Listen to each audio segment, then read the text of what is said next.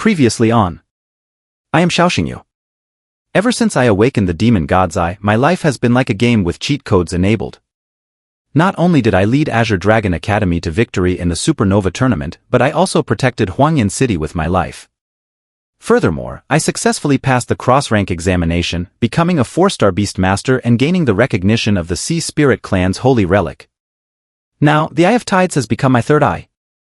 On the surface, I have contracted the Hellfire Specter Wolf, the Holy Light Angel Beast, the Electric Ear Rabbit, the Sky Soul Vine, the Black Lotus Archer, and the Thunder Jade Qilin. I am a freshman at Azure Dragon Academy, a special contract alchemist for the Sky Guild, and a Black Executor of the Royal Academy of Sciences. But more importantly, I am a key target of the Dragon Kingdom Empress's cultivation and a member of the Dragon Kingdom's mysterious organization, the Imperial Soul Organization. In secret, I have also contracted the nine-tailed dragon Fox and Medusa and operate under the identity of the Black-Robed Man. To secure a spot in the 100 Cities Guild Tournament, I am currently representing the Sky Guild in a competition against the Hurricane Guild for the representative qualification of the Huangyan City Guild. On the stage, I encountered my old nemesis, Li Han. Li Han summoned the powerful tyrant Crazy Dragon. In response, I summoned my latest contract beast, the last dragon in the world, the Shadow Demon Dragon. At that moment, the Shadow Demon Dragon, in its debut, was struck by the tyrant Crazy Dragon. Due to the rarity of dragons, the audience initially thought I had summoned a mere snake. They couldn't comprehend my actions and even began to feel resentful. This is a guild battle, not a casual match. The Titan bloodline of the tyrant Crazy Dragon is indeed formidable, but if Xiao Xingyu brings out the Thunder Jade Qilin, how would Li Han counter it? No need for the Thunder Jade Qilin. One move from the Hellhound with its Hell Emperor Lotus would send the tyrant Crazy Dragon back to the Jurassic era. This Xiao Xingyu is clearly playing passively. He has no intention of winning, which is why he summoned some unknown snake. People were disappointed in my performance and attitude, believing that I wasn't respecting the competition. On the stage, the thick smoke gradually dissipated. The tyrant Crazy Dragon remained standing, its posture imposing and mighty, its fierce face full of arrogance. The Beastmaster reflects his beast. Li Han tilted his head, sending me a mocking sneer. Xiao Xingyu, you're really good at humiliating people, huh? Summoning a small snake, deliberately losing to me, trying to show how big-hearted you are, how little you care about winning or losing? Or are you afraid that even if you gave it your all, you wouldn't win, so you choose to lose in this way to retain a shred of dignity? I touched my nose and smiled faintly. I have a question. Li Han snorted coldly. Ask. For the first time on the stage, I lifted my gaze, as bright as the stars, with a glint in the depths of my pupils that hinted at the god's playful regard for mortals. Do dinosaurs count as dragons? This question was like a chilling storm that swept through the entire arena. Li Han puffed out his cheeks and shouted coldly, "What do you mean by that?" Dinosaur, if it doesn't count as a dragon, why is it called a dinosaur? My voice became low but more penetrating. No. In this world, the supreme title of dragon is reserved exclusively for purebred dragons. That thing you summoned doesn't deserve to use that name. As soon as I finished speaking, the ground began to tremble. Li Han's face paled in horror. What's happening? Before everyone's eyes, the left paw of the tyrant Crazy Dragon lifted off the ground involuntarily. Li Han hadn't given any command, which meant that the tyrant Crazy Dragon's actions were not voluntary but forced. The commentator stared intently, his face turning ashen with fear. That snake-like beast wasn't crushed into pulp. It's unharmed, it's even using its head to lift the tyrant Crazy Dragon, which weighs over 100,000 tons. All the spectators present, including members from both guilds, were filled with shock and astonishment. On the Sky Guild side, Vice President Liyu's face turned pale. What on earth is the beast Xingyu summoned? Qin Yanran was dumbfounded, her small cherry mouth unable to close from the shock. Auntie, in my understanding, there's no snake-type beast capable of unleashing this level of power, right? So, it's not a snake, but rather. Li Han forced himself to remain calm, channeling his spiritual power. It's just a little snake, don't think you can contend with the Titan's power. The tyrant Crazy Dragon showed a ferocious expression, channeling all its Titan power into its left paw, intending to crush the Shadow Demon Dragon. I remained unfazed, merely channeling a sliver of spiritual power as effortlessly as the smile at the corner of my lips. With a dragon's roar that pierced the heavens and the earth, the violent power of the dragon surged in the skies above Huangyan City like the wrath of a god. Agonizing pain struck. The tyrant crazy dragon crashed to the ground, its left paw now a bloody, mangled mess, the wound refusing to heal. Its eyes were filled with terror, tears streaming down its face without end. This titan beast, renowned for its super-strong defense and resilience, was crying from the pain? All of this was due to the dragon power released by a purebred dragon which could bypass all shields and defenses, inflicting double the pain on its enemies. Not even a titan beast or a space Godzilla at the planet-destroying level could withstand the dragon power without shedding tears. The pain, penetrating to the bone, would make all creatures remember the terror of a world once ruled by dragons. As the shadowy mist dispersed, people finally had the chance to witness the true form of the Shadow Demon Dragon. In the center of the arena, the currently juvenile Shadow Demon Dragon displayed the innate nobility and elegance of a purebred dragon. Atop its head sprouted a pair of purple-gold dragon horns, irregular in shape, resembling the free and unrestrained branches of a tree, radiating a vibrant life force. Its vertical pupils emitted dark-toned flames, a characteristic of dragon eyes. Its originally smooth body was now covered in scales of interwoven purple and black. These scales reflected a cold light, glimmering in tandem with the lightning that streaked across the sky. Beneath its body, 5 sharp claws were revealed. Dragon horns, dragon eyes, dragon scales. And dragon claws. This isn't a snake-type beast, it's a dragon-type beast with the bloodline of a purebred dragon. The commentator clutched his head in disbelief, the words spilling from his mouth in a surge of emotion that even he couldn't believe. The audience erupted, the crowd boiling over. A dragon, it's really a dragon. My heavens, just like the descriptions in the ancient records. My mind is going to explode, weren't dragons supposed to be extinct? The Dragon Chronicles recorded that after the dragon-slaying war, there were no true dragons left in the world, so the extinction of the dragon race was an established fact known to all. Though the dragon-slaying war was part of that a century of historical blankness, people didn't know the details, but they knew the outcome. The outcome was the extinction of the dragon race, and since then, no dragons had appeared in the Dragon Kingdom. In people's understanding, dragons had become a sealed-off part of history, only existing in ancient tales and folklore. Now, the beast I summoned has overturned history, even threatening to upend this era. A dragon? It's just a snake, how could it possibly be related to the extinct dragon race? Li Han's face twisted in fury as he desperately gathered a massive amount of spiritual power. Under Li Han's control, the tyrant crazy dragon regained its momentum, spinning its massive body and swinging its long, thick tail toward the Shadow Demon Dragon. To me, this so-called dragon's tail swing was no different from brandishing a sword in front of Guan Yu. I swear, show them what the real dragon's tail swing looks like. The Shadow Demon Dragon raised its head and roared, its dragon's cry shaking the heavens. Its 5 dragon claws tread on the clouds, piercing through the chaotic storm clouds and torrential rain, ascending to the skies. Riding the clouds and summoning the wind and rain were divine powers that purebred dragons were born with. I exhaled softly, releasing my spiritual power to resonate with the soul of the Shadow Demon Dragon. The Shadow Demon Dragon twisted its body, and with a gentle sweep of its not-so-long tail, it moved with effortless grace, as if it were the autumn wind sweeping away fallen leaves, soft yet with hidden strength. The pale lightning, as white as snow, was tinged with a bewitching purple-black by the scorching dragon flames. This dragon's power, fueled by fury, charged at the tyrant crazy dragon with the force of a siege. To the naked eye, it all happened in an instant. The crowd only saw a streak of purple-black lightning strike the tyrant crazy dragon's chest with a vicious snap. Tut tilde. That was the sound of the tyrant crazy dragon hitting the ground, causing the entire stadium to tremble. On its chest, a deep bloody mark remained, shaped exactly like the Shadow Demon Dragon's tail. Its internal organs were decaying, bones protruding, and blood gushed out like an out-of-control fountain, spraying everywhere.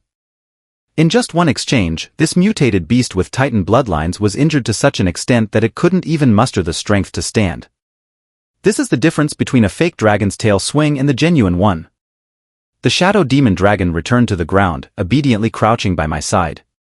She was a female dragon, still in her juvenile stage, much like a daughter I had raised. Li Han felt as if he had fallen into an ice cellar, standing frozen like an ice sculpture, staring blankly at the fallen tyrant crazy dragon, his fury within scattered by the shock. Let me ask you again, does a dinosaur count as a dragon? My voice, like the low murmur of a demon from the abyss, grated on Li Han's already sensitive eardrums.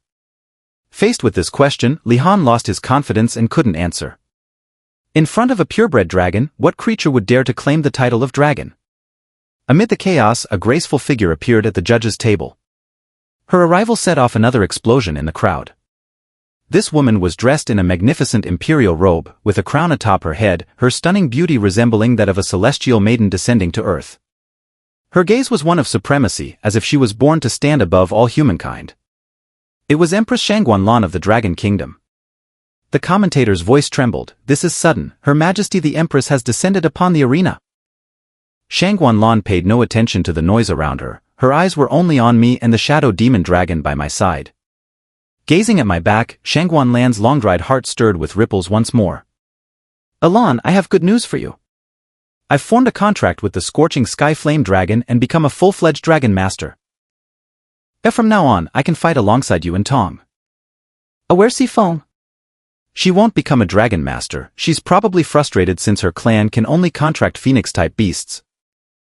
The fiercer the memories, the more the eyes would moisten. In me, Huangyan saw the shadow of an old friend and recalled those painful memories. "Xiao Xingyu, whose child are you really?"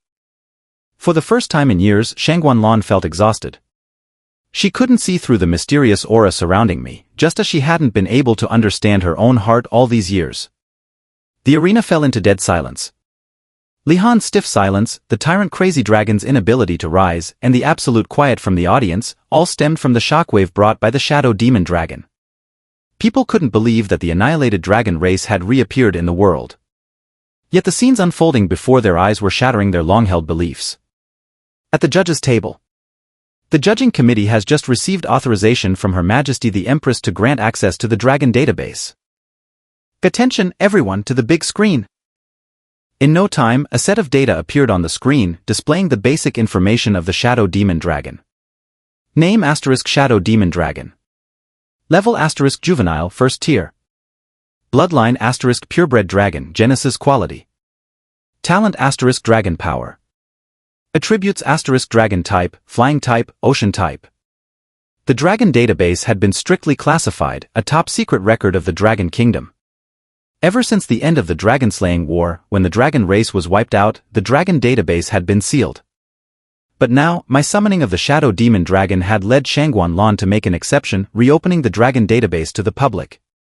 The audience stared at the screen, their eyes bloodshot, hands clutching their heads, expressions filled with disbelief. A purebred dragon. For real? The Shadow Demon Dragon. Genesis Quality Bloodline, how unstoppable. He's the first Dragon Master to appear since the Dragon-slaying war. The term Dragon Master was an unfamiliar and distant concept, both to the entire Dragon Kingdom and the world at large. But now, I had become the embodiment of that term.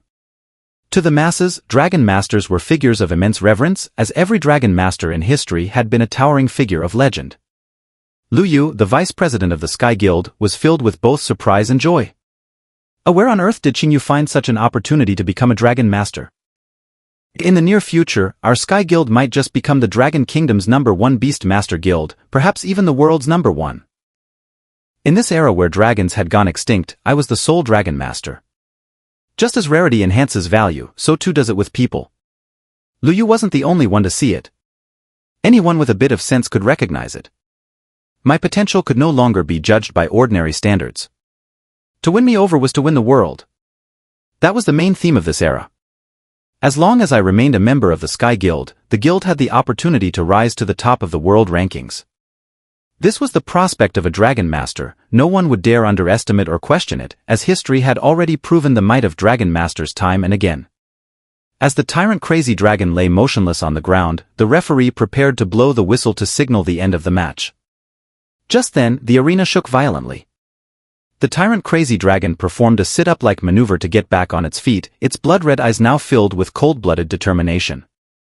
By a stroke of luck, the severely injured tyrant crazy dragon has completed an evolution. As the announcer's voice trailed off, the data on the big screen updated. The tyrant crazy dragon, now in its complete form, Tier 3, evolved into the extraordinary form, Tier 1, Tyrant Blood Soul Dragon. The evolution of a beast from its complete form to its extraordinary form is a significant leap. The complete form signifies the maturity of the beast's bodily functions and organs, marking the limit of its physical capabilities. To advance to the extraordinary form, a beast must transcend these physical limitations. At this moment, the Tyrant Blood Soul Dragon had successfully stepped into the ranks of extraordinary beasts.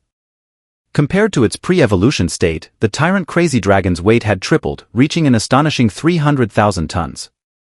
Its muscles swelled, splitting its skin apart. Blood turned into a mist, wrapping around its body. In no time, a titan-like creature, stripped of its skin, stood before the crowd. Its bloody muscles and bones were exposed to the cold air. The Tyrant Blood Soul Dragon let out a furious roar, exuding the aura expected of an extraordinary beast. In the face of this sudden turn of events, my eyes remained calm and the corners of my lips maintained a graceful curve. Li Han, who had been stiff and dejected, suddenly felt a renewed sense of hope. My beast has advanced to the extraordinary form. Li Han was overwhelmed with excitement, his facial muscles trembling as he grinned, revealing yellow, foul-smelling teeth. He naively believed that the level advantage could compensate for the gap in bloodlines. Xiao Xingyu, so what if your summoned beast is a purebred dragon? A juvenile dragon is no match for an extraordinary beast. Li Han bared his teeth, no longer holding anything back, releasing all the spiritual energy within his body. The Tyrant Blood Soul Dragon roared into the sky, spewing flames mixed with blood mist, which surged towards me. Isn't this Li Han an experienced 4-star Beastmaster? Yes, Xiao Xingyu has only just entered the 4-star rank, while Li Han reached it a year ago. And now that the Tyrant Crazy Dragon has evolved into the Tyrant Blood Soul Dragon, an extraordinary beast, Li Han's strength is a quasi 5-star. Although Li Han had a poor character, his strength was undeniable. Among the 4-star ranks, Li Han had considerable experience, and the unexpected breakthrough of his beast had granted him the strength of a quasi-5-star Beastmaster. I took a deep breath, and the spiritual energy within me began to boil. Axuea. Sensing the will of its master, the Shadow Demon Dragon's body shuddered, and its cheeks puffed up. A fierce wind swept across the arena as if all the oxygen within a 10-mile radius was being sucked into the Shadow Demon Dragon's belly, causing the audience to feel a suffocating pressure. The floor cracked. The fissures extended in strange patterns, glowing with light. From a bird's-eye view, these glowing cracks formed a mysterious totem array. This was the Dragon Gate formation, which appeared when a purebred dragon unleashed its battle techniques. Its sole purpose was to elevate the grandeur of the dragon race. At this moment, a shadowy energy wave began to condense near the Shadow Demon Dragon's mouth. It resembled a searing, pulsing heart or a blackened sun, drawing all attention to it. I softly spoke, a Shadow Wrath Black Dragon Wave. Boom! The Shadow Demon Dragon opened its mouth and unleashed a breath attack. This was the dragon's breath, the favored attack mode of purebred dragons. The destructive power of the dragon's energy intertwined with the shadow energy, with the world-consuming dragon flames entwined within it. People experienced a brief moment of blindness as day turned into night. The shadow enveloped everything, leaving no trace of dawn in sight. The heart of the dragon surged with boundless might, encompassing all, its aura imbued with endless majesty. The dragon's soul was grand and awe-inspiring, intimidating all that it touched, its essence like a towering mountain standing between heaven and earth. By the time people regained their sight, the arena was in ruins. The Tyrant Blood Soul Dragon's eyes had turned white, its body charred black, lying unconscious in a pool of blood. Li Han knelt in the debris, trembling uncontrollably, his pale face filled with sheer terror. The air was thick with the lethal aura of the dragon's power, and the shadow energy rippled in the fading sunlight. The Shadow Demon Dragon hovered above me, shrouded in mist, guarding its master with a vigilant presence. I exhaled a breath of stale air, my tall and imposing figure appearing even more majestic under the dragon's presence. In the audience stands, people murmured in disbelief. Gay, a one-hit knockout? The juvenile dragon defeated an extraordinary beast in a single blow? The difference in levels is meaningless before the suppression of bloodlines. Was that the dragon's breath just now? The purebred dragon's bloodline is truly terrifying. A new era was dawning. The weight of reviving the dragon race rested on the shoulders of this young dragon master. The referee blew the whistle, signaling the end of the match. The match is over. The winner, Beastmaster of the Sky Guild, Xiao. The referee paused briefly, then corrected himself, the winner, Dragon Master of the Sky Guild, Xiao Xingyu. In an instant, terms like Dragon Master Xiao Xingyu skyrocketed to the top of the trending searches online, with no sign of cooling down. After the crowd dispersed, I looked toward Shangguan Lan in the distance. Our eyes met, and the emotions between us were complex, like opponents engaged in a game of chess, yet also like old acquaintances. The shadow demon dragon sat down and affectionately rubbed its head against my pant leg, expressing its fondness. Smiling indulgently, I opened my spatial ring and took out a few cold shadow stones. The shadow demon dragon's eyes lit up, and it eagerly devoured them, completely disregarding any semblance of ladylike behavior. I swear you're a lady dragon. Can't you eat a little more gracefully? This is way too rough. Take your time, there's plenty. The shadow demon dragon's personality was simple and could be summed up in one sentence: if you're not enthusiastic about eating, there's something wrong with your mindset. With the source of the cold shadow stones secured, I had no worries about the shadow demon dragon's future meals. Footsteps approached from a distance. Shangguanlan walked up to me. Is her name Shuer? Yes. A nice name. Shangguanlan's gaze fell on the shadow demon dragon. At that moment, the dragon seemed to sense the presence of death itself, becoming panic-stricken. It stopped eating the cold shadow stones and quickly hid behind me, curling up its tail and trembling in fear. Reflected in the shadow demon dragon's eyes was not Shangguanlan, but a black dragon's shadow. I swear, don't be afraid, the Empress won't hurt you. As I comforted the shadow demon dragon, I couldn't help but sink into deep thought. I swear's reaction when she first made eye contact with Shangguanlan is identical to the reaction her mother had when she first looked at me, fear that goes bone deep. The purebred dragons fear my bloodline, and they fear Shangguanlan's bloodline as well. Then, between Shangguanlan and me, I knew too little to continue my speculation. For now, I could only vaguely grasp the surface of the situation, that the mystery of my origins was undoubtedly intertwined with Shangguanlan. Or perhaps, all of this was linked to the rise and fall of the dragon race. Lady Empress, why don't you ask me where this shadow demon dragon hatchling came from? I decided to take the initiative. Shangguanlan smiled and shook her head. The dragon race is a mysterious and profound lineage. The bond between you and the dragons is something arranged by fate. There's no need for me to inquire. Lady Empress, I would like to know about the dragon-slaying war if I may? I brought up a forbidden topic, the dragon-slaying war. Xiao Xingyu, in what capacity are you speaking to me? Shangguanlan's stunningly beautiful face exuded an overwhelming coldness, making it difficult for me to breathe. As a dragon master, is that enough? The chill around Shangguanlan lessened considerably, and she sighed softly, a trace of helplessness in her tone. I pressed on, Lady Empress, you were once a dragon master too.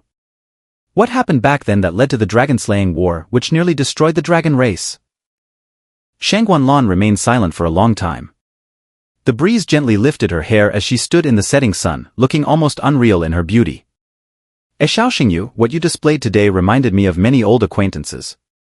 Let's go somewhere else to talk, I'm willing to share. Where would you like to go, Lady Empress? Shangguanlan thought for a moment, then smiled. Your home. In the affluent district of Huangyan City. Bihaigoldmangsion. From the kitchen, the aroma of food wafted through the air as Xiao Ruoxue busied herself with cooking. In the living room, Shangguanlan had shed her imperial robes and elaborate headdress. She wore Xiao Ruoxue's casual home clothes, her long hair flowing over her shoulders. She looked more feminine, with a touch of allure, and less like the commanding empress she usually was. Sitting on the sofa, she seemed almost like the mistress of the house. And I, still youthful and inexperienced, appeared more like her child. I poured a cup of tea and offered it with both hands. Lady Empress, please have some tea. My sister is an excellent cook. Please try her dishes later, I'm sure they'll satisfy your appetite. Shangguanlan glanced towards the kitchen door, where she could see Xiao Ruoxue's back. You and your sister are very close. But of course, we grew up depending on each other. My sister is like a mother to me. A sister can never replace a mother, Xiao Xingyu. Aren't you curious about who your mother is? A flicker of sadness crossed my eyes. I wish I could meet my mother, but I don't have any information about her. Who is she? Where is she? Is she still alive? I have no answers to these questions. Inwardly, Shangguanlan thought, Xiao Xingyu, I want to know who your mother is even more than you do. In Shangguanlan's mind, the image of a blonde woman named Sifeng appeared, followed by another woman with purple eyes, Shangguantong, Shangguanlan's twin sister. Both of these women had long become part of history. Dinner is ready. Before long, the table was filled with delicious dishes all prepared by Xiao Ruoxue. In front of Shangguan Lan, Xiao Ruoxue put on a convincing performance, displaying the appropriate level of nervousness and restraint. Lady Empress, I can only cook simple homestyle meals. If they don't suit your taste, I beg for your forgiveness. Miss Xiao, there's no need to be nervous. Today, I'm not the Empress, you can consider me just a friend of your brother's, here to enjoy a casual meal and some light conversation. I picked up my chopsticks and placed a braised shrimp in Shangguan Lan's bowl. For a moment, Shangguan Lan's expression froze, and she felt her heart skip a beat. What just happened? He gave me food, and I felt an inexplicable flutter. Shangguan Lan found herself caught in a whirlpool of self-doubt, forced to admit that she had an odd impulse, an urge to peel the shrimp and feed it to me. I need to use the restroom. Shangguan Lan needed a moment to collect herself. In the restroom, she splashed cold water on her face and stared at her reflection in the mirror. Droplets clung to the tip of her delicate chin, spinning in place. Could Xiao Xingyu and I be related by blood? Is he Tong's son? In the mirror, a black dragon was reflected. The atmosphere during dinner was far more harmonious than I had anticipated. Despite being the Empress of the Dragon Kingdom, the highest ruler of the entire Dragon Kingdom, Shangguan Lan didn't put on any airs in my home. My sister and I went into the kitchen together. As I washed apples, I stole glances at Shangguan Lan, who was sitting in the living room watching TV. Her figure was elegant and alluring, with all the right curves in all the right places and not an ounce of excess anywhere it shouldn't be. As a young man full of vigor, I couldn't help but have a thought. To be honest, the Lady Empress has quite the charm. Xiao Ruoxue smacked me on the head, scolding, Xiaoyu, what nonsense are you spouting? After my sister's warning, I broke out in a cold sweat. I hope the Lady Empress didn't hear me gossiping behind her back. With the cards I had at my disposal, I couldn't possibly contend with Shangguan Lan. No matter what, I couldn't afford to cross this woman. Here's the fruit. Before long, I brought a fresh fruit platter to Shangguan Lan. Shangguan Lan glangst et Xiao Ruoxu. You two chat, I'm going to water the flowers in the backyard. Xiao Ruoxue wisely made her exit. In the large, cozy living room, it was just Shangguan Lan and me. Xiao Xingyu, you wanted to know about the dragon-slaying war. Today, I'll make an exception and tell you about a past I'd rather not remember. I didn't sit next to Shangguan Lan. Instead, I sat on the floor near her legs, like a child listening intently at the knee of a parent. The purebred dragon bloodline is the only known bloodline in the world that possesses the strength of a creation-quality lineage. The power of this bloodline can create worlds, but it can also destroy them. Yes, I was once a dragon master, as were several others who were close to me, they were dragon masters. We used the power of controlling dragons to protect the Dragon Kingdom. Until one day, the Dragon King ritual began. At the mention of the Dragon King ritual, a complex array of emotions flickered across Shangguan Lan's moist, beautiful eyes. The subtle twitching of her nostrils and the slight quiver of her lips revealed just how painful those memories were for her. Lady Empress, what is the Dragon King ritual? Shangguan Lan gazed out of the window, the tranquility of the night sky unable to quell the turmoil within her. The Dragon King ritual is a curse that the dragon race can never escape. In this world, when the number of dragons reaches its peak, this curse will be triggered. All the great dragons will sacrifice their lives to create an evil Dragon King. This evil Dragon King will then destroy the entire world. Shangguan Lan's eyes locked onto my face. The dragon-slaying war was fought to prevent the Dragon King ritual, to stop the birth of that evil Dragon King. Do you understand? I analyzed the information Shangguan Lan provided with clarity. I think I understand now. The dragon-slaying war wasn't about killing dragons for the sake of it. It was to kill the dragons before they sacrificed themselves, thus preventing the Dragon King ritual. Shangguan Lan nodded in acknowledgement. A silence followed. I lowered my head, lost in thought. According to what this woman said, the Dragon King ritual causes all dragons to willingly sacrifice themselves. If we don't slay the dragons, they will die from the sacrifice and give birth to the evil Dragon King who will destroy the world. So, slaying dragons is the only path for dragon masters? Something feels off. Damn it, this woman must be hiding many secrets. I clenched my teeth, realizing I couldn't trust everything Shangguan Lan said. After all, beneath this beautiful exterior, this woman hid an unknown black dragon. I suddenly felt my blood run cold, a chill enveloping my senses. The Dragon King ritual will give birth to an evil Dragon King. This woman is an unknown black dragon. Then is there a possibility that the dragon slaying war actually failed? People failed to prevent the Dragon King ritual from starting and the evil Dragon King was successfully born. And this woman is... The thought was terrifying. The dragon slayers ultimately becoming evil dragons. I felt a cold sweat break out, unable to think further. Your expression suddenly changed. The Dragon King ritual happened a long time ago and won't happen again. There's no need to be afraid. Shangguanlan spoke in a soothing tone. But at that moment, her beautiful face seemed to me like the incarnation of the evil Dragon King. Summoning my courage, I asked, Lady Empress, did you successfully stop the Dragon King ritual back then? Shangguanlan smiled coldly. Xiao Xingyu, you're a smart person. How could you ask such a foolish question? If I hadn't succeeded in stopping the Dragon King ritual, the evil Dragon King would have been born long ago. The world would have been destroyed, and there would be no chance for us to sit here drinking tea and chatting. I forced a smile and nodded, though I was deeply skeptical. This woman's every word is half-truth, the real history is certainly not as she described. The tea had gone cold. I poured a fresh cup of hot tea. Lady Empress, I also want to ask, aside from you, what about the other dragon masters from back then? Shangguanlan interrupted, I don't wish to discuss those people. If you're interested, seek out their stories yourself. I had no choice but to drop the topic. The night grew late. Shangguanlan prepared to leave. Before she departed, she called me out to the courtyard. You are now a formal dragon master. The curse of the dragon race I mentioned, the Dragon King ritual, you need not worry about as there will no longer be so many dragons in the world. Erasing this shadow dragon cub won't trigger the dragon curse. Shangguanlan lifted her elegant hand, gently touching her space ring, and retrieved a yellowed, worn notebook. Lady Empress, what is this? This is a notebook from my youth, recording my experiences with dragon taming. It includes techniques for controlling great dragons as well as their preferences and evolution process. It will be helpful to you in the future. I took the notebook with both hands. The tattered pages exuded a heavy sense of history, like notes from a top student. This top student was once the greatest dragon master in Dragon Kingdom's history and is now the ruler of Dragon Kingdom. Your sister's cooking is very good. Lady Empress, you are welcome to come by any time you want to eat. Go, and Xiao Xingyu, I need to remind you of something. Shangguanlan stopped in her tracks but did not turn around. If you wish to gossip about me behind my back, be careful not to let me hear it. Uh-huh. I didn't. Do you see me as a charming woman? Go. I felt like dying.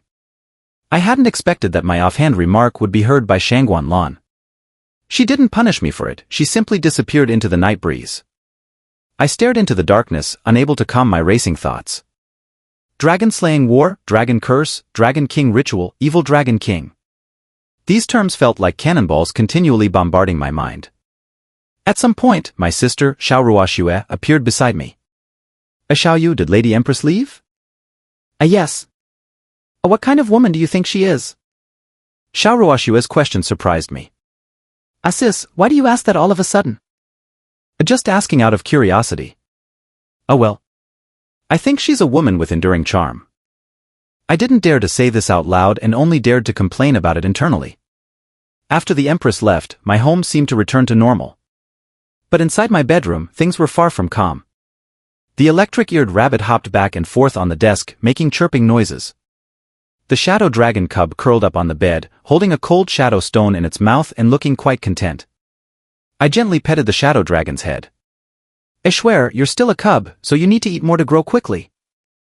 In non-combat mode, the shadow dragon did resemble a small snake, about 3 meters long. Only in combat mode did it display its dragon horns and scales. There were also 2 beautiful women in the room. Strictly speaking, they were beast women. Ailu sat at the desk, holding the yellowed notebook and carefully flipping through it, her fox ears swaying with the breeze. Medusa stood behind me, playing the role of a maid, and massaged my shoulders with her delicate hands. Master, is this pressure all right? Perfect, it feels great. Sasha, your technique is improving. Good job. After a while, I wasn't satisfied with just the shoulder massage. Sasha, can you give me a back massage? I lay on the soft bed, and Medusa lifted her translucent, jade-like feet to gently step on my back. Master, is this pressure okay? Ah, that's comfortable. Enjoying Medusa's foot massage was one of my daily pleasures. Ailu couldn't stand it anymore and exclaimed, Xiao Xingyu, besides indulging yourself, do you do anything else? Shangguan Lan gave you the notebook. You should be reading it carefully to see if you can find more information about the dragon-slaying war. Scolded by Ailu, I immediately adjusted my careless attitude. Alulu, I've read the notebook 3 times already. It mainly records various techniques for taming dragons, with no significant secrets about the dragon-slaying war. But there is one thing that interests me a lot.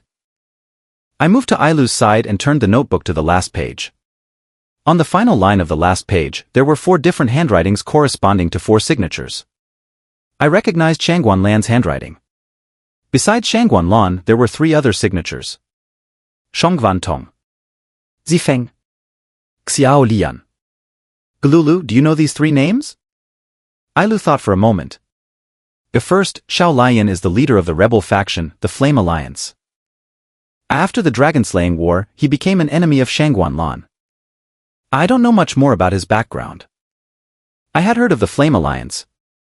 This organization was not the Dark Beastmaster Guild but was opposed to Shangguan Lan, walking a fine line between good and evil. And what about Shangguan Tong?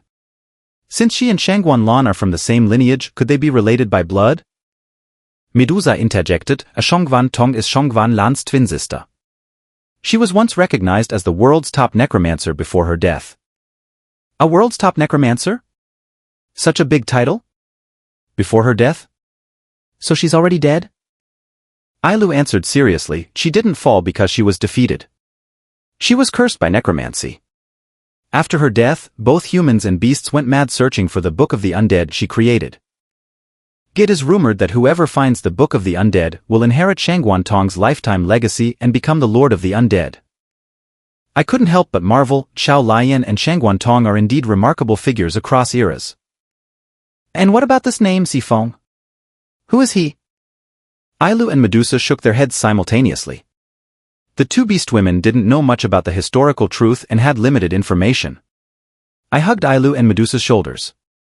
Lulu, Sasha, the current line of thought is clear. To fully understand the truth behind the dragon-slaying war and the secret of the Dragon King's sacrifice, we need to dig into these 4 names. The last page of the notebook listed the names of the 4 prominent figures side by side. Shongwan Lan, Shongwan Tong, Zifeng, Xiao Lian. I was very curious about the relationships and past experiences of these 4 individuals. I sat on the bed and repeatedly flipped through the notebook. I have to say, the young Shangguan Lan was indeed a top scholar. Her techniques and insights into dragon taming are truly unmatched, a natural talent. This chapter seems to record some tips on hatching dragon eggs. Inspired, I opened the spatial ring and took out the dragon hatching platform. In the center of the platform, a dragon egg lay quietly. I activated the Eye of the Demon God. Hatching progress, 7%. It had been nearly half a year since I obtained this dragon egg. Over such a long period, Ailu had been nurturing it daily with dragon power, and the hatching progress was only at 7% with the help of the dragon hatching platform.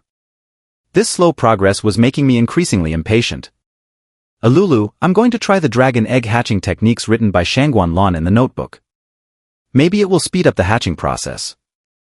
Determined, I followed the description in the notebook step by step. As a dragon tamer, the first step is to bite your own finger.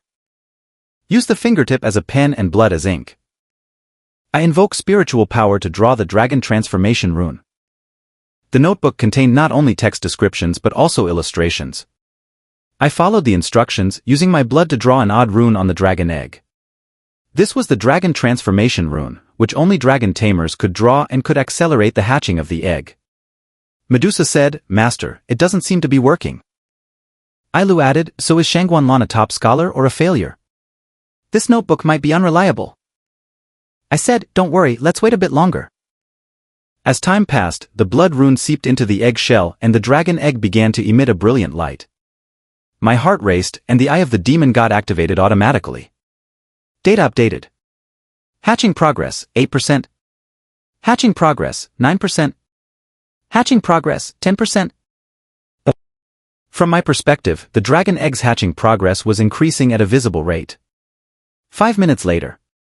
The dragon egg lost its luster, indicating that the effect of the dragon transformation rune had worn off. And the hatching progress of the dragon egg has reached 17%. I couldn't hide my joy and excitedly hugged Ailu's slender body. Lulu, Shangguanlan's notes are indeed useful. The hatching techniques she described are not deceiving.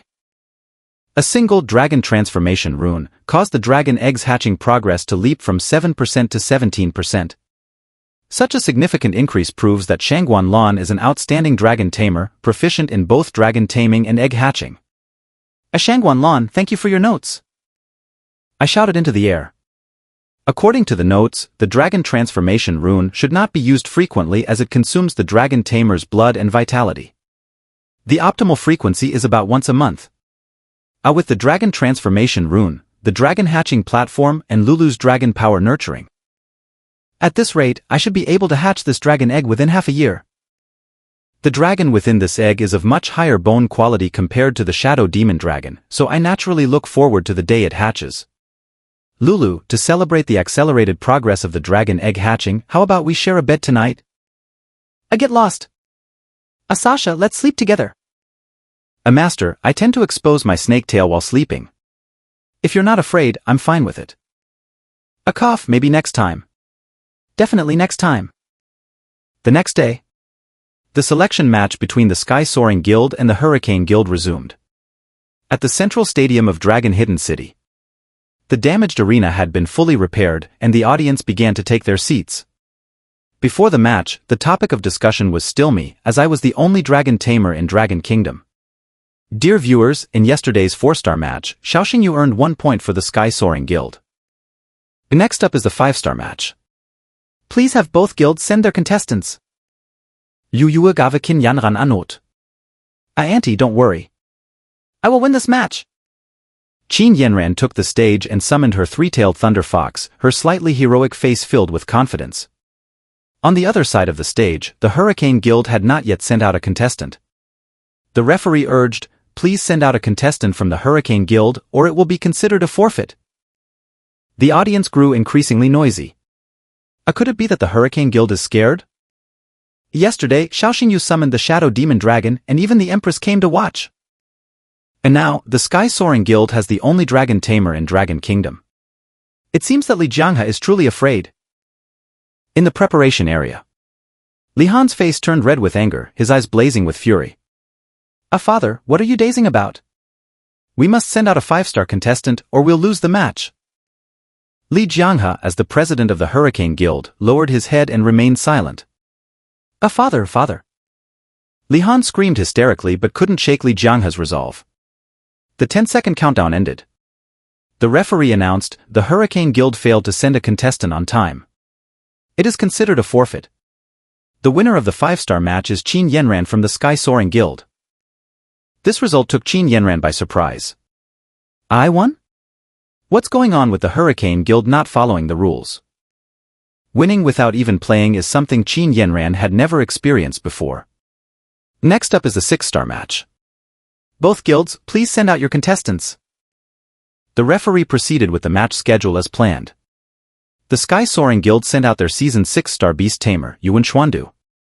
The Hurricane Guild still had not sent out any contestant.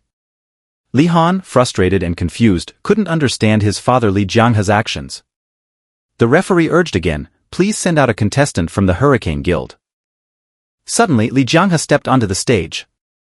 The referee was initially stunned but then coldly said, President Li, please adhere to the competition rules. This is a 6-star match. The Hurricane Guild should send out a 6-star beast tamer to compete. You, as the president of the Hurricane Guild, must wait until the final president's duel to compete. Li Jianghe lifted his head and displayed a dignified smile. I am not here to compete. I'm here to make an announcement.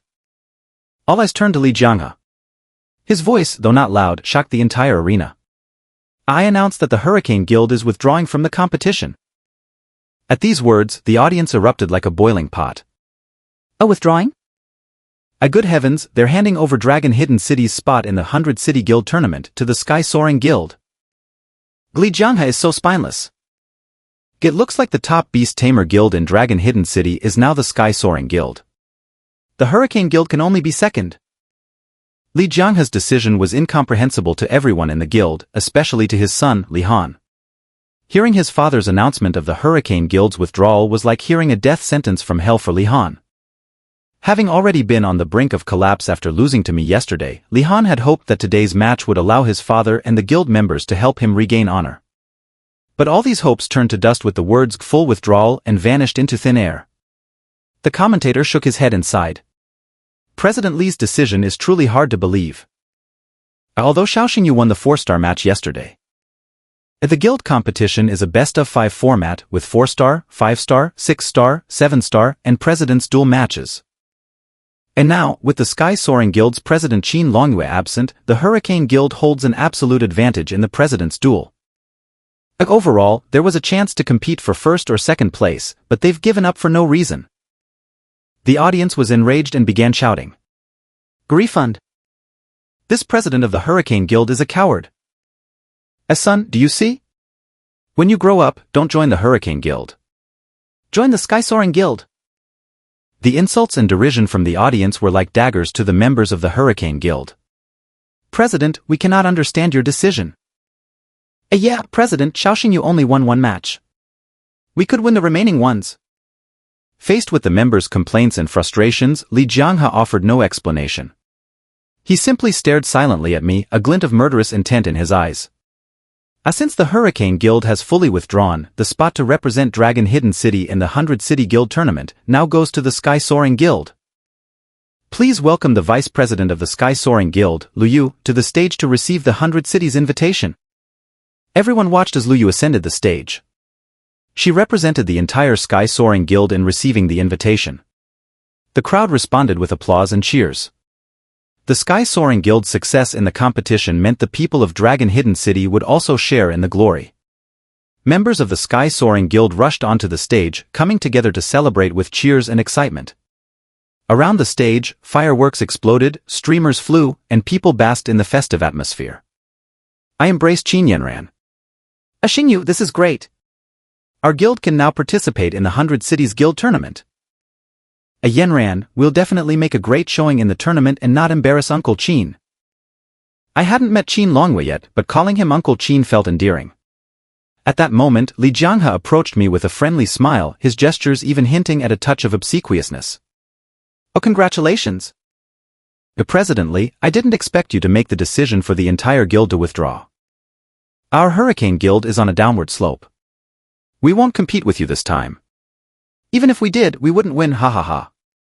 Li Jianghe gave a self-deprecating smile, hiding his true intentions. He then leaned closer to my ear. "Oh well, I'll offer my early congratulations. Wishing Priest Xiao and the Sky Soaring Guild great success in the 100 Cities Guild Tournament." I smiled faintly. "Thank you for your kind words." Li Jianghe waved and disappeared into the shadows. Li Han followed closely behind. Outside the sports hall in a secluded alley. Father. Father. You owe me a reasonable explanation. You said Xiao Xingyu wouldn't last long, didn't you? With our entire guild withdrawing, how can we settle scores with him now?" Li Jianghe stopped, and his previously emotionless face suddenly revealed a bloodthirsty fervor. "Honor, do you know where the 100 Cities Guild Tournament will be held?" "Of course. The 100 Cities Guild Tournament is always held in Starfall City." Li Jianghe's unkempt beard quivered violently, and his smile grew increasingly frenzied. Starfall City is not only the venue for the 100 Cities Guild Tournament. It will also be the burial place for Xiao Xingyu. Night had fallen, and Dragon Hidden City was cloaked in silence. The drifting light snow in the darkness made the winter chill even more intense, like a pot of strong, bitter wine from the borderlands. Sky Soaring Guild. All members gathered together, drinking and celebrating, with pride and excitement on their faces. Today is truly a day worth celebrating. Oh, indeed. In the past, the Hurricane Guild was the representative of Dragon Hidden City in the 100 Cities Guild Tournament. This year, it's finally our turn. Honestly, it's really strange that the Hurricane Guild withdrew entirely. That guy Li Jianghe must be plotting something. Vice President Lu, you rarely smile, but today we finally get to see you smile. Lu Yu shook her wine glass, her cheeks flushed with a rosy hue. In her slightly tipsy state, she had shed her usual stern demeanor, showing a softer side characteristic of a woman. Even though the president hasn't returned yet, we must stay confident. This time, in the 100 Cities Guild tournament, the Sky Soaring Guild must secure a good ranking. A Vice President Liu is right. Let's all raise our glasses. To victory. Everyone raised their glasses in unison. Fueled by the alcohol, a flurry of bold declarations and occasional jokes filled the air. Qin Yanran approached me, wrapping her arm around my shoulder, her tone filled with endless warmth and concern. Xingyu, everyone is celebrating, but you don't seem very excited. Is something on your mind? I had no smile on my face, repeatedly checking the 100 Cities invitation in my hand. The invitation listed the date, location, and participant names for the 100 Cities Guild tournament. The tournament was in just 3 days. The location section boldly displayed 3 large characters. Starfall City. A Yanran, I've never been to Starfall City before. Is there anything special about that city? Is it more developed than our Dragon Hidden City? Qin Yanran went into reminiscing mode. I went to Starfall City once with my father when I was young. Xingyu, did you know? Starfall City is the highest city in the entire Dragon Kingdom in terms of elevation. The city is built around a snow-capped mountain. When night falls, no matter which street corner you stand on, you can experience the illusion described by poets of towering buildings and the stars being within reach. And as for the city's level of prosperity, it far surpasses our Dragon Hidden City. Furthermore, one of the 4 great families, the Yi family, has its headquarters in Starfall City. With such substantial financial backing from the Yi family, the city's economy is naturally highly developed. Qin Yanran provided a lot of information about Starfall City, and I listened with great interest. The Yi family that Yanran mentioned is the hometown of Mengmeng and senior sister Yi, right? In my mind, I pictured the pair of distinct sisters, the adorable lowly Yi Shimo and the cool senior Yi Shuangning. Xingyu, make sure to rest well over the next couple of days. Once you're well rested, we'll head to Starfall City. Don't worry, I'll make sure to recuperate properly. I was preparing not only for the 100 Cities Guild tournament but also for the dangers lurking in Dragon Kingdom. Even in broad daylight, there were still dark currents flowing beneath the surface. I knew that heading to Starfall City was akin to walking into the lion's den, potentially facing grave risks. Perhaps the moment I entered the city, I would step into a trap laid by the shadowy figures behind the scenes. But I had no choice. After all, I also held the identity of an Imperial Soul member. Strategists often immerse themselves in perilous situations as a matter of course. Being the person most valued by Shangguan Lan, I was willing to take significant risks to further gain Shangguan Lan's trust. Since I'm already in the game, I might as well welcome the storm with open arms. I took a sip of strong liquor, my sparkling eyes reflecting the wisdom of a strategist. Danger was like a coin, its reverse side might bear opportunities. In my mind, I had already crafted a plan to kill multiple birds with one stone.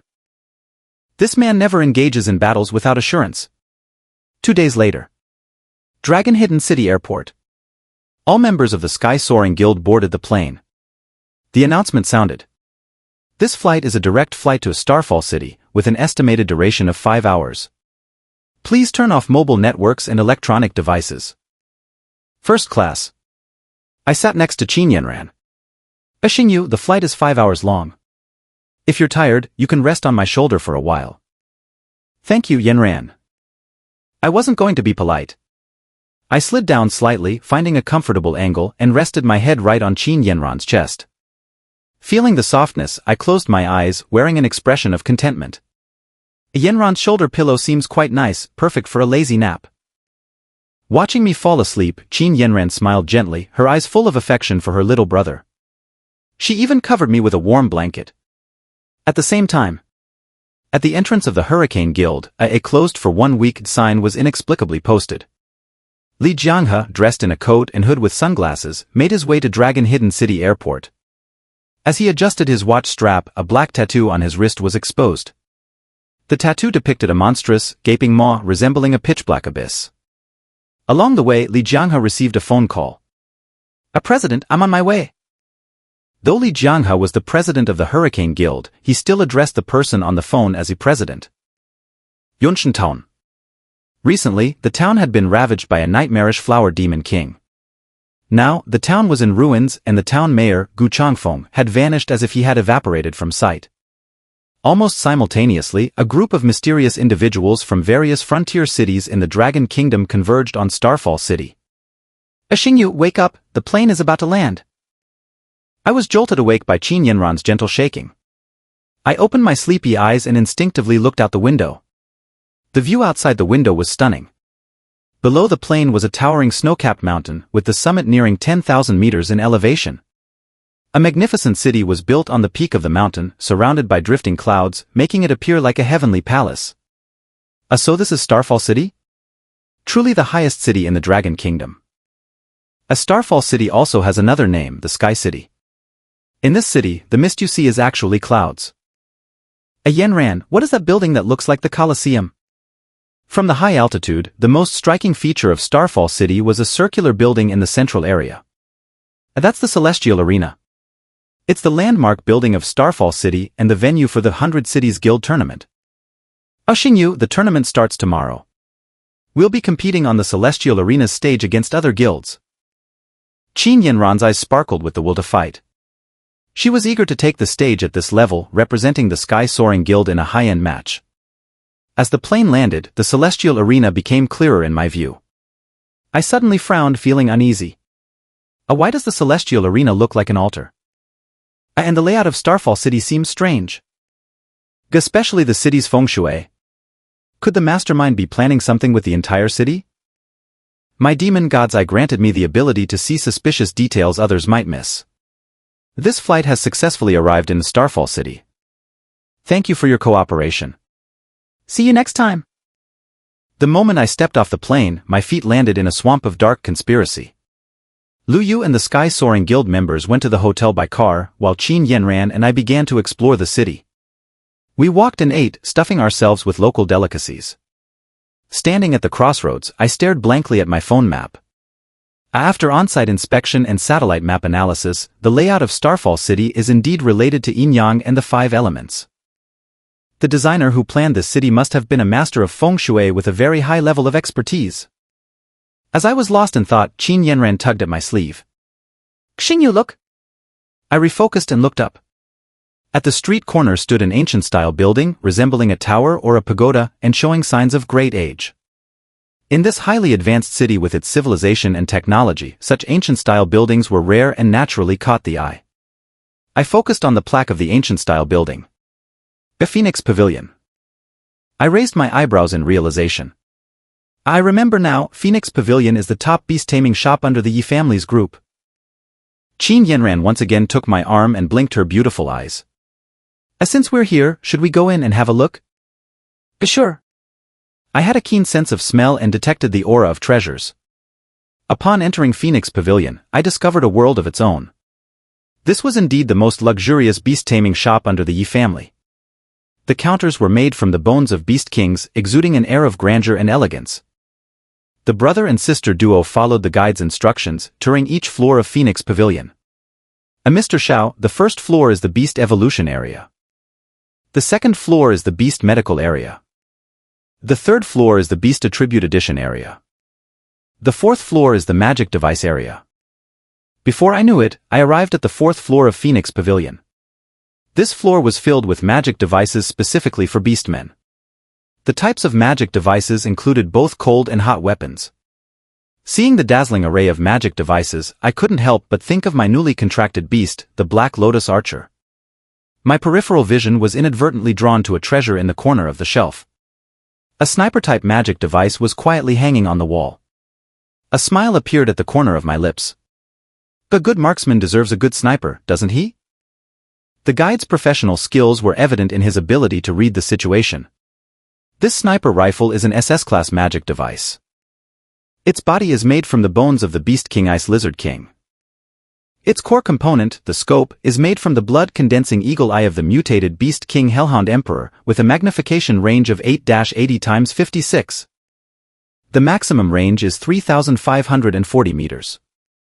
After the guide finished his enthusiastic introduction, he revealed a beautiful smile. I nodded in satisfaction and glanced at the label.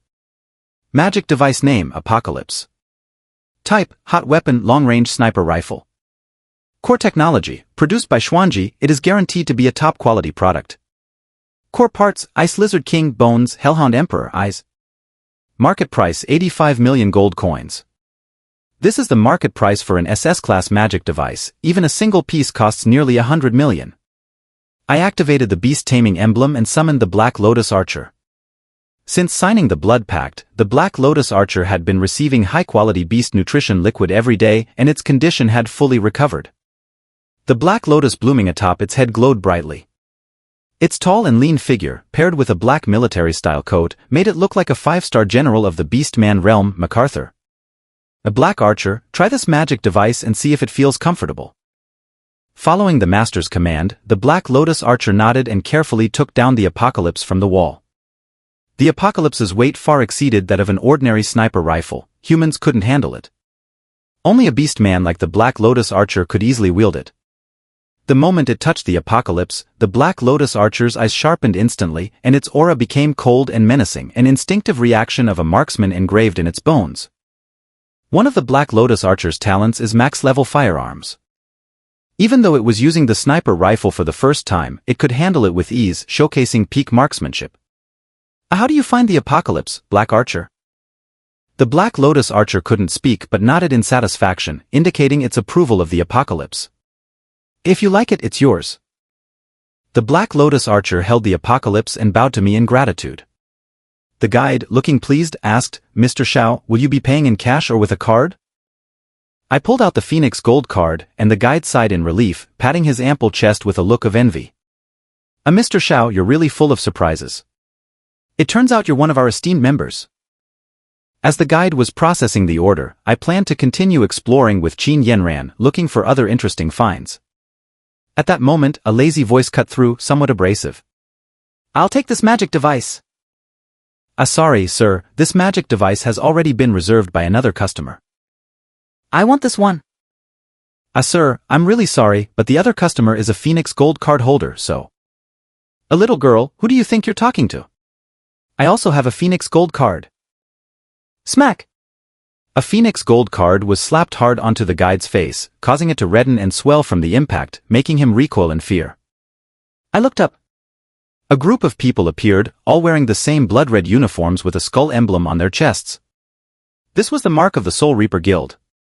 Qin Yanran grasped my hand and whispered, Xingyu, they're from the Soul Reaper Guild, a seed team for this year's tournament. They placed third nationally last year and have a chance to win this year. A Soul Reaper Guild. I murmured. The leader of the Soul Reaper Guild was a man about my age, with purple-dyed hair. His looks were not unattractive, but his demeanor exuded arrogance. You must be Xiao Xingyu, right? Hello, I'm Sidohao, the young master of the Soul Reaper Guild. Sidohao extended his hand with a playful smile. I didn't know Sidohao personally, this was our first meeting. But I had a nagging feeling that I had seen him before, definitely somewhere. The demon eye of God was activated. My eyes became sly, and a faint smile curved at the corners of my lips. Under the scrutiny of the demon eye of God, the soul hidden beneath Sidohao's face was laid bare. Indeed, an old acquaintance. My mind was as clear as a mirror. I stood still and did not shake hands with Sidohao. Sidohao withdrew his hand, scratched his head, and turned to the nervous guide beside him, smiling, Little sister, both I and Mr. Xiao here have Phoenix Gold cards. Who should this magic device be sold to? This was a dilemma the guide was not qualified to resolve. Qin Yanran argued, when buying something, it's first come, first served. We were the first to show interest in this magic device, the Apocalypse. So what if you saw it first? I didn't expect the daughter of the Celestial Guild's president to be such a brainless woman. Zituhaos Sarkasm ignited Qin Yanran's anger. A little punk, how dare you speak to me like that? I stopped Qin Yanran and cast a cold, indifferent glance at Sidohao. Apologize to her. Apologize? The word apology doesn't exist in my dictionary. Sidohao's appearance was sudden. His provocation was also unexpected. Yet all these seemingly illogical actions and words were part of a massive conspiracy. At this moment outside the Phoenix Pavilion. In the dark corners, numerous mysterious figures emerged, silently observing my reaction.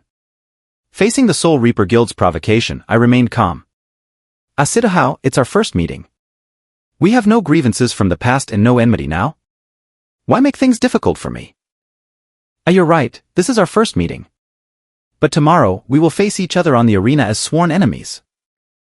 Siduhao wiped his lips with a finger. This pretentious gesture, combined with his purple medium-length hair, looked somewhat non-mainstream and artsy.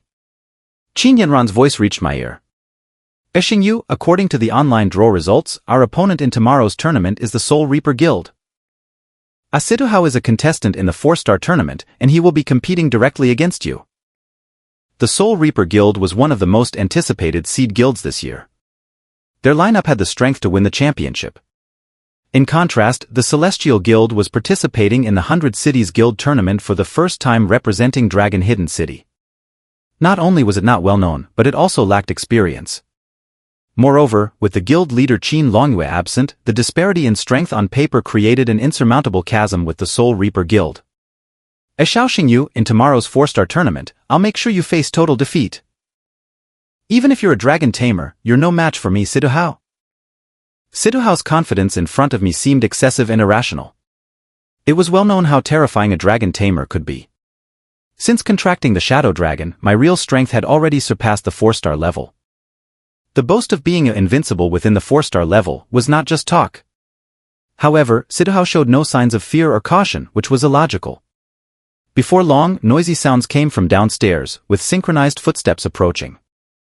Great, the peacekeeping forces have arrived. The guide collapsed to the ground, sighing in relief. The peacekeeping forces were responsible for maintaining order in Starfall City and were under the command of the city's lord.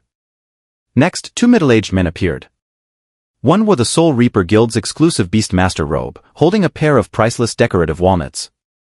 Half of his face was covered with a thick beard, giving him a somewhat brigandish look.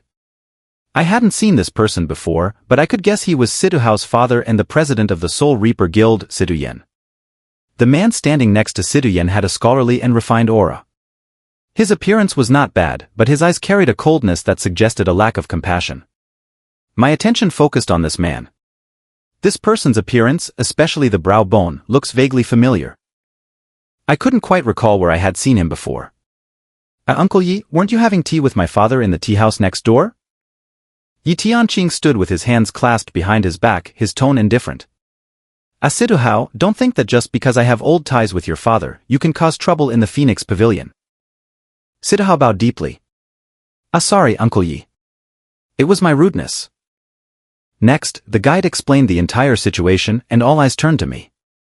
Sidian stepped forward to mediate. Mr. Xiao, I apologize for my son. He always causes trouble. Please don't take offense. This SS-level magic device was originally yours to claim, so it's only right that it belongs to you. I took a step forward and looked at Siduyan with an unusual gaze. I suddenly lowered my voice and said, President Sidu, my condolences. The meaning behind this statement was known only to me. Siduyan's eyes widened in anger. Mr. Xiao, what do you mean by that? Are you cursing me? I smiled without explaining. Fruit child. The Soul Reaper Guild won't argue with you today. We'll settle things on the arena tomorrow. Ahara, let's go. Siduyan stormed out, with Siduhao and other guild members following closely behind, leaving the Phoenix Pavilion. The commotion, which had barely begun, quickly lost its heat. Before leaving, Siduhao shot me a fierce glare and smirked with a sinister smile. I squinted. Siduyan isn't an evil person, he's just a hot-tempered old man. It's a pity. Condolences, I repeated, lowering my head. Suddenly, a twin-tailed loli charged over and crashed into my arms. The force of the impact caused her chest to jiggle violently, making it quite dizzying. A brother? Meng Meng? I looked at the exquisite loli in my arms with a surprised expression. This twin-tailed loli was Yishimo. Seeing his daughter so close to a man, Yi Tianqing walked over and cleared his throat. Meng Meng, as a girl, you should be mindful of your behavior and maintain some modesty. Dad, brother isn't an outsider. I don't want to be modest. I want to stick to brother. In Yishimo's eyes, I was like a real brother, and she depended on me completely. Meng Meng, do you call this man Dad? So he must be. My gaze returned to the middle-aged man.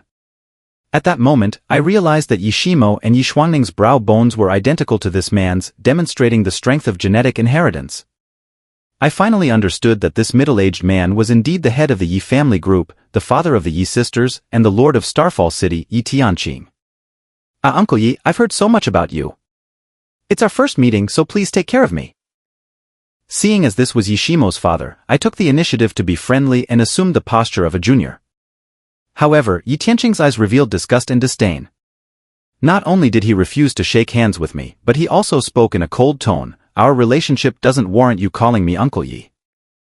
My expression also grew cold. City Lord Yi, it's our first meeting. Do you seem to have a strong prejudice against me? That's right, I have a prejudice against dragon tamers. Yi Tianqing's words were heartfelt, and the veins on his forehead were visibly straining. In the Dragon Kingdom, I was the only dragon tamer. Yi Tianqing's prejudice was highly targeted. At this moment, Yi Tianqing was scrutinizing me up and down. Too similar. Dam Dragon Temas. He saw the shadow of that man in me, causing his jealousy and anger to soar. As a prominent figure, Yi Tianqing quickly regained his composure after realizing his outburst. Meng, don't associate with Xiao Xingyu in the future. Dad, he's my brother. He cured my beast phobia and taught me taming techniques. The favors you've mentioned can be repaid with a single Phoenix gold card. Yi Tianqing looked at me and said coldly, Xiao Xingyu, if you know what's good for you, stay away from my daughter. Whether it's Meng or Shuangning, don't come near them. I remained silent. He was curious about why Yi Tianqing harbored such strong prejudice against dragon tamers. After all, Yishimo's grandfather, Yi Zhennan, one of the 4 great dragon kings, had a good relationship with me and had even helped me in front of Shangguanlan. Among the entire Yi family, only Yi Tianqing disliked me, which piqued my curiosity. Yi Tianqing didn't want to linger and turned to leave.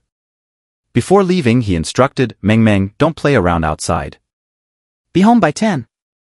After Yi Tianqing left, Yishimo made a face at his retreating figure. I'm not listening to you. I want to be with brother, Naya. Yishimo was very dependent on me, tightly holding my arm. Meng, why does your father have such a strong prejudice against me, or rather, against dragon tamers? Yishimo shook her head. I don't know. My dad is very strange. The whole family avoids him and even grandpa often scolds him, but he still acts this way. I asked, and your mother? Who is your mother? My mother is named Sifeng. Boom. My head nearly exploded. Your mother is really Sifeng? Yishimo nodded. Shangguanlan Shangguandong Sifeng Yan. These are the 4 major figures involved in the dragon slaughter war that I knew of. But I never expected that Sifeng on the list was actually the mother of Yishimo and Yi Shuangning. In known information, Shangguantong and Sifeng are both deceased. One was a former world's top undead beast tamer, and the other was a pure phoenix bloodline inheritor. Shangguanlan and Xiao Lian are still alive. But the mouths of the living are the most deceitful. It's hard to discern how genuine Shangguanlan's intentions are, whether they are true or false. Xiao Lian is the leader of the Flame Alliance, a powerful figure whom I haven't interacted with yet, so I can't determine if he will be an enemy or ally in the future. After some careful thought, I decided on a new approach to investigating the dragon slaughter war, starting with the dead. After all, the dead can't lie. I need to find an opportunity to learn more about Shangguantong's background. Since Sifeng is Meng's mother, I should be able to use this lead to uncover some useful information. Brother, are you daydreaming? Yishimo's voice brought me back to reality. Meng, since your father dislikes me and has instructed you to be home before 10, you should go home first. I still needed to prepare for tomorrow's match and didn't have much energy to investigate information about Sifeng at the moment. This matter needed careful planning. No. Yishimo threw herself into my arms, looking aggrieved.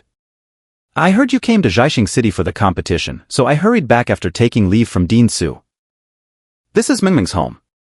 It's your first time here, and Meng wants to show you hospitality, taking you out for some fun. What are you saying? Say that again. Oops, I meant to say, taking you out to enjoy yourself. I rubbed my temples and smiled wryly. I'm not interested in fun and games. I need to focus on the competition tomorrow. Be good and go home first. Yishimo showed a mischievous smile, standing on tiptoe and whispering in my ear. Brother, if you're not interested in fun and games, are you interested in phoenix-type beasts? I seemed unpredictable, but was actually quite easy to manipulate. Yishimo seized the opportunity and continued to push forward. Brother, let me tell you, behind our Yi family's ancestral home in Huangyan Valley, we have over 100 pureblood phoenix-type beasts. If you want to go, Memeng can take you for a visit. Yishimo patted her chest, taking on the role of a tour guide. I swallowed, feeling intrigued. Currently, I have the Shadow Dragon and Thunder Jade Qilin under my command. I only need to contract a phoenix beast to complete the 3 major beast bloodlines and create a legend. Qin Yanyan approached. Xingyu, it's time. We should head back to the hotel. Auntie is preparing for the pre-match meeting and we're the only ones missing. I made a decision. Yanyan, you go back to the hotel first. Meng and I will explore a bit more. Alright, I'll head back then. Xiao City is Yi family territory, and Yishimo is the second daughter of the Yi family. With Yishimo accompanying me, Qin Yanyan needn't worry. She waved goodbye and returned to the hotel alone. Brother, do you prefer Yanyan's figure or Xin's? Of course, it's 6 Jean. Then why were you staring at Yanyan's but earlier? It seems that men are inherently predictable. I cleared my throat awkwardly and quickly changed the subject. Let's go. Show me around Huangyan Valley so I can expand my horizons. The Yi family's ancestral home is located in the northernmost part of Xiao City, perched atop a snow-capped peak. Behind the ancestral home is a deep cliff valley. Yishimo led me to the edge of the cliff, where we could view the entire Huangyan Valley. Under the lonely night sky, Huangyan Valley resembled a galaxy of 9 heavens, colorful and dazzling. The dazzling lights came from the feathers of different phoenix-type beasts. I was mesmerized. This was the first time I had ever seen so many pureblood phoenixes all at once. Yishimo wasn't exaggerating, the Huangyan Valley housed over 100 phoenix-type beasts. The air was thick with the overwhelming power of phoenixes. The Nirvana flames, like countless stars, burned endlessly. I activated my demon eye, drooling with desire. A Ice Flame Heavenly Phoenix, Rainbow Night Phoenix, Tsaming Phoenix King, Bloodfire Phoenix Emperor, Star-Splitting 9 Phoenixes. All are pureblood phoenixes, without a trace of impurity. The pure phoenix power is truly refreshing. I couldn't help but take a deep breath, my eyes filled with fervor and adoration. Yishimo stood beside me, her small face showing a proud expression. A grandpa says that these phoenix-type beasts were all nurtured by Mom. From the small phoenix eggs to their current forms, it's all Mom's hard work and dedication. I nodded. A Senior Sifong is indeed worthy of being the inheritor of the Phoenix bloodline, the most powerful Phoenix Master in Dragon Kingdom's history. These phoenixes all resided in the Golden Phoenix Tree Forest at the bottom of the Huangyan Valley. I could only view them from afar, and my hands itched to touch them. Meng, can I get close to them? Yishimo shook her head helplessly. The Golden Phoenix Tree Forest at the valley's bottom is extremely hot, with Nirvana flames burning year-round. Our human bodies can't go down there. Unless what? Unless brother has great charm to attract these phoenixes. I forced a bitter smile. My charm might attract naive junior sisters, but to attract noble-blooded pureblood phoenixes, I'm not worthy. Suddenly, a flash of inspiration struck me. That's right. Shangguan Lan's notes recorded that the phoenix lineage was born to guard the dragon race. If I summon Shuer. Without hesitation, I activated the Beast Tamer emblem. With a burst of light, the Shadow Dragon appeared beside me. Shuer, wake up. The Shadow Dragon, roused from sleep, looked grumpy at first. However, upon seeing the frost stone in my hand, it quickly changed its expression and showed a comical smile. Roi. The Shadow Dragon swallowed a frost stone, roaring toward the sky with a mighty dragon's roar. This roar deeply stimulated all the phoenix-type beasts. A grand scene unfolded. In an instant, the phoenixes napping in the Golden Phoenix Tree Forest all opened their eyes, flapping their beautiful wings. They rose from the valley floor, swirling around the Shadow Dragon, emitting cheerful and crisp phoenix cries. 100 phoenixes circling the dragon, a celestial omen of harmony. The power of the dragon and the phoenix intertwined and clashed, gathering the fortunes of heaven and earth here. Shangguan Lan didn't deceive me. The phoenix tribe is indeed the dragon race's most loyal guardian. Over 100 adult phoenixes soared through the sky, protecting a dragon cub. Perhaps they were guarding not just the Shadow Dragon but also me, the future Dragon King. Yishimo was stunned by the scene before her. Under the quiet starry sky, Huangyan Valley was lively and bustling. Phoenixes flew in unison, circling the Shadow Dragon and producing pleasant phoenix cries. Phoenixes are known for their preference for tranquility, yet at this moment they were as active as ever. One might think they were hired to act as cheerleaders. A few phoenixes landed on the edge of the cliff, extending their necks and allowing me to pet them. So, this is what pureblood phoenix feathers feel like. Each feather looks sharp and resembles a hidden weapon, but in touch it's as soft as cotton. As I petted the surrounding phoenixes, I carefully felt the power of the phoenixes. Yishimo exclaimed in disbelief, "Every time I come to Fenghuang Valley to feed them treats, they've never been so affectionate towards me." "Brother, did you cast a spell on them?" A Mengmeng Shuer is a pure-blooded dragon, and the pureblood phoenix's natural mission is to guard the dragon race. These phoenix-type beasts are guarding Shuer. As Shuer's beast tamer, they naturally extend their affection to me, so they are unguarded and let me pet them. The shadow dragon sat on the ground, swishing its short, sleek tail, showing its adorable dragon teeth. It looked up with its chubby face, glancing at each phoenix. It was evident that the shadow dragon also liked these phoenixes. It let out a roar, expressing its joyful emotions. At that moment, I spotted a uniquely beautiful phoenix among the hundreds. This phoenix had black golden feathers and a crown on its head that sparkled like stars. Its sea blue eyes resembled gemstones hidden deep in the ocean, exuding a seductive and mysterious aura. "Ah, what a magnificent phoenix!" I couldn't help but express my admiration. Typically, people use terms like beautiful or elegant to describe the graceful phoenixes. But this phoenix, which I instantly fell for, gave off a regal, aloof impression. Its gaze, its demeanor, its flight posture, and the way it spread its wings all exuded a commanding aura, standing in stark contrast to its beautiful companions. "Mengmeng, this phoenix is my type?" Yishimo looked in the direction I pointed. That's the void-splitting black phoenix. Its current level is extraordinary body, tier 3. It looks different from other phoenixes and has a cold demeanor. It sometimes hides and is hard to find, so I call it Ling-in. Yishimo had given nicknames to all the phoenixes in Fenghuang Valley, and Ling-in was one of the most special. I whistled. Hearing my call, the void-splitting black phoenix put aside its aloof demeanor and flew to my side, slowly landing. "Hello, Ling-in. Nice to meet you. I'm Xiao Xingyu." I greeted politely and extended my right hand. What happened next shattered Yishimo's perceptions once again. The void-splitting black phoenix surprisingly lowered its head, allowing its crown to touch my palm, letting me caress it. It even closed its eyes, retracted its tail feathers, indicating complete surrender and trust in me. "Ling-in, you're so well-behaved." I looked at it with affectionate eyes. I genuinely liked pure-blood phoenixes. A brother, Ling-in's usual temperament isn't like this. My sister once tried to feed it and got pecked. But now it's so docile around you. This big contrast is hard to believe without seeing it with my own eyes. The phoenix's closeness to me was due to my status as a beast tamer. Just like Shangguan Lan and Xiao Lian in the past, any phoenix-type beast they met would bow down and be obedient. My hand gently stroked the void-splitting black phoenix's black golden feathers.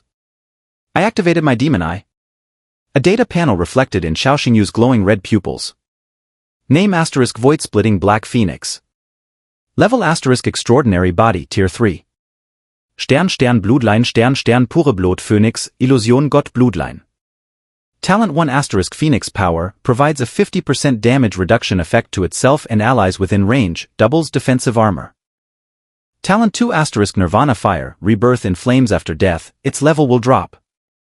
Talent 3 * SSS level Beast Power, Shattering Force, space-type superpower that can shatter space. Can cause vibrations in the sky, earth, atmosphere, and ocean, triggering powerful earthquakes, tsunamis, and massive shockwaves with strong physical destructive power. Attributes * Phoenix type, Flying type, Fire type, Space type. Loyalty * 0, Blood contract not yet signed. Skills *. Void-splitting wind blade * claws tear through the air, causing spatial fragmentation, inflicting shattering damage to enemies from a distance. Phoenix breath * releases an energy wave carrying Phoenix power and Nirvana fire, penetrating through all enemy units in a straight line. Phoenix Cry Sea Shatter, ultimate skill * emits a phoenix cry that causes spatial vibrations, shattering the sea, triggering tsunamis and underwater volcanic eruptions. Evolution route * Void-splitting Black Phoenix Void-splitting Phoenix King Void-splitting Phoenix Emperor Space-rending Phoenix God Chaos Swallowing Phoenix. Habits and preferences * Solitude, deep sleep, loves to eat golden phoenix tree leaves.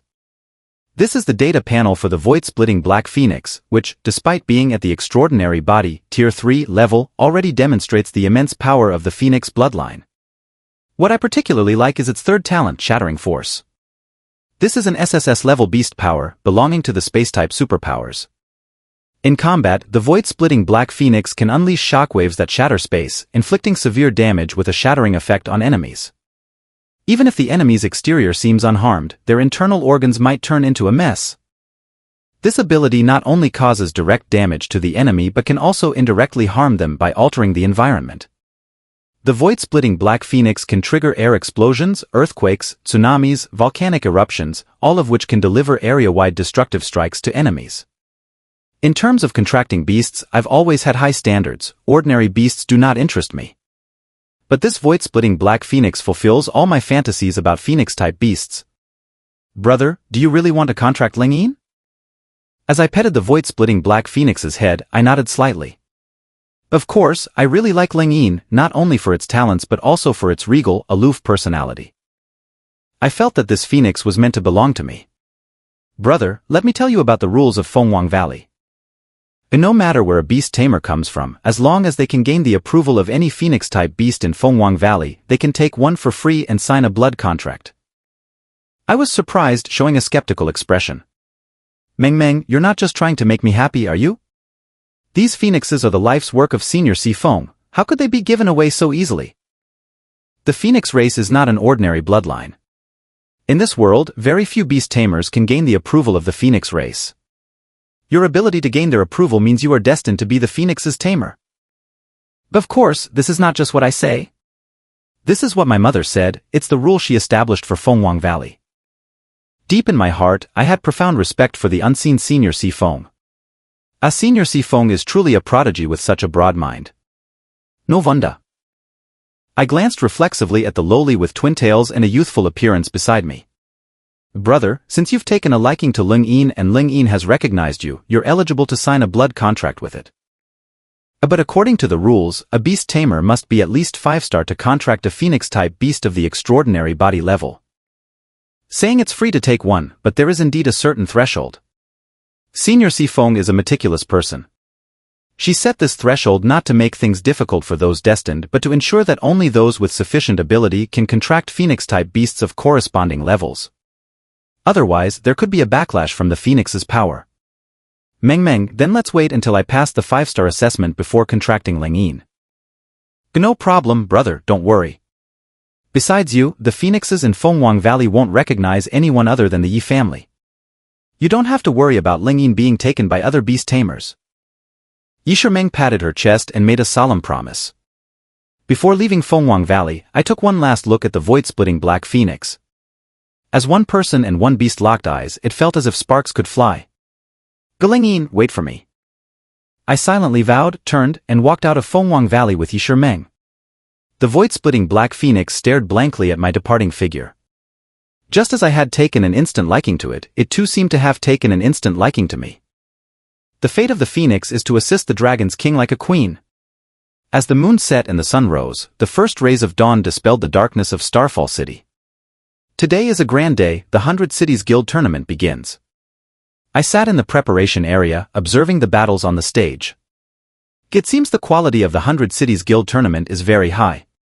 None of these guilds are easy to deal with. They are all hidden dragons and crouching tigers. Qin Yanran nodded in agreement. Yes, the Wolf Fan Guild comes from a small town on the border of Dragon Kingdom. That town is like a small fishing village, but their members' talents are not lacking. However, the thrilling battles on the stage were not what I was most concerned about. At some point, a raven landed on my shoulder. It wasn't an ordinary raven, it was a communication device for my secret exchanges with the leader of the Imperial Soul, the Raven. Sir. I tried to speak quietly. I'm here. The voice came from the raven. But the raven was actually perched on the top of the Celestial Tower in the center of Starfall City. This location is the highest point in the city, overlooking the entire Celestial Arena. Xiao Xingyu, have you noticed any clues? Sir, I have a question. What is the current population of Starfall City today? The raven paused slightly, calculating. Today is the 100 Cities Guild Tournament. With 100 beast tamer guilds flooding into Starfall City, along with spectators and tourists from all over the country. Roughly estimated, the city's population today has tripled compared to usual. Hearing this, my expression grew even more serious. Sir, I still can't predict the mastermind scheme, but I have a hunch. This scheme might be related to two factors. The Raven's voice was raspy. What are they? First, Feng Shui. Second, population. This is my analysis. I spent an entire night studying the layout map of Starfall City. The city's design is unique and closely related to Feng Shui, involving theories of yin and yang and the 5 elements. Besides Feng Shui, what makes me most suspicious is the population number. Due to the 100 Cities Guild tournament, the population of Starfall City has reached its peak for the year, tripling completely. I took a deep breath, feeling a bit uneasy. Sir, perhaps we should notify the Empress. I have a feeling that what's about to happen might be beyond our ability to handle. That was my intuition. The Empress is in seclusion and won't come out for 7 days, the Raven responded, causing my heart to skip a beat. Damn it, why did she choose to go into seclusion now, of all times? At this critical moment. This is like fighting a tiger with my bare hands. You're in seclusion now, clearly showing that you don't care about my life or death. After venting my frustrations, I forced myself to calm down. Even without Shangguan Lan, this tough battle still had to be fought. The only support I had was the Imperial Soul Organization and the High Priest of Darkness, the Raven. Time flew by, and the sun began to set. By dusk, more than 10 beast tamer guilds had already been eliminated and couldn't advance to the next round. The arena was cleared, and the referee announced, the next match is Oskaivat Guild vs Sol Devouring Guild. The announcement sparked cheers from the crowd. As the big screen displayed the logos of Skyward Guild and Soul Devouring Guild, the atmosphere in the celestial arena was pushed to its peak by the audience's screams. Soul Devouring Guild was a top-tier guild aiming for the championship, so its high popularity was understandable. Skyward Guild, on the other hand, was participating for the first time. The reason for its high attention was due to a unique dragon tamer within the guild. Liu patted my shoulder. Xingyu, adjust your mindset and get ready to go on stage. In guild battles, the first round was a 4-star match. Without hesitation, Liu chose me to compete. Kin Yanran gave me a loving hook. Xingyu, I believe in you. You'll definitely win. The other guild members also raised their fists, cheering me on. A 4-star match. A Skyward Guild sends Xiao Xingyu to battle. A Soul Devouring Guild sends Sidahao to battle. Both competitors, please summon your respective beasts. On the stage, Sidahao, with his smooth purple hair, displayed an arrogant demeanor and spoke in a cold tone. Xiao Xingyu, we meet again. I gave you a warning last night, so don't blame me for being impolite if I break your teeth on the stage today. In the face of Sidahao's provocation, I remained unfazed. No deceit could escape the judgment of the demon god's eye. Beneath Sidahao's human facade was a face I was familiar with. From this moment on, the mastermind's scheme loomed over me like an invisible hand, casting its shadow over me and even the entire Starfall City. In the darkness, a man in a blood-red robe silently watched my back, revealing a sinister smile of impending dominance. Both competitors, please summon your respective beasts. I was undoubtedly the center of attention on the stage, but Sidahao's popularity was not far behind. He was the son of Sidayen, the president of Soul Devouring Guild. With exceptional talent, he had been in the 4-star rank for over a year, was experienced, and had won many major tournaments. Sidahao activated the Beast Tamer emblem, revealing an evil smile. On the stage, a massive stone golem emerged from the ground. This stone golem had a grotesque appearance, with its limbs entwined in moss-covered chains. At the end of each chain were barbed hooks shaped like blood claws. What was most chilling was that it emitted a grayish Buddha light from its body, with a single eye on its forehead inscribed with a D mark. The big screen displayed the basic information about this beast. Name * Soul Devouring Buddha Statue of Mutation Type. Level * Perfect Form Tier 3. Bloodline * Stone Buddha Bloodline Legendary Quality. Talent * Dark Buddha Light can slow down the enemy's movement speed upon eye contact and has a chance to trigger petrification. Attributes * Buddha Type Rock Type. The host announced with high spirits, Sidahao of the Soul Devouring Guild has summoned a new beast he has never used in a competition before, a mutated Soul Devouring Buddha statue. The appearance of the soul-devouring Buddha statue captivated the audience's attention. After all, the combination of Buddha type and rock type with the stone Buddha bloodline was extremely rare. Such a beast had never appeared in any past 100 city guild competitions, let alone a mutated type. The essence of this beast was a Buddha statue blessed in a temple, which, after being nurtured by demonic energy, evolved and mutated to become a beast for tamers. In this crazy apocalyptic era of evolution, not only plants and animals mutate, but even inanimate objects like Buddha statues can gain life and become beasts for tamers under certain circumstances. I focused on the most exciting part. The most exciting part was naturally reflected on the faces of the soul-devouring guild members. The moment Sidhu Hao summoned the soul-devouring Buddha statue, the entire guild seemed bewildered. The most surprised was the guild leader, Sidhu Yan, who was Sidhu Hao's father. He had no idea when his son had contracted such an obscure and outrageous beast. A guild leader, isn't the beast the young master is most skilled at controlling the storm battle lizard?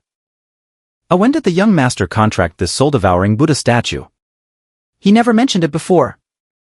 This beast looks strange. It feels like my blood is freezing when I make eye contact with it. The members of the guild were puzzled, and Sidhu Yan couldn't answer their questions. As a father, he looked at his son Sidhu Hao on the stage with a worried gaze. Ahower, you seem like a completely different person today, even your own father doesn't recognize you. The stage suddenly trembled violently, and a dragon's roar split the sky. A Xiao Xingyu from the Sky Realm Guild has summoned the Shadow Magic Dragon. I saw a video of it online a few days ago, and today I finally see the real dragon. Although it's just a juvenile, a dragon is still a dragon. This overwhelming aura is absolutely captivating. The appearance of the Shadow Magic Dragon on my side caused a sensation throughout the venue. At this moment, Sidhu Hao seemed like an insignificant pest, and no one cared to glance his way. All eyes were on the Shadow Magic Dragon. The strong wind swept across the stage, and the dark mist dispersed. Under the dimming evening sun, the Shadow Magic Dragon opened its eyes, its dragon pupils seemingly piercing through the heavens and earth. Its dragon horns grew like bamboo shoots after the rain, and 5 dragon claws extended from below its abdomen, their sharp tips tearing through the clouds. The purple-black dragon scales moved like breathing gills, undulating up and down. Gaps between the dragon scales released the destructive aura of the dragon's power. This was just the juvenile form of the Shadow Magic Dragon, yet it already displayed the awe-inspiring attributes of its primordial bloodline. Ishwar, prepare for battle. At the command of its master, the Shadow Magic Dragon roared in anger. The entire Starfall city turned icy, with signs of avalanches appearing on the surrounding snowy peaks, and the mountains trembled in response. The slumbering dragon's roar could shake the mountains. The suppression of the bloodline made the soul-devouring Buddha statue's divine light dim instantly. In the audience seats, cheers erupted. Indeed, it's a purebred dragon, exuding a magnificent aura. The match hasn't even started, but the Shadow Magic Dragon has already crushed its opponent with its presence. A 4-star dragon tamer versus a 4-star beast tamer. This is a live example of a dimensional reduction strike. Judges' seats. Yi Tianqing's face turned ashen. His gaze was fixed on the Shadow Magic Dragon on the stage, his fists clenched in anger. Dragons, those damn dragons. If there were no dragon tamers in my life, Fenger wouldn't have died, wouldn't have left me. Yi Tianqing's personality had long twisted. Few people knew of his past experiences. In fact, those who did know Yi Tianqing were mostly dead. Including his wife, Si Feng, who had also left this world. The referee glanced at the Shadow Magic Dragon, sweating profusely, and cautiously announced, "The match." Begin. At the moment the match started, I wasted no time and directly channeled my immense spiritual power. The Shadow Magic Dragon transformed into a cloud and mist, streaking through the air like a shadowy meteor, crashing into the soul-devouring Buddha statue. What a powerful dragon's headbutt! Ladies and gentlemen, this is the most straightforward and brutal fighting style of purebred dragons, with no technique involved, just raw dragon power and violent aesthetics. The Shadow Magic Dragon used its head to slam into the towering soul-devouring Buddha statue, unleashing unreasonable dragon power. The headbutt shattered the Buddha statue's chest. A loud crash echoed as the statue broke apart and rocks fell to the ground. I continued to provide spiritual power, and the Shadow Magic Dragon frequently swung its dragon claws. The massive shadowy claws tore through the twilight, and the dragon's power shook the arena's floor, providing the audience with a visually spectacular experience that was worth the cost. As Xiao Xingyu seems to be holding back, we can only marvel at how strong the Shadow Magic Dragon is. The purebred dragon bloodline truly deserves its reputation as the world's strongest bloodline.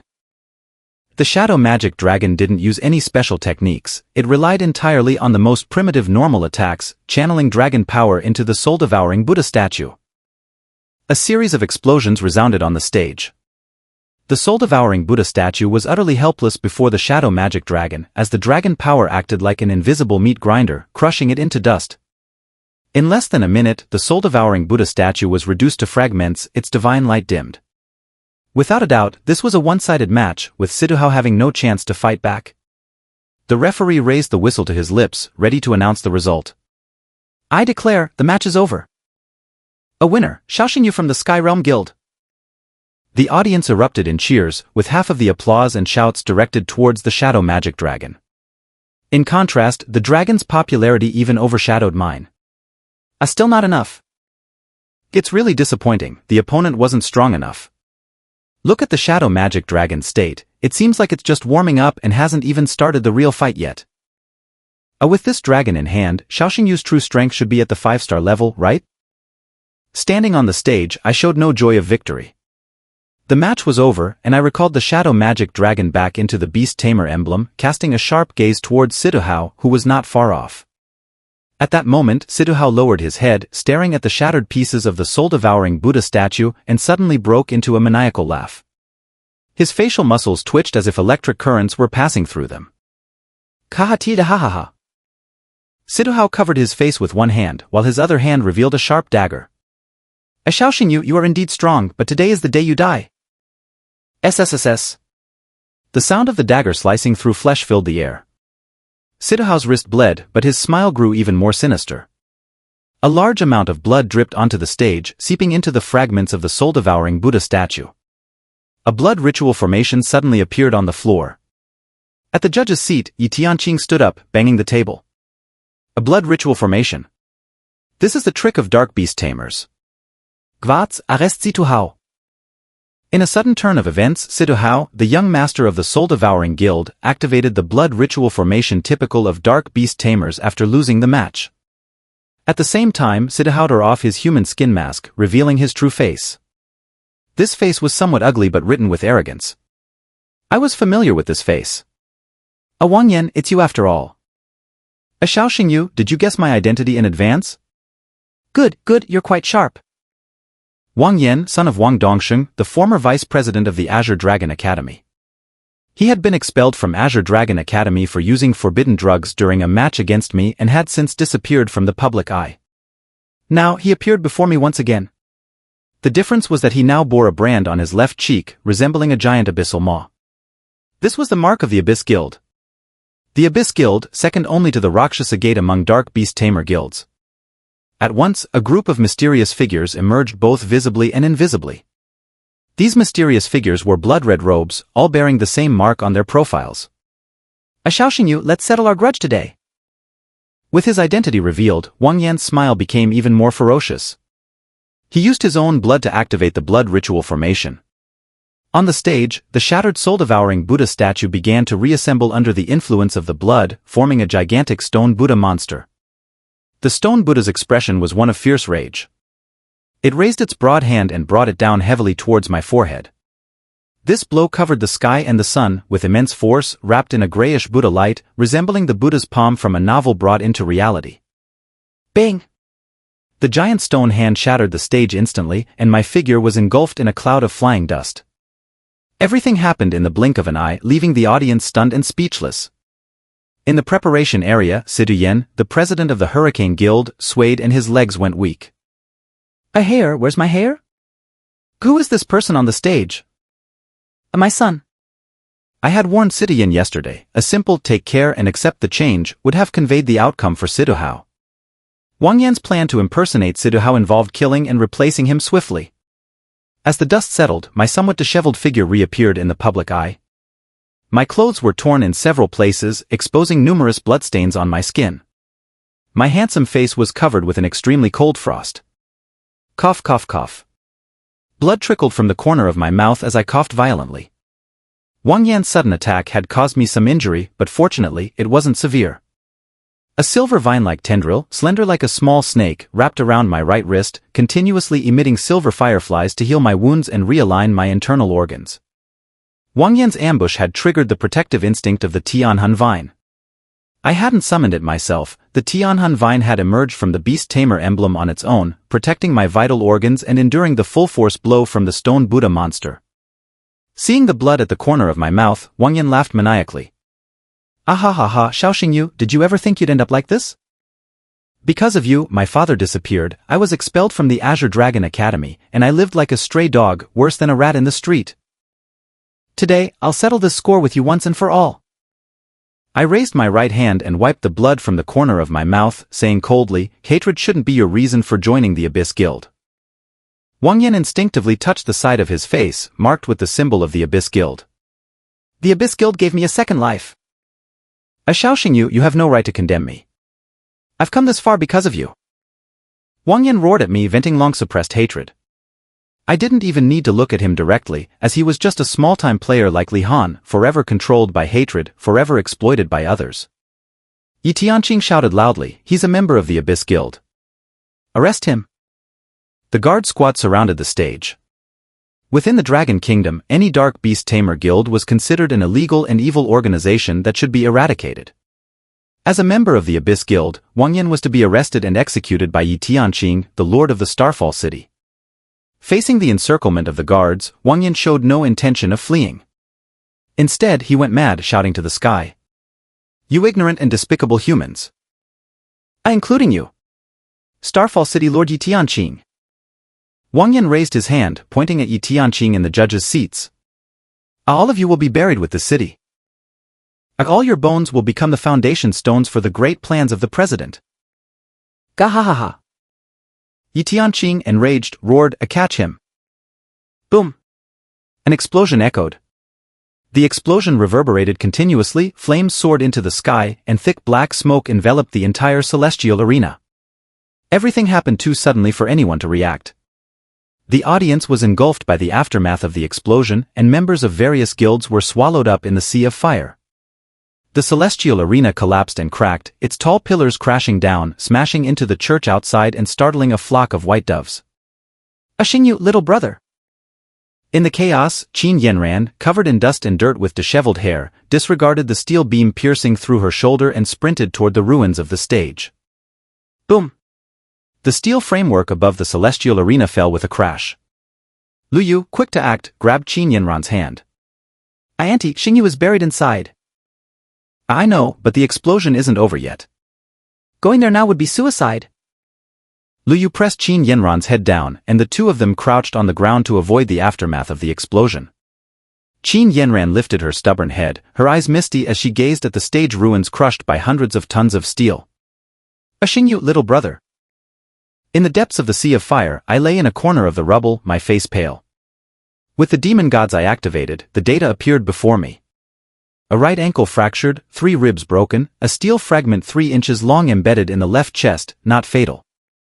I analyzed my injuries with the demon god's eye.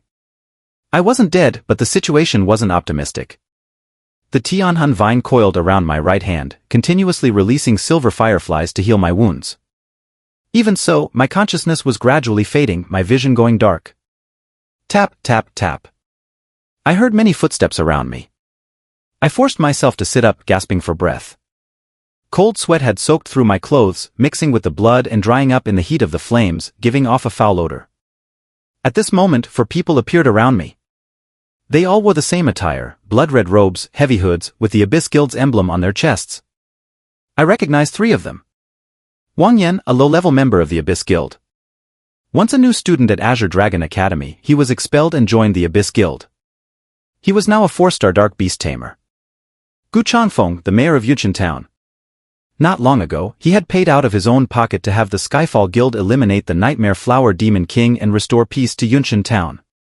His true identity was also a member of the Abyss Guild, holding the rank of 7-star Dark Beast Tamer. Yuan Xuandu, a senior 6-star Beast Tamer from the Skyfall Guild. His true identity was an undercover agent sent by the Abyss Guild. Or rather, he had betrayed the Skyfall Guild.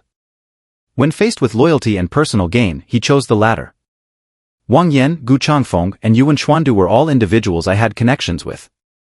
As for the other man, I didn't know him, but I could guess. The most imposing and mysterious man was the president of the Abyss Guild, Qi Tian. I had lost too much blood, and my consciousness was becoming increasingly unclear. Gradually, my vision faded, and all my senses except for a faint hearing were diminishing. The president, this kid is about to pass out. Take him away. I lost consciousness completely, and I was carried on Yuan Xuandu's shoulder. Xingyu, I'm sorry, you'll have to get to know me all over again. I'm sorry. At this moment, Yuan Xuandu was no longer a member of the Skyfall Guild but a butcher of the Abyss Guild. Inside the city, the chaotic scene continued. Put out the fire, first put out the fire. I evacuate the victims from the explosion zone. City Lord Yi, the casualties from this explosion are severe. We need reinforcements. What about that Abyss Guild scum? Did you catch him? No, that guy in Skyfall Guild Xiao Xingyu are both missing. When I regained consciousness, I heard distant, muffled explosions. You're awake. A voice, ancient and hoarse, reached my ears. I was in a dense forest, lying under a tree, feeling weak and powerless. In front of me stood 4 people in blood-red robes. Huangyan, Gu Changfeng, and Yuan Xuandu, these 3 were old acquaintances. The remaining unfamiliar man had a hideous, aged face with a slightly crooked hawk nose and an aura of malevolence about him. In the depths of the forest, numerous shadows in blood-red robes appeared, showing great respect to this ugly old man. Qi Tian, you must have planned for today for a long time.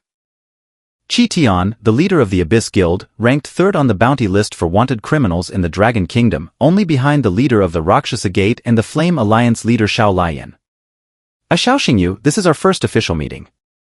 You recognized my identity, as expected from someone I admire. Qi Tian's gaze was filled with undisguised admiration. A genius like me, nearly demonic in his abilities, was the kind of partner every villain dreams of. Huangyan could not contain his impatience. President, time is of the essence. Let's kill Xiao Xingyu quickly and activate the formation. The path to domination is within reach. Qi Tian coldly commanded a step back. This is not your place to speak. Huangyan bit his lip, his dissatisfaction evident but restrained. He obediently stepped back behind Qi Tian, glaring at me with a fierce expression. I offered a harmless smile. Huangyan, do you think that joining the Abyss Guild has given you a new lease on life? No. A clown is always a clown, a small character is always a small character. You're just a dog to Qi Tian, aren't you? My mockery deeply provoked Huangyan's already shattered pride. The truth was that despite Huangyan's humiliation and joining the Abyss Guild, his strength and value made him, at best, a mere dog under Qi Tian's feet. When Qi Tian didn't allow him to bark, he didn't even have the right to speak. Xiao Xingyu, you won't last long. The president will definitely kill you. Huangyan's anger burned inside him. He awaited the next act, eager to witness my death, hoping to erase the humiliation and suffering he had endured over the past few months. Qi Tian, with his hands behind his back, did not rush to deal with me. His evil eyes were filled with curiosity about this young man. Xiao Xingyu, you are rumored to be exceptionally intelligent, capable of strategizing at such a young age. Tell me, do you know where you are now? My emaciated and weak figure leaned against the large tree with a calm and composed expression, exuding an air of elegance. The easternmost part of Starfall City, the Frostwood Forest. As soon as I spoke, Qi Tian's face showed surprise, which quickly transformed into delight and fervor. An ancient saying goes, one does not recognize the true face of Mount Lu, only because one is within the mountain. You are currently deep in Frostwood Forest, where the surroundings are no different from other forests. How did you determine the exact location? I replied tersely, geomancy. At my words, Qi Tian's expression changed subtly. Gu Changfeng and Yuan Xuandu exchanged glances, both showing disbelief. I tugged at my collar, exhaling a breath of murky air. The darkness of the night could not hide the sharpness in my eyes. I've studied the layout map of Starfall City. This city's layout is based on the combination of yin and yang, built upon the 5 elements theory. You intend to use the entire city as an altar to activate a special formation to satisfy your own desires. Qi Tian was greatly surprised and hurriedly asked, even if I were to use the yin-yang and 5 elements layout, with metal, wood, water, fire, and earth representing 5 directions, how did you determine that I would bring you to the exact eastern location of Frostwood Forest? I lightly caressed the celestial vine wrapped around my wrist and coldly smiled. Isn't it because of my wood-type beast? Qitian's pupils constricted sharply. In the 5 elements, wood represents the east. If I'm not mistaken, the formation you're planning to activate requires beast cores of all 5 elements. And these beast cores must be of Mirage God quality. You must have already collected the Mirage God quality beast cores for metal, water, fire, and earth. You're only missing the wood type, which is why you targeted my celestial vine. Qitian licked his dry lips, his eyes filled with delight. Excellent. Continue. I continued analyzing in a calm tone. I don't know when you started targeting me, maybe when the celestial vine first appeared in the news. A Mirage God quality wood-type beast core is extremely rare, and you wouldn't miss this opportunity. To collect data on the celestial vine, you sent Gu Changfeng to pose as the mayor of Yunqian town and issued an S-rank commission to the Skyfall Guild. Yuan Xuandu is an undercover spy in the Skyfall Guild, and together with Gu Changfeng, they monitored me under the pretense of this S-rank task. The Celestial Vine's power can effectively counter the Nightmare Flower Demon King, so I would inevitably summon the Celestial Vine during the task. You took advantage of this to gather data on the Celestial Vine's combat abilities to confirm whether it truly meets the requirements for activating the formation. My words laid bare the entire plan of the Abyss Guild. Next comes the 100 Cities Guild Tournament. I will enter the city with the Skyfall Guild, stepping right into the trap you've prepared. Clap, clap, clap. Qitian applauded vigorously, his ugly face showing a satisfied smile. A wonderful, truly wonderful. Xiao Xingyu, you are indeed a fascinating genius. The Abyss Guild's plan was a meticulous scheme Qitian had developed over many years, carefully executed without anyone noticing his conspiracy, but I saw through it at a glance. Gu Changfeng coldly questioned, Xiao Xingyu, since you have already guessed our plan, why did you still willingly walk into the trap? Aren't you afraid of death? I wore a carefree expression and smiled. Everyone fears death, but if I don't enter the fray today, how can I completely destroy the Abyss Guild's conspiracy? A meteor streaked across the night sky. Yuan Xuandu glanced at his watch and whispered, Master, it's almost time. We should activate the formation. 4 mages clad in peculiar robes suddenly appeared beside Qitian. Qitian approached me, knowing that I had no ability to resist, so he was unguarded. Do you know? I admire you a lot. Next, I will activate the formation. I only need the Celestial Vine's beast core. So you have 2 choices. Qitian gazed at me with expectation. The first choice, you voluntarily sever the blood contract with the Celestial Vine. I will kill it, extract the beast core, and place it in the formation's core to activate the formation. And you will be a key contributor to my success. I will cultivate you as a trusted subordinate, and your status in the Abyss Guild will certainly be high. Hearing Qitian's offer, Huangyan could no longer contain his excitement. Master, didn't you promise me you would kill Xiao Xingyu? Even if you spare him, he won't be grateful. Only someone like me is willing to be your dog, loyal to you. Master, Xiao Xingyu musti. Swoosh. A cold gleam flashed. A dagger was driven into Huangyan's heart. Huangyan fell into a pool of blood, his remaining consciousness giving him one last look at me. Cold words came from Qitian's mouth. You're just a dog. How dare you compare yourself with talents like Xiao Xingyu? Huangyan shed tears of sorrow at the end of his life. What I said was true, clowns are always clowns. In the eyes of great figures, the difference between a tool and a talent is immense. Adding Huangyan to the Abyss Guild was just adding another guard dog. Adding me to the Abyss Guild, and Qitian might even dare to challenge fate. Seeing Huangyan die in front of him, I shook my head and sighed. TSK, never understanding one's own status, truly a common trait among dogs. Qitian continued with a smiling face, the second choice, you refuse my offer and bring your Celestial Vine with you to be buried alongside Starfall City. It seemed like a choice between 2 options, but in reality, it was a single choice.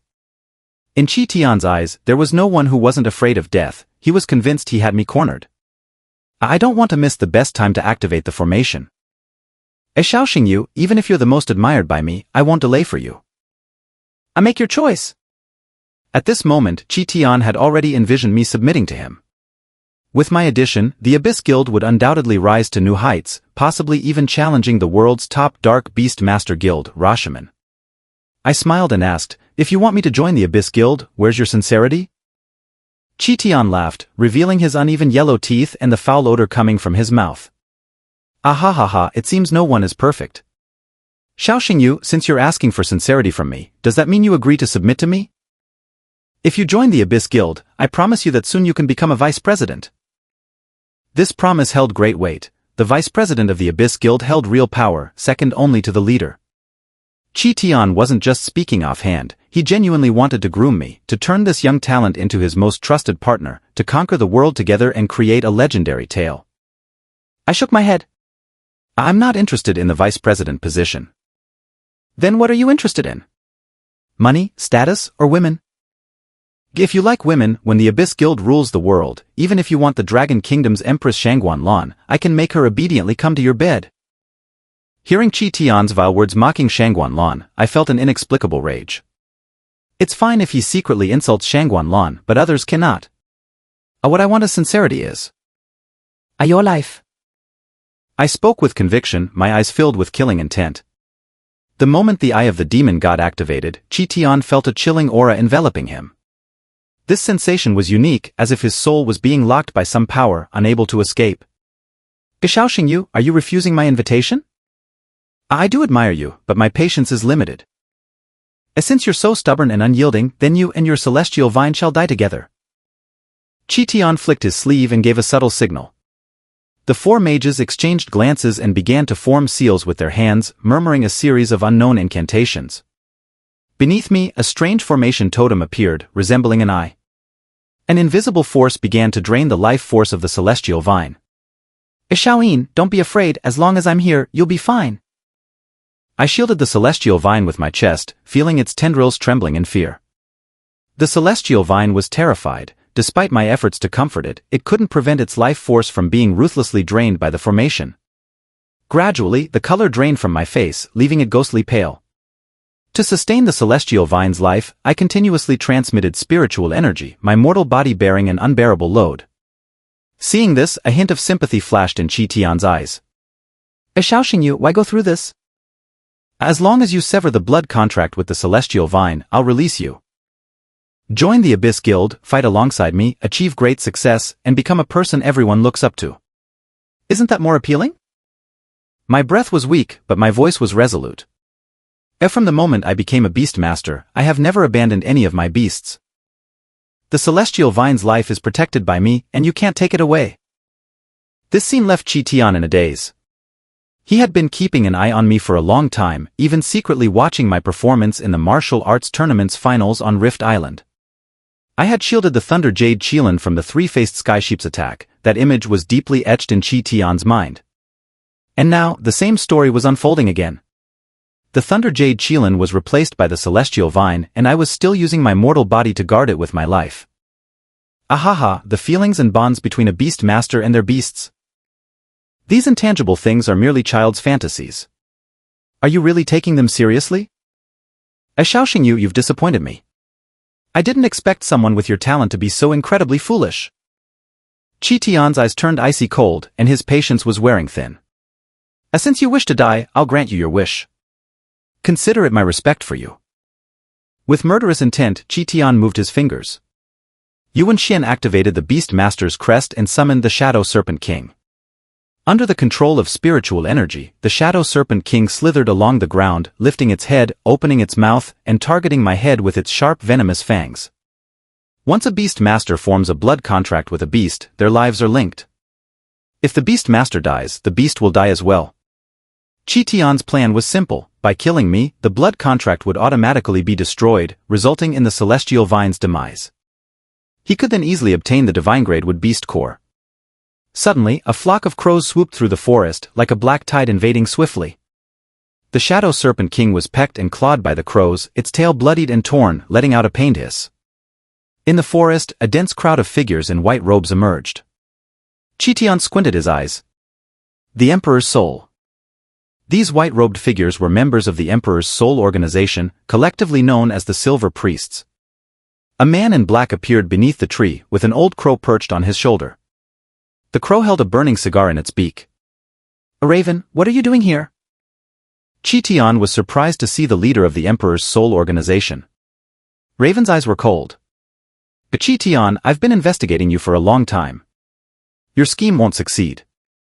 And my people, keep your hands off. Ravens and my people clearly referred to me, trapped in the formation. Qi Tian's realization dawned. So that's it? I should have guessed. With Shangguan Lan's cunning, how could she miss out on someone like Xiao Xingyu? That woman must have already brought Xiao Xingyu into your Emperor's soul. Struggling to maintain my weak state, I took out the Emperor's soul token from my chest. Qi Tian, you're surrounded by the Emperor's soul. Surrender now. That night, the entire Emperor's Soul Organization mobilized to assist me in crushing the Abyss Guild's plot. Surrender? Xiao Xingyu, even with the entire Emperor's soul here, you cannot stop my grand scheme. Qi Tian pulled out a broken scroll from his sleeve.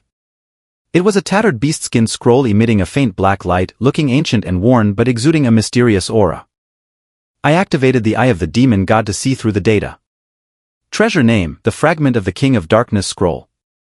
Recorded content, 5 elements void formation, an evil formation that sacrifices living beings to help beasts break through to the beast god body, evolving into the mutated god slayer body. Formation Activation Conditions 1. Gather all 5 element attributes, with beast cores of divine quality. 2. Sacrifice millions of human lives.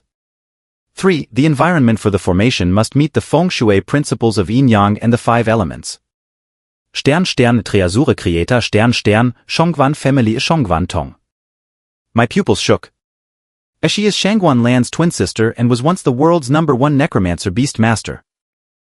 Everything seemed to be fate's arrangement. For the first time in my life, I came into contact with someone related to Shangguan Tong. This was also how Xiao Xingyu became a necromancer Beastmaster and inherited Shangguan Tong's legacy. My Eye of the Demon God pierced through everything, revealing the details of the beast-skin scroll in Qi Tian's hand. Qi Tian, you intend to use the King of Darkness scroll to activate the 5 elements void formation, sacrificing the entire Starfall City. Your sins can no longer be judged by the laws of the Dragon Kingdom, even death would not suffice to atone for them. Upon hearing my words, Qi Tian turned around, his expression filled with disbelief. You know about the King of Darkness scroll? How do you know the name 5 elements void formation? What is your relationship with Shangguan Tong? I did not explain, which only piqued Qi Tian's curiosity further. Wait a moment. Xiao Xingyu, I seem to have overlooked something.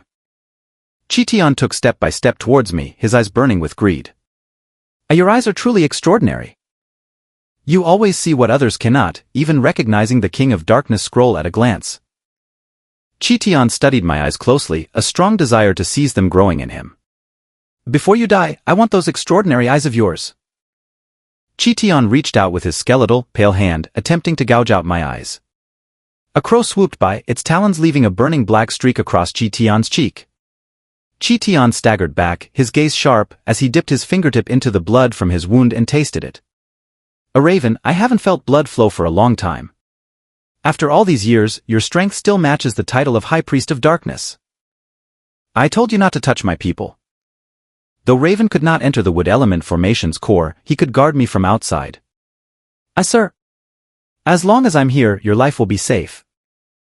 Qi Tian, seeing this, revealed a cunning and sinister smile. You are the leader of the Emperor's soul, and I am the leader of the Abyss Guild. For years, your organization has pursued us. We've become old acquaintances. Raven, do you know? Normally, I might be interested in fighting you. But today, as my grand scheme is about to succeed, I have no time to play with you. As Qi Tian finished speaking, a member of the Abyss Guild appeared behind him. This person was clad in a blood-red robe, and his stubble glinted coldly in the night. I looked up and showed a predictable expression. Indeed, it's you. The man looked up, his smile as sinister as a demon from hell. A priest Xiao, we meet again. This person was none other than Li Jianghe, the leader of the Stormwind Guild and Li Han's father. Li Jianghe's role as the leader of the Stormwind Guild was just a cover.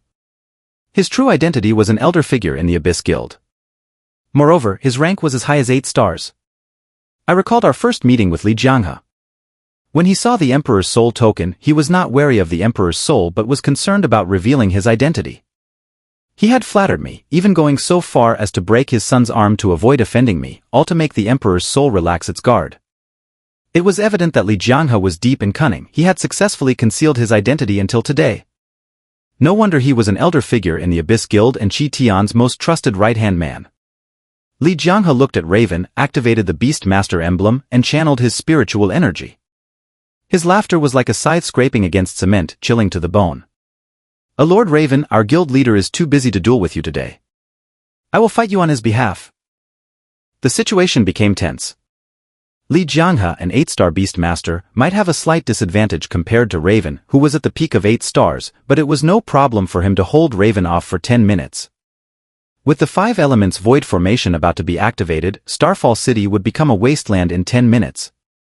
Formation Activation Conditions 1. Gather all 5 elemental attributes and possess a Beastmaster crystal core of illusory god quality. 2. Use millions of human lives as sacrifices. 3. The environment of the formation's layout must meet the feng shui conditions of yin-yang and the 5 elements. These were the details revealed by my Eye of the Demon God. Only Starfall City met all 3 conditions perfectly. Qi Tian's plan was just one puzzle piece short, the Beastmaster crystal core of the wood element from the Sky Soul Vine. Boom, boom, boom. Rumble. At this moment, Starfall City was engulfed in flames. Explosions echoed one after another, and thick smoke rolled like a giant dragon, consuming all the broken streets. Buildings were toppled and collapsed, crushing countless happy families. The cries of the humans formed a blood-soaked symphony under the moonlight. Each life would be transformed into dark power, aiding in the activation of the 5 elements void formation. At the same time, at the northern end of Starfall City, the ice-veined snow peak. A water element Beastmaster crystal core was buried in the snow, surrounded by formation totems. At the southern end of Starfall City, the Crescent Moon Bridge. A fire element Beastmaster crystal core was placed on the bridge, guarded by formation mages. At the western end of Starfall City, the underground ice cavern. A gold element Beastmaster crystal core lay here, emitting a dazzling light. In the center of Starfall City, beneath the ruins of the Celestial Arena, lay a soil element Beastmaster crystal core. These 4 Beastmaster crystal cores were all of illusory god quality. Only the wood element Beastmaster crystal core from the Sky Soul Vine was missing for the 5 elements void formation to activate. Qi Tian's emotions surged. He raised his hands, his voice hoarse. Ahahaha, no one can stop me. My era is about to come. Xiao Xingyu, witness the moment of my deification before you die. I was trapped in the wood element formation with the Sky Soul Vine, unable to move. The Sky Soul Vine's life force was being drained mercilessly by the formation. Its once lustrous vines were gradually withering. It was terrified, but curling up in my embrace before it died was its greatest comfort. Xiaoyin, hold on. Sir. I had no choice but to seek external help. Raven wanted to assist but was blocked by Li Jianghe. Lord Raven, your opponent is me. White shadows swirled, poised for action.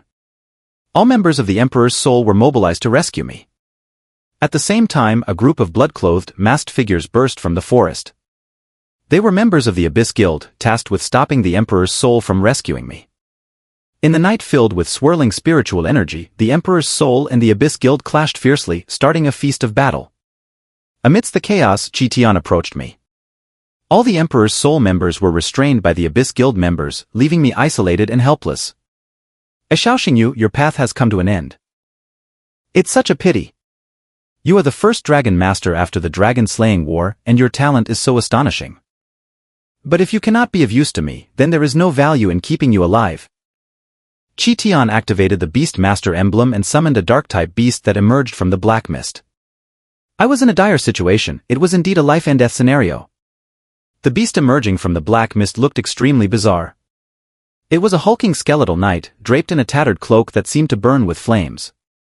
It wielded a massive sword, made from the skulls of over 100 skeletons, with a blade emitting a bloodthirsty cold light.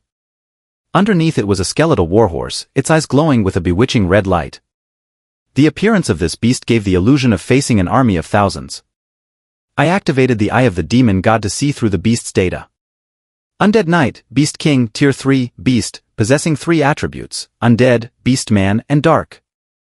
Qi Tian was a peak 8-star Beastmaster and had countless Dark-type beasts under his command. This Undead Knight was only a Beast King Tier 3 and not his main beast, but it was more than enough to deal with my weakened state. Currently, I was trapped in the wood element formation of the 5 elements void formation. Previously, I had been caught in the aftermath of an explosion at the Celestial Arena, severely injuring my body, and I had not yet recovered. Moreover, I had to continuously supply spiritual energy to the Sky Soul Vine to sustain it. Thus, my strength was greatly diminished, and I couldn't possibly contend with a Tier 3 Beast King Dark-type beast. Qitian's face showed a greedy smile. He seemed to already see the brief future. In at most 3 seconds, I would die beneath the Undead Knight's great sword. The Sky Soul Vine would also lose its vitality with its master's death, withering away to leave only a Beastmaster crystal core of illusory god quality. Ahahaha, my empire is about to be established. I, Qitian, am the true master of this Dragon Kingdom, the new king of this era. Qitian laughed loudly, full of anticipation for his future. He envisioned himself replacing Shangguan Lan and ascending to the throne. Clip-clop, clip-clop. The hooves of the warhorse flew, speeding like the wind. Qitian channeled his spiritual energy, and the undead knight on the skeletal warhorse charged at me. The dark iron hooves shattered the frozen ground, and the flames of the undead burned the forest.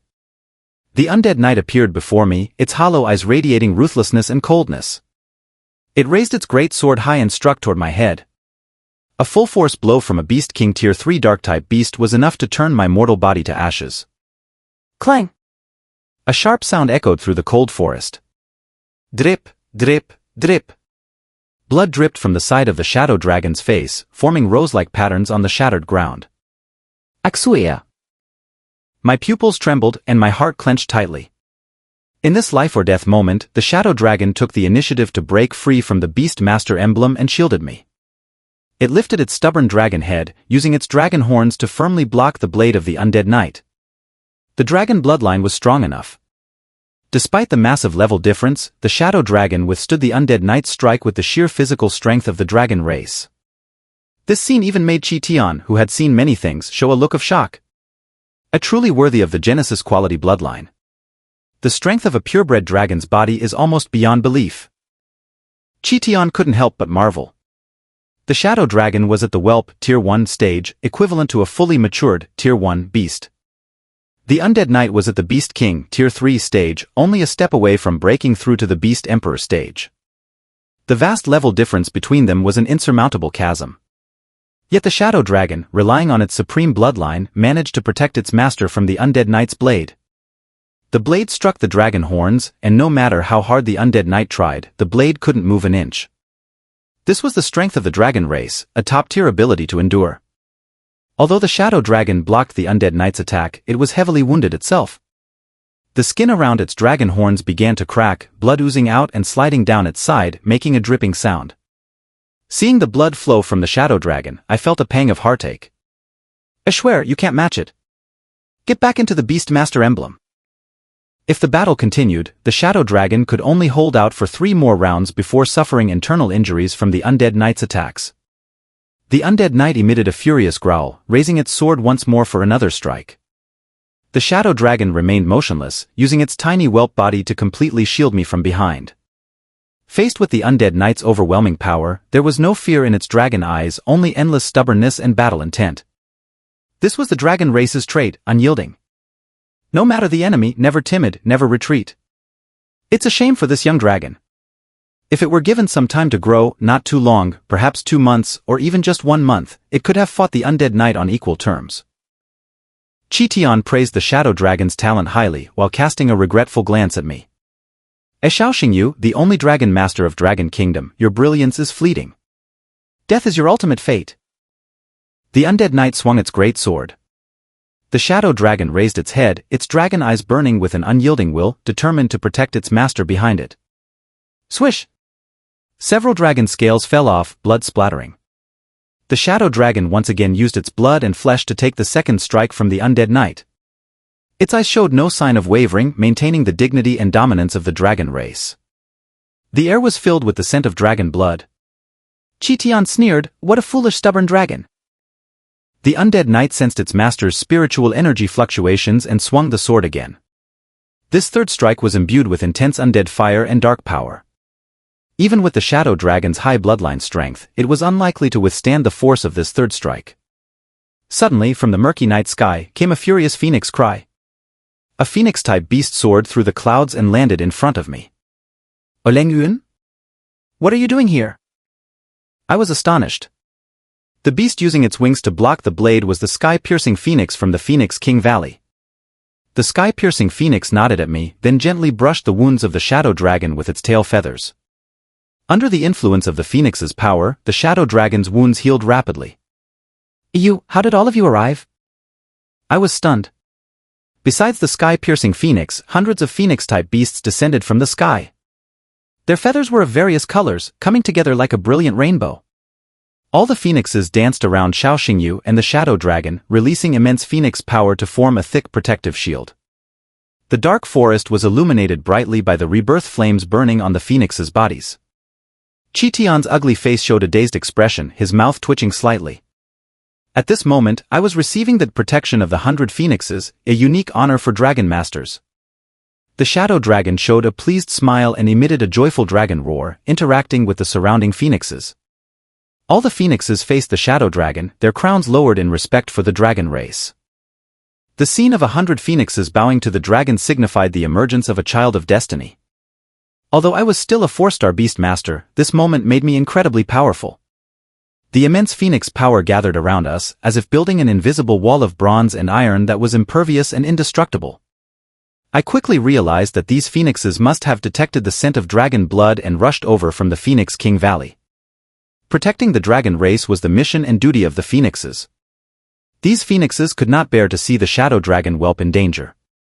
Damn Dragon Master, to think you could attract the phoenixes from the Phoenix King Valley. Qitian's face was dark with fury, his teeth gritted in anger. Although I had not signed a blood contract with these phoenixes and could not command them in battle, they willingly used their bodies to guard me, driven by their bloodline instincts. The current situation could be summed up in one sentence. I couldn't defeat Qitian, but it was incredibly difficult for him to kill me. Hundreds of purebred phoenix-type beasts surrounded me. These phoenixes were all above the extraordinary, Tier 1 stage, with some even at the Beast King and Beast Emperor stages. The undead knight swung its sword again, but the blade turned to ash under the scorching phoenix flames. Even the undead knight's arm was shattered by the backlash of phoenix power, turning to fine powder that blew away with the wind. This was the difference in bloodlines. Although the undead knight was a Beast King tier beast, its attacks could not break through the phoenix power shield and instead resulted in severe injuries. The shadow dragon raised its head and emitted a powerful dragon roar. The power of dragons and phoenixes intertwined, creating a magnificent scene of dragon and phoenix in harmony. Qitian, you can't kill me. I stood tall, the sky soul vine entwined around his right wrist. Qitian was left speechless, his face turning ashen with rage.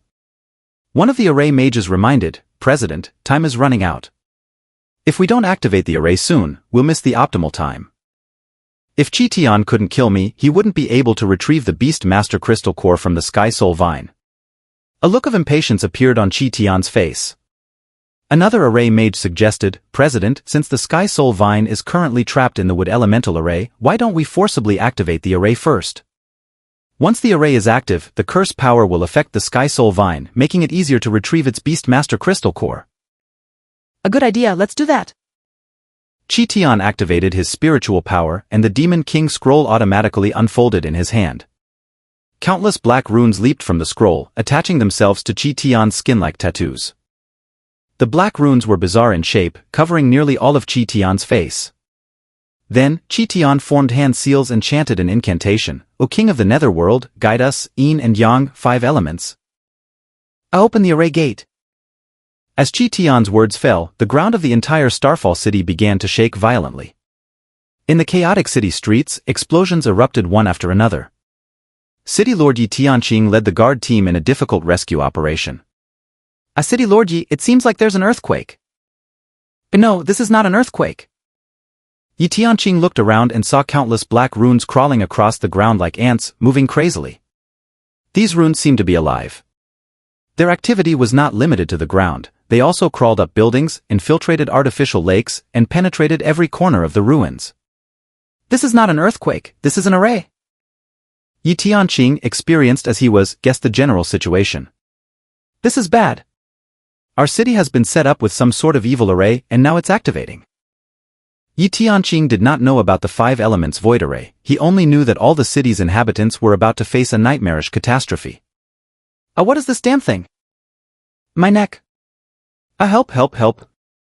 Yi Tianqing was frozen in place, his pupils feeling like they were being torn apart. In his vision, horrifying and bloody scenes began to unfold. Surviving humans under the debris went mad one by one. Each person was covered with black runes that wriggled like maggots. Under the influence of these black runes, people began to defy gravity and ascend into the air. Yi Tianqing lifted his stiff head and saw countless figures floating in midair. These people struggled violently but could not free themselves from the black runes. An eerie, rhythmic rumbling came from beneath the ground. Yi Tianqing looked down at his feet. The ground below was showing cracks like a tortoise shell. Boom! An explosion shattered the dark clouds of the night.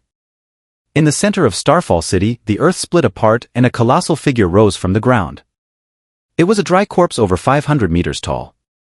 Its appearance was unique and eerie, emanating a terrifying aura.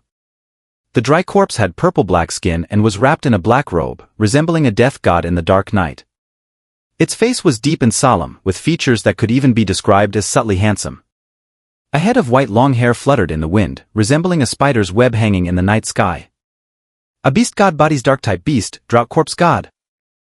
Yi Tianqing's lips trembled as he immediately recognized the identity of this giant dry corpse. The drought corpse god was a beast god body, tier 2, beast, with attributes of undead, dark, and curse. It was the contracted beast of Qi Tian, the president of the Dark Abyss. In Qi Tian's plan, the drought corpse god was the core. By using the 5 elements void array to sacrifice the entire Starfall City, Qi Tian aimed to promote the drought corpse god's mutation and evolution, advancing it to the god layer body level. The Starfall City, engulfed in flames, was shrouded in black mist. The drought corpse god stood like a towering pillar in the center of the inferno. In midair, countless surviving humans floated. These people were all cursed, their bodies covered in black runes. The 5 elements void array had been forcibly activated, and the next step was the ritualistic sacrifice. In an instant, the drought corpse god opened its rough eyelids. Its eerie blue eyes flickered with a cold light from the netherworld, revealing its indifference and control over life and death. White hair flew about, turning into sharp spears that pierced the floating humans, draining their life force. In the cold, wintry forest, Qi Tian looked up and saw the drought corpse god initiating the sacrificial ritual. The humans in Starfall City had no means of resistance. One by one, they ascended and became nourishment for the drought corpse god's advancement. Qi Tian's eyes were filled with fervor as he marveled, the relic left by Shangguantong is truly a masterpiece. I watched Qi Tian with a grave expression. In the King of the Netherworld scroll, there are records of hundreds of cursed arrays. Qi Tian has only obtained a fragment of the scroll, with only the 5 elements void array being complete. Even so, a single 5 elements void array is enough to destroy a city. How powerful must Shangguantong be? My interest in Shangguantong grew, but the immediate concern was finding a way to break the 5 elements void array. Otherwise, the entire city would become a sacrificial offering. I must find a way to break the array. I focused my mind and the demon eye reopened. The 5 elements void array is too intricate, every design in the array is unique, and the changes in the array gate are particularly bizarre. My eyes can't detect any flaws for the moment. Shangguantong, you are indeed formidable, the array you created is no ordinary thing. A cold sweat broke out on my forehead, and an unprecedented seriousness appeared on my face. I had to divide my attention into 2 parts. One part was used to channel spiritual power to sustain the heavenly soul vine. The other part was used to activate the demon eye's power, trying to discern the flaws in the 5 elements void array. Moreover, my physical condition was poor, and multitasking greatly drained my primordial spirit. As time ticked by, Starfall City, perched on the snow-capped peaks, was on the brink of collapse.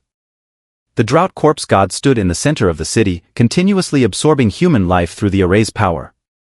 Every second, countless survivors were sacrificed, providing a small amount of power to the drought corpse god's advancement.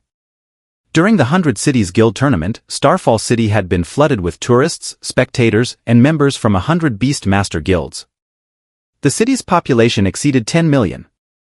10 million small contributions to the sacrifice, accumulating one after another, would form a terrifyingly immense force. Within the city, explosions continued. Yi Tianqing was in a state of panic. As the city lord, he could not rescue the cursed and ascending residents. Any human cursed and floating in the air would be sacrificed and become an offering for the drought corpse god. Whoosh! A shadow flashed by. Yi Tianqing looked back. A beautiful woman riding a Qilin beast appeared on the street. The Qilin emitted a frosty aura, and its breath instantly froze a restaurant on the verge of exploding. Nearby survivors were also given a chance to survive. The Ice Phantom Qilin, a Beast King tier beast. The beautiful woman riding the Ice Phantom Qilin was Huangyan City, the princess of the Dragon Kingdom. At this moment, her identity was not the Dragon Kingdom princess but a member of the Imperial Soul, with an Imperial Soul token tied around her waist. A princess! Yi Tianqing was surprised, not expecting Huangyan City to appear here. A crow perched on Huangyan City's shoulder, which was her communication device with the ravens and me. Huangyan City was fully aware of my situation and the information I had obtained. A city lord Yi, the troublemaker behind this is the Abyssal Abyss Society. Yes, I see that the drought corpse god is indeed the personal beast of the Abyssal President Qi Tian. But this array? Huangyan City explained in simple terms. This array is called the Five Elements Void Array.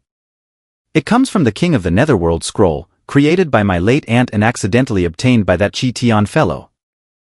Yi Tianqing was momentarily stunned. Your aunt? And now that the array is activated, all living beings in the city will be sacrificed. As city lord Yi, you need to organize a rescue team immediately to escort the survivors out of the city. Yi Tianqing nodded firmly. Yes, princess. Next, Yi Tianqing, as the city lord, mobilized all the guards to evacuate the survivors who still had the ability to move out of the city. As city lord Yi, the situation is grim. There's an array barrier at the edge of the city. We can't get out. This barrier is too strong to break. Yi Tianqing stood on the snowy edge of Starfall City, facing the sky-high barrier of the array like an impenetrable wall, a wall with no visible top. It was this wall that surrounded Starfall City, trapping the entire city like a caged canary. All the Beastmasters summoned their beasts and used their strongest skills to attack the barrier. Explosions continued one after another, and the dense smoke gradually cleared, but the barrier showed not even a hint of a crack. Damn it! This array is too bizarre, we can't break the barrier, and we can't get out of the city. Yi Tianqing clenched his fists in frustration, his eyes filled with helplessness and resentment. As the city lord, failing to protect his own people was a tremendous disgrace to Yi Tianqing. He even felt ashamed to face the citizens who trusted him. Huangyan City leaped down from the Ice Phantom Qilin, her beautiful face devoid of fear, and her ethereal voice was passionate and resolute. Everyone, don't panic. If we can't get out of the city tonight, Huangyan City, will die here with you. As the princess of the Dragon Kingdom, Huangyan City's words could convey strength. For the common people, having the princess die with them was a solace, even if it meant their names would be written on the first page of their clan's genealogy. The surviving citizens stopped quarreling and crying, holding hands and closing their eyes in prayer. Huangyan City was moved. She even saw the despair of a 6-year-old child, ready to face death at any moment. Xiao Xingyu, you are Starfall City's last hope. Huangyan City gazed in the direction of the wintry forest, her eyes filled with a trace of hope. A crow landed on my shoulder. I heard Huangyan City's voice. Due to overusing my eye power, I knelt on one knee. My lonely and frail body trembled, looking as if it would topple with the slightest breeze. Drip, drip. Blood oozed from near my eyelids, sliding down my chiseled jawline and dripping onto the cold ground. My eyes were bleeding, my vision blurred, and the demon god's eye trembled violently as if it was about to break through its current limits. The next moment, the eye power erupted. I felt as though my eyes had entered a new realm. Bathed in moonlight, the demon god's eye radiated an alluring golden glow. The shape of the pupils began to twist and transform, like a blooming flower, with intricate petals forming a mysterious and ancient spell symbol. Demon God's Eye second form Kaleidoscope Mode. In Kaleidoscope Mode, the Demon God's Eye's insight became sharper, with consciousness expanding like an ocean, devouring the heavens and earth. In my vision, the entire world began to slow down crazily. The sound of explosions stretched out like a slow-paced ballad. Falling leaves in the air seemed to be suspended, unable to touch the ground. Qi Tian's smile instantly froze, his hair, which was blown by the fierce wind, became solid and stiff. Was the entire world's operational speed slowing down? No. It was my eyes that had accelerated in reading all the data of this world. So fast, it was almost to the extreme. For me, the world's composition was not matter, but a mass of dense data. Even a passing insect or butterfly could be analyzed and replaced with data. I widened my eyes. He was clearly in the depths of the wintry forest, trapped in the wood element array. But it was as if he had a godlike perspective, able to observe the entire Starfall City and see the complete 5 elements void array. At this moment, Starfall City was like a dying caged beast imprisoned in the celestial prison of the 5 elements void array. The originally complex and mysterious array appeared simple and straightforward to my eyes, like a three-dimensional geometric pattern on a middle school math exam, its solution visible at a glance. As the sacrificial process continued, the drought corpse god began to show signs of imminent mutation and breakthrough. Lightning flashed across the night sky, countless bolts converging and augmenting the drought corpse god's body. It grew even more imposing, its gaze fiercer, and its aura surpassed other Beast King tier beasts. Qitian displayed an expression of ecstatic delight. The great cause is coming to fruition, the great cause is coming to fruition, ha ha ha.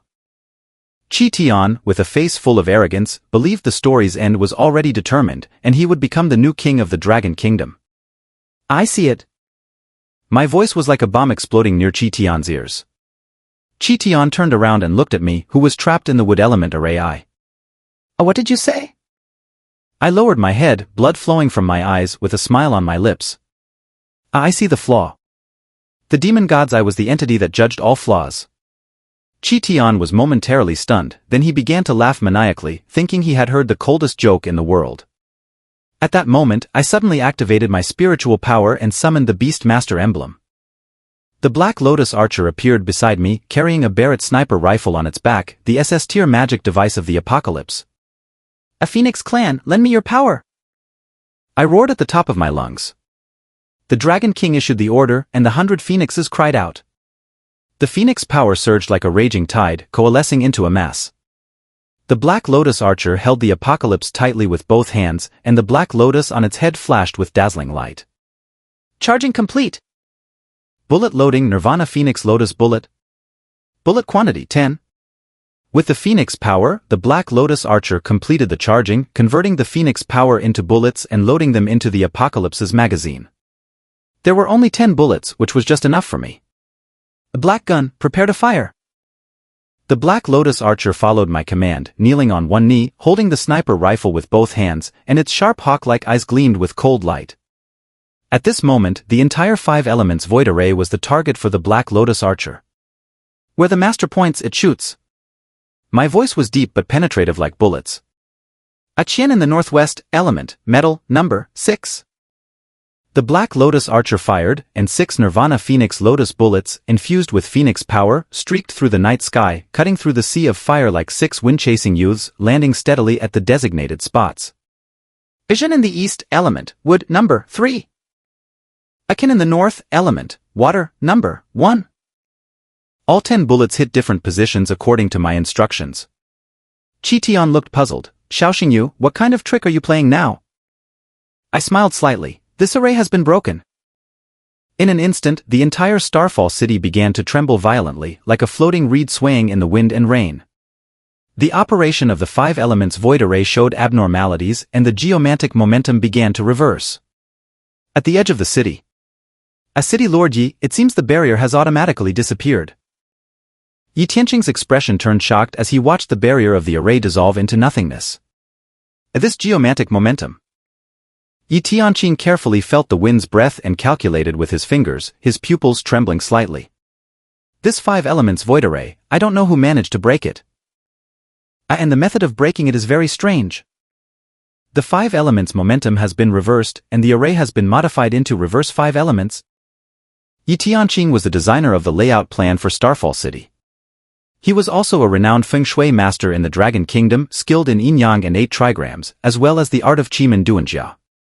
By sensing the direction of the wind, he could perceive the changes in the array. Princess Shangguan asked, "A city lord Yi, what does reverse 5 elements mean?" Yi Tianqing explained simply. The 5 elements void array is an evil array created based on the theories of yin-yang and 5 elements. And normally, the array follows the 5 elements path, meaning wood overcomes earth, earth overcomes water, water overcomes fire, fire overcomes metal, and metal overcomes wood.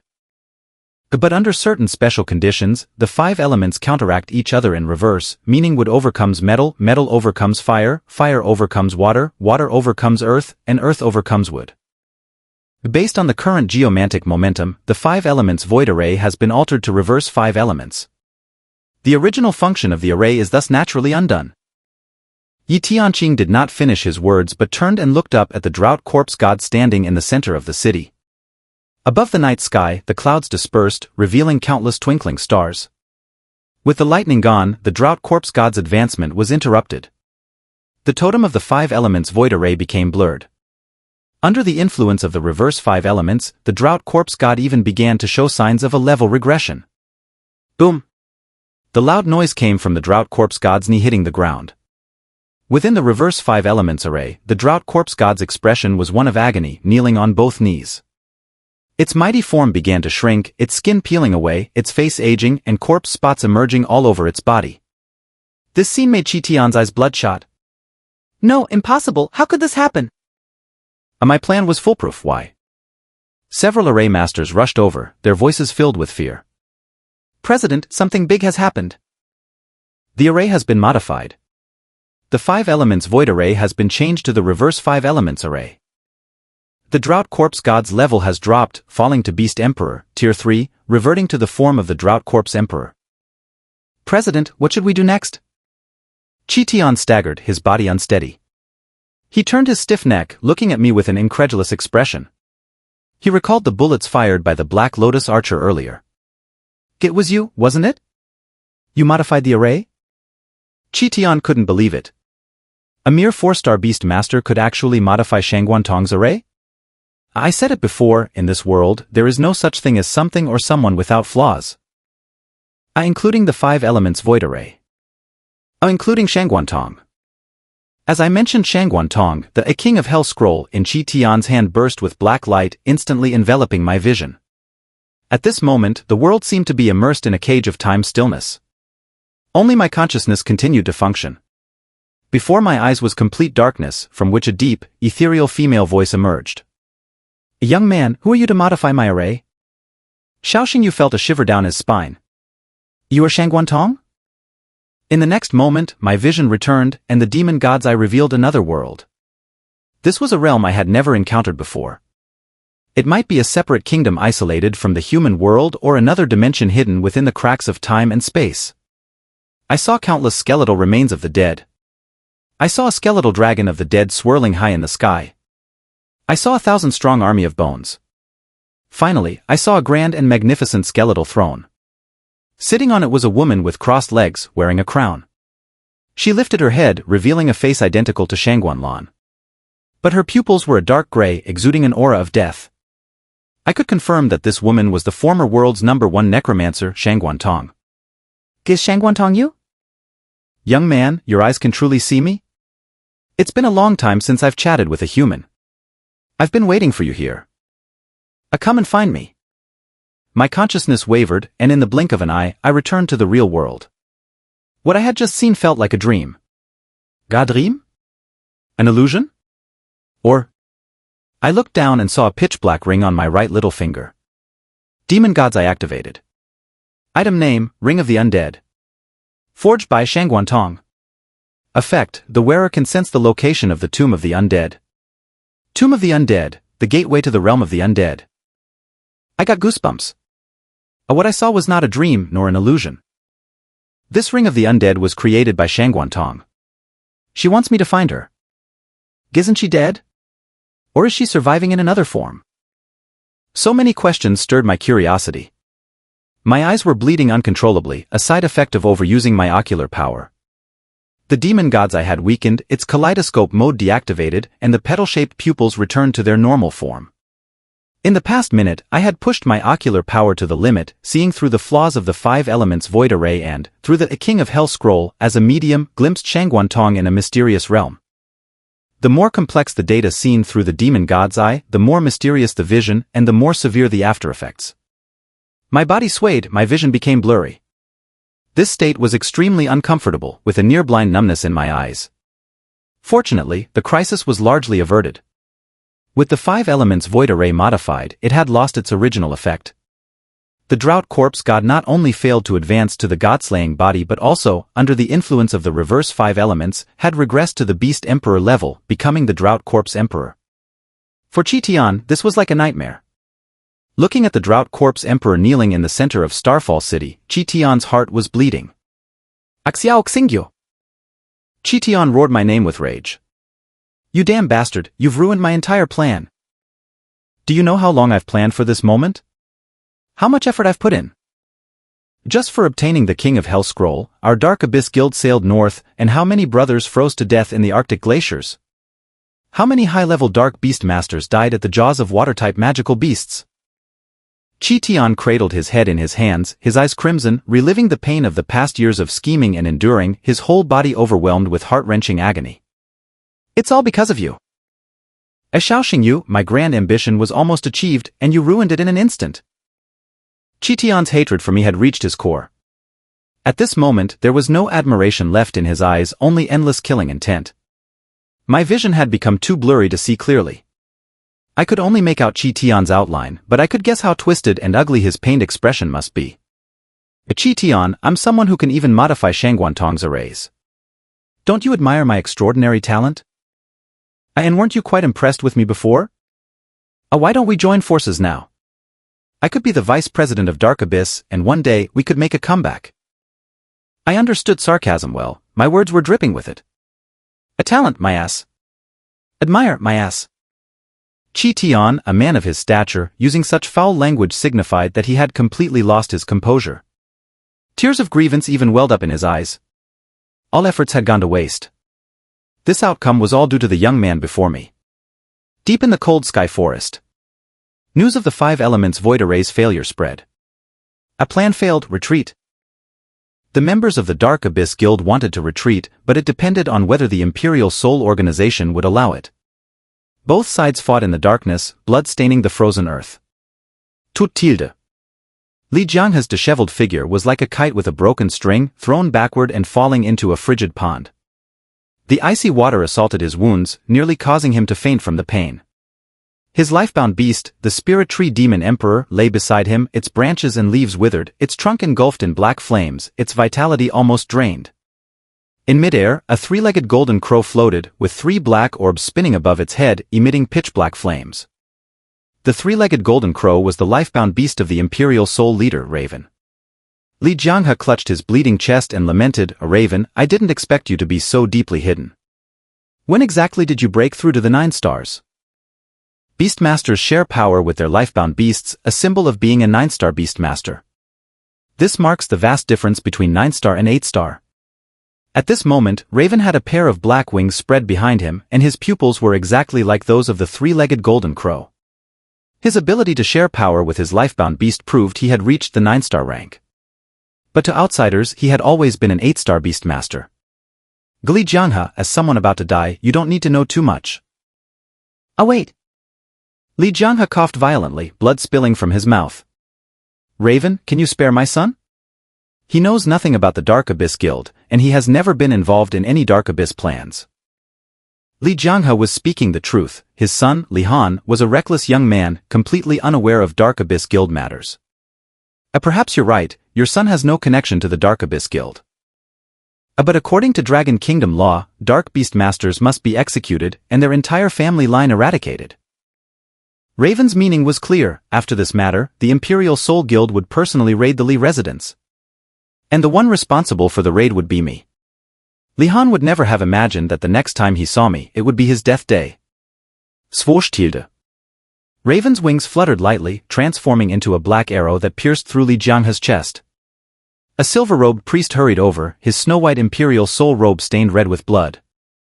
Sir, the members of the Dark Abyss Guild have mostly been eliminated. Due to the chaos, a few escaped, including Gu Changfeng. Should we pursue them? Raven shook his head. Sir, given your nature, you would usually eradicate them completely. Why the leniency today? I passed the order, all hands are to support me. In Raven's mind, my status was the highest. Firstly, because the Empress valued me. Secondly, Raven recognized my talent and had plans to cultivate me as the next High Priest of Dark Abyss, to replace him. Letting a few stray dogs escape was no big deal. If something happened to me, Raven would never forgive himself. At the same time, I was isolated and vulnerable, facing the mad fury and revenge of Qi Tian.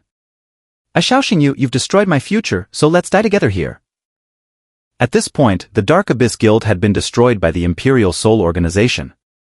Qi Tian, the Soul Commander, had lost everything. A person who has lost everything is the most dangerous because they have nothing left to lose and therefore no restraints. Qi Tian opened the scroll of the Underworld King, channeling spiritual energy and chanting obscure and complex incantations. The earth trembled, mountains shattered, and the air was thick with the scent of blood. My demon god's eye was overused and I couldn't see the changes in the surrounding environment clearly, relying only on intuition. You plan to destroy the array, using the sacrificial power released by its explosion to die with me? Ah, that's right. Xiao Xingyu, you were wise all your life, but in the end, you'll die with me. The 5 elements void array was like a crumbling palace, and the sacrificial power absorbed by the Huangyan Corpse Emperor before was now spilling out wildly. This sacrificial power turned into red mist, covering the entire star-catching city. At this moment, all humans had already retreated outside the city under the organization of Yi Tianqing and Shangguan Qian. Only I, Qi Tian, and the members of the Imperial Soul Organization remained inside the city. Even with the Phoenix's protection, black runes appeared on my face. These were curses from the sacrificial power, a type of curse attack that the Phoenix's power couldn't isolate. Qi Tian's face was covered with black runes as well. He wore a sinister smile, his trembling facial muscles seeming like thousands of ants crawling. Qi Tian roared at me, kneeling on the ground, laughing maniacally. The Huangyan Corpse Emperor's body suddenly ignited, the sacrificial power erupting. Yi Tianqing and Shangguan Qian, who were observing from outside the city, heard a terrifying explosion. A pitch-black mushroom cloud slowly rose, hanging above star-catching city. This explosion was grand and devastating, leveling the entire star-catching city. Shangguan Qian swallowed hard, tears shimmering in her eyes. Xiao Xingyu. My sacrifice brought tears to people's eyes. Even Yi Tianqing, who had great prejudice against dragon masters, felt deep respect for me. Shangguan Qian, dragging her exhausted body, took trembling steps to a tree. Unable to hold on any longer, her frail body leaned against the tree trunk, her clothes soaked with tears. Damn it, I've never seen you lose before. Why didn't you win this time? My sacrifice to defend the city seemed to have become an unchangeable fact. The scene after the explosion was brutally harsh. A scorched earth for miles, a landscape of devastation. In people's view, all they could see were raging flames, with not a trace of the city remaining. No living being could survive in such an environment. At the same time, in the sea of flames and ruins, I lay on the ground, every inch of my skin scorched. The aftermath of the explosion had almost destroyed my body, and before blood could even seep from my wounds, it was dried by the intense heat of the flames. Undoubtedly, this was the most severe injury I had ever sustained. My face was charred, and my bloodied, mangled wounds still bore black runes. The sacrificial power was a type of curse power similar to spiritual attacks, which couldn't be defended against. Even with the Phoenix's protection around me, their power couldn't prevent the curse power from invading my body. Qi Tian stood in the sea of flames, with the Huangyan Corpse Emperor struggling behind him. The Huangyan Corpse Emperor was kneeling on the ground, his eyes lifeless, and waves of sacrificial power were pouring out from within him. When this sacrificial power reaches its maximum concentration, it would trigger a second explosion. Given my current state, 1 foot already in the gates of hell, a second explosion would surely lead me to death. A cough. Qi Tian kept coughing, spitting out large amounts of black blood. My body's endurance was also at its limit. Xiao Xingyu, you really are hard to kill. After the first explosion of sacrificial power, you didn't die and still have a breath left. But you only have 1 breath left. The second explosion is coming soon. We'll go to hell together. Once we reach the underworld, we'll settle our scores. Our grudges won't end. Qi Tian gritted his teeth, his hatred for me deep and bitter. If it weren't for my appearance, perhaps by now he would have achieved his ambitions, creating an era for the Dark Abyss Guild. Everything had turned into a mirage because of me. Resentment, anger, hatred. All these negative emotions erupted, causing Qi Tian to laugh maniacally. I lay in the sea of flames, my demon god's eye recovering and frantically absorbing the negative emotions radiating from Qi Tian.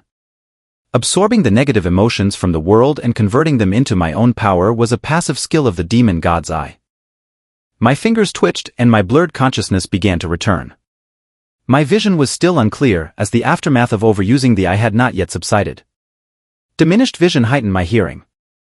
I could hear the sound of flames burning, the heavy breathing of the Huangyan corpse emperor, and Qi Tian's frenzied laughter. In addition, I could also hear echoes coming from the ring of the undead. "Boy, is this your limit?" It was Shangguantong's voice. Rather than coming from the ring of the undead, it felt like it came from another dimension. Although I hadn't restored my sight, in the darkness, I saw the throne piled on the hill of bones again. The woman on the throne was smiling at me. I tried my best. I was on the edge of losing consciousness, having suffered repeated severe injuries throughout the night, with my spiritual energy exhausted and the demon god's eye temporarily blinded due to overuse. At this moment, I seemed motionless, but my soul was leaping back and forth before the Grim Reaper. The closer I was to death, the stronger the telepathic connection with Shangguantong became. I raised my blood-stained left hand and gently touched the ring of the undead on my right pinky. At this moment, a desire stronger than the will to survive arose in my heart. No matter what, I must see Shangguantong. Come find me. This was the voice I had heard before from Shangguantong. These 3 words were deeply rooted in my heart, sprouting and blossoming. A tremor erupted in the depths of the sea of flames. Qi Tian shouted excitedly, "The second explosion of sacrificial power is coming. Xiao Xingyu, let's head to the netherworld together. You can accompany me and the Dark Abyss Guild to hell." The concentration of sacrificial power exceeded the limit, triggering a second explosion in the ruins of the city. The survivors outside the city witnessed it all again. Yi Tianqing bit his lip, his emotions complex. I have always hated the dragon tamers the most. But Xiao Xingyu is just a child. He has nothing to do with the Dragon Slayer War, the Dragon King's sacrifice, or the death of my wife. He should not die in such a way. Yi Tianqing pounded the ground with his fist, injuring his pale, powerless knuckles and causing blood to seep from the wounds. Just when everyone thought the story's conclusion was set, the script took a turn. In the night sky, the roar of a Qilin beast echoed. Winds, thunder, and lightning clashed, and dark clouds swirled. A pitch-black Qilin beast descended upon Starfall City. The Qilin beast's body was comparable to that of an adult dragon. It landed in the midst of the sea of flames, treading on thunderclouds. Around it, thick black mist enveloped its form, with chains from the underworld entwined around its body, as if sealing some kind of power. Shangguanqian wiped her tears and looked up. Underworld Knight Qilin? Mother has arrived. Whoosh! A fleeting shadow shot out from the sea of flames, soaring through the night sky, and landed atop the underworld Knight Qilin. The figure was as beautiful as a fairy from a painting, dressed in a simple white gown that revealed her smooth, snowy legs and a pair of delicate feet. Her long hair was cascading down, slightly disheveled, and her face was free of makeup, showing signs of exhaustion. I lay in her arms, my consciousness blurred. Struggling to open my heavy eyelids, I vaguely saw a familiar face. Your Majesty. Despite my poor vision, I recognized Shangguan. The one who had rescued me from the sea of flames was none other than the Empress of Dragon Kingdom. There was a faint, nearly imperceptible trace of blood at the corner of Shangguan's mouth. Combined with her exhausted appearance and simple attire, it was clear that she had forced herself out of seclusion to rescue me, suffering backlash from some kind of power. Xiao Xingyu, if I hadn't come, you would have perished along with Starfall City, wouldn't you? Although Shangguan's tone was fierce, it was filled with deep concern. The deeper the love, the harsher the reprimand. Seeing me who had almost lost half my life, Shangguan's heart ached sharply. In the sea of flames, after the second explosion of sacrificial power, Qi Tian's body had suffered devastating damage. His left arm was severed, half his face was rotting, his chest was charred black, and the burnt internal organs emitted a strong stench. The Huangyan corpse emperor's damaged body was still protecting his master. Qi Tian was left with only a breath. He had expected to witness my death and drag me down to hell with him. But now, as he looked up, he saw the underworld Knight Qilin standing above the sea of flames, looking down on him with contempt. Above the underworld Knight Qilin, Shangguan held the barely conscious me, her eyes full of heartache. Shangguan? Qi Tian's eyes widened in shock, grinding his teeth. Didn't you go into seclusion? You always seclude yourself during the 100 City Guild tournament every year. Why this year? Shangguan's appearance shattered Qi Tian's last obsession.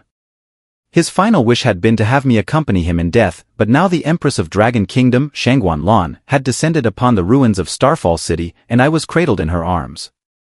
Now, for Qitian to drag me into death with him was nothing more than a foolish dream.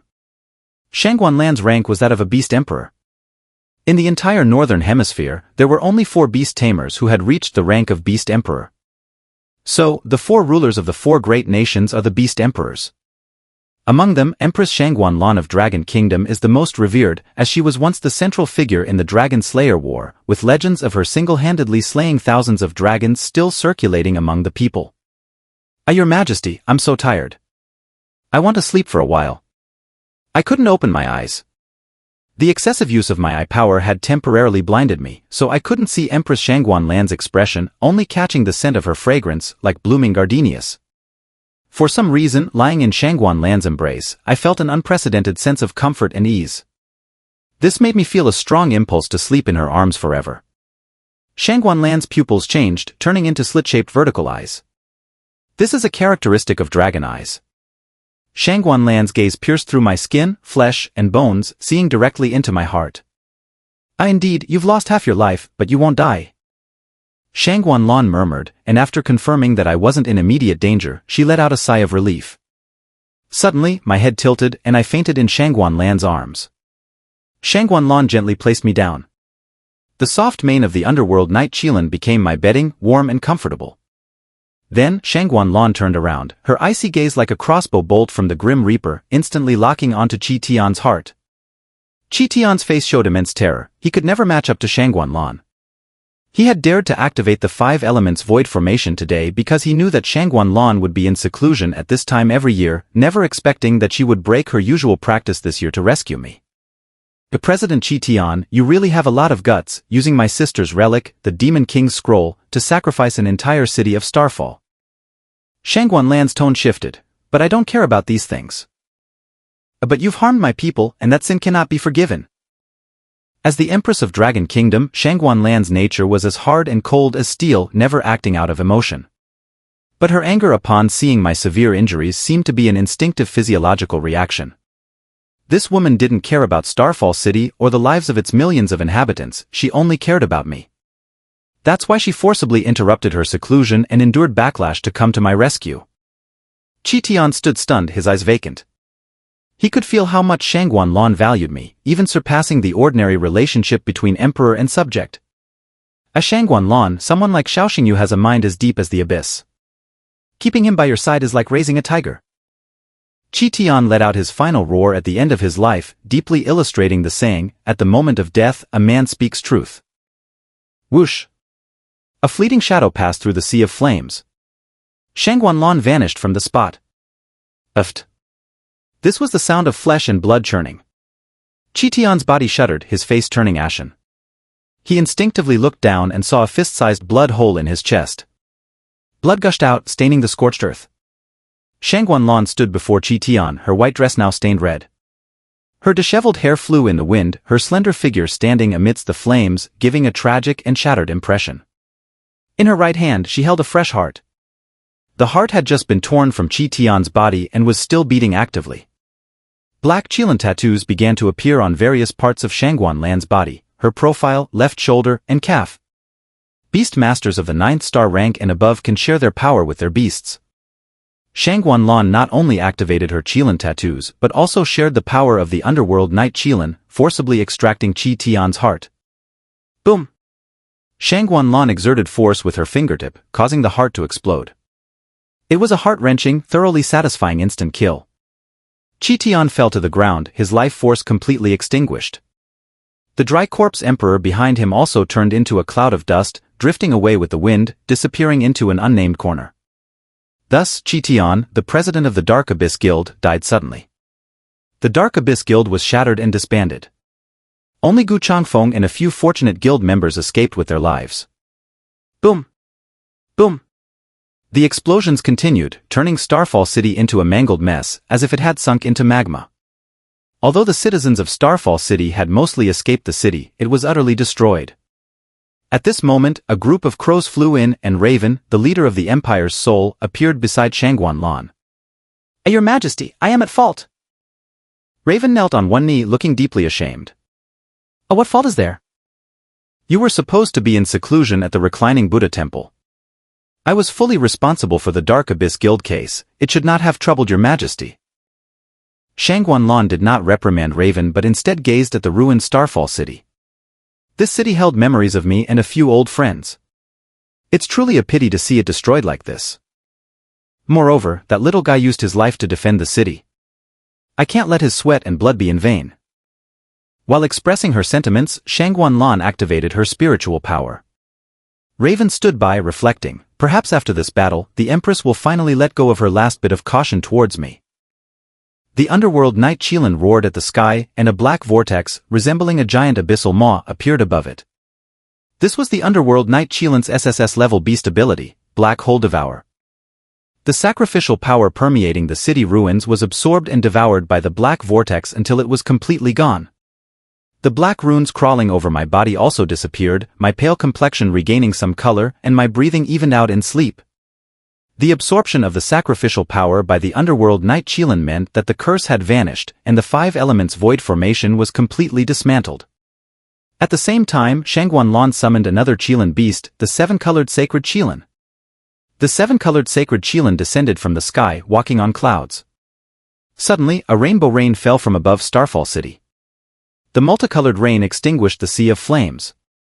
The cracked ground, like shattered mirrors, began to heal itself. The deep fissures, resembling giant eagle claws, gradually returned to their original state. The collapsed buildings and twisted streets resumed their former splendor. The stench of charred earth was swept away, and the once barren mountains and fields came to life with flowers and trees. Under the influence of the 7-colored sacred Qilin, the withered trees revived, and everything was reborn. Starfall City, which had just been declared destroyed and dead, now appeared as if it had been reborn, like a newborn baby. This was the power of the 7-colored sacred Qilin, capable of repairing all damaged things, turning broken mirrors into reality. All the surviving citizens of Starfall City were moved, crying tears of joy, bowing and worshipping in the direction of Shangguanlan, like devout followers. After completing all this, Shangguanlan's breathing became rapid. Forcibly breaking her seclusion, suffering backlash, consuming a large amount of spiritual power to dispel the sacrificial power and curses, and repairing the entire city had put an immense strain on her body. "Your Majesty, are you all right?" Raven tried to offer support. Shangguanlan wiped away the blood at the corner of her mouth. "I'm fine. For now, you handle the aftermath. I'll take Xiao Xingyu and leave first." Starfall City, restored to its former glory, was bathed in a dreamlike rainbow rain, with the air filled with peace and freedom. The Qilin stood on clouds, nurturing all things. The 7-colored sacred Qilin, stepping on soft clouds, ascended to the sky, dispelling the gloom and guiding the dawn's light to the world. Shangguanlan stood atop the Qilin, holding the sleeping me in her arms. If Xiao Xingyu were the child of the Empress, that would be wonderful. Xiao Xingyu, a prodigious beastmaster with a heart full of patriotism, is the prince in my eyes. To be honest, the image of the Empress holding Xiao Xingyu looks very much like a mother with her child. This was the general impression of the people, without any basis, just a feeling. Resting in Shangguanlan's arms, even though I was unconscious, the corners of my mouth slightly lifted, my furrowed brows gradually relaxing. I had never slept so peacefully. Shangguanlan's embrace was unlike any other woman's. The feeling of being in her arms was irreplaceable by anyone else. Time flew by. 3 days had passed since the disaster in Starfall City. Lord Xiao of the Black Order of the Imperial Academy, representing the Celestial Horizon Guild, went to Starfall City to participate in the 100 Cities Guild Tournament. On the arena, Lord Xiao was ambushed by the Dark Abyss Guild and suffered severe injuries. That Dark Abyss Guild president, Qi Tian, activated the 5 elements void formation, intending to use the lives of Starfall City's entire population as a sacrifice. In this dire situation, it was still Lord Xiao who stepped forward, turning the tide and saving the city from destruction.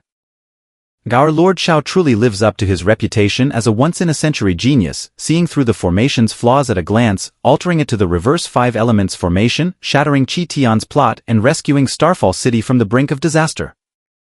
As the storyteller finished, the crowd erupted in applause and rewards poured in. Among the crowd, a mysterious man wrapped in a cloak donated 1,000,000 gold coins in one breath. The storyteller was taken aback. "Thank you, generous patron." "But no need to thank me. I enjoyed the story you told, said the mysterious man with a faint smile before turning and leaving. On his back was a long sword wrapped in rough black cloth. No one knew that beneath the black cloth was one of the 3 great treasures of the Dragon Clan, the reversed scale sword. The owner of the reversed scale sword was none other than the leader of the Flame Alliance, Xiao Lian. At that moment a ghostly figure appeared beside Xiao Lian. The woman, clad in leather clothes and pants, with a half-cat mask on her face, had a hot and seductive figure but her eyes were cold as ice. "Lord, what are your plans next?" "A night charm. I heard that a few remnants of the Dark Abyss Guild escaped amidst the chaos 3 days ago." "Yes, the list of the escapees has been compiled." Night Charm presented a list of surviving remnants of the Dark Abyss Guild, including Gu Changfeng. "Xiaoyu is currently unconscious. It seems I need to deal with them thoroughly." Parental love for a child leads to deep and far-reaching plans. A glint of murderous intent flashed in Xiao Lian's eyes. In the blink of an eye he vanished into the surging crowd, disappearing into the noisy streets. Imperial City. Night Long Palace. I lay on the bed, still unconscious, but my complexion had completely returned to a healthy hue, and my wounds had all healed. Shangguan Lan was brewing tea by the hearth. The fragrance of tea filled the hall, masking the smell of blood. A flock of crows perched on the branches outside the window. Raven entered the hall and knelt on one knee. "Your Majesty." Shangguan Lan sipped her hot tea, her voice cool and flat. "A Raven, I called you here to instruct you on a matter. Take Xiao Xingyu to Starfall City and hand him over to Yi Tianqing." "Your Majesty, may I ask why?" "I've given him the blood of the 7-colored Qilin. This young man has escaped death but remains unconscious because his foundation and heart vein have been severely damaged. His body is too weak. Send him to Yi Tianqing to soak in the Phoenix Blood Spring to hasten his recovery." The Phoenix Blood Spring is located in the Tianju Cavern in the northern part of Starfall City. Whether human or Beastmaster, soaking in the Phoenix Blood Spring would strengthen their physique significantly. Yi Tianqing, the Lord of Starfall City, is the guardian of the Phoenix Blood Spring. The main issue for Xiao Xingyu now is his weakness. Soaking in the Phoenix Blood Spring is the best choice for him. Raven pondered for a moment and expressed a concern. "Your Majesty, while soaking in the Phoenix Blood Spring is indeed beneficial for Xiao Xingyu, let's not forget that Lord Yi has always harbored a deep hatred for Beastmasters." Yi Tianqing's hatred for Beastmasters was no secret in the Imperial City. Anyone of significant status knew about Yi Tianqing's character and behavior, and Raven was one of those informed. Yi Tianqing's hatred for Beastmasters is true, but Xiao Xingyu risked his life to protect Starfall City. As the Lord of Starfall City, Yi Tianqing owes Xiao Xingyu a great debt of gratitude. If he cannot recognize this, he should step down from his position. Raven nodded. "You understood, Your Majesty. I will take Xiao Xingyu to Starfall City immediately." In the next moment, Raven summoned his spiritual power. A flock of crows flew into the Night Lawn Palace, gathering together to form a stretcher to lift me. "Your Majesty, I take my li." "Wait." Shangguan Lan set down her teacup and walked to my side. I lay on the crows, sleeping peacefully. Shangguan Lan couldn't help but raise her delicate hand to adjust my collar while saying, "Regarding my previous suspicions about Xiao Xingyu, you can dismiss them." "Your Majesty, are you referring to the Black Robe case?" Yes." Shangguan Lan nodded. A few months ago, during the battle in Huangyan City, Shangguan Lan had harbored suspicions. She had been wary of me, given her tendency to be cautious. According to the Spirit Clan's investigation, whenever the Black Robe appeared, my whereabouts were also unclear. Shangguan Lan's ability to maintain her position as Empress of the Dragon Kingdom was due to her thoroughness and caution. She had even suspected that I might be the Black Robe. However, after the battle in Starfall City, Shangguan Lan dispelled all doubts. When I was trapped in the Sea of Flames, I was indeed on the brink of death. This was also a test by Shangguan Lan. If I were truly the Black Robe, facing Qi Tian's ruthless final tactics, I would have exposed my identity as the Black Robe to protect myself, summoning the nine-tailed dragon fox and the celestial calamity serpent. Shangguan Lan was very pleased with the outcome of her test and was relieved that I was not the Black Robe.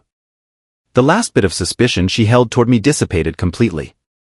However, everything had been within my expectations. Before entering the situation, I had already guessed Shangguan Lan's thoughts. In the face of Qi Tian's final desperate revenge, I had used only one move, awaiting for death. I gambled that this was Shangguan Lan's test, and I bet that if I insisted on awaiting for death, she would come to my rescue. This psychological game ended with me as the ultimate victor. The Empress of the Dragon Kingdom had been played like a puppet in my hands. Strich. Northern Starfall City. Beneath this cavern, there was a crimson dark spring known as the Phoenix Blood Spring. This was formed from the blood of the Nine-Heaven Divine Phoenix after its fall. The Nine-Heaven Divine Phoenix was a Tier 3 Beastmaster with pure Phoenix blood, and it was the Beastmaster of Xifeng. With Xifeng's fall, the Nine-Heaven Divine Phoenix fell as well. The blood spring not only brimmed with the overwhelming power of the Phoenix but also with dense Nirvana blood, along with the lingering aura of Xifeng from her lifetime. At this moment I, completely naked, was submerged in the center of the Phoenix blood spring with only my head above the water. The spring water bubbled incessantly, and the Nirvana blood flowed continuously, washing over my body. Unconsciously, I regained my awareness and opened my heavy eyelids, furrowing my brows. Oh indeed, I'm temporarily blind. I had awakened, but everything was still pitch black. The demon god's eye could not be activated, which was a side effect of excessive use of its power. Moreover, during the battle in Starfall City, I had activated the second form of the demon god's eye, the kaleidoscope mode, for the first time and had not yet adapted to the backlash of this mode. Temporary blindness was actually a form of self-protection by the demon god's eye, much like how the human immune system induces a fever to fight off a virus. Oh, what place is this? Unable to see, I relied on my other senses. I could smell the intense power of the Phoenix and the scent of Nirvana blood. Brother, are you awake? A familiar lowly voice came from the shore. Oh, Meng Meng? Brother, you're really awake. That's great. I then heard someone jump into the water and swim towards me, hugging me tightly. Smelling the familiar fragrance, I confirmed that the person in my arms was Yishur Mo. Meng Meng, where am I? Is this a northeast bathhouse? Or one of those mixed-gender baths? Brother, this is the Phoenix Blood Spring. You've been here recuperating for 4 days, sleeping all the time. You've finally woken up. Realizing that I had been so severely injured that I needed 4 days and nights in the Phoenix Blood Spring to recover, I couldn't help but chuckle to myself. Yishur Mo heard my mumbling and sweetly reminded me, Brother, you've been unconscious for more than 4 days. Before you came to the Phoenix Blood Spring, you were unconscious for 3 days in the Night Lawn Palace. I heard that during those 3 days, the Empress was taking care of you. The thought of being cared for by Shangguan Lan for 3 days and nights was hard to believe. And that woman should have completely dispelled her suspicions about me. It was worth risking my life on this gamble. Thinking back, when Qi Tian wanted to drag me down with him, I seemed to see my great-grandmother in heaven waving at me. I am human, not a god. Being human means fearing death. Recalling the battle in Starfall City 7 days ago, I felt a pang of fear. If I had lost the gamble, my life would have been forfeit. But the fact that I'm still alive means I won the gamble. At that time, I could have taken 2 dragon spirit pills consecutively, transformed into the black robe, and summoned Ailu and Medusa to eliminate Qi Tian. However, doing so would have completely exposed my identity as the black robe right under Shangguan Lan's nose. With my current trump cards, tearing faces with someone of Shangguan Lan's level would only lead to a more miserable death. Thus I had to gamble. I bet that Shangguan Lan was testing me, that she would not let me die. Now, Shangguan Lan has dispelled her final doubts about me. Next, I will remain by her side as a loyal subordinate. With Shangguan Lan as my backing, I will have a higher margin of error in future adventures, and any trouble I cause will be handled by her. Brother Xiao, you're awake. I heard a familiar voice, soft and magnetic with a hint of chill, standard goddess tone. I seen your sister Yi, you're here too. Yi Xuanning stood by the shore of the Phoenix Blood Spring, holding a set of clean men's clothes. Brother Xiao, I've brought you new clothes. Once you're dressed, I'll take you to eat something. I instinctively reached down to check. Damn, I'm completely naked. To soak in the Phoenix Blood Spring, one must be completely naked for it to be effective. Oh well, Meng Meng, you and your sister should go up first. I'll get dressed. Yishur Mo blinked her clear eyes. Brother, you've just woken up and your body hasn't fully recovered. How about we help you get dressed? But no need. I'm usually carefree, but I do have a sense of modesty. It's embarrassing to have the Yi sisters help me dress while I'm naked. It feels like being treated like an ancient emperor, and I'm not worthy of such treatment. Yishur Mo went ashore with Yi Xuanning and avoided looking. Unable to see, I fumbled and stumbled in the Phoenix blood spring for a long time before finally climbing ashore. Ah, futilde, futilde, futilde. After reaching the shore, I knelt on the stone platform, breathing heavily.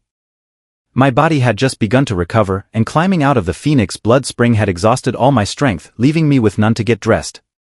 Brother, are you dressed yet? Not yet. It's been half an hour. My body wouldn't cooperate. I couldn't even lift my arms, let alone get dressed. Realizing my predicament, Yi Xuangning walked over directly. I couldn't see, but I could hear her footsteps. Senior sister Yi, don't. Stop pretending, I'll help you get dressed while keeping my eyes closed. I stood there like a puppet, letting Yi Xuangning dress me. Yi Xuangning closed her eyes tightly and, relying on her strong intuition, helped me put on my clothes. This process made me blush deeply. Because Yi Xuangning's delicate hands inadvertently brushed against some sensitive areas. Sister, why is your face red too? Mind your own business. Yi Xuangning gave Yi Shimo a playful tap on the head, a gesture of sisterly love. Senior sister Yi, thank you. You should be thanking us, the Yi family. Yi Xuangning spoke sincerely, lowering her posture. You saved my sister before, and now you've saved the entire Starfall City. If it weren't for you, my father's position as city lord would have been relinquished. This was indeed the truth. If it weren't for me, Yi Tianqing as the city lord would have had to bear the greatest responsibility for the city's destruction. Brother Xiao, your eyes. Yi Xuangning lifted her phoenix-like gaze and finally noticed my eyes. There was no glimmer in them, just like two forgotten dry wells.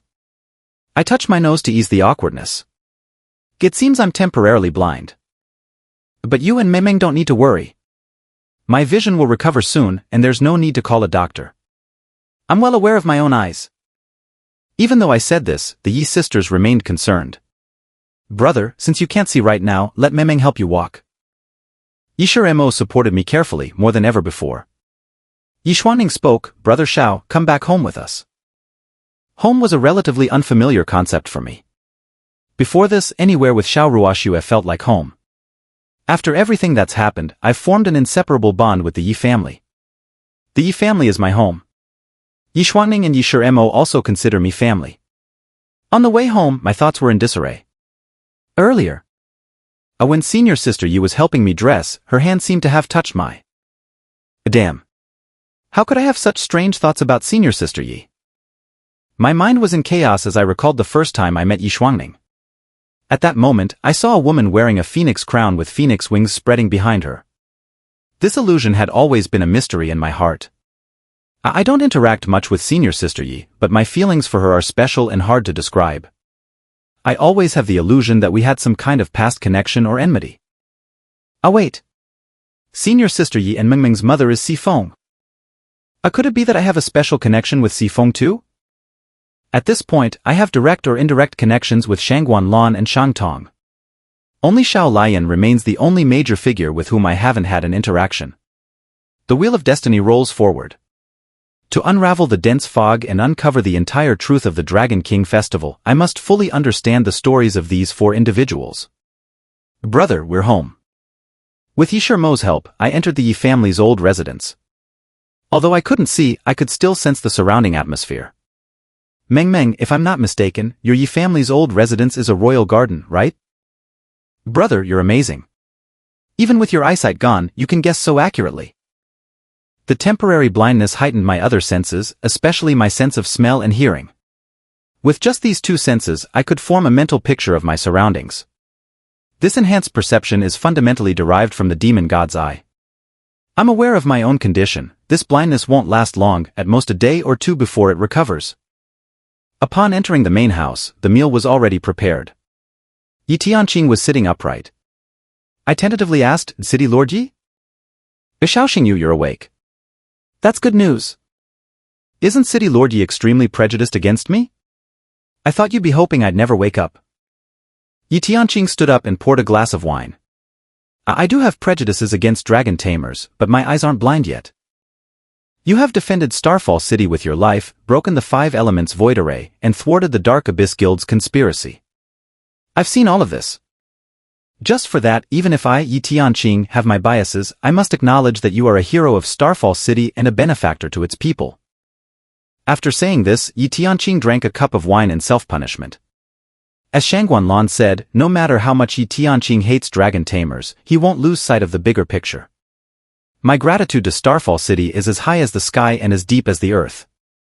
Yi Tianqing, as the city lord, is obligated to treat me as a deity, repaying this debt that can't be measured in wealth or power. Lord Xiao, please sit. After self-punishing with a cup of wine, Yi Tianqing changed how he addressed me. As a black enforcer of the Imperial Academy, it's not unreasonable for Yi Tianqing to address me as Lord Xiao. After a while, Yi Tianqing noticed something. Lord Xiao, your eyes. It's just temporary blindness. Nothing serious. I'll recover in a day or two. Yi Tianqing thought it inappropriate and wanted to call a doctor, but I interrupted him. City Lord Yi, no need. I've soaked in the Phoenix Blood Spring for 4 days. What medicine could compare to the effects of the Phoenix Blood Spring? This statement left Yi Tianqing with no rebuttal. Brother, try this 3-cup chicken. It tastes really good. Since you can't see right now, Memeng will feed you. Open your mouth, ah. Yishir Mo actively served me food and even fed me directly.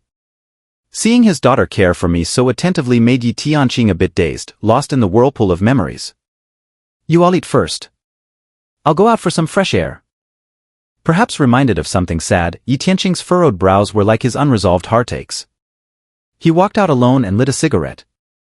His lonely and desolate figure, shrouded in smoke, revealed a sense of weariness. He is a man with a story. After all, his deceased wife was once a world-renowned figure, the heir to the Phoenix clan Si Feng.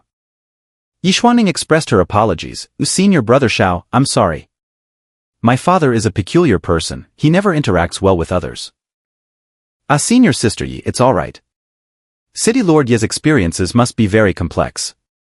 The more complex a person's life, the more peculiar their character. It's not surprising. After dinner, I sat on a rosewood rocking chair, resting and basking in the afternoon sun. The recovery speed of the demon god's eye is faster than I expected. I can already see a glimmer of light. I looked up at the sun. Although my vision was still dark, there was a faint glimmer of light at the edge of the darkness. A ding. At that moment, a system notification sound rang out. Congratulations, host. You have comprehended the essence of death and unlocked the desperate survival honor achievement. In the Battle of Starfall City, I was as close to death as one could be, naturally grasping the essence of death. There was even a moment when I felt I had already died once. Such a fierce effort naturally deserves a rich reward. And the rich reward has arrived. Achievement rewards: SSS grade armor, Starfall chestplate plus Twinborn Divine Ant Egg. Rewards have been issued.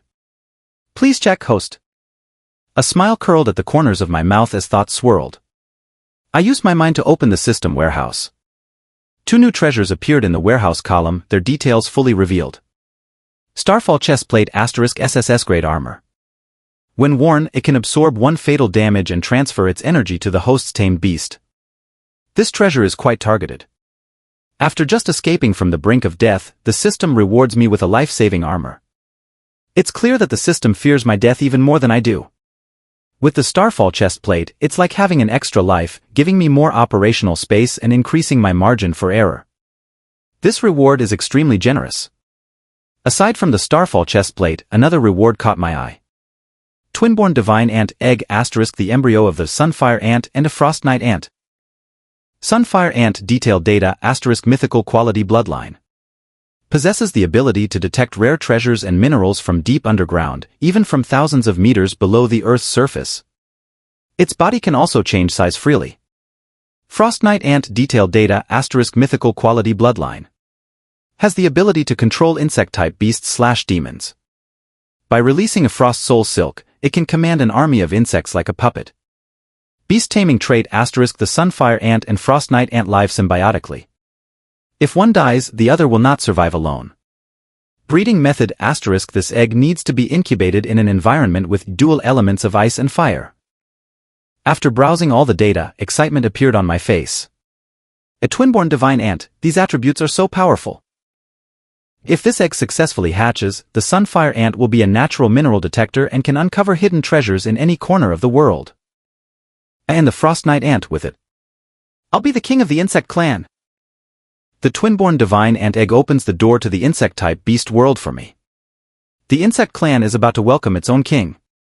The data in the warehouse clearly indicated that to hatch the twin-born divine ant egg, it must be done in an environment with dual elements of ice and fire. When it comes to dual elements of ice and fire, the first place that comes to mind is Ice Flame Canyon. Ice Flame Canyon is known as one of the top 10 human life-threatening zones in the world. It is located at the border between Dragon Kingdom and Ligua, and from afar, it looks like a burning glacier. This place perfectly fits the characteristics of dual elements of ice and fire. I had an agreement with Ligua's contestant Chui Dongha from the martial arts tournament to participate in the Ice Flame Canyon trial together next spring. We would compete then. Since that's the case, the Ice Flame Canyon trial will be the best opportunity to incubate the twin-born divine ant egg. And in the depths of Ice Flame Canyon, there must be valuable mineral sources hidden. When the Sunfire Ant is born, it will come in handy. With the Sunfire Ant, becoming the world's richest person is just around the corner. The Sunfire Ant's innate ability is its powerful sense of smell, which can detect and uncover any mineral source and rare treasure from the depths of the Earth's core. With this ability, it can assist me in becoming the world's #1 mining magnate. A man with minerals has confidence. Confidence equals peak achievement. I most enjoy planning and strategizing in advance. Every treasure and every tamed beast I have will be utilized to its maximum value, never wasted. Next, I spent the afternoon alone on a bench in the courtyard of the Yi family's old mansion, soaking up the sun. During this time, a few phoenix-type tamed beasts kept me company. They did not speak. They only knew that the young man before them would be the king of the revived dragon clan, so they naturally gathered around me, providing protection and blessing. My vision has recovered halfway. As the sun set, the twilight gradually lost its warmth. With the new year approaching, the winter evening wind could cut through to the bone. I shivered, sneezed, and instinctively shrank my neck. A valuable fur coat was suddenly draped over my shoulders, warming my frozen body. I turned my head, showing a faint smile. Yi Xuejie, you look very beautiful today. Yi Xuangning stood behind me, her posture graceful, like drifting willow catkins, light and elegant. Her brows and eyes were like a painting, revealing a unique charm and allure. Without a doubt, among many cold-type beauties, Yi Xuangning is the epitome. Her beauty is special, clear yet not sexy, making one reluctant to defile it. Upon hearing my compliment about her appearance, Yi Xuangning did not show any hidden joy but instead displayed a look of surprise. Xiao Xingyu, can you see now? Yeah, my vision has recovered halfway. I can see things vaguely but they are still somewhat dim and blurry. My current vision is like a combination of presbyopia and nearsightedness. I can't see details clearly, but I can make out rough outlines. Recognizing a distinctive beauty like Yi Xuangning is not too difficult. I have recovered? That's good, that's good. At this moment, a twin-tailed loli pounced on me, like a charging bull, burying her head in my arms. Agij, can you see now?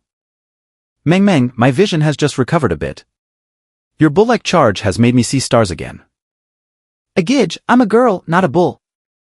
Yishimo, being a child, pouted and looked up at me with a grievance, waiting for comfort. I gently stroked Yishimo's twin tails and smiled. Meng, where's your father? He's the city lord, busy with many affairs. He's probably gone to attend some meeting again. Yi Tianqing is usually very busy with affairs and seldom manages his 2 daughters. Moreover, after the recent catastrophic disaster in Starfall City, he needs to personally handle city defense and related matters, making him even busier. Tonight, I'll be staying at the Yi family's house, along with the Yi sisters. Agij, since you can see now, let me show you my room. A girl's room is not something you just walk into. Yishimo had no reservations with me, treating me like a real brother, and linked her arm with mine as she led me into her room. Agij, this is my room. A pink bed, pink quilt, and pink underwear scattered around, with the air filled with the fragrance of a young girl. I blushed. Meng, you're a girl. Can you please not be so messy with your clothes? Yi Xuangning walked over, her movements brisk and efficient, tidying up the disordered bed. Xiao Xingyu, please don't laugh. Meng has never received maternal love since birth. As you know, my father's personality is such that he never takes care of his daughters. So, Meng's living habits are quite casual and even a bit messy. I nodded to show my understanding. Growing up without a mother and having a father who is a neglectful and peculiar person, it's already commendable that the Yi sisters have grown up healthily. Asking for anything more would be excessive. At this moment, my attention was drawn to the nightstand. On the nightstand, there was a photo frame with a yellowed, old photograph inside. The photo was of poor quality, with some areas cracked due to its age. With only half of my vision recovered, seeing things was blurry. I had to crouch down and lean closer to the photo. The photo showed 4 people. 3 women and 1 man. I stared at the photo for a long time, even though my pupils ached with pain, I didn't give up. These people in the photo. Therese Shangguan Lan.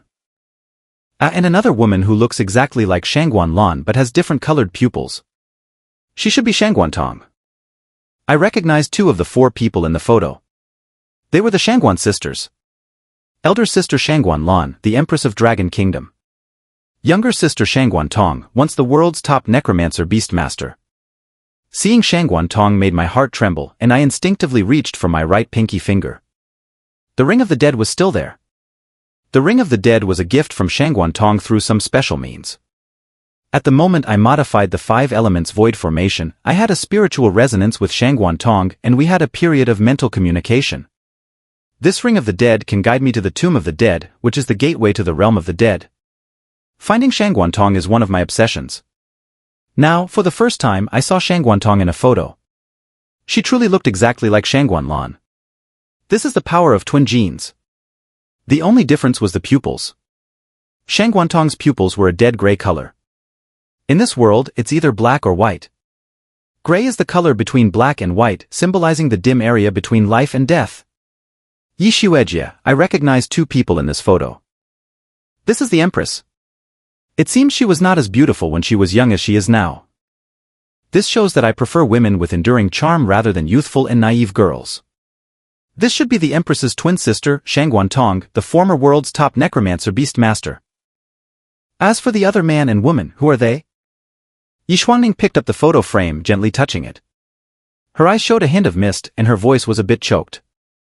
The woman with her hair styled with a phoenix hairpin is my mother, Sifeng. My mind buzzed. This was the first time I had seen Sifeng.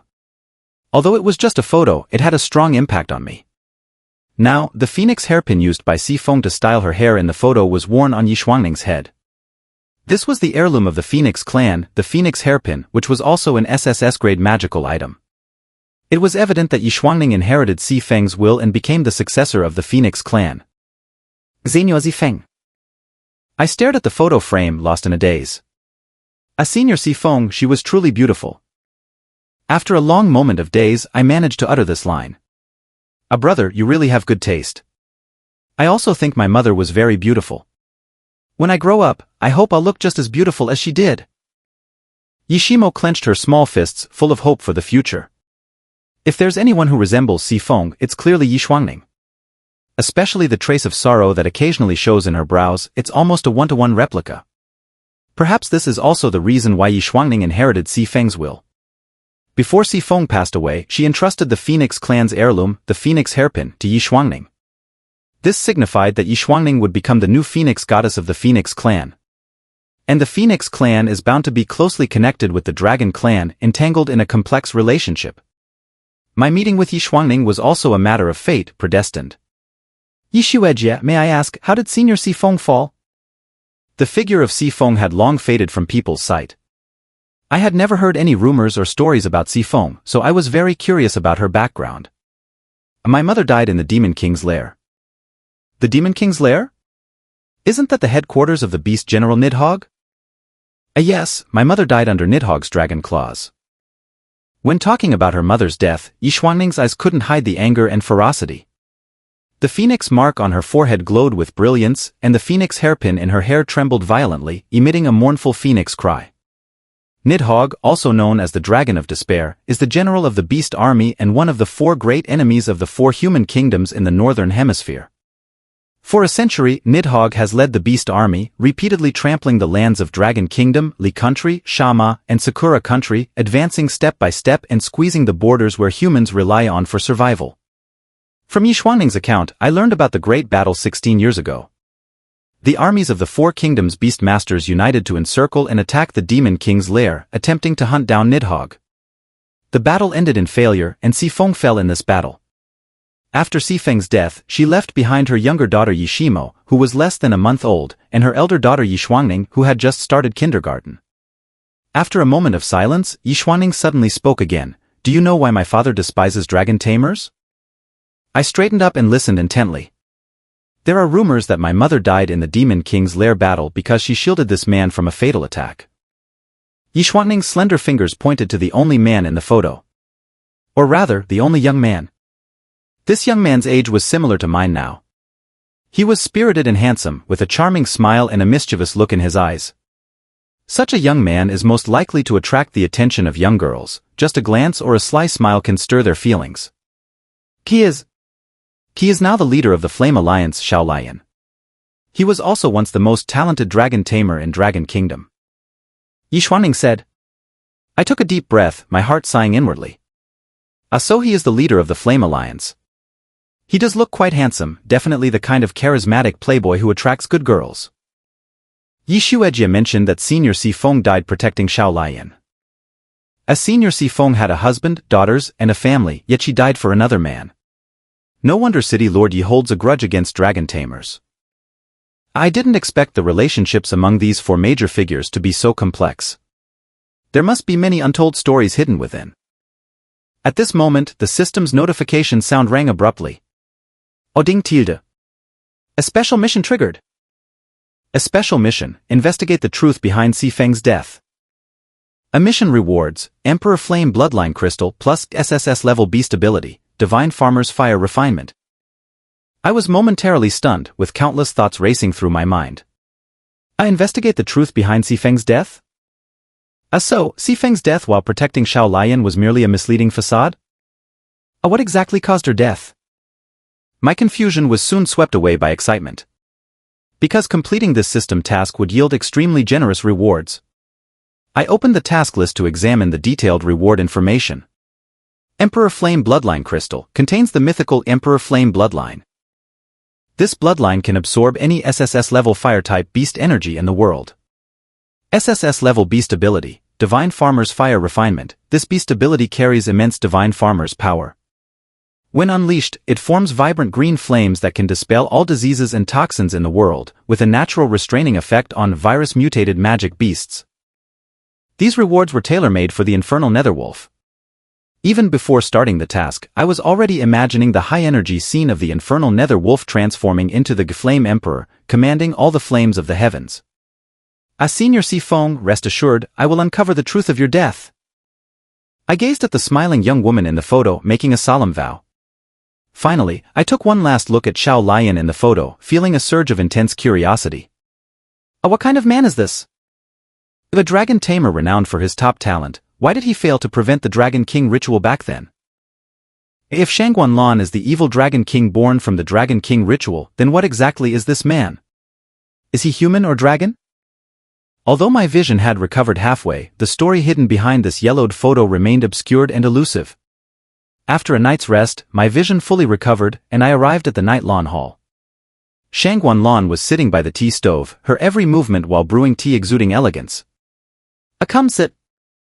I sat in front of Shangguan Lan, expressing my heartfelt gratitude. Thank you, Your Majesty, for saving me that day. Otherwise, I would have perished in the fire of Starfall City. How is your injury? After drinking the 7-colored Qilin blood bestowed by Your Majesty and soaking in the Phoenix blood spring, my injuries have completely healed. And your eyes? Shangguan Lan looked up, staring into my eyes. In her gaze, there was a hint of concern that was not easily noticeable to others. Thank you for your concern, Your Majesty. My eyes have also fully recovered. After this ordeal, the demon god's eyes, compared to before, had a sharper perceptiveness. With diligent training, mastering the kaleidoscope mode in the future would not be difficult. It's good that you've recovered. Have some tea. The tea brewed by Shangguan Lan was only for me. During the tea drinking period, neither of us spoke. The Night Lawn Hall fell into a silent tranquility, with only the birds outside chirping on the branches. At this moment, we both recalled that extraordinary night. Shangguan Lan had carried my nearly dying body out of the sea of flames. This divine intervention became the best segment for the storytellers under the bridge, and the audience never got tired of hearing it. At the same time, a public opinion spread that I was good material to be the crown prince, but unfortunately, I was not the crown prince, only a minister. Recalling how I had fainted and lay in her arms, Shangguan Lan felt an indescribable sense of intimacy. Speak up, what kind of reward do you want? Reward? What reward? I scratched my head, looking naive. Shangguan Lan set down her teacup, her exquisite face showing a faint smile. In the Battle of Starfall City, shattering the Dark Abyss Guild's conspiracy, killing the guild leader Qi Tian, and saving the entire city's citizens, among all these great achievements, weren't you and I the biggest contributors? Shangguan Lan wasn't deliberately pushing the credit onto me. To be honest, I threw myself into the fray, fought to the death, and almost lost my life. Indeed, I was the greatest contributor. Your Majesty, as a member of the Imperial Soul, eliminating all dark beast tamers and dark guilds is my duty. Stop with the formalities, it's just the two of us in this hall. What Shangguan Lan meant was, stop pretending and just say what reward you want. I lowered my head, my eyes spinning as I came up with a plan. Your Majesty, I don't want the reward, can I exchange it for something else? Shangguan Lan gently touched her sleeve, curious. For what? I want to hear stories about Senior Tong. The beauty furrowed her brows, her fleeting grace momentarily dimmed. Shangguan Lan's brows knitted like a complex ink painting, with the unfinished story hidden within, waiting for a discerning person to interpret. Another period of silence. I dared not say much, quietly waiting. After a long while, Shangguan Lan gently parted her red lips and exhaled a breath of murky air. In the Battle of Starfall City, you saw through the flaws in the 5 elements void array and modified it into the reverse 5 elements array. This shows that you and Tong have a unique talent for beast taming arrays. In this world, beast tamers are a mainstream profession, but there are also many niche professions that revolve around beast tamers. For example, the array master profession. Array masters can use beast or magic beast cores, combined with techniques of Qi Men Dun Jia and Feng Shui, to arrange various arrays. The functions of arrays are extensive, including those that can enhance the combat power of beast tamer armies, arrays that can heal and restore allies, and evil arrays related to curses. Before her death, Shangguan Tong was not only the world's top necromancer beast tamer but also the most powerful array master. The King of Hell scroll she created recorded all the arrays she devised throughout her life, all related to necromancy. Shangguan Lan had to admit that she now saw her sister's shadow in me. Could this kid really be Tong's son? But Tong never married in her lifetime? As the ruler of a nation, Shangguan Lan also faced unsolvable dilemmas. Xiao Xingyu, I don't want to talk about Shangguan Tong. If your Majesty doesn't want to mention it, then I won't. It was my rudeness. But I can give you the King of Hell scroll. Shangguan Lan took out the King of Hell scroll from her sleeve and placed it on the tea table. I won't tell you about Shangguan Tong. But since this is a relic of hers and you have a connection with her, consider it a reward for you. Shangguan Lan gently pushed the King of Hell scroll towards me. My eyes lit up. I had initially wanted to hear stories about Shangguan Tong and had prepared for the possibility that Shangguan Lan might not be willing to share. However, I didn't expect this unexpected gain. After Qi Tian's death, Shangguan Lan took the King of Hell scroll. She reminded me, the King of Hell scroll is only a fragment, but with your talent, careful study should reveal its immense value for you to develop. Thank you, Your Majesty. I accepted the King of Hell scroll and forced myself to suppress the overwhelming joy. What if it's a fragment? Although the complete arrays in the King of Hell scroll are limited to the 5 elements void array, there are still many incomplete arrays. With my abilities, filling in these gaps should be manageable. In any case, the King of Hell scroll is a masterpiece of Shangguan Tong and holds great significance for me. A person's masterpiece reveals their character, qualities, and experiences.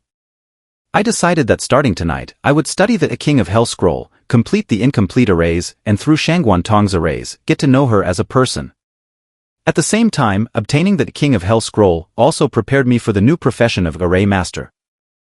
From a skilled practitioner to a versatile expert, I am determined and unwavering. There's one more thing. Shangguan Lan poured me the last cup of hot tea. Your Majesty, please give your instructions.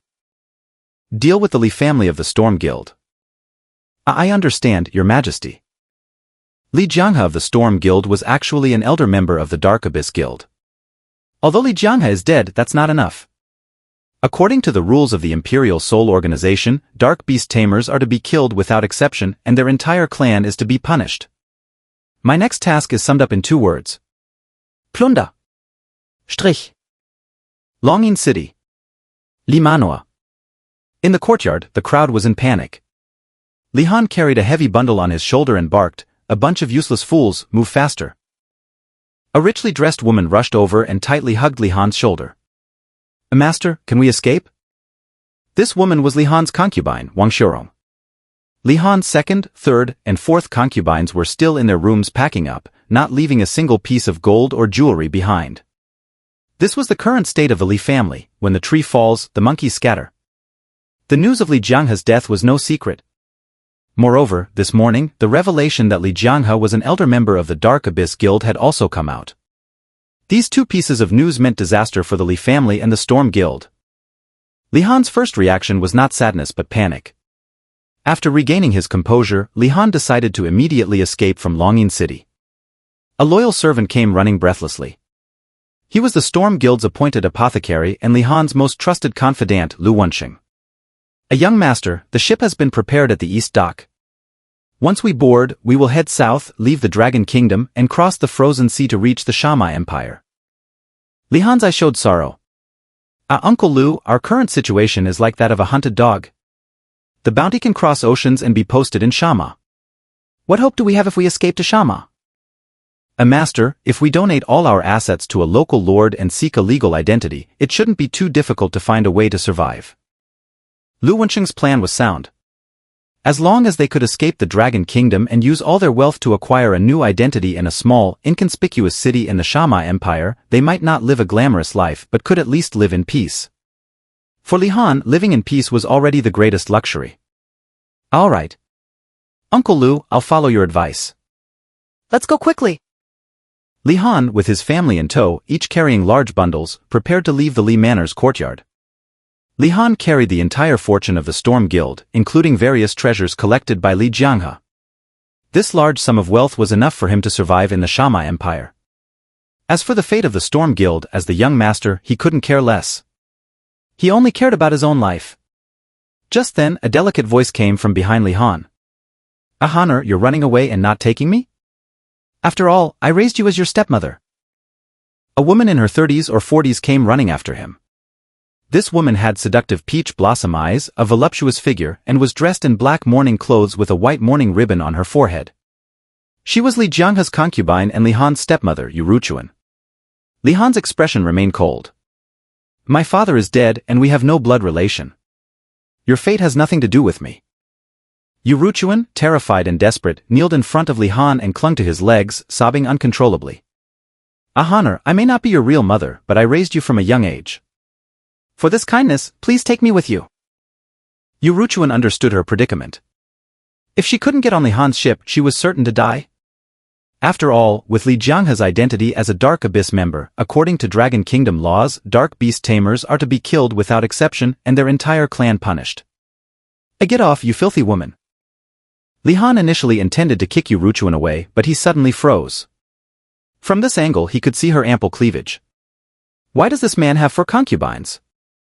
Is his nature the same as his father Li Jianghe, just a lecherous man? Li Han's playful side emerged. He crouched down, pinched Yu Chuan's chin, and his eyes revealed a greedy desire. "Stepmother, it's not impossible to take you with me." "To be honest, stepmother, you still have some charm." In the adult world, things are often straightforward.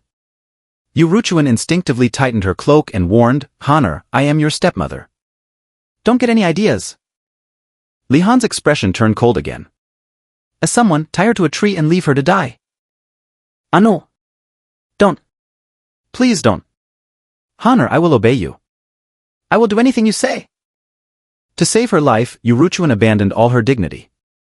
Li Han grinned lecherously and hugged Yu Chuan's slender waist, giving her a kiss on the cheek. "That's more like it. From now on, you'll be my 5th concubine." Boom! The main gate of the Li Manor collapsed with a loud crash, followed by the sound of hurried footsteps. Li Han's face changed drastically. In an instant, the courtyard of the Li Manor, the eaves, beside the water pond, and behind the flowers and plants were all covered with figures in white robes. The white robes were the symbol of the basic members of the Empire Soul Organization, the Silver Priests. At that moment, white shadows enveloped the entire Li Manor.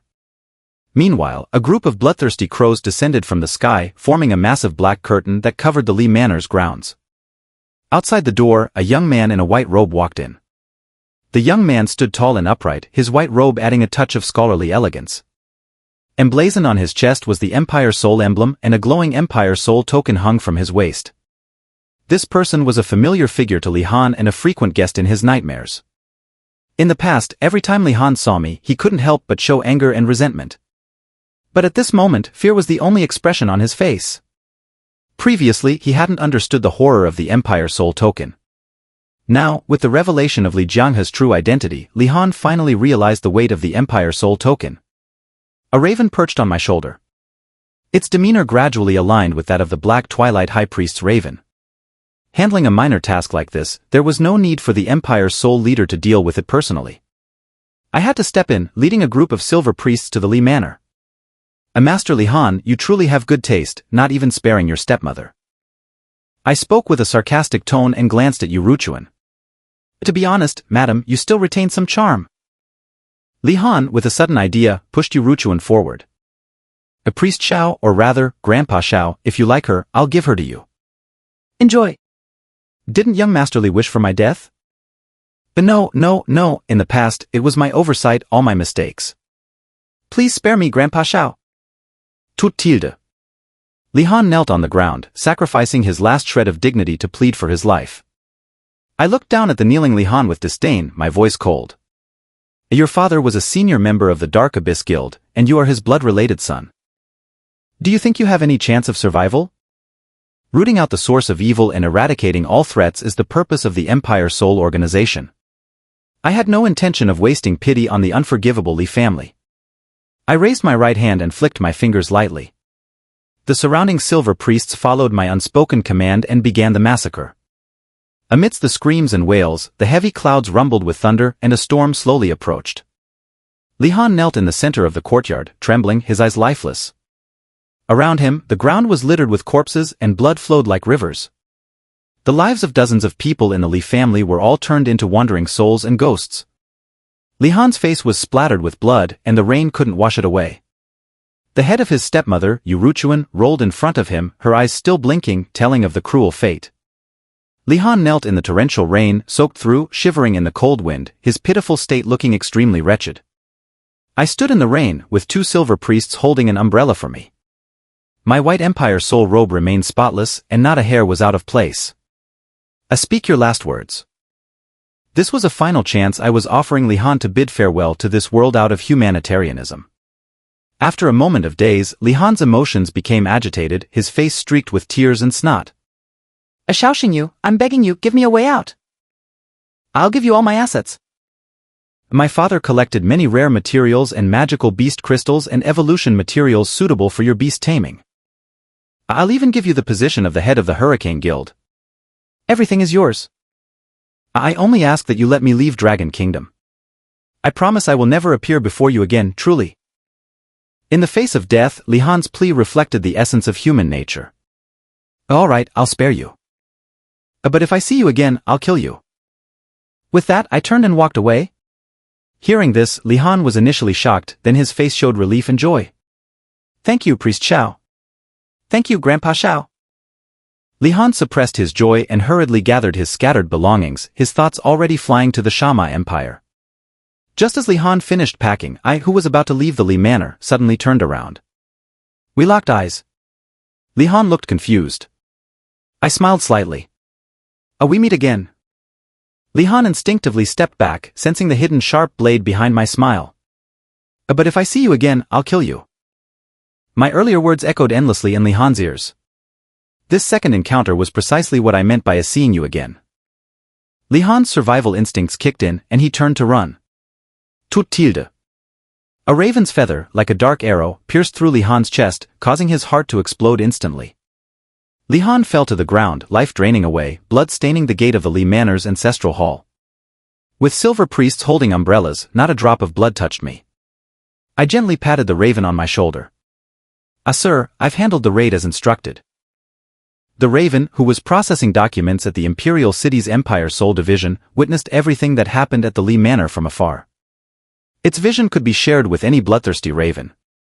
Each bloodthirsty raven was a companion beast of the three-legged golden crow deity, inexhaustible and ever-present. The raven remarked, "Xiao Xingyu, you're quite mischievous. Of course, you also hold grudges." Mischievous referred to my final prank on Li Han before his death. Holding a grudge meant that Li Han's previous misdeeds had to be repaid before his death. The raven closed the vision link with the bloodthirsty ravens and gazed out the window. As seeking revenge and being decisive, compassion won't be randomly spread. This child's traits seem more suited for the position of the Empire's sole leader than myself. After handling the affairs at the Li Manor, I went straight to the Murong Manor for dinner. After the meal, I washed the dishes while gazing lovingly at Murong Xian's profile. A6 Jean, tomorrow is the school trip. Let's team up and consider it a public-funded date. Also, during the trip, I'll help you contract a new beast. Trust my judgment. Every year at this time, the 4 major beast-taming academies hold school trips. A school trip is simply a combination of relaxation and training trials. As the semester ends and winter vacation approaches, the school trip is organized to help new students unwind before the final exams. New students can form teams with classmates according to their preferences. Each team is limited to 4 members. Murong Xian and I will definitely be a team, but we still need 2 more members. Murong Yangshua, Murong Xian's older brother and my brother-in-law, will naturally join our team. So, we only need 1 more member. As I was considering this, my phone rang. Hello, Meng? Brother, tomorrow is the school trip. Meng wants to be on the same team as you. Go. I hesitated. It wasn't that I didn't want to take Meng, but I was concerned about her safety. Although the school trip is primarily for relaxation, there can be unexpected dangers along the way, including a certain probability of encountering high-level magical beasts. Meng joined school later than others, with less training time and combat experience. It would be challenging to ensure her safety in the team. Meng, you've only been in school for a short time. Your combat experience. Just as I was about to gently refuse, Meng interrupted. Brother, I know what you're going to say. You think Meng has a low rank and lacks combat experience. But just this morning, I passed the 2-star qualification test and officially became a 2-star beast tamer. As far as I know, Brother Yangshua is also a 2-star beast tamer. If you form a team with him and not with me, I'll be very upset. I was taken aback. You passed the 2-star test? Is that true? If Meng is lying, then Meng is a little dog. Most new students at the 4 major beast-taming academies take more than 3 months of training and systematic study before passing the 2-star test. So, according to conventional statistics, 90% of new students obtain their 2-star qualification around the midterm exams. Meng joined late, and with less than a month of training, she managed to pass the 2-star test so quickly. Her talent is extraordinary, rivaling her sister Yixuangning. I took a deep breath and glanced at Murong Xian beside me. Since I was on speakerphone, she could also hear.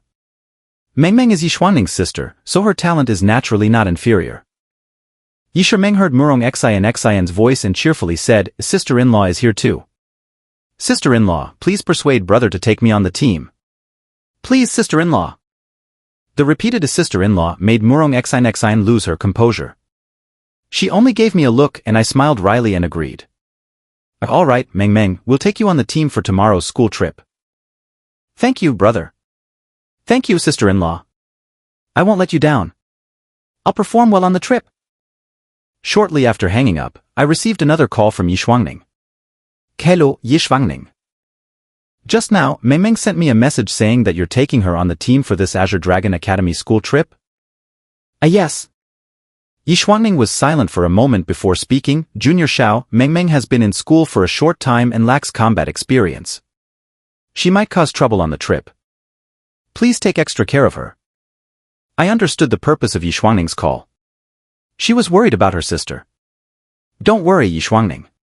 With me around, I guarantee Meng's safety there and back. With your word, I'm relieved. By the way, Xiao, if you need any resources, just let me know. After the battle in Star-Picking City, I've established a close connection with the Yi family. I am not only their benefactor but also considered family by the Yi sisters. Well, since you ask, Yi Shuangning, I won't be polite. I actually need some magical beast cores. What kind of magical beast cores? A necromancy type, with the higher the bloodline quality, the better. It's best if they are pure and not mixed with other attributes. Yi Shuangning, curious, asked, as far as I remember, you haven't contracted any necromancy-type beasts, right? That's correct, but I need a large number of necromancy-type magical beast cores for other purposes. After the raid on the Li family's estate, I returned to the Golden Sea House and stayed up all night. I activated the demon god's eye to complete the fragments of the King of the Netherus scroll. The complete scroll records various magical and bizarre necromantic arrays. To activate these arrays, a large number of necromancy-type magical beast cores are needed. I've planned to make significant progress in the array master profession, so necromancy-type magical beast cores are essential. Yi Shuangning didn't ask further but promised, Xiao, I will arrange for all the Yi family's beast-taming shops in Huangyan City to quickly transfer the goods and deliver them to your home. Thank you, Yi Shuangning. No need to thank me, we're family. I felt a warmth in my heart. I could sense that this seemingly aloof and cold senior truly regards me as family. Even without considering our connections, the fate of a future Dragon King and a future Phoenix Goddess was destined to be entangled in a dramatic love and hate saga reflecting the fate of dragons and phoenixes. On the calm night sea, under the crescent moon, a black boat without a license sailed stealthily like a thief in the night. On the deck, two middle-aged men stood together, both smoking low-quality cigarettes. These two were remnants of the Dark Abyss Society, Gu Changfeng and Yuan Xuandu. Apart from them, the 8 sailors on the boat were also remnants of the Dark Abyss Society. They had narrowly escaped the star-picking city battle and now sailed a black boat, having long left the Dragon Kingdom's territorial waters, making it impossible for the Empire Soul Organization to track them. Brother Changfeng, our conditions are rudimentary, and we're stuck with these low-quality cigarettes. Once we reach the Shama Empire, everything will improve. Yuan Xuandu stubbed out his cigarette, maintaining an optimistic attitude. No, we're not going to the Shama Empire. Gu Changfeng's statement left Yuan Xuandu puzzled. Brother Changfeng, if not Shama, then to Sakura Country? To go to Sakura Country, we need to cross the Beast Sea Strait. With this old boat of ours, I'm afraid. Xuandu, take a look at this. Gu Changfeng revealed a knowing smile and pulled out an invitation letter from his chest. The cover of the invitation featured a striking, devilish red spider lily. Yuan Xuandu was astonished and couldn't believe his eyes. A spider lily? This is an invitation letter from the Rakshasa Gate. The spider lily is the emblem of the world's #1 dark beast-taming guild, the Rakshasa Gate. Gu Changfeng, triumphant, gazed out at the endless sea, raising his hands high. Ahahaha, this is the way out of desperation. Though the Dark Abyss has been destroyed, we have survived. This is an opportunity. I have received an invitation from the Rakshasa Gate. Xuandu, we're heading to the headquarters of the Rakshasa Gate on Dead Silence Island. Joining the Rakshasa Gate is far better than following that useless Qi Tian. Qi Tian is dead. Seeing his former subordinates join the Rakshasa Gate, he must be cursing in hell but can do nothing about it. Yuan Xuandu, cautious, said, Brother Changfeng, do you know what kind of person the Rakshasa Gate's leader is? How could I possibly know? Over the years, the Rakshasa Gate's leader has never appeared in public. The tasks issued by the Rakshasa Gate are executed by its members. Regarding the high-ranking figures of the Rakshasa Gate, the deputy leader, Yuji, has appeared a few times and is rumored to have killed a blood priest of the Empire Soul Organization. Yuan Xuandu, worried, advised, we know nothing about the Rakshasa Gate's leader. Recklessly seeking to join them may not be the best choice. I think crossing to the Shama Empire is a better strategy. Gu Changfeng's expression turned cold. Xuandu, we have different paths and cannot work together. I, Gu Changfeng, am someone destined for great deeds. Crossing to the Shama Empire means living like a rat for the rest of your life. Instead of that, why not join the Rakshasa Gate, follow the leader, and build a significant career? Gu Changfeng's ambition was evident on his rugged face. The two men argued fiercely over whether to join the Rakshasa Gate or to cross into the Shama Empire. Suddenly, the calm sea roared with fury. Dark clouds covered the moon, plunging the world into darkness. Accompanied by a dragon's roar, the night sky seemed to tear apart. This terrifying dragon's roar did not just assault their eardrums but felt like thousands of sharp silver needles piercing every pore of their skin. Chief Gu, the ship has stopped. It seems like a sea beast has latched onto it. A giant octopus extended its numerous tentacles, with its massive suckers firmly gripping the bottom of the ship. Gu Changfeng's face turned pale as he looked up. In the lightning-filled night sky, a flaming dragon soul loomed over everything. Who is it? Yuan Xuandu's heart skipped a beat as he noticed a shadow that had mysteriously appeared on the deck. The figure was shrouded in darkness, but the darkness couldn't conceal the sharpness emanating from him. As the figure approached step by step, cracks appeared on the ship's hull, the thick mast was severed by an invisible force, and the sails turned to dust, swirling in the wind. Around the ship, countless fish floated belly up, inexplicably falling unconscious. This uninvited guest, without speaking or using any spiritual power, caused substantial damage to the surrounding environment merely with his presence. Who are you? Gu Changfeng growled. Thunder roared as lightning illuminated the darkness. The dark abyss remnants on the deck finally saw the true face of the mysterious figure. He was a handsome middle-aged man with stubble that lacked weariness, exuding extreme masculine charm. A scar across his cheek gave his face a natural aura of authority. Although he appeared as a middle-aged man, the aura of youth and heroism in his features matched the only young man from the four-person photo I had seen. Xiao Lian. Gu Changfeng was terrified, unable to believe that the mysterious intruder on the deck was Xiao Lian, the leader of the Flame Alliance. Xiao Lian was once the most talented dragon tamer in the Dragon Kingdom and the strongest 10-star beast tamer in its history. Yuan Xuandu forced himself to stay calm. Leader Xiao, we have no grievances with the Flame Alliance. Moreover, as dark beast tamers, our enemies are the same as yours, the Dragon Kingdom's Empress Shangguan Lan. Our enemy's enemy is a friend, so we should be allies, right? Yuan Xuandu was sweating profusely, his survival instincts and adrenaline surging. Friends? Xiao Lian drew his reverse-scale sword, which emitted a violent, dragon-like roar and a sword light as cold as the frost and snow of a desolate winter. From the moment you harmed Xiao Xingyu, your fate was sealed. The mention of me changed Xiao Lian's expression. Gu Changfeng and Yuan Xuandu exchanged confused glances, not understanding how I was related to the Flame Alliance leader. Feeling the arrival of death, Gu Changfeng was forced to shout, "Everyone, summon your beasts. Prepare for battle." Swish! In a breath's time, a sword split the heavens. This sword, with its mighty and unparalleled sword intent, seemed like 10,000 dragons ascending to the sky.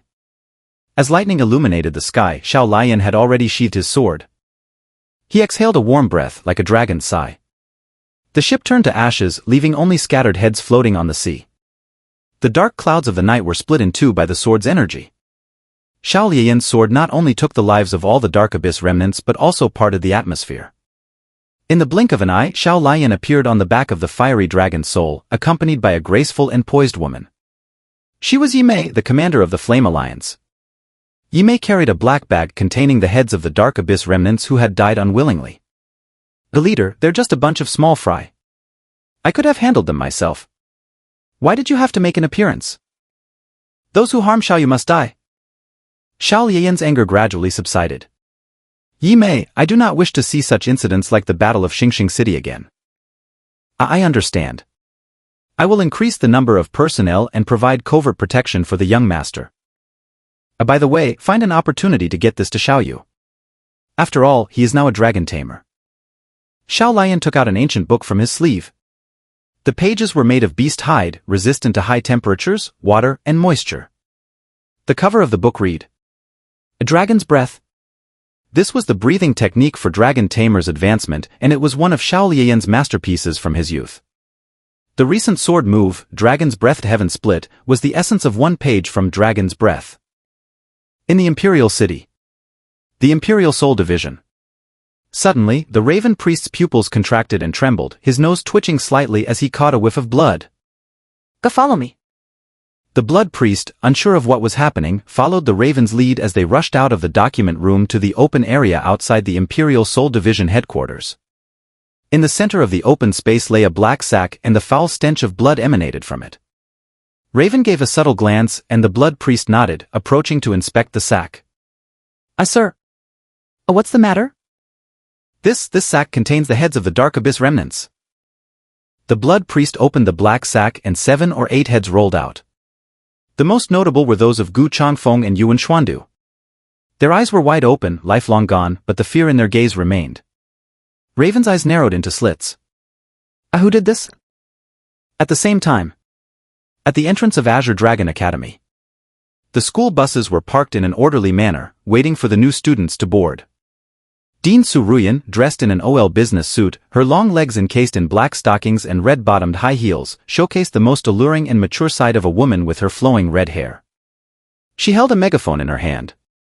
As students, choose your preferred study abroad travel route according to your own team arrangements. This is important, so I'll remind you once more. The purpose of the study abroad trip is to relax and alleviate the pressure before the final exams. But for ambitious students, you can choose a more challenging route. Choosing a challenging route gives you the chance to contract higher quality bloodline beasts or rare attribute beasts. But of course, the risks along the way will also increase. After all, high rewards come with high risks. The study abroad trips were divided into difficulty levels, C, B, A, and S. The C-level route was purely a tourist route, just sightseeing and taking pictures. Starting from the B-level route, you would encounter various magical beasts along the way. Passing through beast habitats would test the team's cooperation, as well as the bravery and resilience of each team member. The S-level route was the most difficult. This route began at Tianwang Mountain, passed through Baimen Peak, Qixing River, and Huangyan City, and ended at the Rainbow Flower Sea. Compared to other routes, this one was the longest and most dangerous, passing through more than 10 beast habitats. Behind the risk lay endless opportunities. For example, Baimen Peak and Qixing River were places rich in spiritual energy, where powerful and attribute-rich wild beasts often appeared. In the crowd, my team stood out. As the team leader, I was accompanied by Murong Xinxin, Murong Yangshua, and Yi Shimeng. I was outstanding myself. The Murong siblings were the children of Admiral Murong Jin, and Yi Shimeng was the child of Xingxing City's Lord Yi Tianqing and the legendary phoenix goddess Si Feng. Together, these four were destined to become the backbone of the Dragon Kingdom. Brother, which route should we choose? Yi Shimeng held a map booklet distributed by the dean in her small hands. The booklet was richly illustrated, detailing the four routes of varying difficulties. There's no need to hesitate, we'll choose the S-level route. My decision was met with a nod of approval from Murong Xinxin. Murong Yangshua raised his hand. I oppose. The S-level route is too dangerous. What if we encounter magical beasts above the extraordinary body level? How will we handle that? Murong Xinxin poked Murong Yangshua in the side. You can oppose, but it's pointless. Murong Yangshua looked like he was on the verge of tears. Are you really my sister? Yi Shimeng suddenly had an idea and tugged at my sleeve. Brother, what should we name our team? Do we even need a name? I had never considered this before. Other teams had already come up with their names. Some were called Flying Tigers, the others a whatever team, some I have no words team, and even So Love Will Disappear team. Given the chance to name their teams, Azure Dragon Academy students did not disappoint. They were all skilled at coming up with creative names. As a contemporary master of naming, I couldn't help but get involved. Let me think. How about Yes Yes Yes Team? Murong Yangshua sighed and put his hand on his forehead. Naming is really not your forte. Yi Shimeng suggested, sister-in-law, you should name our team. Of the four of us, Murong Xinxin was the most reliable. Murong Xinxin tilted her head slightly, her white hair tuft swaying in the breeze. Her serious thinking looked less cold and even somewhat adorable.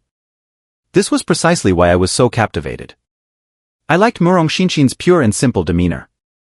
A star punishment. After much thought, Murong Xinxin came up with two words. Yi Shimeng clapped in approval. A star from Xiao Xingyu and punishment for magical beasts. This name is great. Murong Yangshua nodded in agreement. A star punishment team, it sounds good when pronounced. It's decided. Thus, the star punishment team was established. In the future, this unremarkable team would rewrite the fate of the Dragon Kingdom. The four of us gathered, hands stacked together, smiling, ready to embark on the glamorous adventure of our study abroad trip.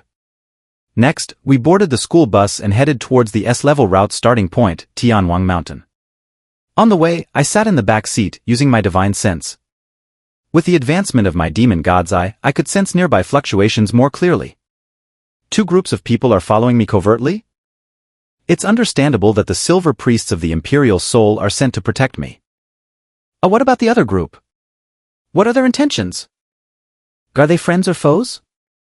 But from their aura, they seem not to harbor hostility. So, what's their purpose in following me? Confused, I decided to rest my head on Murong Xinshin's chest. Conserving energy was the key. Attention, the road ahead is bumpy. The bus traversed a rough, muddy path, jolting me awake. When I woke up from Murong Xinshin's soft chest, my cheek and lips were covered in her scent. A6 where are we now? At the entrance of Tianwang Mountain. No wonder it's so bumpy. I looked out the window. The surroundings no longer showed any signs of civilization, with dense primitive vegetation on both sides of the road. Tianwang Mountain was one of the top 10 dangerous peaks within the Dragon Kingdom. The reason Tianwang Mountain is known as a dangerous peak isn't because of the terrifying magical beasts that inhabit it. Instead, it's due to the steep and towering terrain, with cliffs and treacherous paths scattered throughout every corner of the mountain. For a human body, conquering this mountain without the help of magical beasts would be a fantasy. Of course, once the mountain is conquered, reaching the summit of Tianwang Mountain would offer a magnificent view of the Dragon Kingdom's vast and majestic landscapes. I always plan things ahead. In my plan, we must reach the summit of Tianwang Mountain before sunset today and camp overnight. We'll wait for dawn to admire the sunrise and sea of clouds with the Star Punishment team. Before long, the school bus came to a stop. The members of the Star Punishment team got off. This study abroad trip was the only one where my team chose the S-level difficulty route. Other students did not want to take such a big risk and mostly opted for the B-level route. Teams with stronger abilities might challenge the A-level route, but the S-level route was too dangerous for them. Xingyu, this is the gate of Tianwang Mountain. It looks so grand. Murong Yangshuo looked up. The gate of Tianwang Mountain was a crescent-shaped rock, forming a hollow stone cave due to historical and weathering processes. Passing through the cave would lead to the eastern foothills of Tianwang Mountain, where various dangerous sections required the aid of magical beasts to navigate. I glanced at my watch. It's 12:30. If we stick to the plan, we should reach the summit before dark. Murong Xinshin was studying the map provided by Su Ruyan. There aren't many magical beasts in the Tianwang Mountain area, but they do exist. At the middle of the mountain, the reclining Buddha temple is the habitat of snake-type magical beasts. We need to be careful. Yi Sherming's eyes lit up. Snake-type magical beasts? I love dealing with them. Phoenix-type magical beasts, along with Qilin, Golden Crow, Wind Falcon, and Roc, belong to the divine bird category. Moreover, the phoenix is the most powerful among the divine birds. Divine birds are naturally superior to snake-type magical beasts due to bloodline suppression and evolutionary food chain rules. This is also why Yi Sherming was somewhat excited. Her magical beast, the Golden Feather Phoenix, could ignore any snake venom and level the playing field with its bloodline suppression. After everyone packed their bags, Yi Sherming shook her twin tails and declared in a cute voice, I announced that the Star Punishment team is officially setting off. Crossing the mountain stream, sweeping across meadows, leaping over waterfalls, and conquering cliffs. I rode the Hellfire Specter Wolf, ignoring terrain obstacles and running swiftly. Murong Yangshuo rode the Thunderstorm Griffin, Murong Xinshin rode the Disaster Bone Bloodbat Beast, and Yi Sherming rode the Golden Feather Phoenix. The magical beasts summoned by these three were all flying types, making it easy for them to cross terrain obstacles. Although I also had flying-type magical beasts such as Angel Freya and Shadow Demon Dragon, I chose to summon the Hellfire Specter Wolf, which couldn't fly. I did this to train the Hellfire Specter Wolf's combat abilities in extreme terrain. Tianwang Mountain's complex terrain was a natural trial ground for the Hellfire Specter Wolf. I activated the Demon God's Eye and could clearly see the Hellfire Specter Wolf's data changes. As the Hellfire Specter Wolf overcame one rugged, bumpy, and steep section after another, its agility attribute increased continuously. Brother, should we take a break? 3 hours had passed in a flash. The Star Punishment team had climbed to near the mountain's middle. This area was a primitive forest adjacent to a stream suitable for resting. I nodded. Everyone's magical beasts are tired too. Let's rest here. I opened my backpack, took out some bread and milk, and handed them to Murong Xinshin. A6 eat something to replenish your energy. My concern was just right. Murong Xinshin was indeed hungry. Since the Bone Wingbat Beast evolved into the Disaster Bone Bloodbat Beast, summoning it not only consumed spiritual energy but also physical strength. This is the special trait of the Disaster Bone Bloodbat Beast. It draws on both the summoner's spiritual energy and physical strength, which can double its combat power and inflict additional damage called Source of Calamity, essentially a virus infection attack. During the rest period, I continued to study the map. Tianhuang Mountain, apart from its beautiful scenery and dangerous terrain, doesn't have anything particularly special. To encounter some powerful wild magical beasts, we'll have to wait until we reach 100 Gates Peak and 7-Star River. The biggest goal of this study abroad trip was to help Murong Xinshin contract a new magical beast. As for myself, I had no particular plans. But when opportunities arise, they are unstoppable. Hiss tilde hiss tilde hiss tilde. A sudden sound came from the dark depths of the forest. Murong Yangshuo reacted swiftly. The scent of magical beasts. I remained calm. I prepare for battle. At that moment, shadows surged out from the thicket. These shadows were slender, with slippery heads flashing 2 crimson lights, and their tails emitted a buzzing sound. A mature, Tier 3 magical beasts, Crimson Impact Tail Snakes. Murong Yangshuo, who usually seemed unskilled, could actually identify the magical beasts immediately, ranking among the top in the grade for theoretical knowledge. The snake swarm surged towards the Star Punishment team like a flood. Some Crimson Impact Tail snakes leapt down from the high treetops, opening their mouths with sharp venomous fangs secreting slime, and lunged at Yi Shiming's neck. Hiss! The Hellfire Specter Wolf slashed with its silent claw, instantly causing the attacking Crimson Impact Tail snake to explode. Its flesh was torn apart by the claws and fell to the ground in a bloody mess.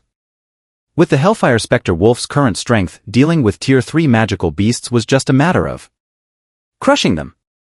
What is this?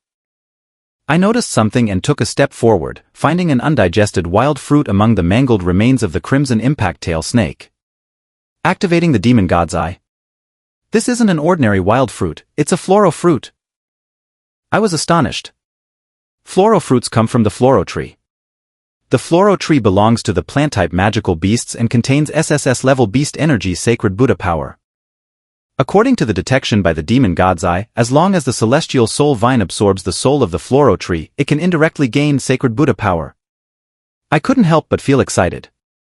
After the battle in Huangyan City, the biggest weakness of the celestial soul vine was exposed. It lacked sufficient combat capability and was unable to defend itself. Although the celestial soul vine is a divine-level support-type magical beast, if it cannot even protect itself on the battlefield, it becomes difficult to play a role and might face life-threatening danger if targeted by enemies. Since this Crimson Impact Tail snake has an undigested floro fruit in its stomach, it means the floro tree is nearby. After analyzing, I took another look at the map. It seems it's right here. My gaze locked onto the reclining Buddha temple on the map. This ancient Buddhist temple was located at the end of the forest. It looks like I'm going to find something valuable again. My luck is really incredible.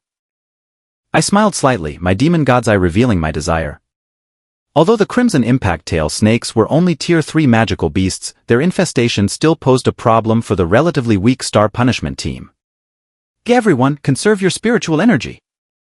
I reminded them. The Crimson Impact Tail snakes had ordinary bloodline quality, and their beast cores were of little value.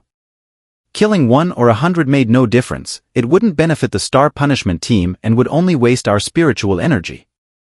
While fighting, I activated the Demon God's Eye, my sharp gaze scanning through the snake swarm. Illogically, the Crimson Impact Tail snakes are timid by nature. As a 4-star Beastmaster and with the help of 3-star 6 gene, how could they dare to attack us recklessly? I see. I discerned the truth. All the Crimson Impact Tail snakes rushing towards us had remarkably consistent brainwave patterns, indicating some power was controlling them from behind. I looked up into the depths of the forest. The mastermind was likely at the reclining Buddha temple. A 6 gene, let's not waste time here.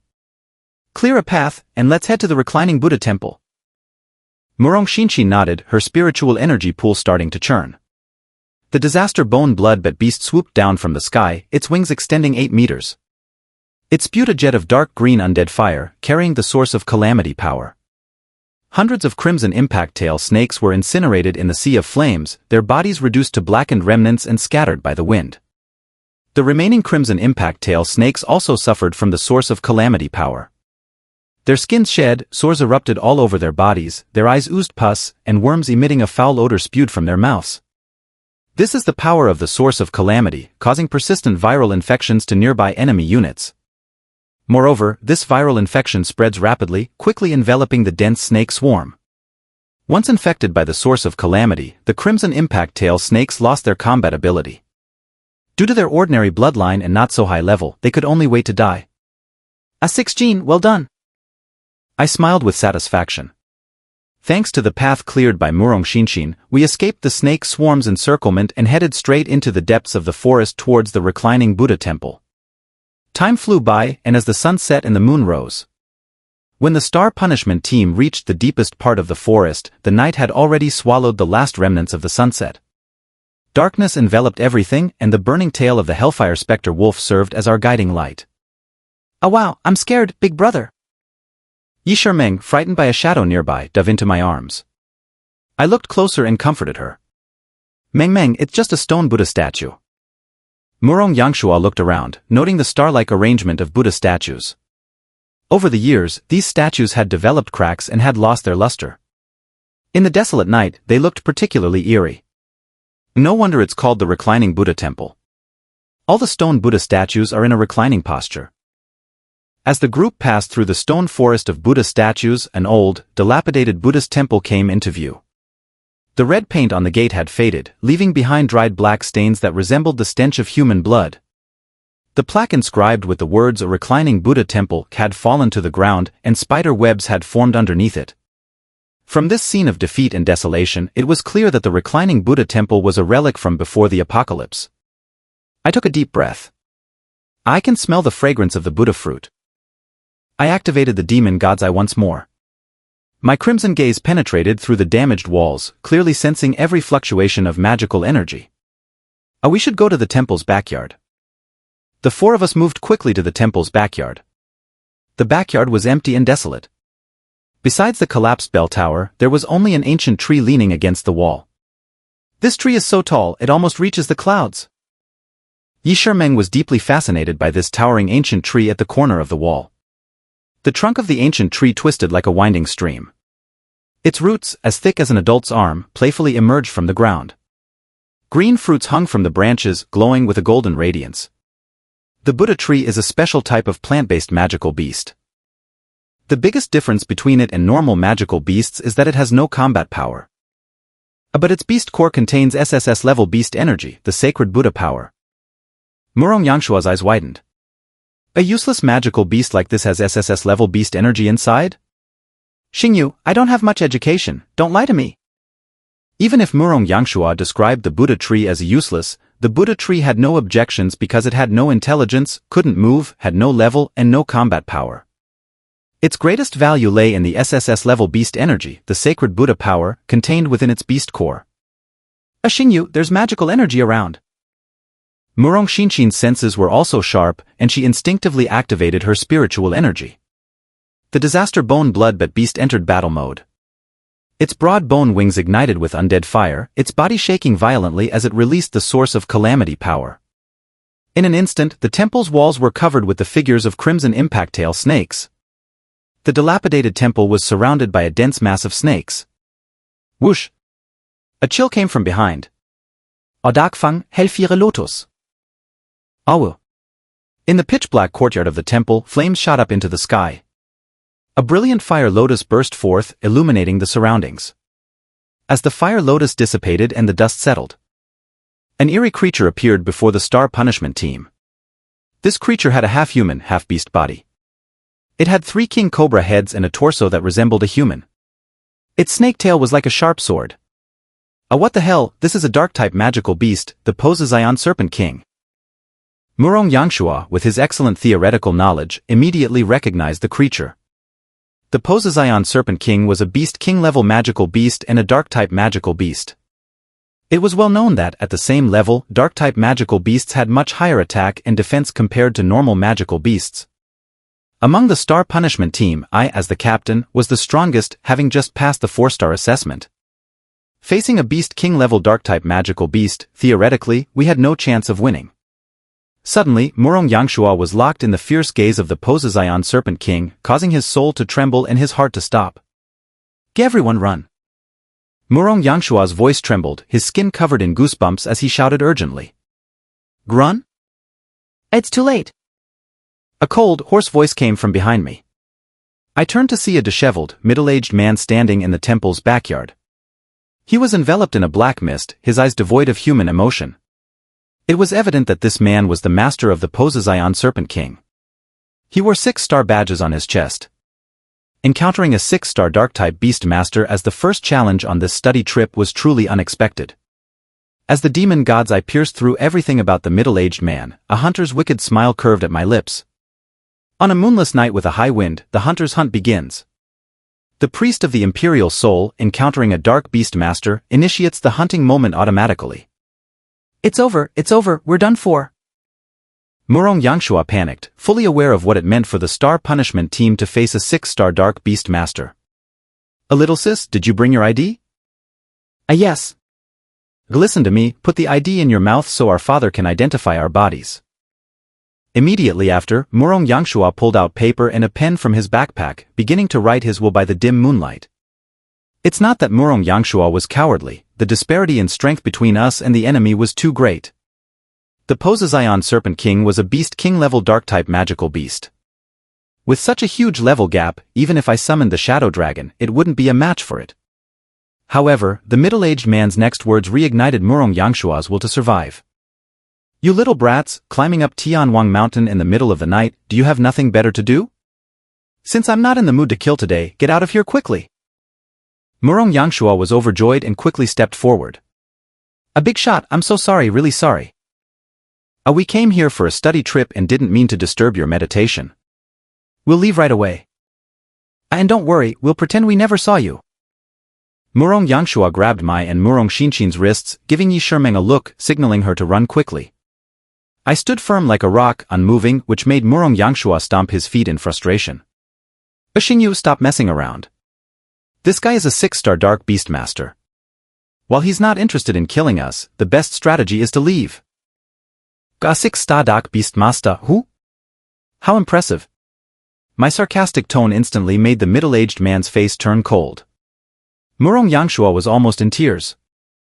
Xingyu, no, Dad, please, you're my real dad, okay?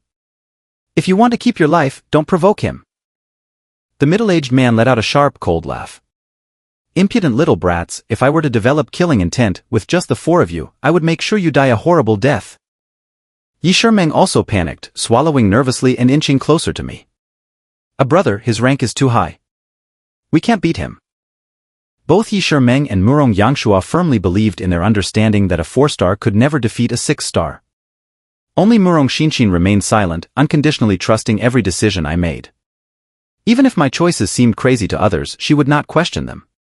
My refusal to leave made the atmosphere in the temple's backyard tense. The middle-aged man, unable to tolerate it any longer, began to channel his spiritual energy. The Xiao Serpent King let out a piercing hiss, commanding the flood of crimson impact tail serpents to surge towards the Star Punishment team. Leave now, or you'll lose your lives. Calm and composed, I maintained my usual demeanor, a harmless smile on my striking face. You, a 6-star Dark Beastmaster, can easily annihilate us like stepping on ants. Why bother letting us go? No, my wording was incorrect. I should have said, why are you urging us to leave? A single word change caused a ripple in the middle-aged man's mindset. Letting us go meant I could kill you but didn't want to, so I let you leave.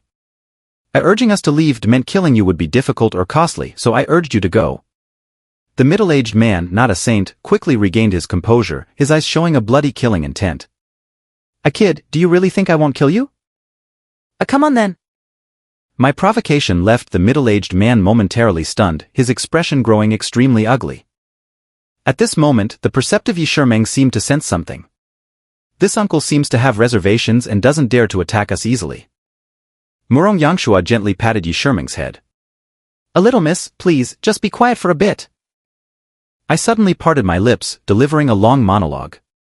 You are indeed a 6-star Dark Beastmaster, but recently you suffered severe injuries, damaging your heart meridians, causing your spiritual energy pool to rupture and your energy to leak uncontrollably.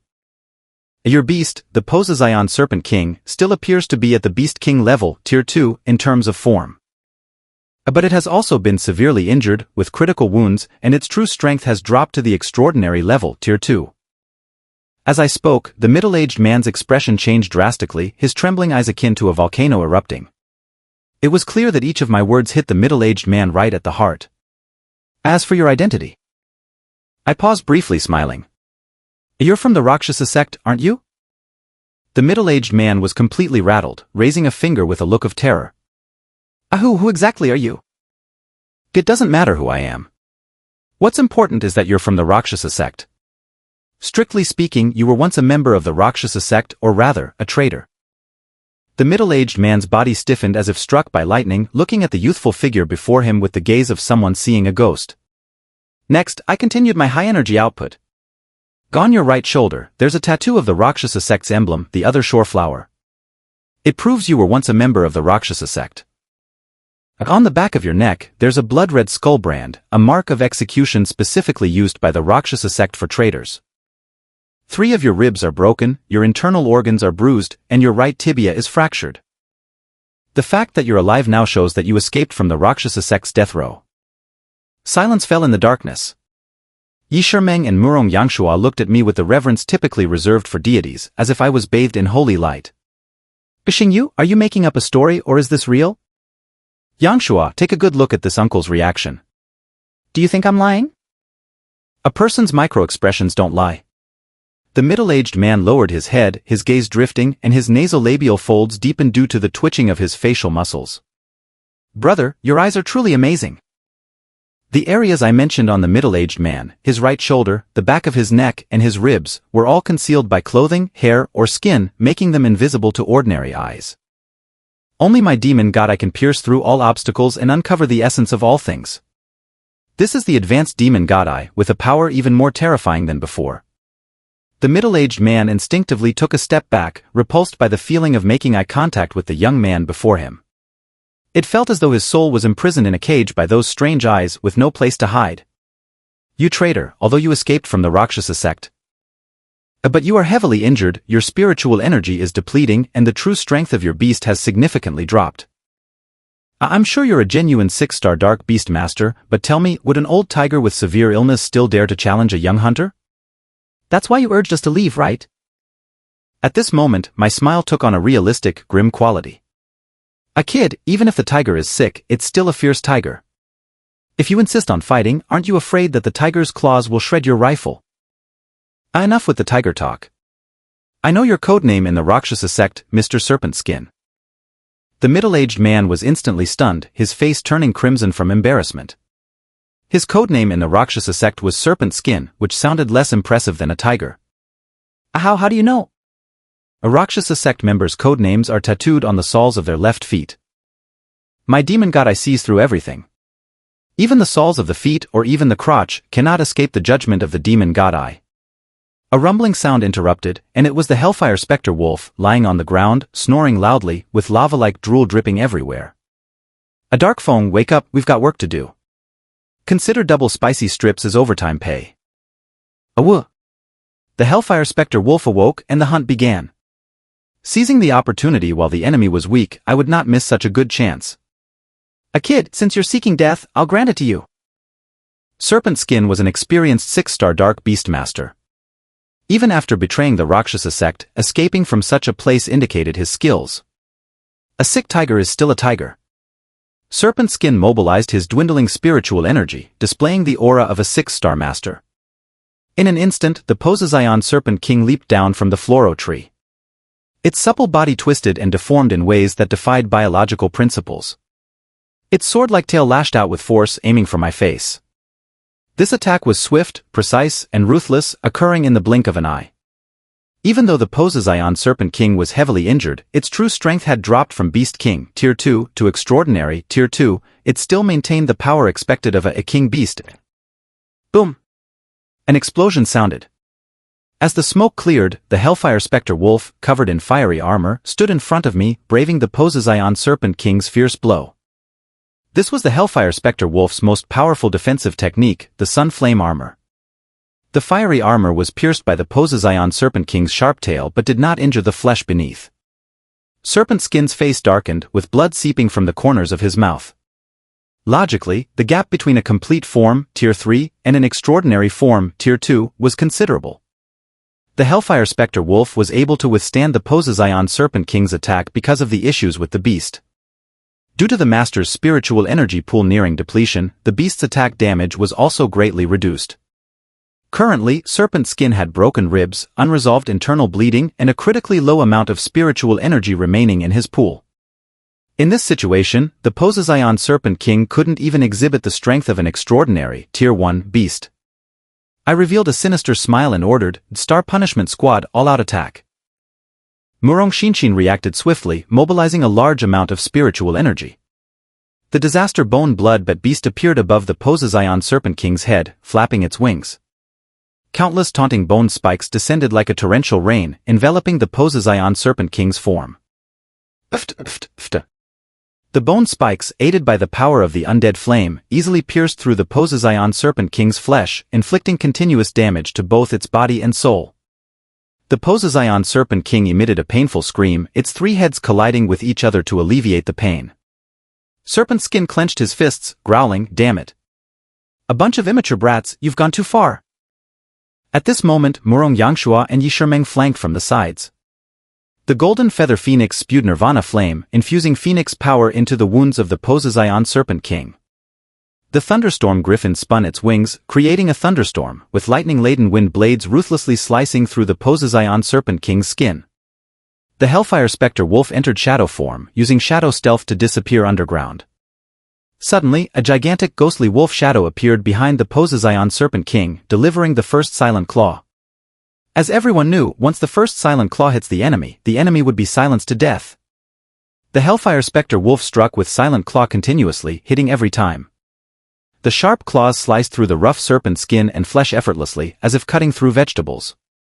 The Poseidon Serpent King was in a continuous state of silence, only able to emit helpless howls, unable to use any skills to counterattack.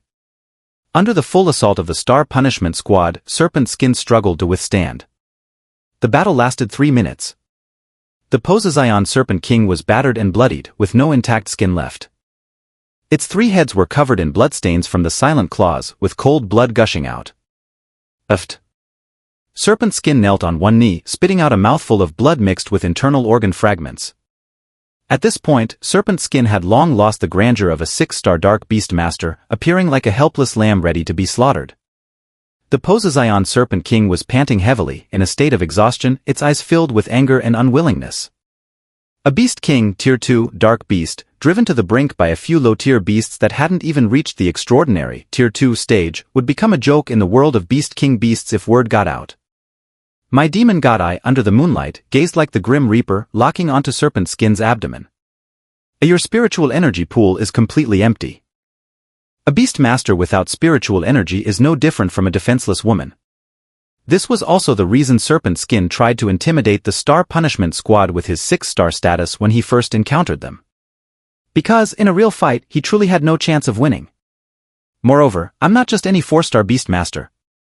During the 3-minute battle, I controlled the Hellfire Specter Wolf to continuously attack the Poseidon Serpent King's old wounds and vital points.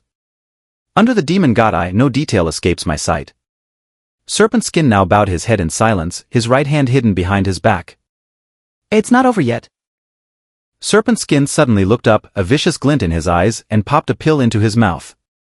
Clink. The pill fell, rolling across the floor and coming to a stop at my feet. At this moment, Serpent Skin's arms, legs, and neck were tightly bound by silver vines. Serpent Skin's face turned red, veins bulging on his forehead, and the feeling of suffocation in his throat prevented him from uttering a single coherent word.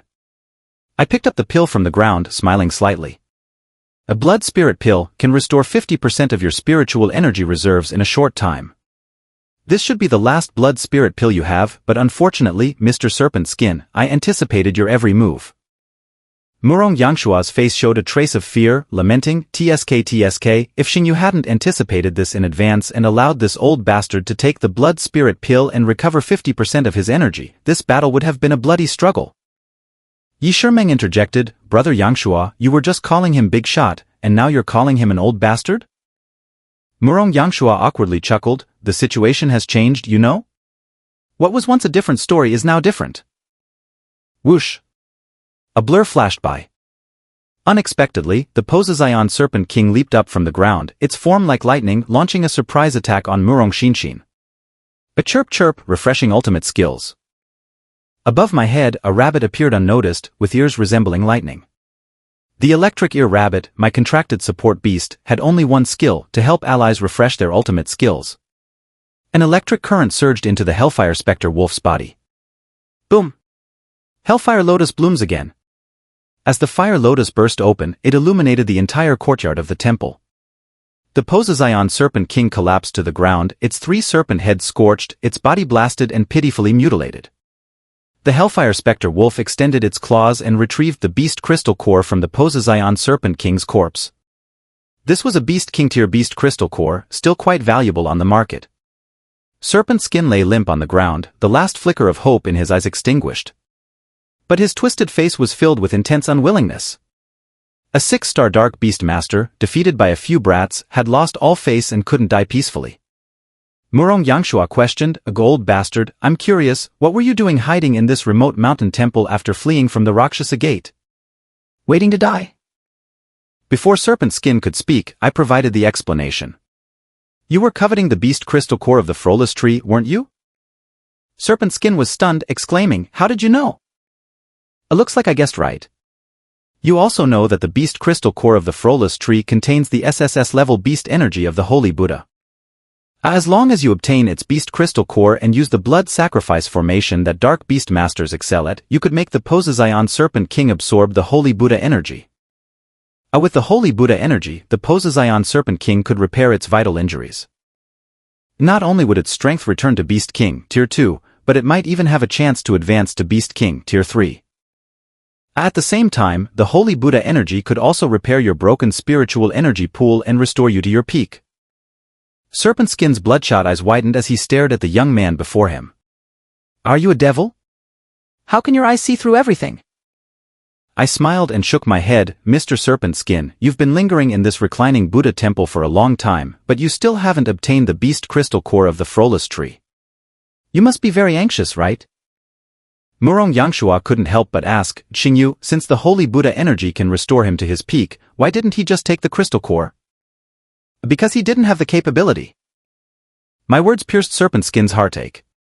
The fact was that Serpent Skin wanted to obtain the Beast Crystal Core of the Frolus Tree, but he didn't have the ability. Murong Yangshua was puzzled. "Xingyu, you mentioned before that the plant-type Beast Frolus Tree is quite special. It has no offensive power. With this old bastard's strength, it should be easy to kill the Frolus Tree and take the Beast Crystal Core, right?" "Brother Yangshua, the Frolus Tree also has one more characteristic: it has extremely high armor value. It has no offensive power, but its defense is maxed out. With its armor value, even a Beast King, Tier 3, beast, if it's not fully powered, cannot break through its armor defense." Murong Yangshua looked astonished and glanced again at the Frolus Tree in the corner of the room. "Damn, this tree's armor value is so ridiculously high?" Yi Shermeng murmured, "No wonder Uncle Serpent Skin couldn't retrieve the Beast Crystal Core. Even if his beast, the Poseidon Serpent King, wasn't injured, its rank is only Beast King Tier 2. After being injured, its strength drops to Supernatural Tier 2. Even if it attacks with full force, it's still far from breaking the Frolus Tree's armor." Serpent Skin was tightly bound by the celestial soul vines, kneeling on the ground, showing an expression of shock. "So that's it?" If it weren't for my explanation, he would still be in the dark. 7 days ago, Serpent Skin had fled here. He had attempted multiple times to kill the Frolus Tree to obtain its Beast Crystal Core but had failed each time. Over the past 7 days, Serpent Skin had used the Poseidon Serpent King's control over serpents to attract large numbers of red-influenced tail serpents and launch joint assaults on the Frolus Tree, yet still achieved nothing. Hearing my words now, Serpent Skin finally understood the truth. It turned out that even a Beast King, Tier 3, beast couldn't break the Frolus Tree's outrageously thick armor with full-force attacks. Mr. Serpent Skin, let me apologize first." What do you mean, you brat?" "I'm sorry, but the SSS-level beast energy of the Holy Buddha you coveted, I'm taking it." Serpent Skin first stared blankly, then burst into a mocking laugh. "Ahahaha. Are you out of your mind? You just said that even a Beast King, Tier 3, beast couldn't break the Frolus Tree's armor. How could a 4-star Beastmaster like you possibly raise a Beast King, Tier 3 beast? It's laughable." I tilted my head, stretched my neck, and heard a series of pops. His smile made Serpent Skin feel a chill. "I don't need a Beast King, Tier 3, beast to take the Frolus Tree's Beast Crystal Core." A dark Fang Hell roar. "Awu. At my command, the Hellfire Specter Wolf arched its back and puffed up its cheeks. After a brief charge, the Hellfire Specter Wolf opened its mouth and spewed a column of hellfire. Boom tilde. The searing black fire column instantly penetrated the Frolus tree's trunk, causing the entire reclining Buddha temple to shake violently and the surrounding courtyard walls to collapse. When the thick smoke cleared, the Frolus tree was scorched, its branches and leaves turned to dust, and the withered trunk lay horizontally, merging into a patch of scorched earth. As the wind blew, the scorched earth swirled, leaving only a beast crystal core shimmering with holy Buddha light on the ground. Serpent Skin stood dumbfounded, his mouth agape as if he could swallow a light bulb whole. Murong Yangshua was also stunned but quickly reacted, slapping his thigh. Alright, I almost forgot. The Hellfire Specter Wolf's hellfire can ignore any armor defense and deal true damage to the enemy. I nodded with a smile. That's the characteristic of hellfire. No matter how high the Frolus tree's armor value was, it was irrelevant to the Hellfire Specter Wolf. Hellfire can penetrate any armor and deal true damage to the enemy's body. That's also why the Hellfire Specter Wolf can kill the Frolus tree with a single strike. Serpent Skin was stunned for a long time, letting out a self-mocking laugh. Well, it seems I've fallen to a few little brats today, lost all my dignity. It's better to die. At this moment, Serpent Skin had lost all hope of survival. He just wanted to quickly face death and leave this world he despised. During his time with the Rakshasa Gate, Serpent Skin was not happy, which was the fundamental reason for his defection. Anyone who lived well in the Rakshasa Gate had a nice or imposing codename. A codename like Serpent Skin doomed him to be just a low-level character in the Rakshasa Gate, constantly abused and suppressed by his superiors. My cold voice came through, as if chanted by the mouth of the Grim Reaper. Mr. Serpent Skin, you don't have the right to die yet. Damn brat, are you still going to torment me? Serpent Skin roared, his eyes tearing apart, venting a lifetime of resentment and humiliation. I turned around. Yangshua, take 6 Jin and Meng Meng to the mountaintop first. I'll join you there later. Yi Shimeng asked, brother, why are we splitting up? Murong Xinshin held Yi Shimeng's hand and whispered, this Serpent Skin is from the Rakshasa Gate and Xingyu is from the Empyrean Soul. Yi Shimeng, intelligent and quick-witted, understood immediately. Meng Meng understands now. Thanks for clarifying, sister-in-law. Brother, we'll head to the mountaintop first. We'll set up the tent and wait for you to join us to stargaze. I watched the 3 teammates leave the reclining Buddha temple, leaving only myself as part of the Star Punishment team. Then I picked up the Frolus tree's beast crystal core, put it into my spatial ring, and walked over to Serpent Skin. When once again locked in by the demon eye's gaze, Serpent Skin felt an immense pressure, his heart pounding like it was going to leap out of his throat. This kid is so young, yet he exudes such a powerful aura. Given time. Serpent Skin had seen many prodigies in the Rakshasa Gate, but someone like me, a monster, was a first for him. Mr. Serpent Skin, do you know why I don't let you die? What do you want to do? Let me show you something. I took out a token from my chest. The token gleamed with frost under the moonlight, instantly freezing Serpent Skin's soul. This is the Imperial Soul token. You are from the Imperial Soul. The Imperial Soul Organization was the arch-nemesis of any Dark Beastmaster guild. The Rakshasa Gate, being the world's top Dark Beastmaster guild, was at odds with the Imperial Soul with a deep-seated enmity. The two sides had clashed many times, both overtly and covertly, in a bitter, life-and-death struggle. Serpent Skin reacted quickly, clenching his teeth. Even if it meant poisoning himself, he would rather not become a prisoner of the Imperial Soul, as that was the instinct of every Rakshasa Gate member. Dying was 100 times better than languishing in the Imperial Soul's prison, at least free from torment. Serpent Skin fell to the ground, consciousness fading. I should be dead by now. No, wait. I'm not dead yet? Did the poison expire? The poison hidden in Serpent Skin's back teeth could kill an elephant, causing a human to instantly become a puddle of corpse water, disappearing from this world forever. The former Rakshasa Gate member, Ghost Umbrella Lady, had committed suicide in this manner after being captured alive by me and the Raven. But a smart person would never fall twice in the same place. Serpent Skin climbed up from the ground, with silver fireflies drifting around him. The soul-binding vine was wrapped around his neck. This is bad. Serpent Skin's heart sank, his heartbeat skipping a beat. The soul-binding vine had a powerful purifying and healing ability, capable of removing all toxins.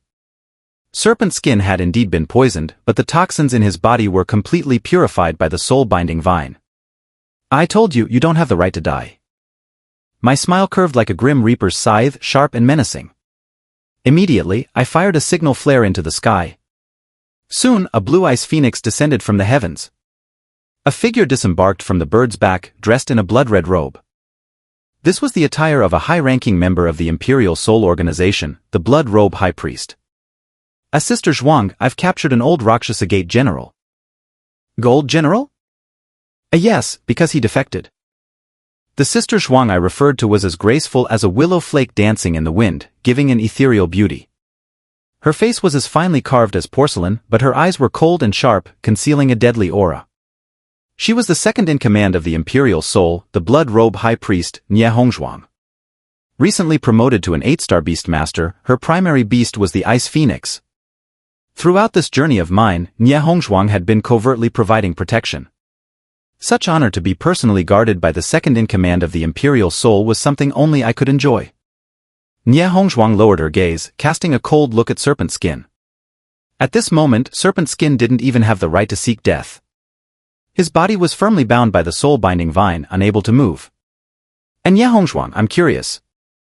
When did your Imperial Soul Organization make an exception to recruit a 4-star brat? You are the second in command of the Imperial Soul. Doesn't it feel beneath you to be responsible for protecting a low-tier Beastmaster? Doesn't it tarnish your dignity? Nie Hongzhuang's voice was icy and concise. His name is Xiao Xingyu. I don't need to say more. A what? He is Xiao Xingyu. Serpent Skin's face showed shock as he scrutinized the young man before him. So he is the Xiao Xingyu who thwarted the Dark Abyss Guild's scheme and led to Qi Tian's fall in Starfall City. Serpent Skin suddenly understood. No wonder the Imperial Soul Organization valued this young man so highly. With the achievements I made in Starfall City, it was clear that this kid's future was limitless. It's worth noting that, in Raven's eyes, I was the next in line to inherit his legacy as the Imperial Soul Leader. Alricht tilde. The reluctance and anger on Serpent Skin's face gradually faded, replaced by a bitter and relieved smile. He raised his head, looking directly at me. I thought I fell at the hands of an unknown junior. Since you are Xiao Xingyu, then falling to you is not such a disgrace. Serpent Skin's words were a form of respect towards me. Falling to a 4-star Beastmaster would be disgraceful for Serpent Skin, making him unwilling to die. But if that 4-star Beastmaster was me, he felt somewhat better because he recognized me as someone of significance, not a nameless person. Serpent Skin, tell me, why did you betray the Rakshasa Gate? Kill me if you want to, stop wasting time with talk. In Serpent Skin's eyes, there was no desire for survival. Nie Hongzhuang secretly channeled her spiritual power, and the Ice Phoenix glared with its icy eyes, sending a chill over Serpent Skin's entire body. Serpent Skin's body began to freeze, with sharp ice shards piercing his skin, embedding into his flesh and bones, even reaching his internal organs. The numbness brought by the ice could not mask the intense pain. Serpent Skin trembled all over, his pale face covered in a layer of frost. Nie Hongzhuang flicked her delicate fingers, and 2 long, sharp ice spikes shot out from the Ice Phoenix's wings, hovering in front of Serpent Skin. The tips of the ice spikes were less than an inch from Serpent Skin's eyes. You should know the consequences of falling into our Imperial Soul's hands. I confess and you'll be lenient, resist and you'll face severe punishment. If you refuse to answer my questions, I'll start by ruining your eyes and then. The Imperial Soul used extreme measures against Dark Beastmasters. Serpent Skin panicked. He didn't fear death, but he feared a fate worse than death. As the ice spikes moved closer, Serpent Skin hurriedly shouted, "There's a change within the Rakshasa Gate. Deputy Sect Master Yuji has set up a new faction, intending to challenge the Sect Master." The atmosphere fell into silence. Nie Hongzhuang and I exchanged glances, both seeing astonishment and disbelief in each other's eyes. The news Serpent Skin revealed was earth-shattering. The Rakshasa Gate, the world's top Dark Beastmaster guild, was vast and powerful, with enormous influence. No one expected that one day, this evil organization would experience severe internal conflict, with the second-in-command openly opposing the leader, leading to a split within the Rakshasa Gate and chaos. Clearly, Serpent Skin had sided with Yuji during the factional struggle, thus being branded a traitor by the Rakshasa Gate, which led to the current situation. Nie Hongzhuang did not press further but moved closer to me. This matter is of great importance. I must take Serpent Skin back to the Imperial Soul headquarters for you to interrogate personally. I nodded and suddenly thought of something, lowering my voice to ask, Sister Shuang, recently, that guy Xie Zhong has been quiet. What is he up to? Nie Hongzhuang understood my concern and replied in a particular tone, he claims to have fallen seriously ill and is recuperating at home. We exchanged another glance, understanding each other without words. With the Rakshasa Gate in turmoil, Xie Zhong had claimed illness and disappeared from public view. The reasons behind this were clear to both Nie Hongzhuang and me. Nie Hongzhuang carried the frozen serpent skin, leaping up to land on top of the Ice Phoenix. The Ice Phoenix let out a cold cry, flapping its wings and soaring upwards. Before leaving, Nie Hongzhuang instructed, you should be careful during your break. Don't cause any trouble. Nie Hongzhuang knew me well, wherever this young man went, trouble seemed to follow. I got it, Sister Shuang. You stay safe on your journey too. I was more concerned about Nie Hongzhuang's safety than my own. After all, Nie Hongzhuang was carrying Serpent Skin, who was knowledgeable about the Rakshasa Gate's internal strife and could provide valuable information, so no mistakes could be afforded. Watching the Ice Phoenix disappear from view, I stood in the back courtyard of the reclining Buddha temple, one hand on my chin, lost in thought. The Rakshasa Gate has experienced such severe internal conflict, with Deputy Sect Master Yuji defecting and betraying the Sect Master. For me, it's a good opportunity. Xie Zhong, I still remember the grudge between us. A sinister and menacing smile appeared on my handsome face. I've started plotting again. Previously, Xie Zhong set up traps to lure me into a snare. This time, I'll set the trap myself and thoroughly deal with the Xie family, settle old scores with Xie Zhong and his father, and avenge the unjustly murdered Yun family. Alright, it's time to get down to business. I refocused, opened the spatial ring, and took out the beast core of the Florog tree. If it weren't for the Hell Nether Wolf's Hellfire, which could ignore the Florog tree's armor defenses, obtaining this beast core wouldn't have been so easy. Everything is destined, and fate has arranged for me to gain the SSS-level beast energy of the Holy Buddha. A little silver, come out. Whoosh. A small silver vine, resembling a snake, wriggled out from my pants. The Tianhan vine is still as shy as ever. When Nie Hongzhuang was here, it stayed hidden in my pants and refused to come out. Absorb its soul. I instructed as I channeled my spiritual power. Since the Florog tree had just died, its soul was still present in the beast core. One of Tianhan vine's innate abilities is to absorb the souls of all deceased beings. The silver vine wrapped around the beast core, emitting a dense silver firelight. In less than a tea-time, Tianhan vine completely absorbed the Florog tree's soul and the luster of the beast core faded. In the pitch-black reclining Buddha temple, a brilliant golden Buddha light suddenly illuminated the place. All the stone Buddha statues seemed to come alive, covered in a golden layer. Before me, Tianhan vine continually expanded, becoming lush and leafy like a towering ancient tree. Behind it, a phantom of the thousand-handed Avalokiteshvara appeared, illuminating the world with Buddha light. This is Tianhan vine after absorbing the Holy Buddha's power. It is no longer just a support-type beast, but also possesses powerful combat capabilities and a defensive shield. I activated the Demon God's Eye and couldn't hide my satisfied smile. The SSS-level beast energy of the Holy Buddha is indeed extraordinary. Beast name, Tianhan Vine Beast. New SSS-level beast energy, Holy Buddha power. New passive Buddha's resilience, reduces the duration of control-type skills from enemies and decreases the time controlled. New combat skills. 1. Buddha's golden body, Tianhan Vine transforms into a golden Buddha light, imbuing friendly units with a golden body and granting a 1-second invincibility status. After the invincibility status ends, it clears all previous negative effects such as freezing, slowing, toxin damage, continuous burning, delayed explosions, etc. Flaw: during the invincibility status, the user cannot move and must stay in place. 2. Buddha's Great Compassion Palm releases a large number of vine branches, forming a massive palm imbued with the Holy Buddha's power, which strikes the enemy. Deals double damage to ghost, demon, and devil-type beasts. 3. Heaven and Earth transform Buddha Thousand-Handed Avalokiteshvara. Vines deform to create a giant wooden sculpture of the Thousand-Handed Avalokiteshvara, which can block damage and attack enemies, causing wide-area destructive damage. Consumes a lot of spiritual power, use with caution.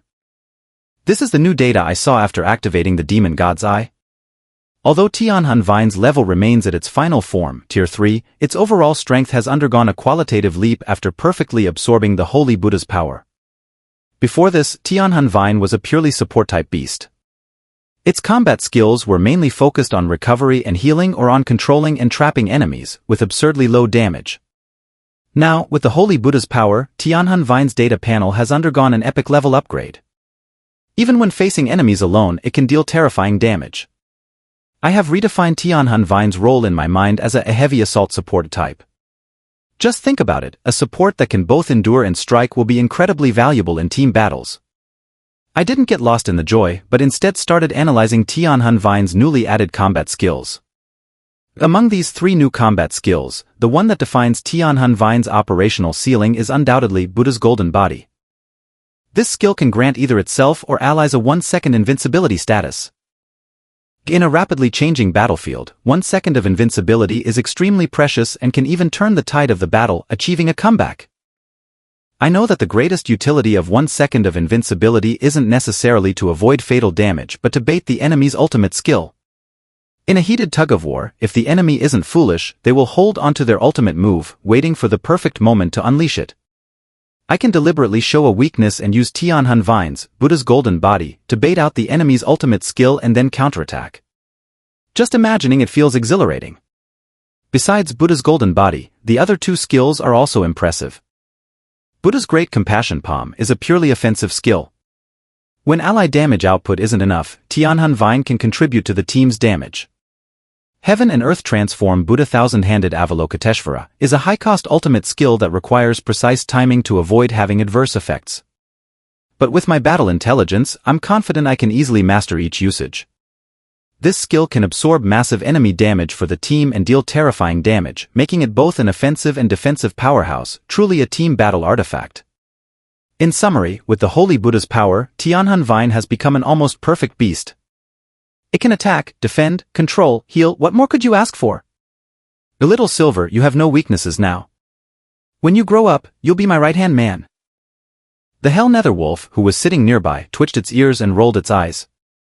The spicy strips it was chewing lost their taste. I've said the same thing to it before. Hearing its master's praise and admiration, Tianhan Vine was extremely happy. It returned to its small, delicate snake-like form, coiling around my right wrist, tightening to show affection for its master. Before I left, I clasped my hands together in the main hall of the reclining Buddha temple, bowed to the old and dilapidated Buddha statue, and wore a face full of piety.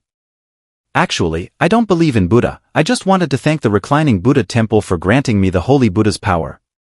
Sometimes, opportunities and luck are essential conditions on the path to becoming a powerful king. A dark foam, let's head to the mountaintop and join the others. Awu. Under the desolate night sky, the young man rode the giant wolf, weaving between the cascading waterfalls and climbing the cliffs, heading straight for the mountaintop. At the top of Tianwang Mountain on the rocky ridge, I heard Darkfeng's wolf howl. Big brother is here. Yishimeng stood on a large rock, looking into the distance. Seeing the shadow of the wolf, she couldn't help but excitedly shout. Soon, the Hell Nether Wolf carried me to where everyone was. Xingyu, you're here. Murong Yangshua, with a proud face, pointed to the 2 tents nearby. Look, this is my masterpiece. How do you like it? I know Murong Yangshua well. If he were to go on a blind date, he'd definitely list tent pitching in his skills section. The tents were made from monster hides, with frames constructed from monster bones, sturdy and durable. Are you hungry? Let's start a fire and get the barbecue going. Outside the tent, I was responsible for setting up the barbecue grill, while Murong Xinshin and Yishimeng handled skewering the meat and marinating it with various seasonings. Murong Yangshua rode his thunderstorm griffin to collect flammable drywood from the forest. Half an hour later, everything was ready. The flames were lit and the skewers of meat, with a mix of fat and lean, sizzled on the grill, emitting a mouth-watering aroma from the slightly charred surface. Camping on the mountaintop at night was a luxury for the students of Azure Dragon Academy. The usual dry theoretical classes, the sweaty practical training, and the monthly grueling exams all created immense pressure for these students. The once-a-semester break trip allowed these kids to temporarily set aside their pressing academic work and enjoy the happiness that their age should have. Yishimeng, a Beastmaster, showed unwavering determination, fierceness, and resolve in battle with magical beasts. But now, her still-rounded face beamed with innocent joy. This was her true self, the normal state for a teenage girl. I smiled and affectionately patted Yishimeng's head. I knew very well that the abnormality lay in this wretched world. The demonic aura of magical beasts had tainted the world, making the corrupted state the norm, and the more normal individuals seemed increasingly out of place. People like Xie Zhong, dressed impeccably yet hiding a beastly nature, were ironically the normal humans. The Star Punishment team enjoyed the barbecue and beer while gazing at the night sky, admiring the fleeting beauty of shooting stars. Such moments were brief and hard-earned. How could those in love not cherish them? I wrapped my hand around Murong Xinxin's slender waist from behind. Murong Xinxin's head naturally rested on my shoulder. As a meteor shower arrived, Yi Shimeng was particularly excited. A brother. Meteor shower. Murong Yangshua set down the skewer and, without wiping his mouth, said, "Stop eating, everyone, make a wish." Everyone was making wishes as they looked up at the starry sky. My gaze, however, was fixed on the other side of the mountain, where a peak stood like a celestial pillar. Baimen Peak, the second stop on the S-level break trip route. My pupils turned crimson as I activated the demon god's eye. In my vision, Baimen Peak was enveloped in dense spiritual energy. I opened the map book and reviewed the historical information about Baimen Peak. This Baimen Peak area was once a plain before the apocalypse. After the apocalypse, it was struck by a space meteor, causing geological activity and plate shifts, resulting in this towering peak. It is called Baimen Peak because, before the dragon-slaying war, there were over 100 martial arts sects on this mountain, including the Mutai Taoist Temple, Purple Sky Cloud Temple founded by the purple-robed Heavenly Master. After reviewing the data in the map book, a sense of anticipation grew in my heart. This place, having experienced an alien meteor impact and with the legacy of various martial arts sects, it must be a land of exceptional beasts and spirits. I should be able to encounter some special wild Beastmasters. The next morning, I took Murong Xinxin's hand and headed to the edge of the cliff. The two of them sat under a maple tree side by side, admiring the breathtaking view of the sun shining on the mountains. But the beauty of sunrise lies in its emergence from the deepest darkness. Murong Xinxin's words had a profound impact on me, shaking my soul deeply. This world is not black and white, light and darkness are not opposites, but light even emerges from the depths of darkness. At that time, I didn't yet realize that Murong Xinxin's words would become a guiding light for me in inheriting the title of an eternal Night King from Shangguan Tong. How does one become the world's greatest undead Beastmaster? The most crucial step is to understand the essence of life and death, light and darkness. An hour later, the Star Punishment team packed up their belongings and set off for the second stop on the S-level route, Baimen Peak. Not long after the Star Punishment team left the summit of Tianwang Mountain, three figures appeared there. Dongfang Qing shouted, "Captain, there are signs of a fire here." A pair of siblings approached, handsome, but their aura was somewhat dark and unsettling. Xia Weian and Xia Lian, siblings from the Vermilion Bird Academy, also chose the S-level route for their break trip.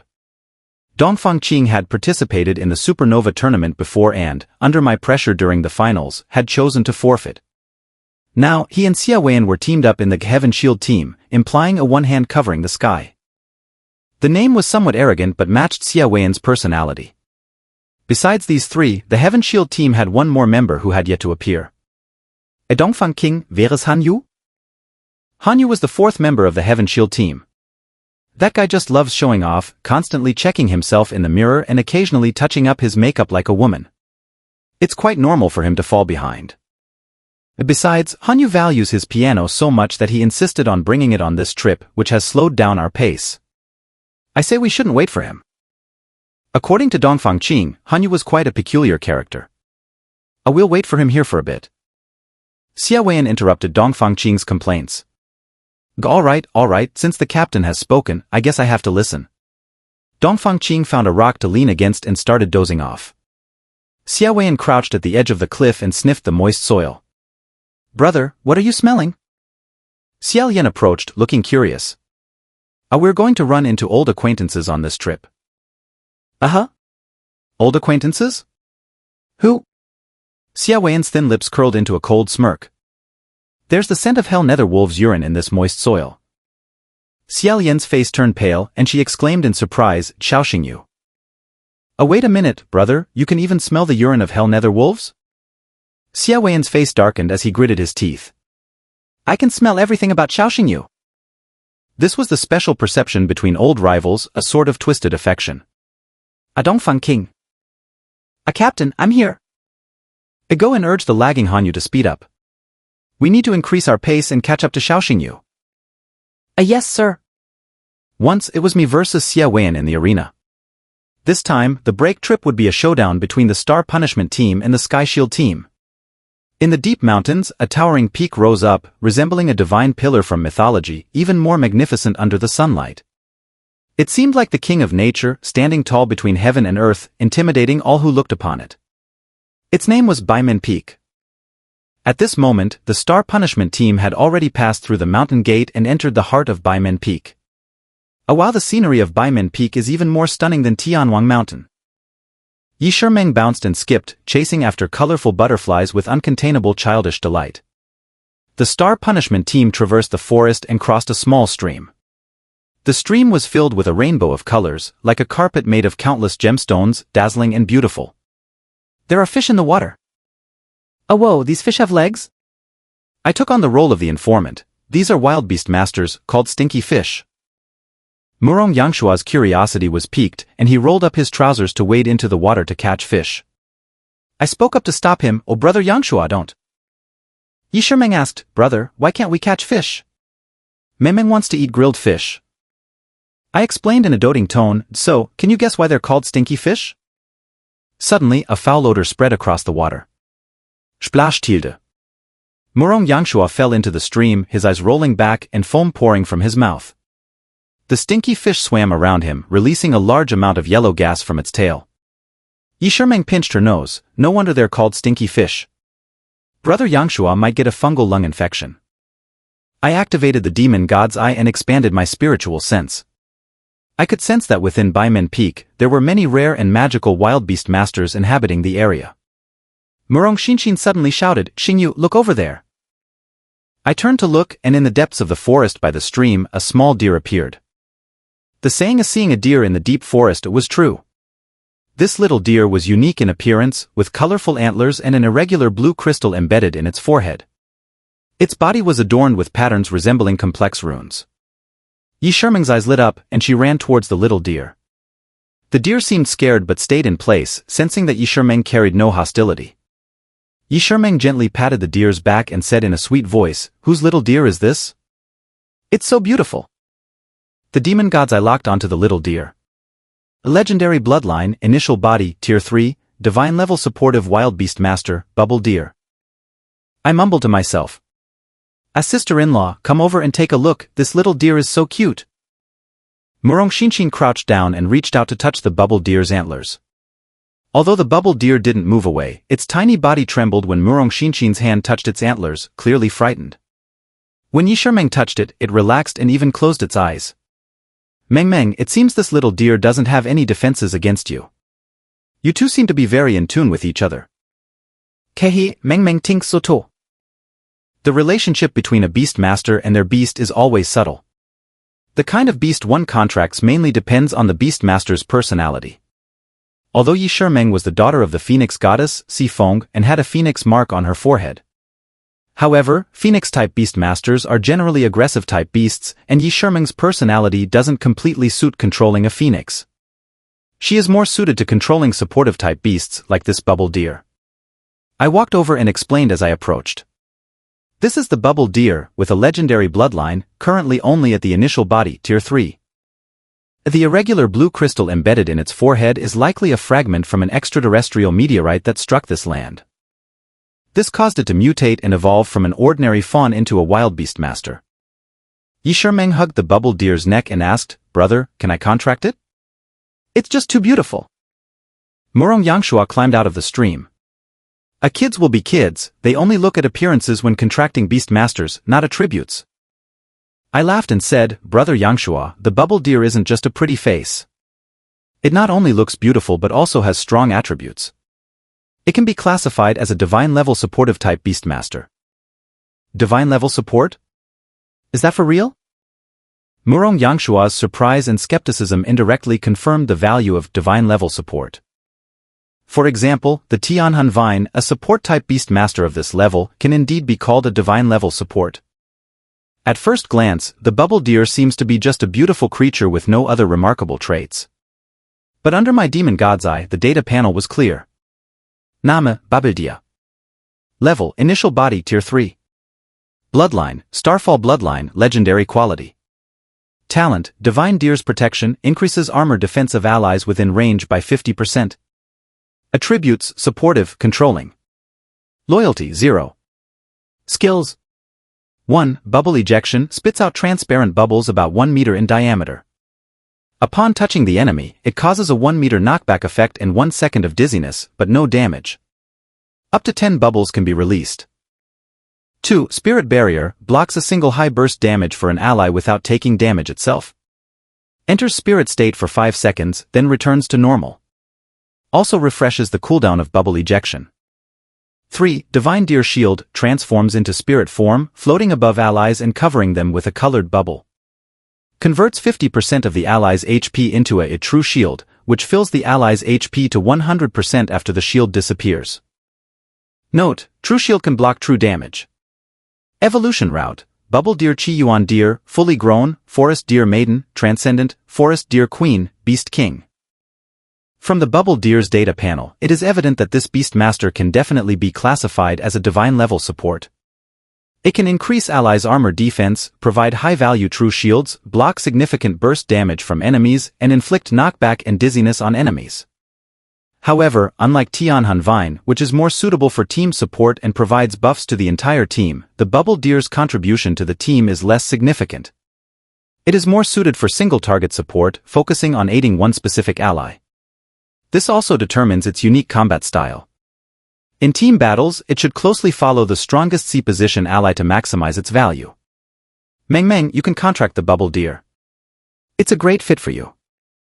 With my endorsement, Yishimeng was thrilled and gently patted the Bubble Deer's head. A little deer, would you like to sign a blood pact with me and become my Beastmaster? Originally, the Bubble Deer had no defenses against Yishimeng, but upon sensing that this human Beastmaster wanted to contract it, it showed extreme panic. A little deer, don't run. I'm not a monster, I won't eat you. Before Yishimeng could react, the Bubble Deer bolted, disappearing into the depths of the forest. Murong Xinshin analyzed, from the Bubble Deer's reaction, it's not rejecting humans, but rather the idea of being contracted by a Beastmaster. I nodded, let's follow it. We can't miss a divine-level support-type Beastmaster. The Star Punishment team quickened their pace, following the tracks left by the Bubble Deer. Yishimeng rode her golden feather phoenix at the front of the group, her little face filled with anxiety. It was clear that she was genuinely fond of the beautiful fawn. I had promised Yi Shuangning that I would take good care of Yishimeng during this field trip. Oh Meng Meng, don't worry. I promise you'll successfully contract the Bubble Deer. Thank you, brother. Yishimeng's worry gradually faded away, feeling quite content with her brother's affection. An hour later. The Star Punishment team followed the Bubble Deer's tracks to the most perilous section of Baimen Peak. Xingyu, look at that! Murong Yangshua pointed at the cliff face. On the cliff, there was a dilapidated Taoist temple. I pulled out the map. According to the map, this should be the Zixiao Temple, founded by a celestial master named Zixiao. The sect belongs to the Maoshan sect. This Zixiao celestial master was no ordinary person. He was once a purple-robed celestial master of Taoism with a very high rank, but after so many years, this old celestial master is probably long gone. Awoo! The Hellfire Specter Wolf lifted its head and howled toward the Zixiao Temple. Its sense of smell was incredibly sharp, detecting the Bubble Deer's scent hidden within the Zixiao Temple. Let's fly up and take a look. Okay. Instead of summoning the Shadow Demon Dragon, I rode the Disaster Bone Bloodbat Beast with Murong Xinshin. Murong Yangshua rode his Thunderstorm Griffin, and Yishimeng stood on the Golden Feather Phoenix. Everyone flew up to the towering cliff and landed in the courtyard of the Zixiao Temple. The ancient temple, weathered by time, was in a state of disrepair, and the damp air was filled with a decaying odor. In today's prosperous era of Beastmasters, Taoist culture and Maoshan techniques seem to have faded from public view. Awoo! The Hellfire Specter Wolf's nose, acting as a low-tier demon god's eye, locked onto the main hall of the temple. The plaque, battered by the elements and unmaintained, had turned into a piece of rotting wood. The characters were barely discernible, only the outline could be seen. Murong Yangshua stepped forward. It says, Ziqing Hall? Dark Fang has been howling at the Ziqing Hall's door. Is the Bubble Deer inside? I nodded. I'll go check it out. Murong Yangshua tried to push open the door of the Ziqing Hall. The door suddenly swung open and a terrifying force surged out. I acted quickly, channeling my spiritual power.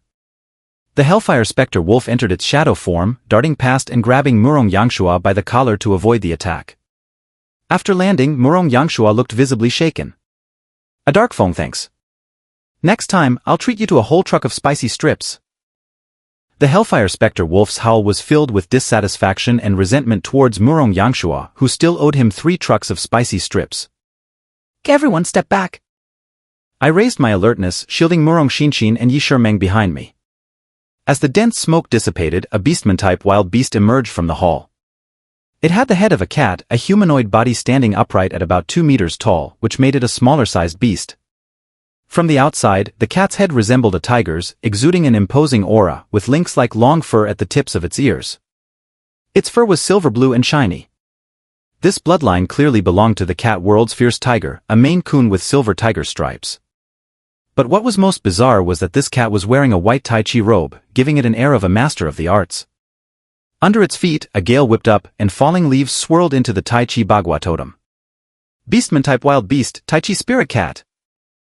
I was fervent, instantly enamored with the cat. The Tai Chi spirit cat's appearance stunned the entire Star Punishment team. After the shock, the emotions in their eyes were entirely different. Who are you? Who's talking? State your identity honestly. Heavens, this cat speaks human language? Murong Yangshua held his head with both hands, his eyes bloodshot, covered in goosebumps. The standard Mandarin, without any regional accents, came perfectly from the Tai Chi spirit cat's mouth. Yi Shimeng was also startled, exclaiming and commenting, "It's unbelievable. This big cat not only speaks human language but does so perfectly. It could take a Mandarin proficiency test." I wasn't surprised. My demon gods I had already revealed the Tai Chi spirit cat's background and data.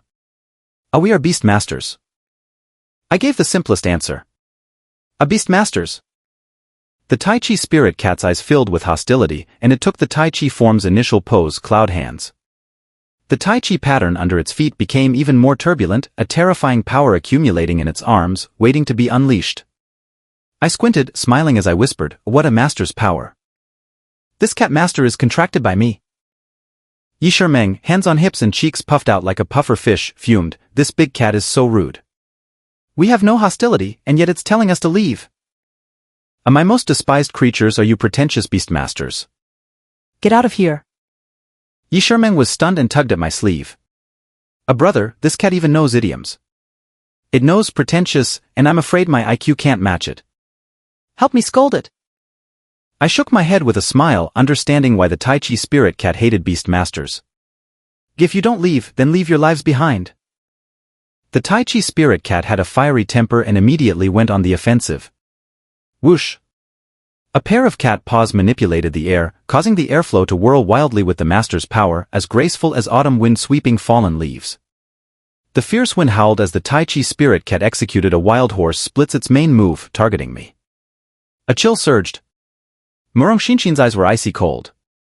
When I was in danger, she transformed instantly, her eyes radiating murderous intent like rising flames. With her spiritual power boiling, the disaster bone bloodbat dove from the sky, its mouth wide open, sharp venomous fangs aimed at the Tai Chi spirit cat. The Tai Chi spirit cat interrupted the wild horse splits its main move, pivoting on its waist, its feet nimbly dodging and shifting, employing Tai Chi footwork to easily evade the disaster bone bloodbat's attack. The first round of combat had just ended when the Tai Chi spirit cat launched another assault. Its movements, though seemingly slow, effortlessly dodged the disaster bone bloodbat's fast attacks and seemed to handle them with ease. The seemingly soft and weak punches and pushes carried terrifying force, each time pushing the disaster bone bloodbat back. I watched it all closely, muttering under my breath. A Tai Chi emphasizes overcoming hardness with softness, for ounces deflecting 1,000 pounds. Its loose shoulders, sunk elbows, contained chest, pulled back, wrapped hips, gliding buttocks, loose waist, shifting hips, and suspended head. Every movement and step exudes the aura of a Tai Chi master. Truly my dream cat. In the brief moments of lightning and dew, the Tai Chi spirit cat had fought the disaster bone bloodbat for over 30 rounds. Murong Xinxin, losing patience, mobilized a large amount of spiritual power. The disaster bone bloodbat soared into the sky, its bone wings fully extended, igniting with dark green undead fire. I undead arrow rain. Murong Xinshin chanted softly, her spiritual power surging. The disaster bone bloodbat flapped its wings, releasing a dense rain of bone spike arrows. Each bone spike arrow was coated with calamity power and its tip burned with undead fire capable of injuring the enemy's soul. Whoosh whoosh whoosh. A volley of arrows was unstoppable. The Tai Chi spirit cat had nowhere to hide, countless undead arrows enveloping it from above. I sighed, mobilizing my spiritual power. I had no choice but to intervene. The Tai Chi spirit cat suddenly lifted its right foot and stomped the ground. The ground cracked and the fissures formed a Tai Chi pattern. The Tai Chi spirit cat spun in place, its palms continuously performing the Tai Chi form's initial move, cloud hands. Each palm strike appeared loose, but carried a powerful, vigorous sensation. Whoosh! A fierce wind surged. A vortex of wind formed around the Tai Chi spirit cat, rotating along with the Tai Chi pattern under its feet. Yi Sherming's eyes widened in shock as she exclaimed, This Tai Chi wind vortex has absorbed all the undead arrows. The Tai Chi wind vortex surrounding the Tai Chi spirit cat acted like a bottomless pit, drawing in all the undead arrows. Each undead arrow spiraled with the Tai Chi vortex. A little sister, be careful. Murong Yangshua realized the danger and shouted anxiously. The Tai Chi spirit cat suddenly assumed a horse stance, both palms pushing forward simultaneously. Under the influence of the Tai Chi vortex, all the undead arrows were shot back at the disaster bone bloodbat. Boom! The explosion was deafening. The Hellfire Specter Wolf, covered in the Sunflame armor, blocked all the undead arrows for the disaster bone bloodbat. Murong Xinshin bit her lip. I was careless. I shook my head. A6 Gene, it's not your fault. You're not familiar with the Tai Chi spirit cat's combat techniques. Though the Tai Chi spirit cat appeared unscathed, it was far from well. It knelt on one knee, panting heavily, cold sweat beating on its forehead. The magical move it had just executed had clearly drained a lot of its energy. My demon, I scanned the Tai Chi spirit cat once more, and the data panel appeared. Beastname, Tai Chi Spirit Cat. Level, full body tier 3. Bloodline, Spirit Root Bloodline, epic quality. Talent, Master's Power, possesses extreme potential in martial arts training. After hitting an enemy, causes physical penetration damage, harming the enemy's essence and inflicting internal injuries. Attributes, Beastman type, martial arts type. Loyalty, 0. Skills. 1. 8 Tai Chi techniques, strike, pluck, press, elbow, knock. After performing all 8 attacks, gains a strengthened basic attack, triggering 5 times critical damage and pushing back the enemy 10 meters. 2. Tai Chi shock foot, stomps the ground with the foot, causing a knockback effect on enemies within a 3-meter radius. Control type skill, not suitable for solo use, best used in combination. 3. Bagua 64 palms, creates a Tai Chi Bagua totem underfoot, delivering 64 consecutive palm strikes within 3 seconds. 4. Heaven and Earth Boundless, ultimate skill, continuously pushes hands with cloud hands to create a Tai Chi wind vortex, absorbing all projectile type attacks and finally rebounding them to the enemy. During absorption, the user also endures some damage. These are the basic stats of the Tai Chi Spirit Cat. However, even hidden data is not beyond my demon eye. Hidden data asterisk. Immortal Bloodline, mythical quality, not activated. Activation condition, surpassing physical and martial arts limits to unlock the Immortal Bloodline and activate SSS Beast Power Immortal Power. I was overjoyed, looking at the Tai Chi Spirit Cat with admiration. Regardless of whether it's a white cat or a black cat, a cat with exciting hidden data is a good cat. From the basic data alone, the Tai Chi Spirit Cat's bloodline quality was merely epic. Among my beasts, the Celestial Soul Vine has a mythical quality bloodline, and the Shadow Dragon has a Genesis quality bloodline. By rights, an epic quality bloodline should not catch my eye. However, what truly captivated me about the Tai Chi Spirit Cat was its hidden data. As long as it's cultivated later on, surpassing the limits of its martial arts and physical body, it can activate the mythical quality Immortal Bloodline and gain SSS level Beast Power Immortal Power. Moreover, even if the Tai Chi Spirit Cat hasn't activated the Immortal Bloodline yet, with its Tai Chi martial arts and Master's power combined with my skills and awareness, it can still exhibit impressive power on the battlefield and even play a central role in specific situations. Cough cough cough. After the intense battle, the Tai Chi Spirit Cat coughed violently, blood oozing from its mouth. In the fight with the disaster bone bloodbat, it wasn't unscathed. The calamity power had silently invaded its skin pores, causing extensive viral infection. Despite this, the Tai Chi spirit cat did not retreat, its eyes burning with fervent fighting spirit. Get out of here quickly. If you insist on continuing, I can fight you all day. The Tai Chi spirit cat once again struck the initial stance of Tai Chi Cloud Hand's push. Murong Xinshin's brows furrowed deeply. From its expression and gaze, it's clear that it harbors intense hatred for human beastmasters. This cat has a story. Just as the atmosphere was about to become more tense, a frail female voice echoed. Brother, stop fighting. The Star Judgment Squad looked up in surprise as another beastman cat emerged behind the Tai Chi spirit cat. This cat also stood upright but was much smaller in size. To their astonishment, it wore a Taoist purple robe adorned with silver threads depicting clouds and swirling galaxies. It had a purple hat on its head with the Maoshan Taoist sect's emblem on the brim. Additionally, it wore a wide belt, cloud boots, and carried a peachwood sword on its back, with a red tassel at the end of the sword's hilt holding a bagua mirror. The outfit resembled that of a venerable Taoist master in purple robes. Yishimo was stunned. Are cats in this world so competitive now? Even a random cat can speak human language. Murong Yangshuo gasped in amazement. I know what a Taoist master in purple robes is, but this is the first time I've seen a purple-robed cat. This is quite an eye-opener. I corrected him. It's not a purple-robed cat, it's a full-body, Tier 3, beast, the purple curse spirit cat. A little sister, why did you come out in your weak state? The Tai Chi spirit cat hurriedly supported the purple curse spirit cat, its eyes filled with concern and affection.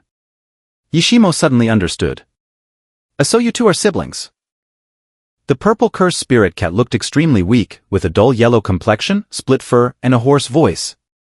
I know exactly what you human beastmasters are after. If you let my brother and this little deer go, I'm willing to dig out my heart and give it to you. Murong Yangshuo was puzzled and amused. Why would we want your heart? I stepped forward and explained patiently. Beastman-type beasts that can speak human language are considered awakened. The heart of an awakened beastman is used as a medicinal catalyst. When consumed by a beastmaster, it can double their spiritual power. Upon hearing this, the Tai Chi spirit cat immediately shielded the purple curse spirit cat, its eyes full of vigilance and hostility. Oh, indeed, you human beastmasters are after our hearts. I smiled lightly and shook my head. I think you've misunderstood. We're not interested in your hearts. Then why are you here? I lifted my gaze and locked my gentle eyes on the Tai Chi spirit cat. I want to sign a blood contract with you and make you my beast. My direct approach was met with the Tai Chi spirit cat's anger. A blood contract? My sister was terribly harmed by one. Human beastmasters are heartless and ruthless, unworthy of trust. I shifted my gaze to the weakened purple curse spirit cat. You must have signed a blood contract with a human beastmaster before and were cruelly abandoned. That's why you and your sister harbor such hatred towards human beastmasters, right? The siblings were greatly shocked by my directness. The purple curse spirit cat looked at the mysterious young man with suspicion. How do you know this? There's a scar-like brand on your forehead, which is the mark left by the previous beastmaster when the blood contract was terminated. When a beastmaster actively dissolves a blood contract with a beast, the beastmaster remains unaffected. However, the abandoned beast undergoes a soul burning, leaving a scar that appears as an ugly mark on its forehead or other parts of its body. This was evident on the purple curse spirit cat. I continued, I also know that you were abandoned because you were severely injured by a demon-type beast in battle. The demonic energy infected your spiritual root, sealing all your combat skills and greatly reducing your combat power. Who are you? How do you know all this? The purple curse spirit cat trembled, its eyes filled with disbelief. This human beastmaster had accurately guessed everything about it. The Tai Chi spirit cat clenched its fists, pounding the ground with such force that its teeth nearly shattered. That's right. My sister was severely injured in the 8-cornered arena fighting a higher-level demon beast on behalf of that human beastmaster. The demonic energy infected her spiritual root. That damned human didn't even bother to treat my sister. Instead, he callously dissolved the blood contract and abandoned her. Such a faithless and despicable person doesn't deserve to be human. If it weren't for my sister's great fortune, managing to return to the 100-Gate Peak after such a journey, she might have already died in some unknown wasteland. I muttered to myself. It mentioned the 8-cornered arena, which is clearly not a standard Beastmaster arena, but a death arena in the ghost market. The reason why the Tai Chi Spirit Cat and the Purple Curse Spirit Cat harbored such resentment and hostility towards Beastmasters was now clear. In the apocalyptic setting, stories of the Beastmasters being emotional while beasts are heartless were not uncommon. When a beast suffered severe injuries, its combat power was diminished or it became disabled, losing its utility. It was easily abandoned by the Beastmaster. From the Beastmaster's perspective, this was a trend of interest. Dissolving the blood contract was akin to removing a burden. But from the beast's perspective, the Beastmaster was a heartless person who had harmed its loyal and pure heart. The Purple Curse Spirit Cat was such a victim. Every word I said struck at its wounds, exposing its scars. This made it relive those dark past moments. It had fought desperately in the death arena of the ghost market for its previous master, winning match after match and earning substantial rewards for them. Until one day, it was defeated by a higher-level demon beast, sustaining severe injuries, and its previous master, showing no compassion, abandoned it callously. The past scenes vividly replayed in its mind. It closed its eyes as 2 streams of hot tears slid down its emaciated cheeks. Murong Yangshua suddenly stepped forward. The Tai Chi Spirit Cat raised its guard and shouted angrily, "Don't come near my sister. I mean no harm." "Here, have a tissue to wipe your sister's tears," Murong Yangshua said warmly, offering a tissue to the Tai Chi Spirit Cat. The Tai Chi Spirit Cat hesitated. "I also have a younger sister. Like you, I'm an older brother, so I understand your anger and hatred," Murong Yangshua added. This statement touched the Tai Chi Spirit Cat's heart. It accepted the tissue and used it to wipe away the Purple Curse Spirit Cat's tears. The usually taciturn Murong Xin suddenly spoke up. "Sometimes, beastman-type beasts are more human than people, and some people are more beastly than beasts." This statement comforted the Purple Curse Spirit Cat. It understood that Murong Xin was speaking out for it and criticizing its previous master. I activated the Demon God's Eye and the data panel appeared. Name * Purple Curse Spirit Cat. Level * Full Body Tier 3. Bloodline * Spiritual Root Bloodline Epic Quality. Talent * Maoshan Taoism. Skilled in Maoshan Taoism, can use its blood to draw Maoshan talismans. Attributes * Beastman Type, Taoist Techniques. Loyalty * 0. Skills * Maoshan Talismans * bite the finger to draw various basic attribute talismans.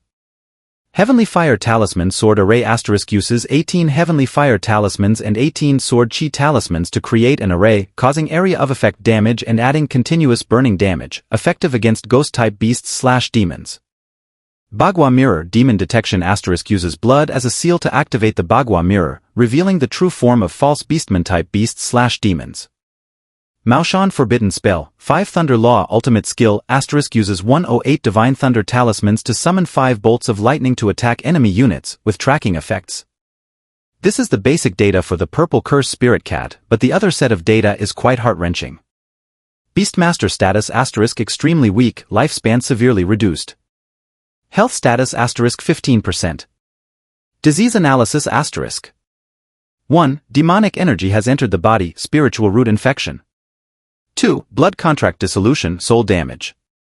3. Long-term exposure to sadness, hatred, and other negative emotions, suffering from depression. Disease impact * Combat power drastically reduced, all combat skills are sealed and unusable. This is the current state of the Purple Curse Spirit Cat, abandoned ruthlessly by its previous master. Its situation is dire and in urgent need of treatment. I walked up to the Tai Chi Spirit Cat. "Let's make a deal, shall we?" What deal? "I can heal your sister. In exchange, you sign a blood contract with me and become my beast. I never offer medical treatment for free, an equal exchange of benefits is a fundamental principle between adults and beasts." After proposing the deal, the Tai Chi Spirit Cat fell into silence. Tai Chi Spirit Cat, "All right, I've made my decision. But I will not sign the blood contract until you've healed my sister." Without saying another word, I opened my spatial ring and retrieved an ancient and mysterious alchemy furnace. This was a reward from the system long ago, a divine-grade alchemy equipment, the Azure Dragon Purple Eye Furnace. Murong Yangshua approached, looking around with curiosity. "So this is the special alchemy equipment used by your alchemist? It looks like an old antique, all mysterious." By the way, Xingyu, why don't you summon the celestial soul vine to use its purification power to cleanse the demonic energy from the purple curse spirit cat? I smiled and answered, Yangshua, that's a very good question. I continued preparing the alchemy materials while explaining patiently. The purple curse spirit cat has demonic energy in its body. If I summoned the celestial soul vine, I could indeed use its purification power to expel the demonic energy. But doing that would ruin its spiritual root, making it impossible to level up further. So to preserve its spiritual root, I've decided to use poison to counter poison. The Tai Chi spirit cat was understandably concerned. I clarify what you mean by using poison to counter poison. Is it dangerous for my sister? Using poison to counter poison means allowing more demonic energy to invade your sister's body, directly altering her spiritual root into a demon core, transforming her into a purple cursed demon cat. Yishimeng's eyes widened in shock. Brother, are you planning to alter the beast's fundamental attributes? To change a spiritual type beast into a demon type beast? That's unheard of. Murong Yangshua expressed his amazement, unable to believe how advanced my treatment plan was. Murong Xin, usually calm, approached me and whispered, Xingyu, how confident are you? I smiled knowingly and wrote a 10 in Murong Xin's palm. Complete confidence stemming from my trust in my own medical skills. After a moment's hesitation, the Tai Chi spirit cat made its decision. Alright, let's do as you say. As an older brother, it had no other choice. Rather than watching its sister die, it was better to take a gamble and trust this seemingly reliable human Beastmaster. I opened my spatial ring and retrieved various rare materials. Seaweed grass, demon's flower, Huangyan snake gall. These precious medicinal materials were all purchased from the Phoenix Pavilion and stored in my spatial ring for future use. It's not a waste of money, considering I have the Phoenix Gold card, which allows me to shop at any Beastmaster store under the Yi family without spending a dime, just swipe the card and show my face. Finally, I took out a dark purple magic beast crystal core. This was the crystal core of a third order, tier 3 magic beast, the celestial crystal flower demon beast, containing rich demonic energy. I placed all the medicinal materials and the magic beast crystal core into the Azure Dragon Purple Eye Furnace and then snapped my fingers. With a crisp snap, the waiting hellhound, understanding the cue, opened its mouth wide and released hellfire. The Azure Dragon Purple Eye Furnace heated up continuously in the hellfire, with large amounts of steam pouring out from the purple eye, filling the air with a pungent odor. This smell is so weird, like durian stew with poop. Yishimeng took a couple of breaths and immediately rolled her eyes, quickly pinching her nose. Murong Yangshua also pinched his nose, speaking with a heavy nasal tone. Meng, your description is quite apt. I was not idle either, occasionally giving instructions to the hellhound to adjust the heat. Unknowingly, an hour had passed. Just as Yishimeng was about to fall asleep in Murong Xin's arms, I called out, Dark Feng, reduce the flames. The hellhound intensified the flame output for 10 seconds and then reduced the flames.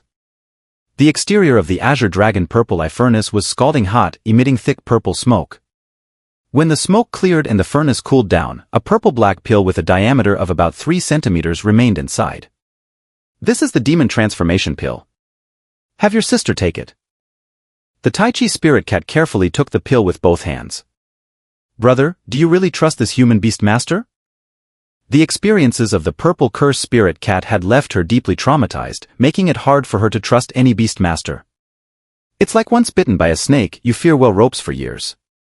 Tai Chi spirit cat comforted her sincerely. Oh sister, as long as there's a glimmer of hope for you to live, I will try it.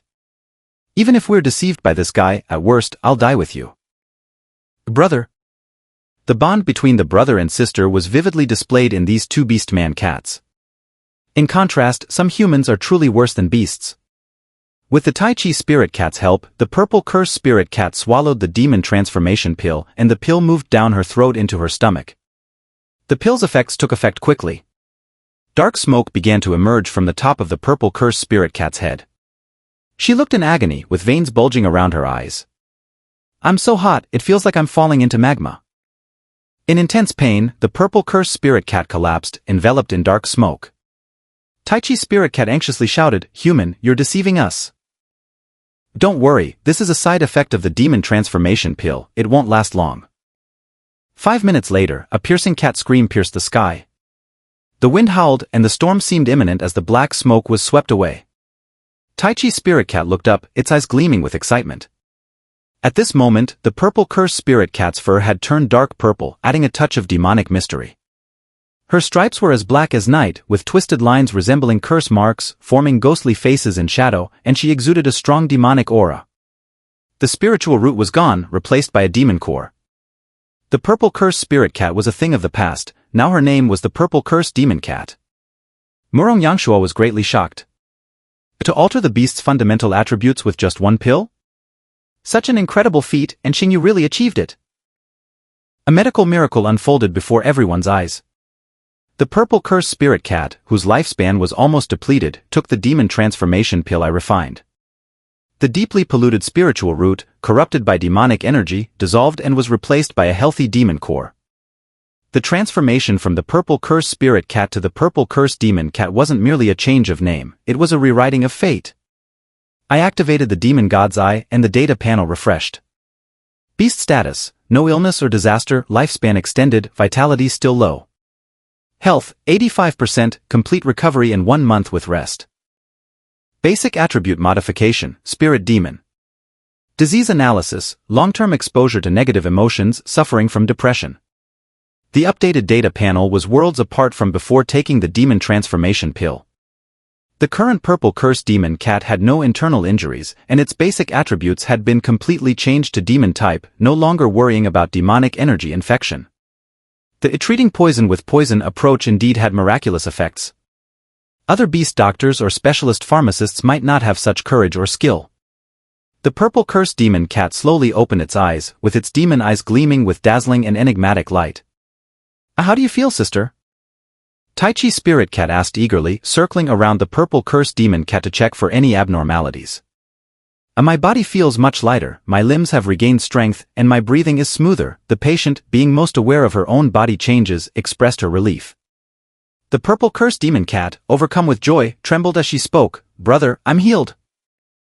Tai Chi's spirit cat was equally excited, the joy in its eyes overflowing like uncontrollable waves.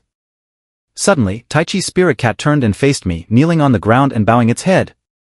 Its head slammed heavily against the ground, creating a fist-sized crater, with fresh red blood seeping from the surrounding cracks. This was Tai Chi's spirit cat's way of showing sincerity and gratitude, clumsy yet sincere. The big cat was able to bend and stretch. It still harbored hatred for the former Beastmaster who heartlessly abandoned its sister, but this did not diminish its gratitude towards its current savior. "Thank you for saving us. I am willing to repay this kindness with my life." Seeing the Tai Chi spirit cat kneeling before me, Murong Yangshuo was moved, nodding with a smile, "A clear love and hate, knowing how to repay kindness, this is truly a cat with character." Beastman-type beasts, at times, are just like humans, possessing thoughts and emotions akin to those of humans. They are closer to human warmth and coldness than those who seem well-dressed but are just beasts in human skin. "Arise," I said. I helped Tai Chi spirit cat up. The purple cursed demon cat approached, seemingly ready to kneel as well. "No need to kneel. I'm not offering free medical treatment. I have a deal with your brother." The purple cursed demon cat felt a warm sensation in her heart. She knew my words were meant to ease her psychological burden. "Benefactor, I am truly sorry for the words my brother and I said earlier." I waved my hand, indicating that I wasn't concerned. Tai Chi's spirit cat pondered for a moment, then spoke in a pleading tone, "Benefactor, since you have healed my sister, I will honor the agreement and sign a blood contract with you to become your beast. But I have one more request." Tai Chi's spirit cat knelt again, this time for its sister. "Benefactor, may I ask you to take my sister along with us?" I pretended to be troubled, displaying my Oscar-worthy acting skills. "Your sister's injuries are healed, but healing a heart's wounds is another matter. The trauma from the past with your former Beastmaster is a shadow that's hard to dispel from your heart."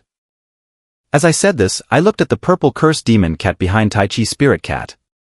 "I ask you, if I were to ask you to fight for me now, could you do it?" The purple cursed demon cat hesitated, her face turning red, and finally said with a tone of helplessness and sadness, "I can't do it yet."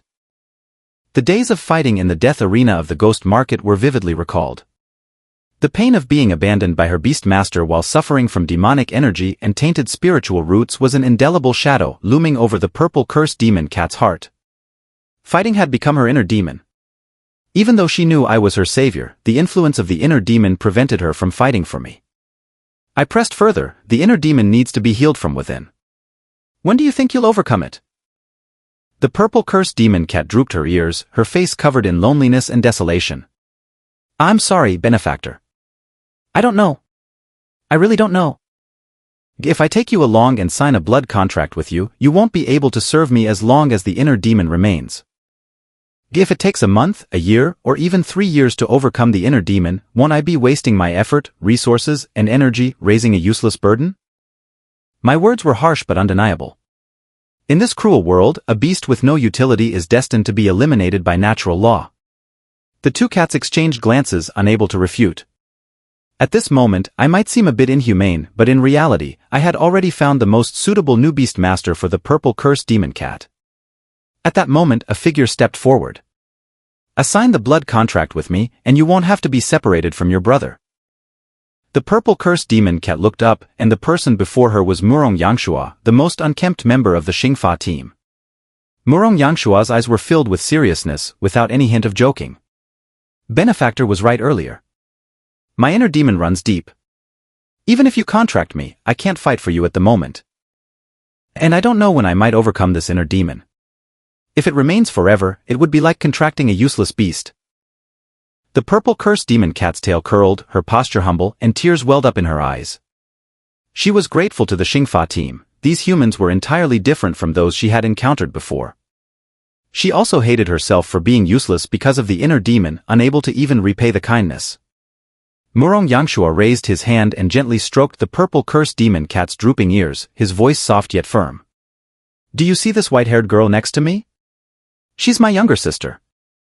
Isn't she cute? Heh? As her brother, I can't stand to see siblings separated. So sign the blood contract with me.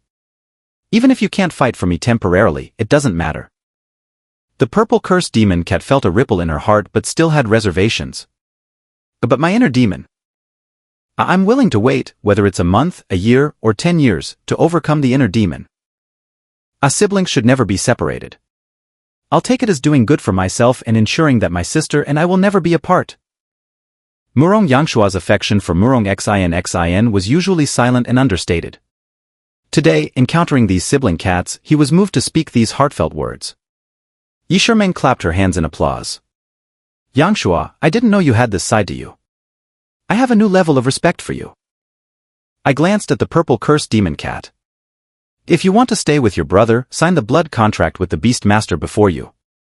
Trust me, this will be the best decision you make in your life, without exception. All right. The purple cursed demon cat bit her lip, holding back tears of emotion, and sniffled. Murong Yangshua bit his finger, letting his blood drip onto the forehead of the purple cursed demon cat.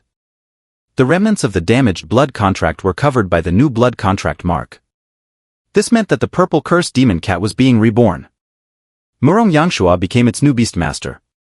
On the other side, I also completed the blood contract with the Tai Chi spirit cat, adding a highly potential beast to my collection.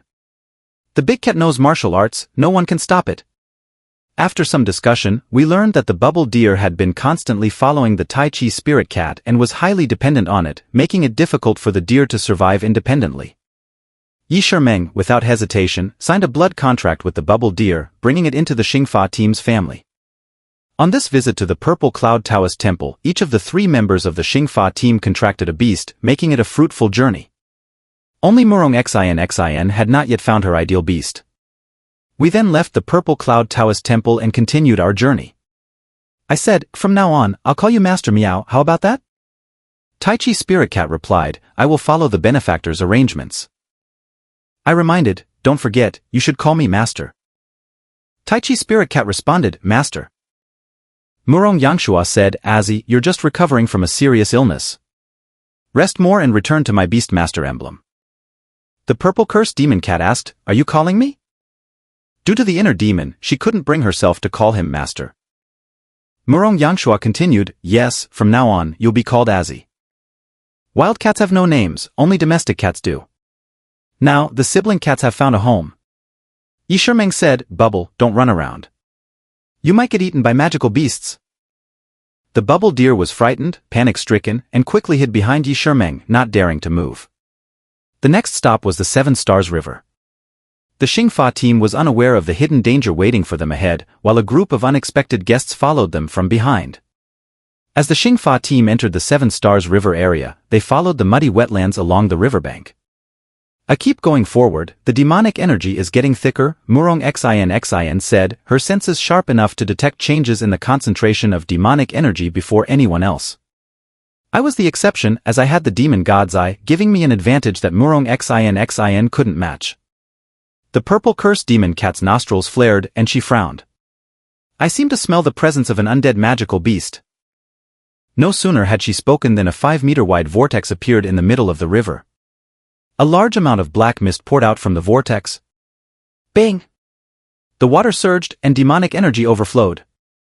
A gigantic monster leaped out of the river, crashing in front of us like a massive cannonball, blocking our path. Under the bright moonlight, everyone could see the true appearance of the monster. It was an upright walking magical beast, over 10 meters tall. It had a twisted face, rough beast skin covered by crimson skeletal armor, and long arms that resembled blades. Murong Yangshua was startled, his hair standing on end, and exclaimed, "Complete body, Tier 3, an undead magical beast, the bone-eroding blood demon ape." The map indicated that the Seven Stars River area was home to many undead magical beasts, with the bone-eroding blood demon ape being the most dangerous among them. These magical beasts possess terrifying strength, their robust arms can easily tear apart the earth, and their tails can be used as clubs to smash through rock walls. Additionally, they have undead attributes and incredibly strong self-healing abilities. Their innate ability is a fear intimidation, and their bloodline strength reaches legendary quality. Facing such a formidable enemy, Yi Shimeng remained uncharacteristically calm for her age. The phoenix mark on her forehead flickered in sync with the shimmering surface of the river. "Brother, don't you need an undead magical beast? Let me assist you. We'll conquer this bone-eroding blood demon ape, and then you can sign a blood contract with it." I shook my head. Firstly, I'm not interested in the bone-eroding blood demon ape, it doesn't have any appealing traits for me. My standards for contracting magical beasts are very high. Even though the bone-eroding blood demon ape's bloodline quality is higher than epic, reaching legendary status, it fails to attract me due to its lack of distinctive traits. Secondly, the bone-eroding blood demon ape has a savage temperament. While you can kill such a beast, taming it is nearly impossible. Even if you forcibly tame it, its loyalty will be very low, and it won't perform well on the battlefield. For these two reasons, I wouldn't waste my effort contracting the bone-eroding blood demon ape. But I changed my tone. The bone-eroding blood demon ape's entire body is valuable. Its heart can be used for alchemy. Its skull, with its high hardness, can be crafted into a magical device. And its eyes, when crushed and mixed with celestial snow lotus to make syrup, can enhance the range of vision and significantly improve the sight of a magical beast. And I almost forgot its 2 eggs, which are also natural supplements for magical beasts. The bone-eroding blood demon ape roared angrily, pounding its chest with its massive arms. Its bloodthirsty eyes glared at me, expressing its fury. This tiny human has already set his sights on stripping its hide and extracting its organs before even starting the fight. This was a great humiliation for it. Roi. The roar of the bone-eroding blood demon ape triggered a quake in the valley and caused the river to flood. I warned everyone, cover your ears. The bone-eroding blood demon ape's innate ability is a fear intimidation. Its roar can induce undue fear in Beastmasters, causing disruption in spiritual power operation, and might even prevent the use of spiritual power while weakening the defenses of magical beasts. You all don't need to take action. I'll handle it solo. This was a good opportunity for training, and I had just contracted a new recruit, the Tai Chi Spirit Cat. Master Meow, this is our first battle together. Don't let me down. The Tai Chi Spirit Cat looked around, noticing that the Hellfire Specter Wolf had no intention of assisting. Master, should I face it alone? I nodded. What else? It has a higher bloodline quality than mine. Are you scared? Azzy, your brother is scared. I knew how to use provocations. The purple cursed demon cat watched from the side. The Tai Chi Spirit Cat had no choice but to grit its teeth and accept the challenge. It couldn't afford to lose face in front of its sister. The Tai Chi Spirit Cat took a step forward, assuming the initial stance of Tai Chi. With a push of its hand, the airflow in front of its chest began to spin, forming a Tai Chi pattern. In contrast, the Tai Chi spirit cat's physique seemed weak like a dwarf in front of the massive bone-eroding blood demon ape. The bone-eroding blood demon ape first appeared dazed, then widened its mouth, letting out a cruel and cold sneer. It was mocking me, summoning a fragile little kitten to face it in battle. The Tai Chi spirit cat was somewhat nervous. It had been a wild beast before, never having had a master. This was its first battle after becoming a contracted beast. Facing an enemy with a bloodline quality higher by a tier, it was not going to be easy. A master meow, stay calm and resonate with my soul. Feel every bit of my spiritual energy. A beastmaster's control and awareness can often help a magical beast unlock its inner potential. With me around, the Tai Chi spirit cat would be terrifyingly strong. The battle began, and the bone-eroding blood demon ape launched a fierce attack first. It used its innate ability, fear intimidation, to emit a deafening roar, weakening the Tai Chi spirit cat's defenses. Boom! It was a heavy punch. The bone-eroding blood demon ape's fist hit the Tai Chi spirit cat's slender body like a speeding car crashing into it. Instinctively, the Tai Chi spirit cat performed the Tai Chi crossed hands move, attempting to block the attack. The Tai Chi spirit cat's paws dug deep trenches in the muddy wetlands, retreating more than 5 meters before it barely managed to dissipate the force of the bone-eroding blood demon ape's punch.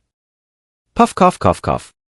The Tai Chi spirit cat clutched its chest with one hand, letting out a muffled groan, displaying a pained expression, and coughed repeatedly, feeling an internal pain as if its organs were shifting.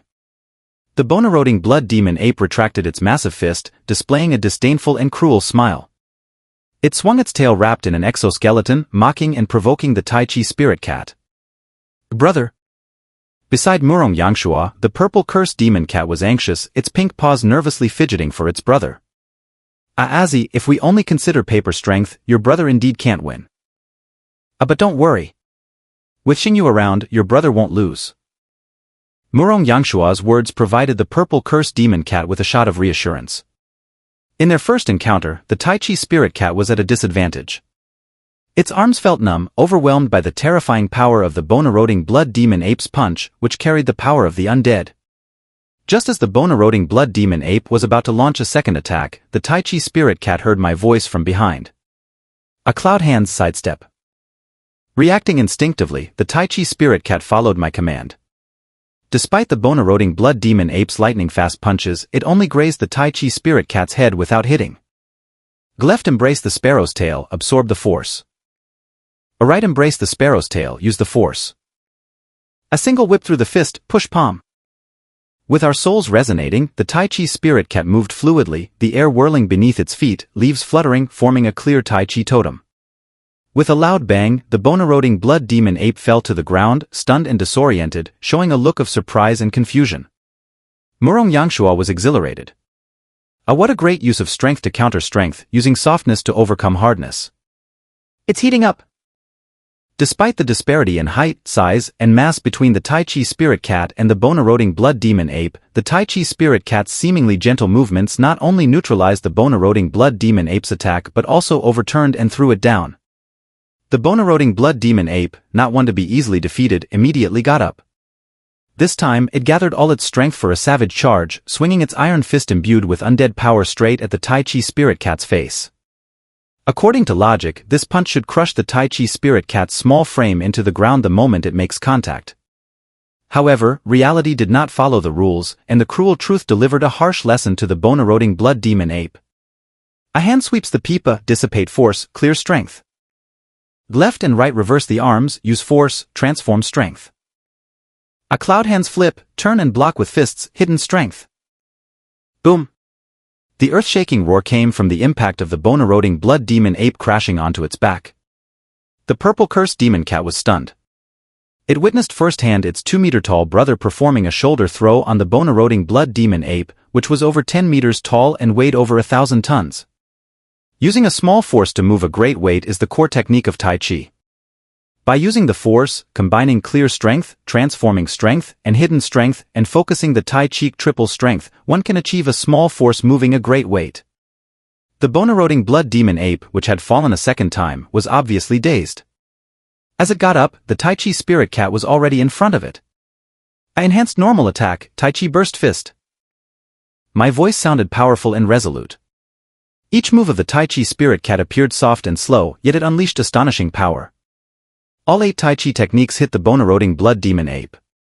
Under the effect of Master's power, the clear, transforming, and hidden strengths penetrated its physical defenses, causing internal injury to its core.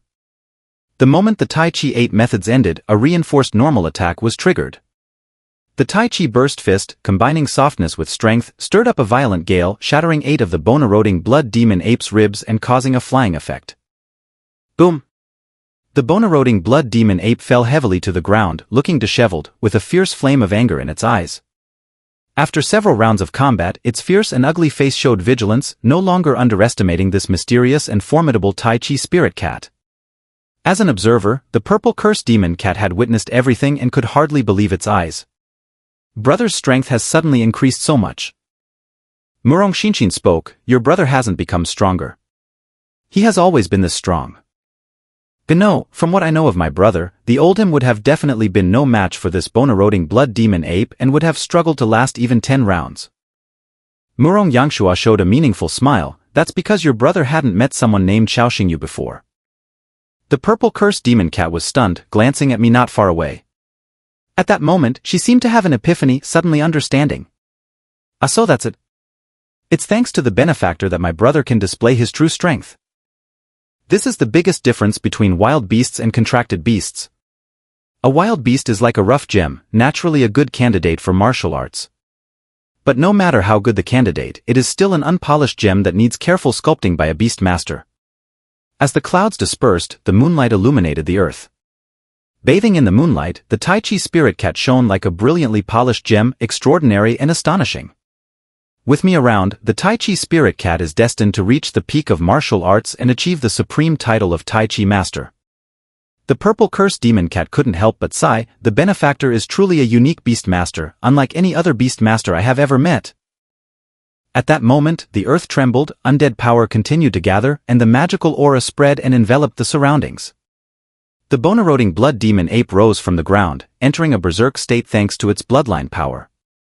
Its body emitted cracking sounds as its exoskeleton, covered in beast skin, grew and expanded, with 2 additional thick bone arms sprouting from its back. At the same time, sharp and elongated bone spurs began to grow on its fists, each one glowing red-hot like hooks pulled from a furnace as the temperature rose. The Tai Chi Spirit Cat assumed the Cloud Hand's posture, remaining calm and unhurried with my presence. I didn't need to activate the Demon God's Eye. With my excellent combat awareness and battlefield instincts, I saw through the bone-eroding blood demon ape's flaws at a glance. Master Meow, try targeting its middle. In its berserk state, the bone-eroding blood demon ape's body had swollen to twice its original size.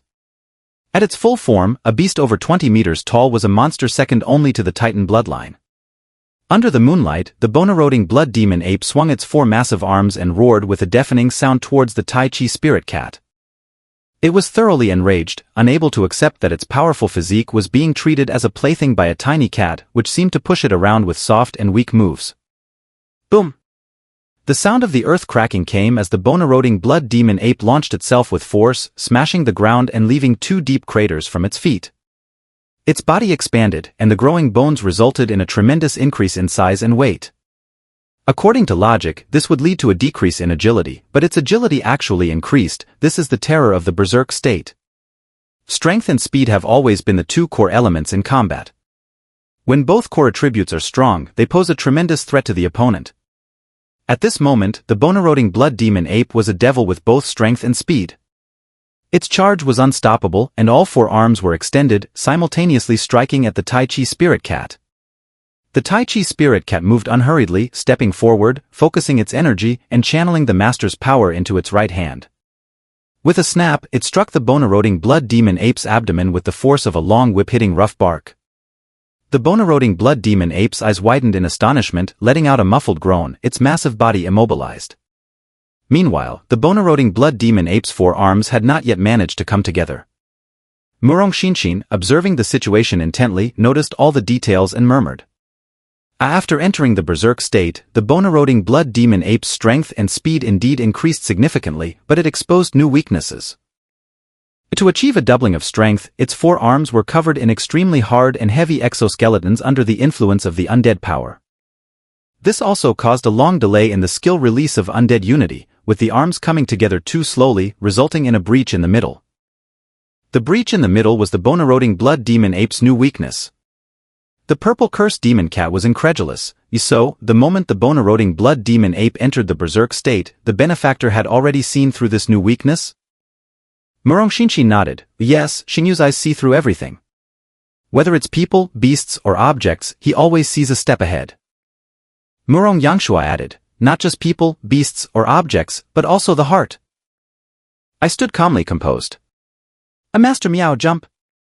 The Tai Chi spirit cat, reacting instinctively due to our blood contract, completed the action according to my command without time to think.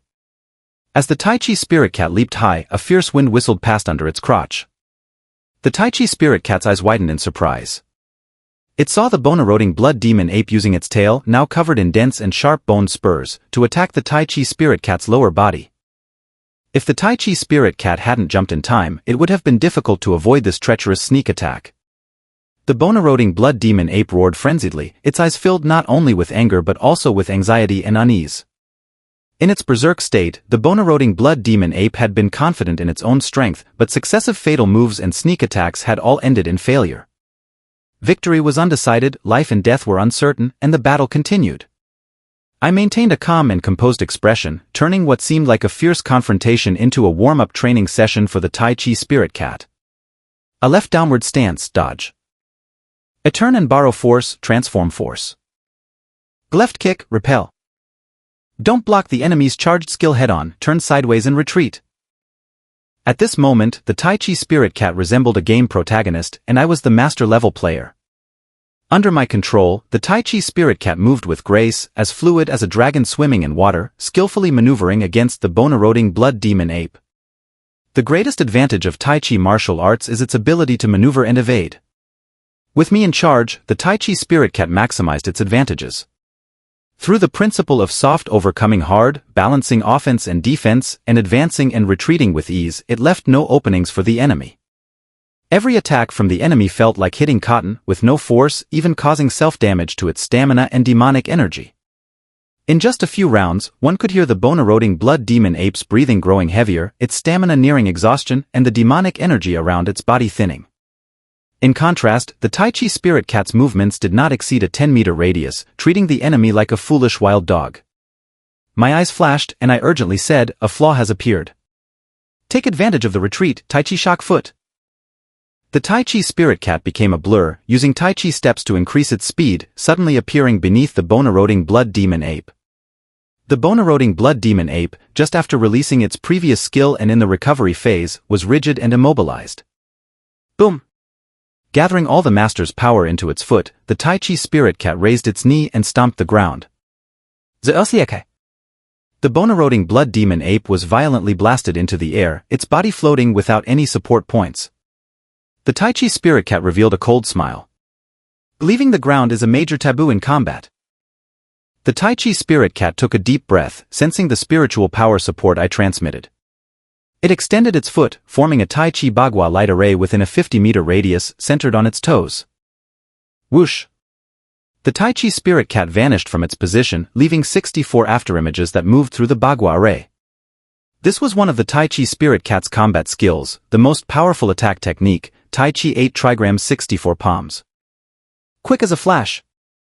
Before the bone-eroding blood demon ape could react, a cat paw imbued with master's power and Tai Chi intent struck fiercely on its left shoulder.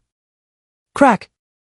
The left shoulder blade of the bone-eroding blood demon ape shattered instantly, like falling snowflakes drifting away with the wind. And that was just the first palm. Within the Tai Chi Bagua array, the Tai Chi spirit cat's afterimages fluttered, dazzling to the eye. In the blink of an eye, the Tai Chi spirit cat had delivered 63 palms, each hitting different parts of the bone-eroding blood demon ape. The bone-eroding blood demon ape fell heavily to the ground, its knees sinking into the mud and debris, its body fractured and its breath faint. Whoosh! A cold light fell from the sky. The Tai Chi spirit cat's tail straightened, ensuring its form remained balanced during the descent. The Tai Chi spirit cat channeled its master's power and delivered the final palm strike to the top of the bone-eroding blood demon ape's head. Crack! This was the sound of the skull fracturing, crisp and pleasing to the ear. With all 64 palms of the 8 trigrams completed, the bone-eroding blood demon ape couldn't dodge a single strike and suffered the full brunt of the damage. With the power of the undead, the severely injured bone-eroding blood demon ape attempted to rise, its broken bones slowly regenerating. Whoosh! The invading master's power erupted, causing the bone-eroding blood demon ape's body to shatter completely, turning into a pile of bone fragments scattered on the ground, stirring up a cloud of dust. Among the pulverized bones, a dark green demonic beast core remained. Brother, you won! The purple cursed demon cat was overjoyed, its cute little paws clenched into fists, its face radiating happiness and pride, delighted for its brother. The Tai Chi spirit cat landed steadily, and the Tai Chi Bagua ray beneath its feet disappeared. Did I win? The Tai Chi spirit cat looked at the scattered remains of the bone-eroding blood demon ape and then at its own paw for a long while, lost in daze and contemplation. My bloodline quality is a level lower than the bone-eroding blood demon apes. But I won? I even accidentally killed it. The Tai Chi spirit cat turned and looked at me standing behind it. Is this the value of a Beastmaster? To elevate my strength to a higher level. The Tai Chi spirit cat wasn't arrogant, it knew that its ability to defeat the bone-eroding blood demon ape was 99% due to me. With me around, any Beastmaster was like a student taking a final exam without needing to use their brain. The moment the exam papers were handed out, I would be by their side reading the standard answers, and the Beastmaster only needed to listen and copy to easily achieve a perfect score. Murong Yangshuo crossed his arms and smiled, marveling. They say Beastmasters are like cheat codes for Beastmasters in the world. A little sister, in my opinion, our starry sky is the cheat code for Beastmasters. Murong Yangshuo hit the nail on the head. I was different from other Beastmasters, my existence was more like a cheat code to enhance the beasts. Murong Xinshin corrected, it's not our starry sky, it's my starry sky. I'm your older brother, why be so formal with me? A fact is fact, starry sky is my family's. Master, I have a question. The Tai Chi spirit cat came before me, its face filled with confusion, urgently needing an answer. Feel free to ask. I stood with my hands clasped behind my back, showing a refined smile, appearing to be the true master. You are extremely familiar with the 8 forms of Tai Chi, the 24 forms of Tai Chi steps, even your understanding of Tai Chi martial arts seems superior to mine. Are you also a Tai Chi master? I shook my head slightly. I'm not a Tai Chi master. I can't even properly execute the basic cloud hands, but I am a Beastmaster. Though my answer was simple, it cleared the Tai Chi spirit cat's confusion. In the recent battle, I wasn't mastering Tai Chi, I was mastering the Tai Chi spirit cat. Mastering beasts is the duty of a Beastmaster. Objectively speaking, the Tai Chi spirit cat's strength isn't particularly high. Because the bloodline of the beast determines its upper limit.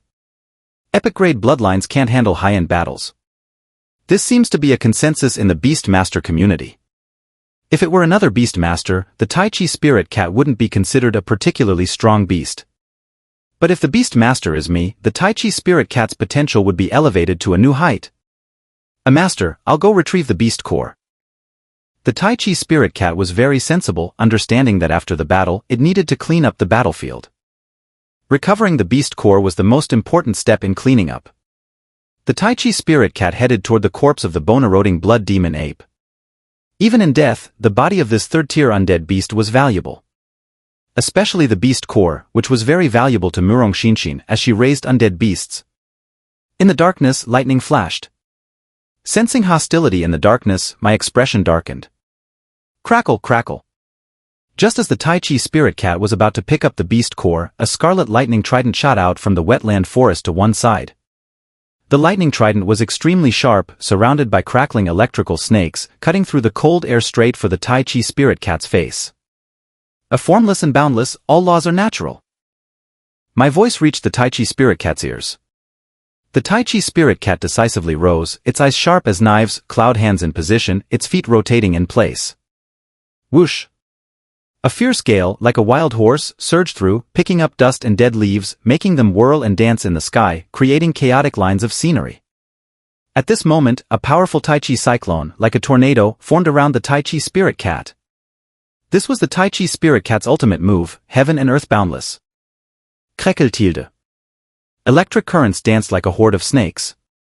The lightning trident crashed into the Tai Chi cyclone, unable to advance further, being pulled into the cyclone and spinning around the Tai Chi spirit cat. With the addition of scarlet lightning, the originally transparent Tai Chi cyclone turned into a red storm. The Tai Chi spirit cat frowned slightly, its fur bristling, its paws showing signs of burning and emitting a faint burnt smell. This was because during the execution of Heaven and Earth Boundless, the Tai Chi spirit cat had to endure 10% of the damage itself and was not invincible. In the next moment, the Tai Chi spirit cat channeled its master's power, thrusting its palms forward, sending the lightning trident back along its original path, piercing into the darkness. With a loud bang, an explosion raised thick smoke and electricity crackled wildly. The Tai Chi spirit cat gasped for breath, its continuous combat putting it into a state of fatigue. A lightning shadow flashed. The Thunder Howl beast appeared in front of the Tai Chi spirit cat, holding the bone-eroding blood demon ape's beast core in its mouth. It showed an evil smile, with wild scarlet lightning flickering in its eyes.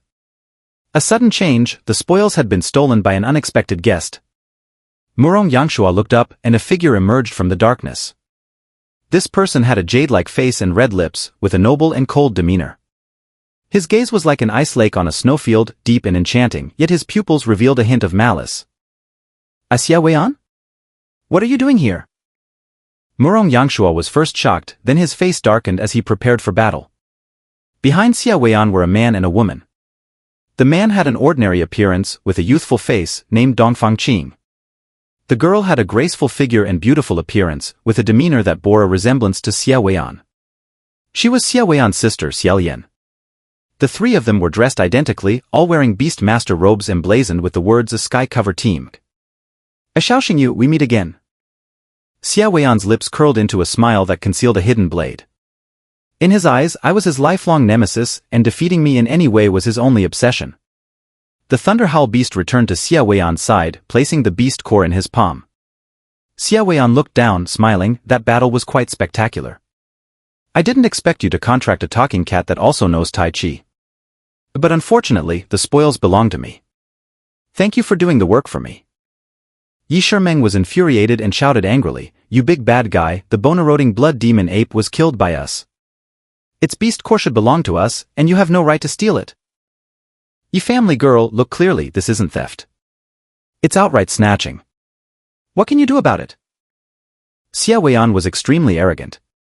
He wasn't interested in the beast core itself, he was deliberately provoking and creating conflicts to find a reason to fight me. Yi Shimeng was so enraged her chest was heaving and I pulled her behind me. Xia Weian, our meeting here isn't a coincidence, is it? It seems you also participated in the study trip and chose the S-level route. Exactly. Xia Weian's demeanor was leisurely, but his eyes concealed a murderous intent. Xiao Xingyu, as my opponent, I know you too well. I knew you would choose the S-level route. I also knew we would meet on this study trip. I finally gave Xia Weian a proper look, my gaze locking onto the Sky Cover Team printed on his robe. Cover the Sky, that's the name of your team? It sounds pretty arrogant. Mentioning a Cover the Sky, I suddenly thought of someone, Xie Zhong. What's the name of your team? A Star Punishment. Xia Weian began to channel his spiritual energy, his eyes no longer hiding his murderous intent. Since we've run into each other, let's have a spar and see which team, Cover the Sky or Star Punishment, is superior.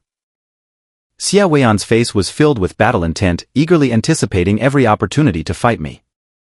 At this point, the Cover the Sky team only had 3 members, with Hanyu still lagging behind and not yet arrived. With the deep enmity between the team leaders, a team battle was inevitable.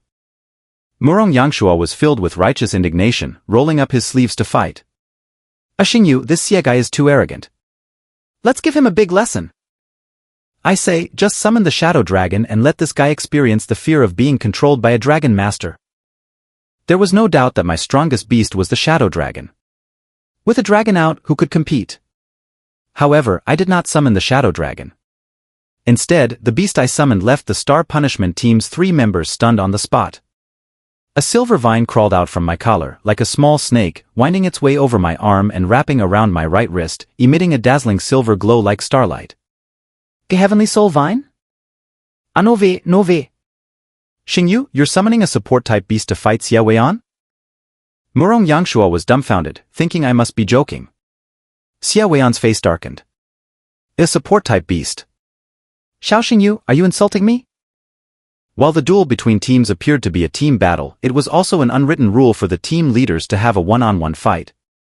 In Xiaoyan's eyes, there was only one opponent, me. When I summoned the Heavenly Soul Vine, his expression darkened as if a dense layer of clouds had gathered overhead. The Heavenly Soul Vine did possess the divine spirit quality of bloodline, but ultimately, it was a support-type beast. Xiaoyan valued this duel highly, so he saw my action as an intentional insult. Xiao Xingyu, I'll give you a chance to switch your beast. Better switch to the Shadow Dragon. I want to see just how strong a Dragon Master really is. I refused, I won't switch beasts. Xiaoyan's fists gradually clenched, the joints cracking with a crisp sound. His facial expression twisted slightly, and his voice was tinged with brutality and anger. To use a support-type beast to humiliate me, Xiao Xingyu, is this your vision? Xiaoyan, I think you're mistaken. I raised my right hand, the Heavenly Soul Vine twitching slightly, with silver fireflies swirling around, resembling countless flickering insects. Firstly, I didn't intend to insult you. Secondly, my little silver isn't just any ordinary support-type beast. It's an offensive support type. At this moment, Xiaoyan didn't know that the Heavenly Soul Vine he saw was no longer the same as before. After merging with the power of the Sacred Buddha, its support abilities had been further enhanced. Even in terms of offense, it wasn't inferior to other offensive-type beasts. Xiao Xingyu, you really know how to flatter your beast. Support is support, and to boast about it as offensive support is shameless. Dongfang Qing, having said this, suddenly noticed that he was locked by my gaze and was so frightened that he didn't know what to do. He took a step back and hid behind Xiaoyan. You're just Xiaoyan's dog. What right do you have to bark at me? My voice was calm, but it released a powerful pressure. Dongfang Qing was locked on by the eye of the demon god, and a fear that penetrated his soul surged within him. Dongfang Qing was sweating profusely, unable to avoid reliving past memories. In the Supernova finals, he hadn't even had the courage to face me, trembling as he climbed the stage and surrendering before the fight even began. Months later, my strength had grown significantly, and Dongfang Qing knew that he was getting farther and farther from the height where I stood, naturally feeling fear and trepidation. Captain, Xiao Xingyu's gaze is too terrifying. Don't hold back, teach him a lesson. Xiaoyan glanced at Dongfang Qing with his peripheral vision. Seeing Dongfang Qing's trembling and fearful appearance, Xiaoyan's eyes showed a hint of disdain. Xiaoyan was an ambitious person who would not tolerate useless members like Dongfang Qing and his team. If he hadn't been unable to find a suitable teammate, Dongfang Qing would have been removed from the Cover the Sky team long ago. Xiaoyan's gaze returned to me. The Thunder Howl beast, sensing its master's emotions, let out an ear-splitting roar, its body crackling with crimson lightning, causing a thunderstorm at the Seven Stars River, with water splashing everywhere. The Taiji spirit cat, showing gratitude, promptly shielded me, its gaze firm. Master, I can still fight. Your physical energy is too depleted, step back and rest. This battle will be handled by Little Silver. Xiaoyan said coldly, so you really plan to use a support-type beast to fight me?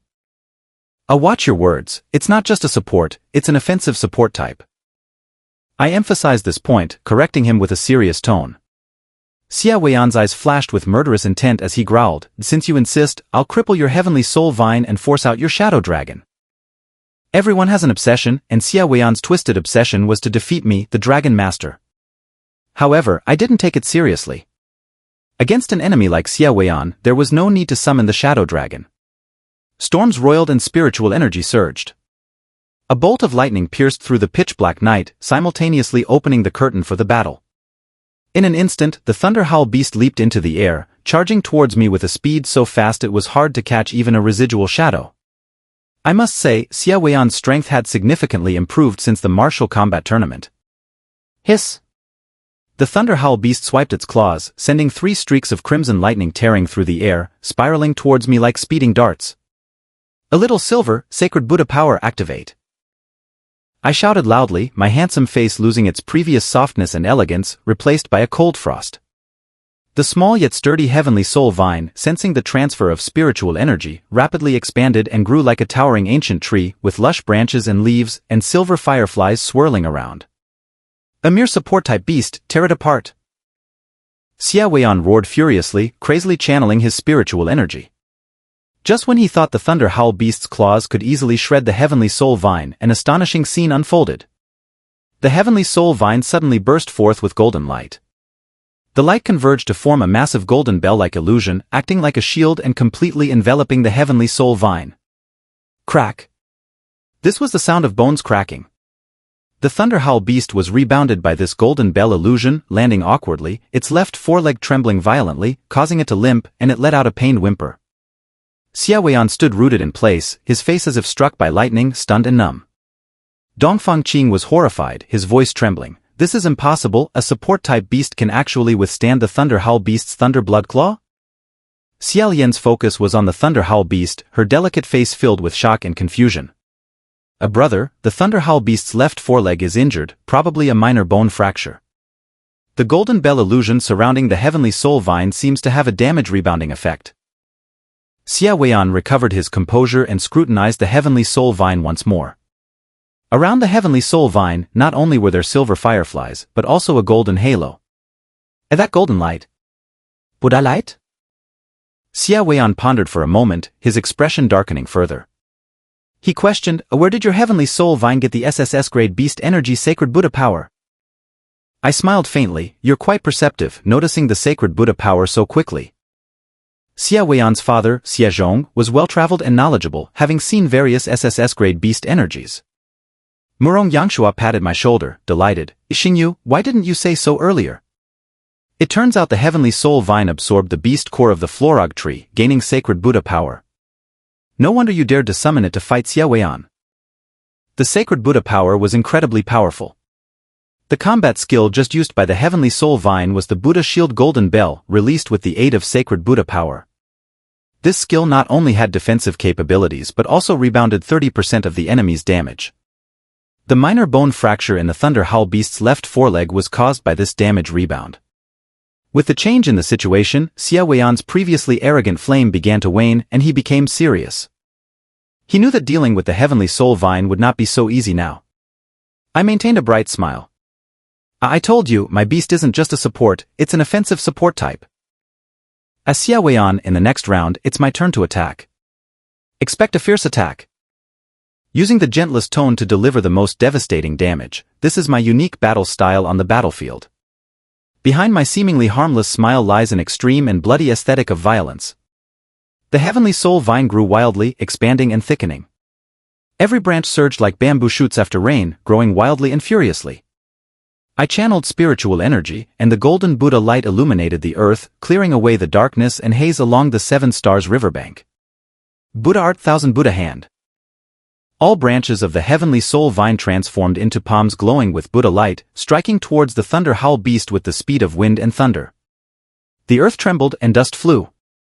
Each vine palm struck with such force that it left deep handprints on the ground.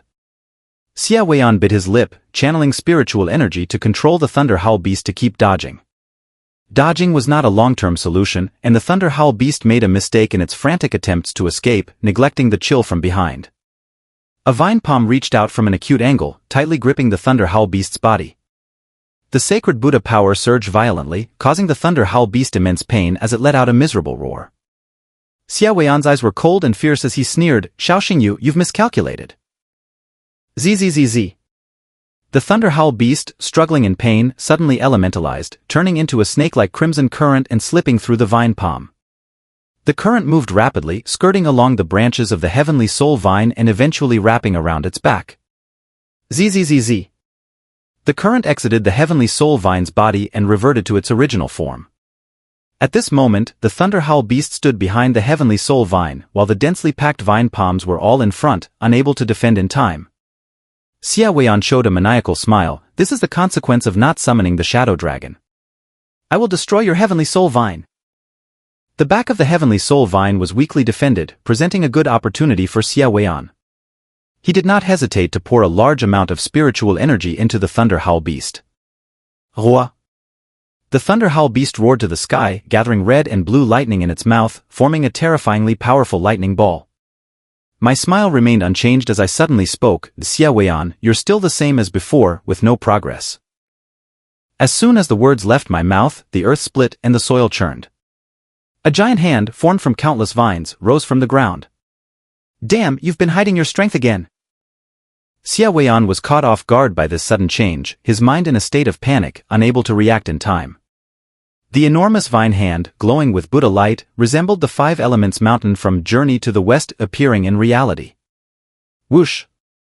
The Buddha hand swung and a fierce wind ravaged the land, chaotic air currents swirling like countless dancing long snakes, emitting continuous hisses. Boom! Under the gaze of everyone, the Buddha hand slapped the Thunder Howl beast's face with a resounding crack, accompanied by a violent explosion.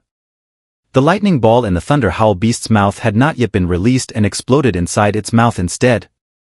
Its body plummeted like a falling meteor, tracing a clumsy parabola through the air, crashing into the river. Splash tilde. The sound of the Thunder Howl beast hitting the water, with splashes resembling an erupting fountain. The larger the ripples and splashes, the worse the fall. 10 seconds later, the Thunder Howl beast crawled out of the river, tail tucked, its face swollen, left eye bloodshot, nose crooked and bleeding, looking like a pig's head from a street vendor. The slap delivered by the Heavenly Soul Vine was incredibly terrifying, shocking the entire Shadian team. Dongfang Qing rubbed his bloodshot eyes forcefully.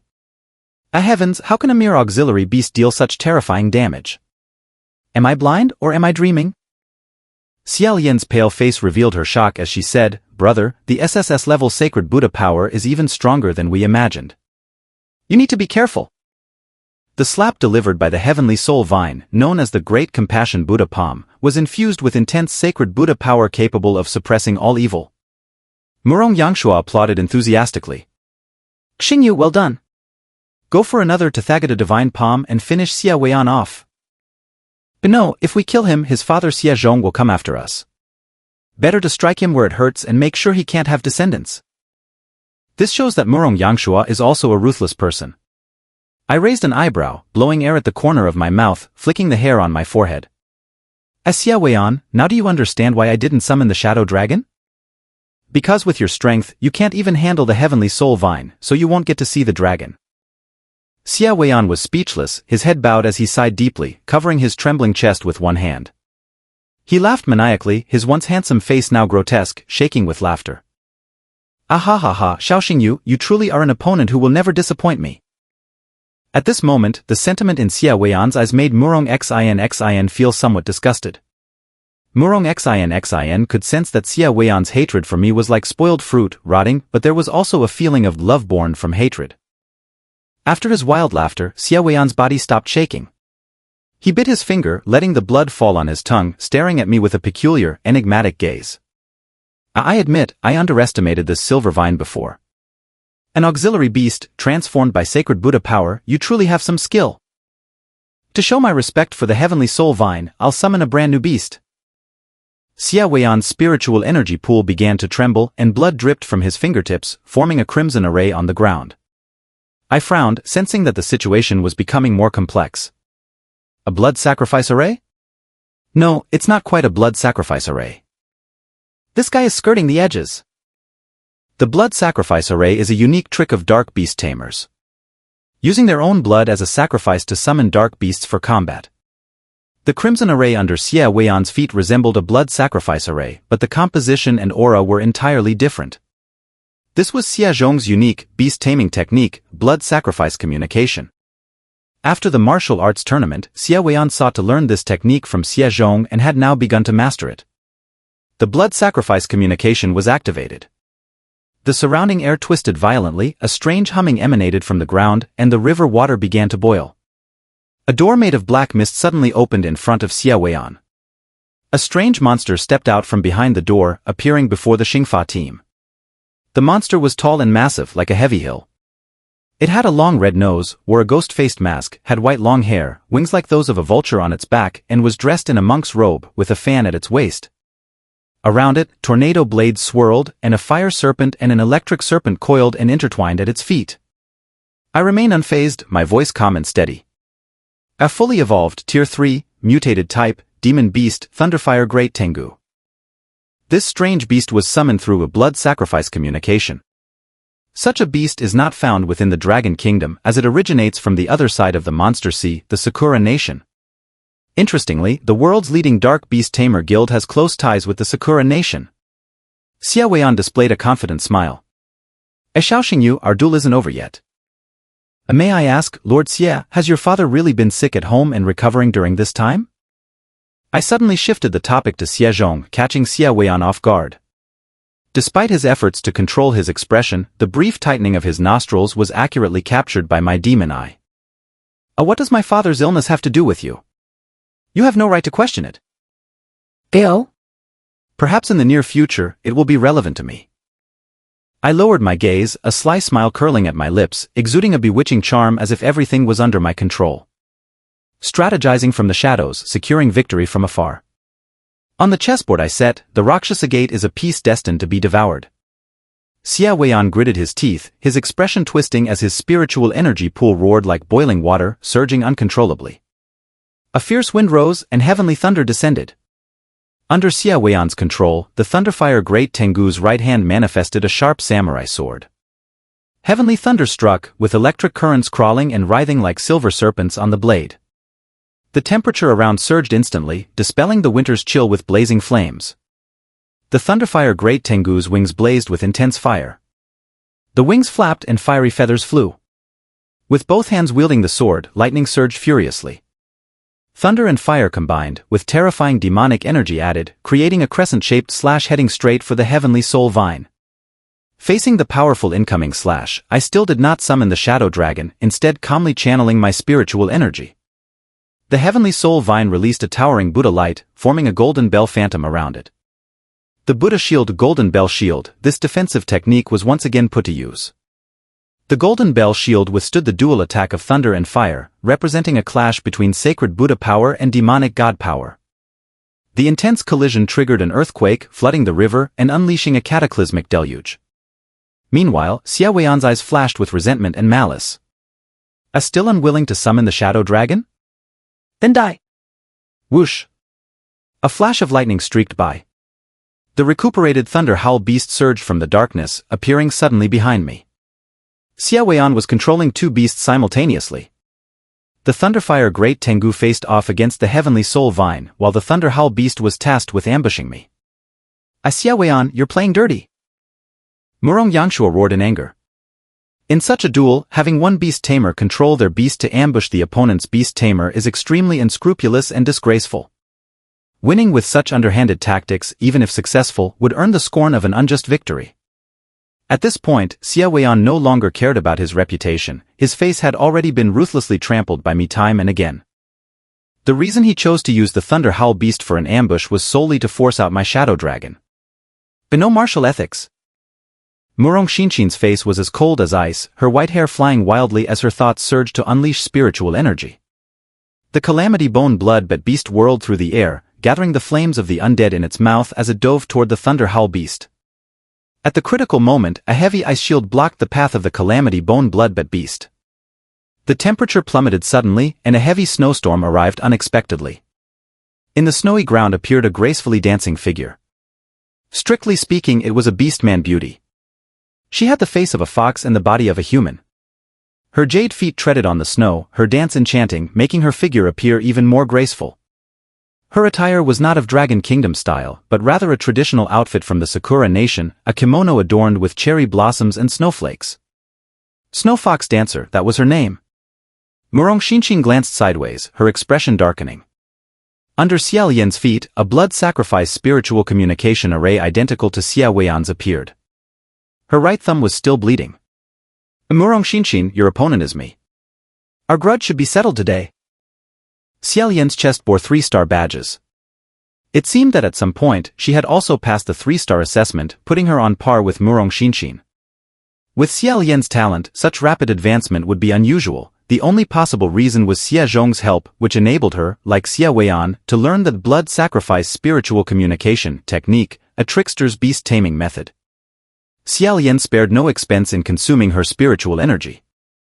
The Snow Fox Dancer danced gracefully in the snow, as if spreading the fragrance of flowers through the air, each movement like the blooming of petals. The seemingly gentle dance concealed lethal danger. Every time the Snow Fox Dancer moved, a snowflake with a diameter of over a meter would form under her feet. The snowflakes were as thin as cicada wings, sharp as knives, and shot toward the Calamity Bone Blood-Bat beast from devious angles. Murong Xinshin bit her lip lightly, her brows furrowed. Xiao Yan's sudden increase in strength had entangled Murong Xinshin, preventing her from supporting me. From this point on, the Star Punishment team and the Sky Cover team were locked in full-scale combat. Dongfang Qing swiftly moved to stand in front of Yi Shimeng. Ahihi, don't be afraid, little sister. I like Lolas the most, especially those with big chests. Dongfang Qing's lecherous gaze roamed over Yi Shimeng. His choice of target was also because he was picking an easy target. Among the Star Punishment team, both Murong Yangshua and Yi Shimeng were 2-star beast tamers. But Murong Yangshua had more battle experience and was very close to the 3-star threshold. Yi Shimeng had just been promoted to a 2-star beast tamer, lacking in combat experience and with a thin reserve of spiritual energy, making her a weak link. Thus, Dongfang Qing chose to target Yi Shimeng without hesitation.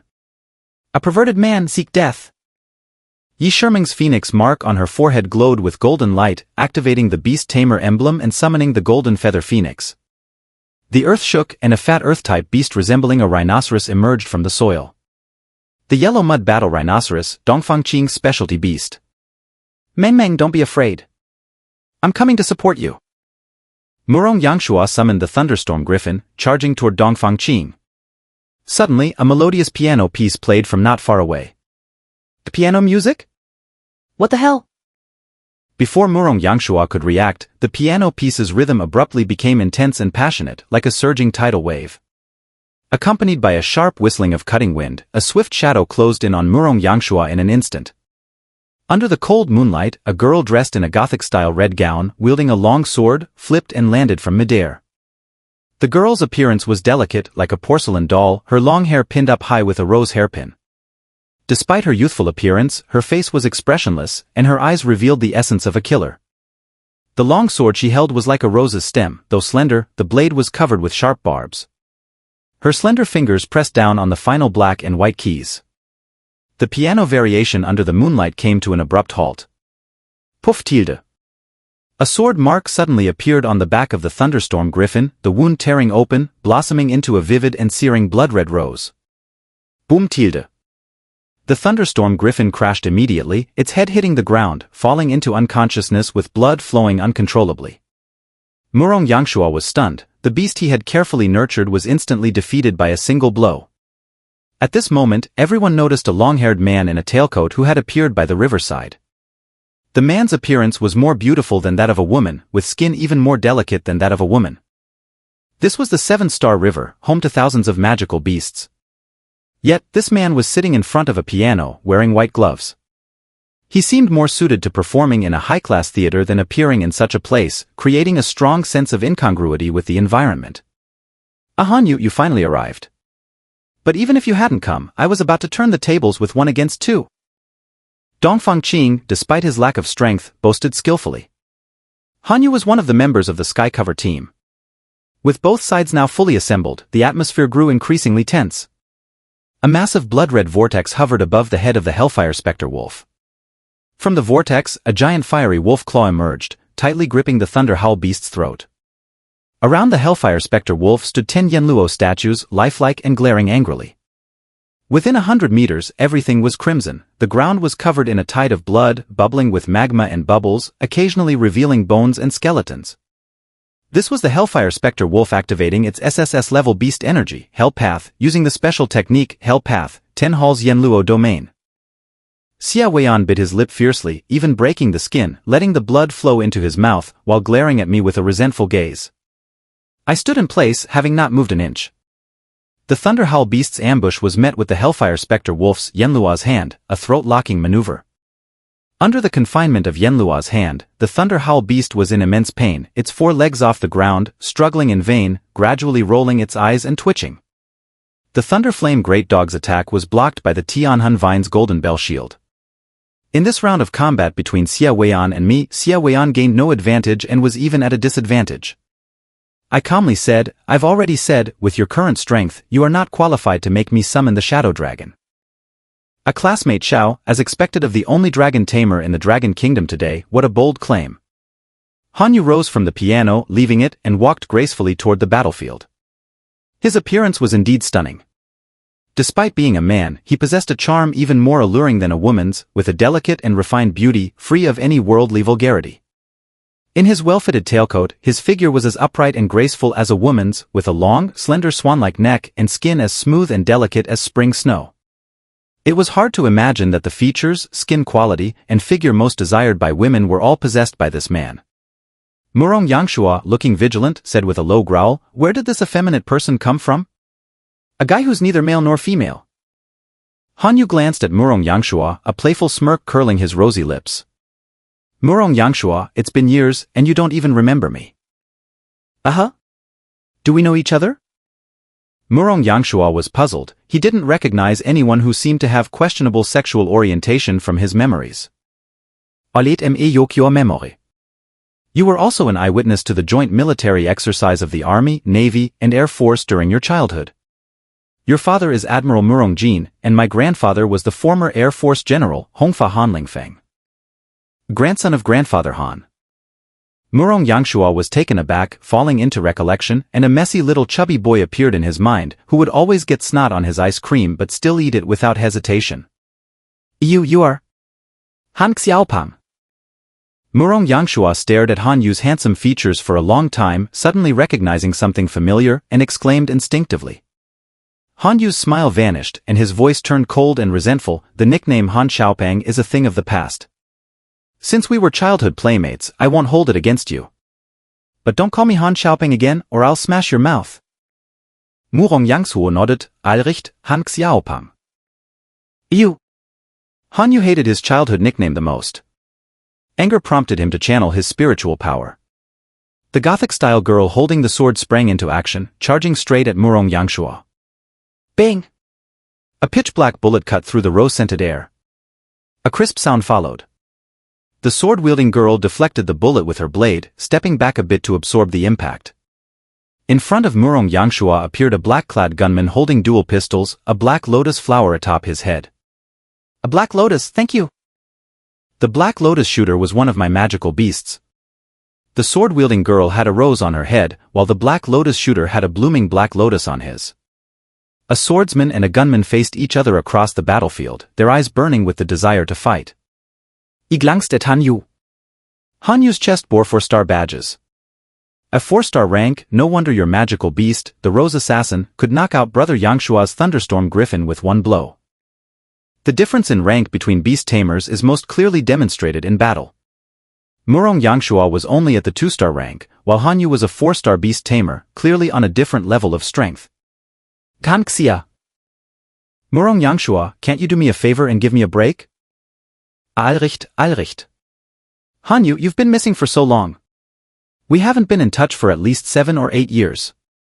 How did you suddenly become a member of the Sky Cover team? And why are you teaming up with that bastard Xiaoyan? Murong Yangshua looked at this old acquaintance with a puzzled expression, wanting to get a clear answer. Hanyu shook his head. The past is the past, I don't want to talk about it anymore. In any case, I am now a member of the Sky Cover team, and we are no longer childhood playmates but opponents. Murong Yangshua clenched his fist slightly, his expression serious, thinking to himself, what has this guy been through these years? From a chubby kid to someone more vain than a woman. Clap clap clap. Xiaoyan suddenly clapped his hands, a proud and unruly smile on his lips. Very well, now that both sides are fully assembled, the warm-up is over. It's time to get down to business. Xiaoyan's cruel and sinister gaze locked onto me, his voice dripping with endless hatred. Xiao Xingyu, from now on, let's give it our all and see whether your Xingfa team is stronger or if our Shintian team is superior. Xiaoyan was confident, as the overall strength of the Shintian team surpassed that of the Xingfa team, an undeniable fact. On the Xingfa team, I was the only 4-star beast tamer. Murong Xinshin was a 3-star. Murong Yangshua and Yi Shimeng were both 2-star. The Shintian team had 2 4-star members, Xiaoyan and Hanyu. The rest were 3-star Xiaolian and 2-star Dongfang Qing. In terms of ranks alone, the Xingfa team was at a clear disadvantage. Yi Shimeng muttered softly, Brother Yangshua, our overall rank is lower than the Shintian team's. What should we do next? Murong Yangshua's gaze was vacant, not responding to Yi Shimeng. He looked as if he had lost his soul, still perplexed by Hanyu's transformation. Han Xiaopeng not only changed his appearance, but his personality seems to have changed as well. He wasn't like this before. Drip drip drip. The howling wind stirred the dark clouds, and with the thunderous roar, a heavy rain began to fall. The previously elegant Hanyu suddenly panicked, urgently shouting, "Dabai! A master, I'm here." This clumsy voice shocked Murong Yangshua, who was lost in thought, leaving him in a state of stunned confusion. The voice came from a snow-white bear. The bear stood upright like a human, wearing a trendy jacket and a pair of jeans about to burst from its thick legs. Oh my goodness, I've already seen 2 talking cats today, which is enough to shatter my worldview. And now, at this late hour, encountering a talking bear? Is the world going crazy, or am I sick? Murong Yangshua knelt, clutching his face, on the verge of a breakdown. A master. The white bear huffed and puffed over to Hanyu, holding an umbrella. A master, you didn't get wet, did you? You reacted quickly and held the umbrella just in time. My makeup hasn't run. Hanyu seemed very concerned about his appearance, even more so than some girls. I activated my demon eye to scan the area. The white bear, though seemingly dumb, was actually a fully evolved, first stage, beast of the beastman type, a diamond mighty bear. In terms of bloodline, it was only of rare quality and not particularly strong, with its only advantage being great strength. Also, this diamond mighty bear, like the Taiji spirit cat and the purple cursed demon cat, had the awakening trait which allowed it to master human language. Dabai, don't just worry about me. If the piano gets wet, I'll deduct a meal from you. A master, don't be angry. The diamond mighty bear quickly rushed into the heavy rain, using its massive body to shield the piano. A master, with me here, the piano won't get wet. Don't worry. I understood that the diamond mighty bear's purpose was to serve Hanyu as a servant, holding the umbrella and protecting the piano. The journey during the study trip was long, from Tianwang Mountain to Baimen Peak, and then to the 7-Star River. This expensive and heavy piano was probably carried all the way here by the diamond mighty bear alone. I glanced again at the Gothic-style girl beside Hanyu. The Rose Assassin, with a divine bloodline, mythical quality, was a fully evolved, 3rd stage, beast of the beast man and plant hybrid types. This was clearly Hanyu's strongest magical beast and proof of his advancement to the 4-star rank. My demon eye scanned the data of the Rose Assassin, and I looked at Hanyu with a smile. No wonder you insisted on bringing a piano for the study trip. Only when you play the piano can you command the Rose Assassin in battle, right? Hanyu froze in place, his pupils contracting. Xiao Xingyu seeing is believing. Your eyes are indeed remarkable, nothing escapes their insight. Xia Weian coldly reminded, Hanyu, you're a member of the Xintian team. Don't hold back against the Xingfa team's subordinates. With the assistance of the Thunderfire Celestial Dog, the nearly lifeless Thunder Roar beast struggled to break free from Yama's grasp and escaped from the clutches of the Hellfire Specter Wolf. In the heavy rain, Murong Yangshua's tall figure looked somewhat desolate as he lowered his head, his face full of shame. Okshingo, I'm sorry. Brother Yangshua, what do you mean? I've been dragging the Xingfa team down. Yi Shimeng also showed a guilty expression, her twin tails drooping, her eyes dim, her voice filled with regret. I'm sorry, brother. I've been holding us back too. Don't be afraid. We also have 2 4-star beast tamers. I smiled wickedly, with a hint of meaning. A 2? Brother is 4-star. Where's the other 4-star? Yi Shimeng blinked her curious eyes, looking around. I didn't explain further, just glanced sideways at Murong Xinshin, our mutual understanding clear. A go! Xia Weian suddenly ordered, initiating the team battle. The Thunderfire Celestial Dog held a katana in both hands, its blade enveloped in lightning and flames. Its demonic spirit surged wildly, instantly erupting and stirring up a demonic wind powerful enough to upend the ground. The warm-up was over. Just as the team battle was about to officially begin, Xiao Yan suddenly let out a surprised exclamation. Brother, look in the river. It seems there's something floating.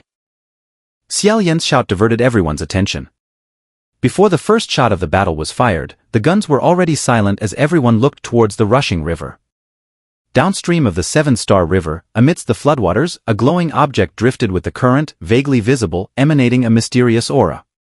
Splash tilde.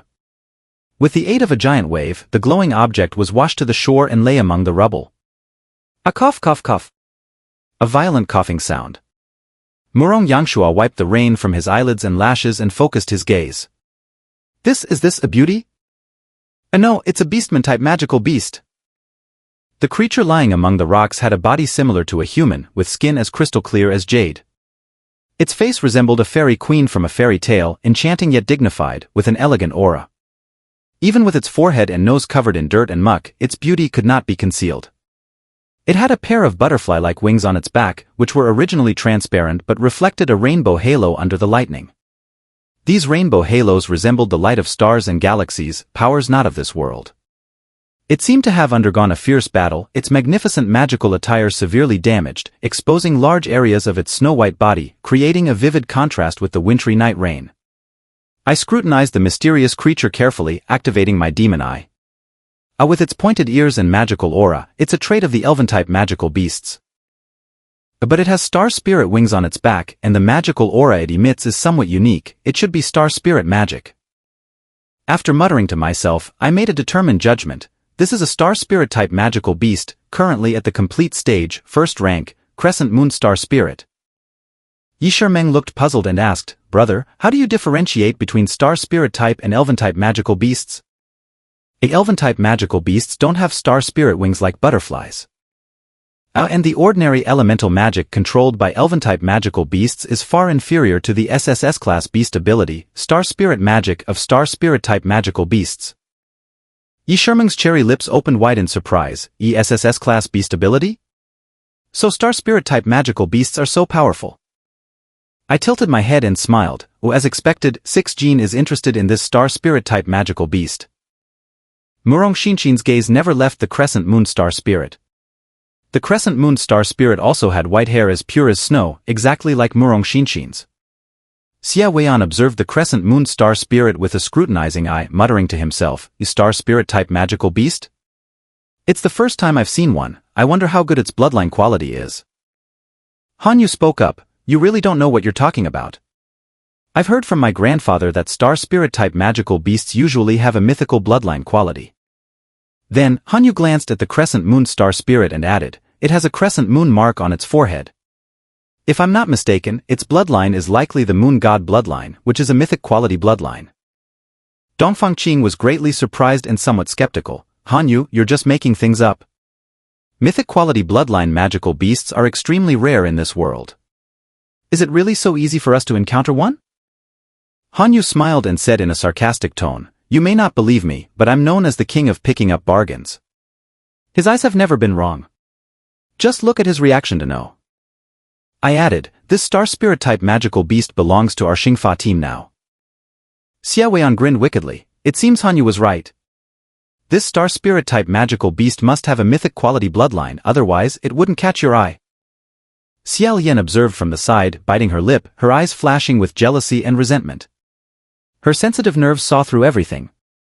She could tell that it wasn't me who wanted the star spirit type magical beast, but Murong Xinshin. 6 Jin, don't worry. I'll help you contract the magical beast you like." Murong Xinshin nodded and walked to my side, standing shoulder to shoulder with me. "Brother, I want to contract this star spirit type magical beast." Xia Lian was not one to stand out, but she had an obsession, taking everything from Murong Xinshin. Since Murong Xinshin wanted to contract the Crescent Moon Star Spirit, she had to snatch it and oppose Murong Xinshin to the end. Xiao Xingyu, my sister, also wants to contract the Crescent Moon Star Spirit. What do you say we should do? If you dare to snatch it, I'll beat you to the ground.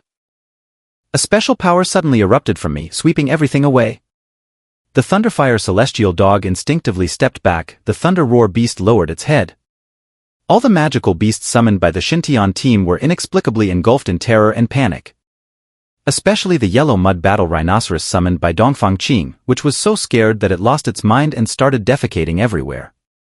Hanyu raised his arm to shield himself from the incoming violent aura, exclaiming, "Is this the aura of the dragon's power? It truly embodies the suppression of bloodlines to the extreme." The dragon had not yet descended, but the dragon's might was already apparent. Xia Weian was somewhat flustered, seemingly underestimating the power of the only dragon tamer of the Dragon Kingdom. I stood in the storm, my expression stern, eyes sharp, showcasing the majesty and dominance of a dragon tamer. I raised my right wrist and effortlessly activated the Beast Tamer emblem. In an instant, the ground was covered by the Dragon Totem magic array, and purple-black light dazzled brightly. Roar! Before the true dragon appeared, its roar was heard first. The roar of the pureblood dragon awakened the primal fear deep within all living beings.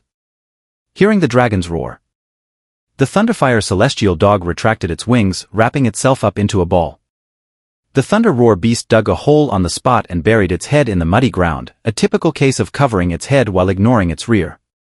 The Rose Assassin looked on with caution and panic, holding its sword with both hands now and adopting a defensive stance. The mighty King Kong Bear trembled uncontrollably, muttering, "Heavenly spirits and earth spirits, I pray to the Jade Emperor, the Queen Mother, Buddha, Guanyin, all gods protect me. I haven't married yet, I don't want to die." Beastmen, magical beasts that could speak human language, were always so noisy. The yellow mud battle rhinoceros, the lowest level and lowest bloodline quality among them, had already collapsed and fallen unconscious before the shadow demon dragon even descended. This was the suppression from the bloodline, the oppressive feeling of the dragon, incomparable to any other magical beast. The 4 beast tamers from the Xintian team were also at a loss. Captain, what should we do next? Should we? Dongfang Qing's expression was full of retreat, lacking any fighting spirit. Xia Weian quickly regained his composure, letting the cold rain beat against his face, the pain making him even more excited. Everyone, listen up. Seize that star spirit-type magical beast. Murong Xinshin swiftly moved, her slender and delicate body standing in front of the crescent moon star spirit. The dark green undead fire bloomed in the heavy rain like a huge firework. The disaster bone blood bat beast spread its wings and hovered above Murong Xinshin, looking like a solemn guard, maintaining the strongest killing intent towards any enemies approaching the master. The crescent moon star spirit, extremely weakened, slowly opened its eyes. Its pupils, like the mark on its forehead, were crescent-shaped. Or rather, they were shaped like a waning moon. This was a feature of the crescent moon star spirit. The more weakened its body, the dimmer and smaller its pupils became, approaching a tiny crescent moon. If the body were at half health, the pupil shape would be a crescent or half circle. If the body were at full health, the pupil would be a full moon. As it began to evolve and break through, the pupil would change from a full moon to a blood moon, from a blood moon to an eclipse. It could eventually evolve into the ruler of the star spirit clan, the moon god, thus fulfilling the moon god bloodline's talent. At this moment, the crescent moon star spirit's aura was weak and it was covered in wounds. Its star spirit clan attire was tattered, and it could only use its hands to cover its ample chest, while tightly squeezing its white legs together, bending its knees, to barely shield its private parts. Its face was as pale as paper, and its confused and timid expression made one feel pity and a desire to protect it. In the downpour, the star spirit wings on its back, resembling butterfly wings, lost their luster and could no longer fly. The crescent moon star spirit suddenly widened its beautiful eyes, looking at the white-haired girl in front of it with a dazed gaze. Just now, Murong Xinshin had taken off her coat and casually tossed it. The coat fell onto the crescent moon star spirit, covering a large area of its spring light. From this angle, the crescent moon star spirit could only see Murong Xinshin's back. Tears of gratitude welled up in its eyes, as if it had finally found its home after wandering and fleeing for so long. Xiao Yan looked on with excitement, gazing at Xia Weian's profile with admiration. Brother, thank you. Why are you thanking me? You went to great lengths to help me contract the crescent moon star spirit, even risking taking it from Murong Xinshin. Who says I did it for you? Xia Weian's voice was colder than the hail mixed with the rain, making Xiao Yan unable to swallow. Brother than you. This crescent moon star spirit has the moon god bloodline, a mythical quality. You don't deserve to have it, I will contract it. Xiao Yan's charming smile instantly vanished from her face. The rain curtain in front of her blurred her vision, making her brother's figure and appearance unclear. Xiao Yan suddenly clutched her chest, gasping for breath, feeling a sharp pain in her heart. At some point, her admired and beloved brother seemed to have turned into a completely different person. Xiao Yan turned to look at me, who was summoning the shadow demon dragon. Rainwater flowed down my handsome face, and the lightning that cut through the sky illuminated my determined eyes. Xiao Yan sniffed, pressed her lips together, a hint of bitterness and a touch of saltiness reaching her taste buds. She realized that this taste was not from the rain, but from her own tears. Her tears held envy and jealousy towards Murong Xinshin, as well as disappointment and resentment towards Xia Weian. After the Star Punishment Squad and the Xintian Squad encountered each other, no matter how fierce Xia Weian's attacks were, or how underhanded his methods were, or even his provoking words, I remained calm and did not summon the shadow demon dragon. But when it came to Murong Xinxin's interests, this man would not hesitate to step forward. Summoning the Shadow Demon Dragon was only to help Murong Xinxin protect the Crescent Moon Star Spirit and prevent it from being taken away.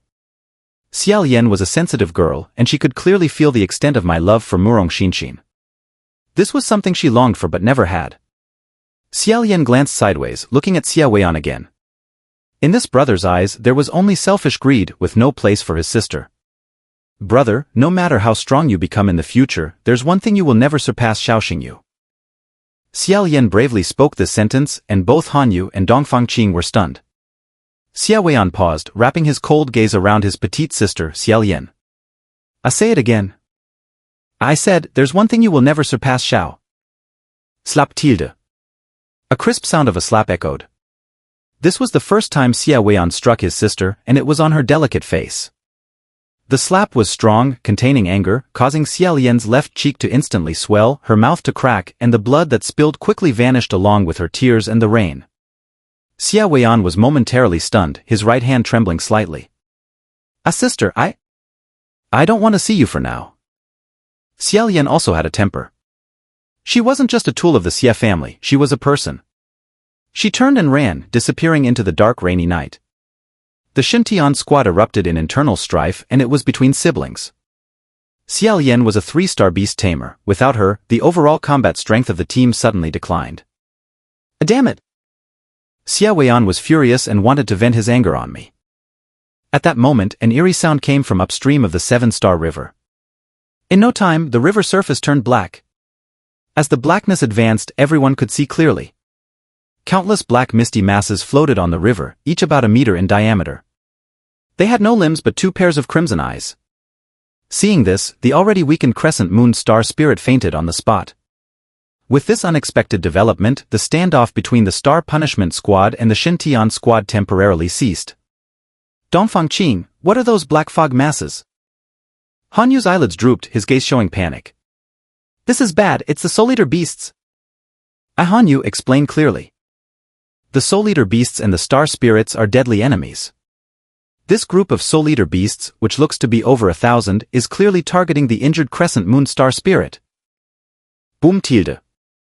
After a loud explosion, a water vortex rose in the 7-star river. At the top of the vortex floated a black misty mass over 50 meters in diameter. Its surface was covered with blinking crimson eyes. Dongfang Qing was terrified, retreating tremblingly and bitterly commenting, so many eyes, this would be fatal for those with trypophobia. Han Yu, well informed, quickly shouted at Xiao Weian. This is an extraordinary beast tier 2, the 1,000-eyed Soul Eater beast. We must run, or it will be too late. Extraordinary beasts are not easy to handle. Moreover, besides the one extraordinary beast, there was also a group of Soul Eater beasts at the mature and fully grown stages. With Xiao Yan missing, the Xintian squad's strength had already diminished. Combined with the previous battle's exhaustion, Xiao Weian felt uncertain. Hesitating for no more than 3 seconds, Xiao Weian made a decision: retreat. This was not cowardice but the best choice. The Xintian squad quickly disappeared into the night, abandoning the Crescent Moon Star Spirit to prioritize their lives. Xingyu, let's retreat as well. No, Sixjin wants this Star Spirit beast. We must fight this battle. Murong Yangshua was almost in tears. Xingyu, the 1,000-eyed Soul Eater beast is an extraordinary beast tier 2. What are we going to use to fight it? I answered instantly, we use cheats. With cheats, I'm ready, I'm most excited in battle. Excerpt from Xingyu Chronicles by Xiao Xingyu. The Shadow Demon Dragon had not yet descended, but another terrifying force erupted from within me. In my left hand, a beast-skin scroll appeared. It was the King of the Underworld scroll from Shangguantong. Under the downpour, the necromancer ring on my hand burned with enchanting and mysterious underworld flames. Murong Xinxin stood in front of the Crescent Moon Star Spirit unyielding. With just one glance, she was determined to contract this heavily injured Star Spirit beast. Every beast tamer has their own intuition. The beast they identify at first glance often becomes their destined beast, and they can control it with ease, raising their mutual potential. The rain continued unabated, and the howling wind never ceased. In the blink of an eye, thousands of Soul Eater beasts surged out of the 7-star river, storming the riverbank and surrounding the Star Punishment Squad. They surged like a black tide, rapidly advancing with an intimidating presence. On my right hand, I wore the necromancer ring burning with black flames, while my left hand held the King of the Underworld scroll. Both of these treasures were relics scattered across the world after the demise of the world's greatest necromancer beast tamer, Shangguan Tong. Shangguan Tong had long become history, but her relics still exuded an indelible aura of intimidation. Soul Eater beasts are highly sensitive to souls. They circled around me, hesitant to launch a direct attack, evidently wary of the residual soul energy from the necromancer ring and the King of the Underworld scroll. At this tense moment, a massive, cumbersome white shadow flashed by. You're not Han Xiaopeng's beast, the diamond strength bear, are you? Murong Yangshua looked at a nearby figure, raising his hand to point at a burly, muscular beast man. The bare-headed, human-bodied beast, with pure white fur and a look that combined 7 parts simple-mindedness with 3 parts cleverness, was one of Han Yu's beasts, the diamond strength bear. This bear, like the Taiji spirit cat and the purple curse demon cat, had achieved intelligence and could speak fluent human language. Observing the Star Punishment Squad, the diamond strength bear displayed an embarrassed expression, its steps becoming shy. Ahihi, you guys carry on, pretend you don't see me. I'm just a hired tool bear.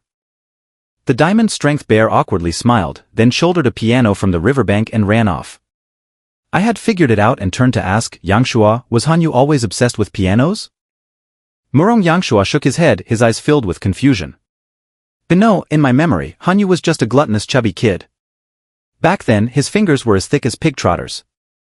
Not to mention playing the piano, even playing with a yo-yo was a challenge for him. After many years, seeing him again today, he has completely changed. It feels strange. Time always changes a person. 10 years have passed, and Hanyu has transformed from a gluttonous fatso into a jade-faced young gentleman who is even more beautiful than a woman. I wonder how many stories there are behind this transformation. Master, I've got the piano, wait for me.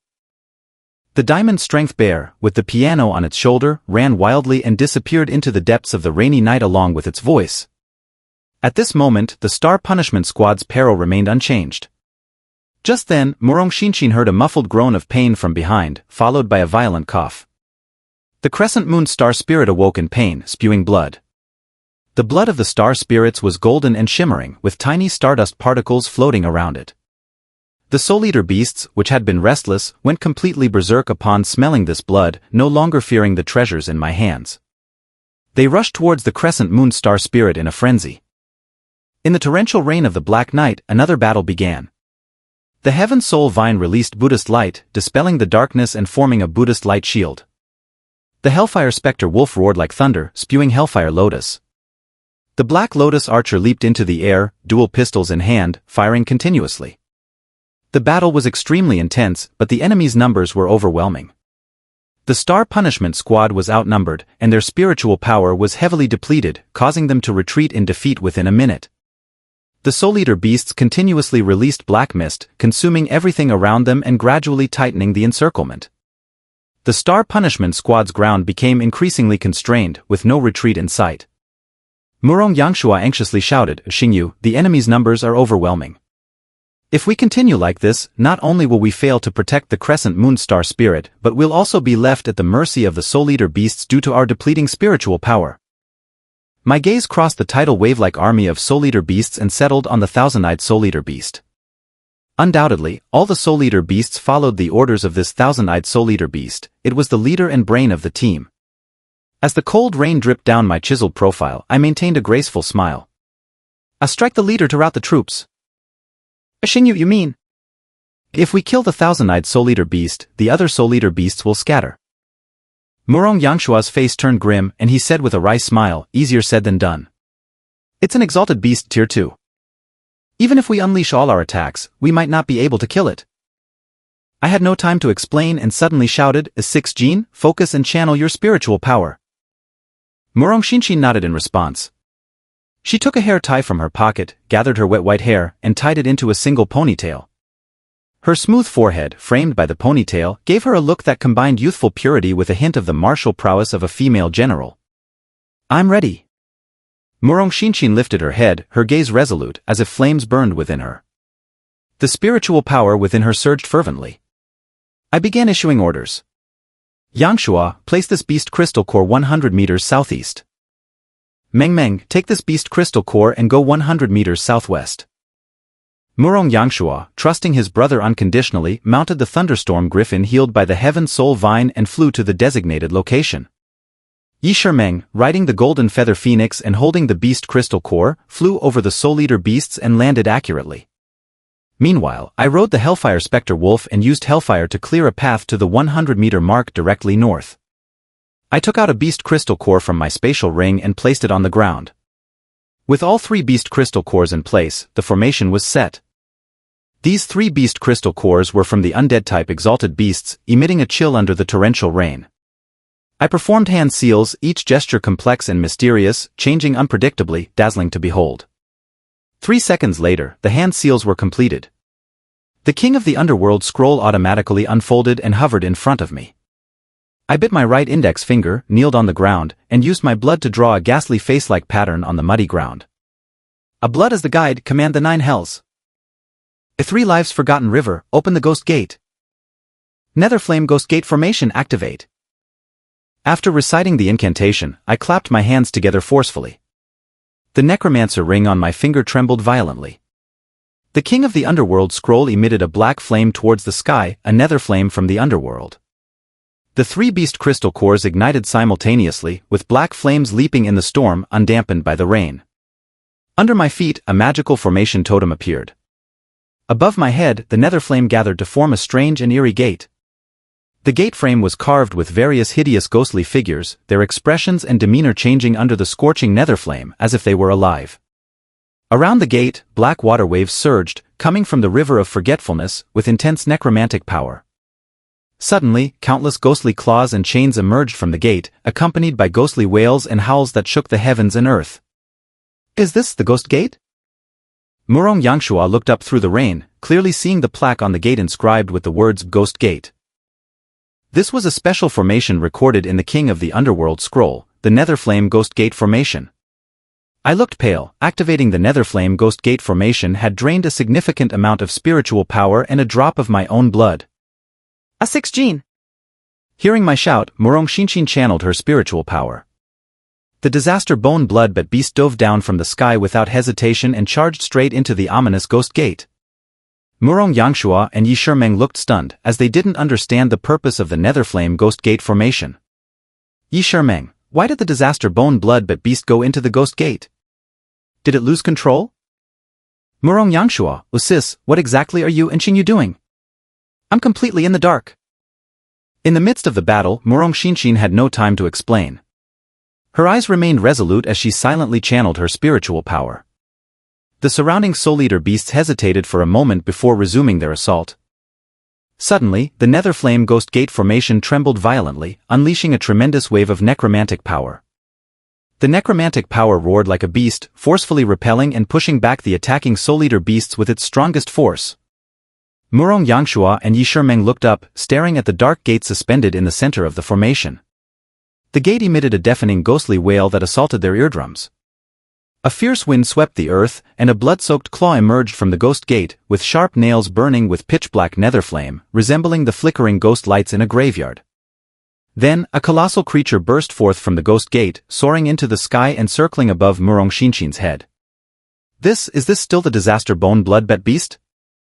Its aura is now that of an exalted beast.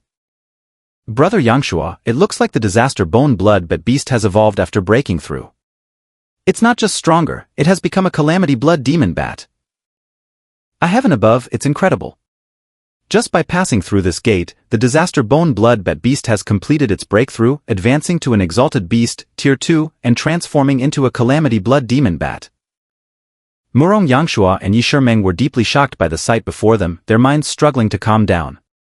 Exhausted and finally catching my breath, my voice was hoarse, but I patiently explained to them. This is a special formation recorded in the King of the Underworld scroll, the Netherflame Ghost Gate formation. Once this formation is activated, beasts passing through the Ghost Gate can forcibly evolve and advance a full tier.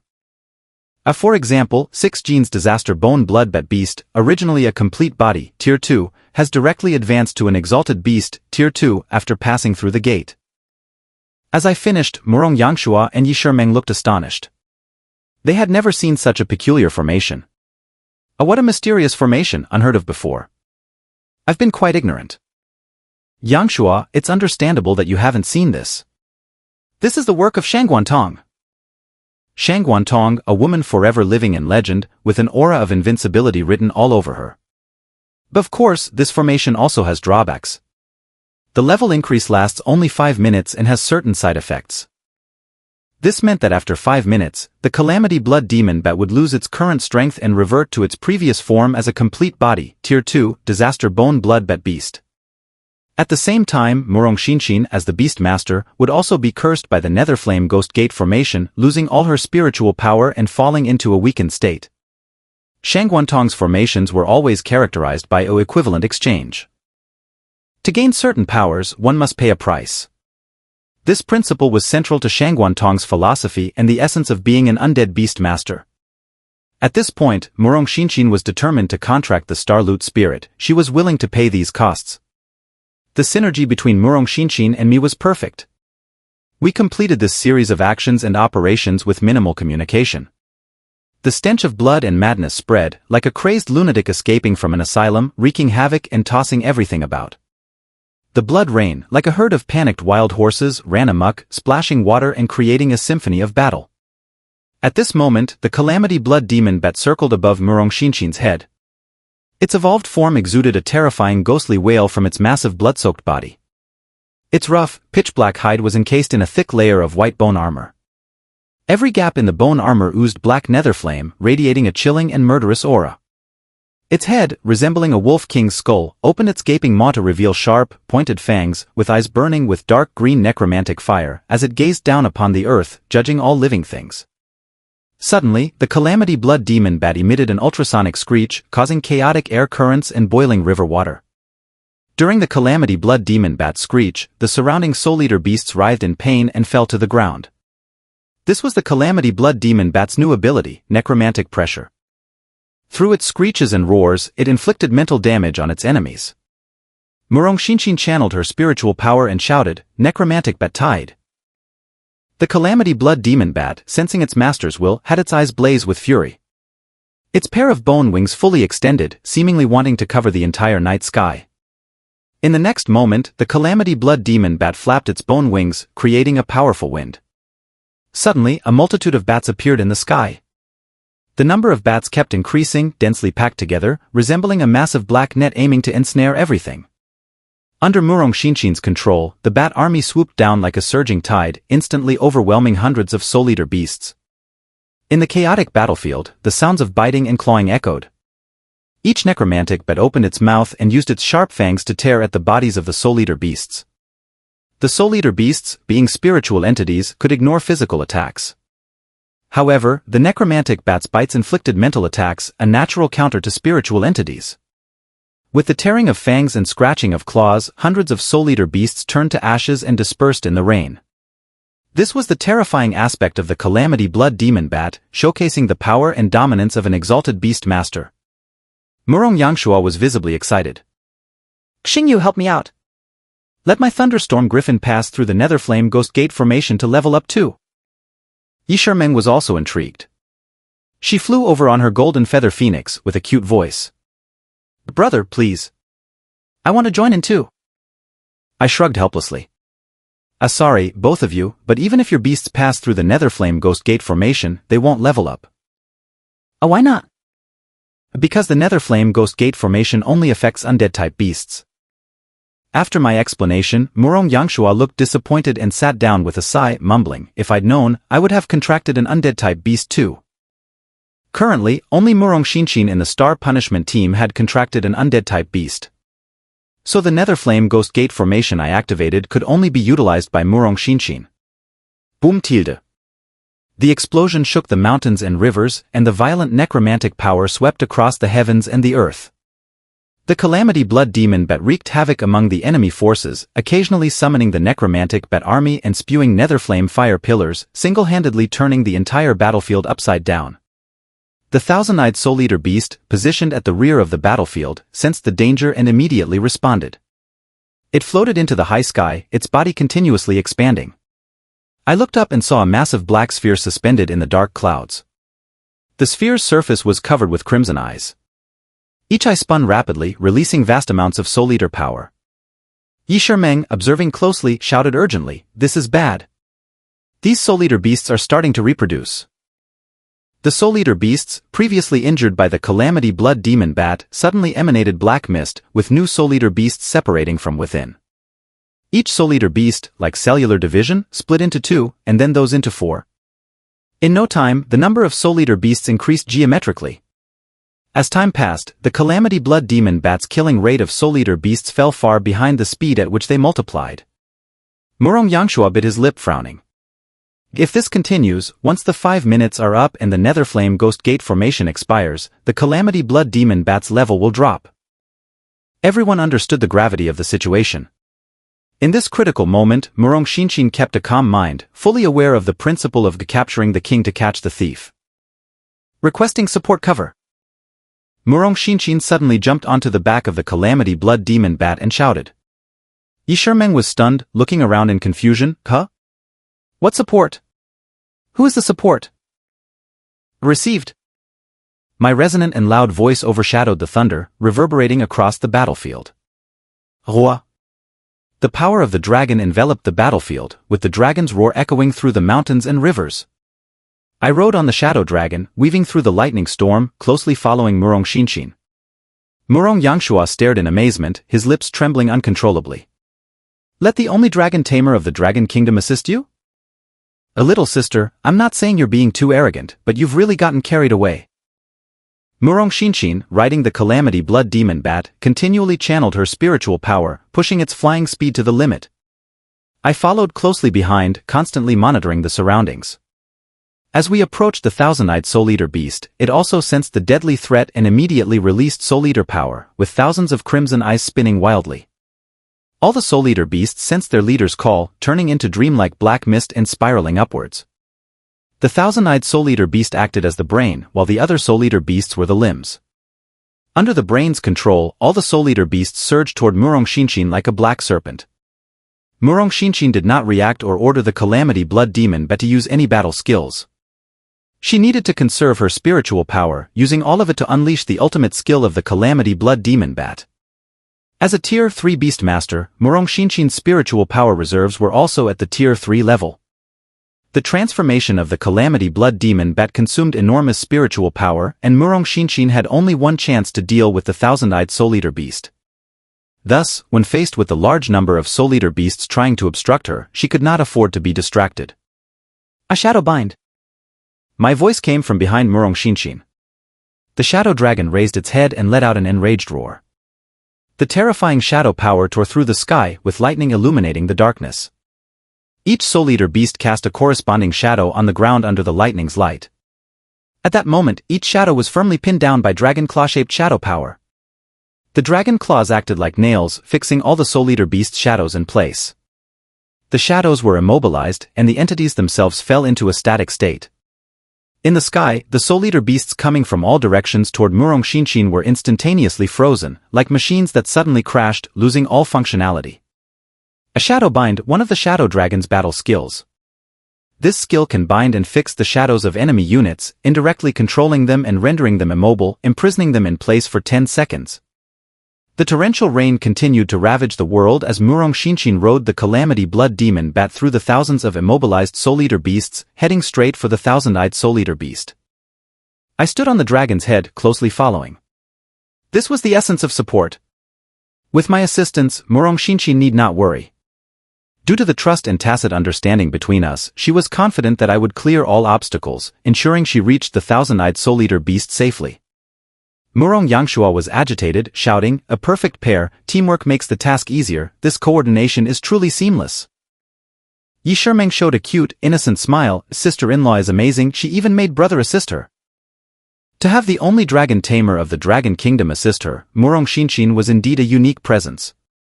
Lightning pierced through the chaotic clouds as the Calamity Blood Demon Bat accelerated, closing in on the thousand-eyed Soul Eater beast.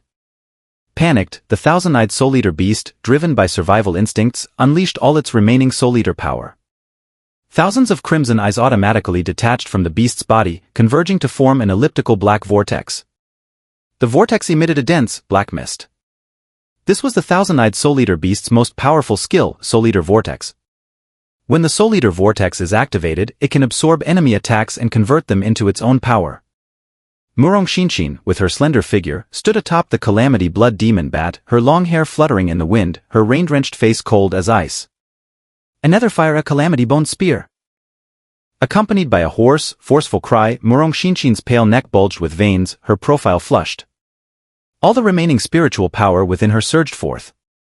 The Calamity Blood Demon Bat let out a furious roar, its chest tearing open to reveal a long and sharp bone spike. When the bone spike fully detached, it extended over 10 meters, resembling a divine spear wielded by a deity. The surface of the bone spear ignited with wisps of black flames, the netherfire from the netherworld. Murong Xinshin's eyes flashed sharply, and her spiritual power vibrated. This bone spear, driven by the power of the undead, shot out like an arrow from a bow, piercing through the Soul Eater vortex in an instant. The spear was embedded halfway, unable to advance further. The powers of the undead and Soul Eater clashed evenly, neither side gaining an advantage. Both sides were extraordinary beings, Tier 2, and in the duel of ultimate skills, the outcome was uncertain. Murong Xinshin had exhausted all her spiritual power, kneeling on the Calamity Blood Demon Bat's neck, breathing heavily and looking deathly pale. On the ground, Yi Shiming's phoenix mark flashed continuously, her cute face filled with worry. This is bad. Sister-in-law's spiritual power is depleted, causing the Calamity Blood Demon Bat's ultimate skill, Netherfire a Calamity Bone Spear, to only exert 2/3 of its full power. The damage isn't enough. Murong Yangshuo bit his fingers, his face serious. Yes, the damage isn't enough, and a portion of it has already been absorbed by the Soul Eater vortex. In this critical moment, the dragon's roar shattered the heavens. My spiritual power surged wildly, released in an instant.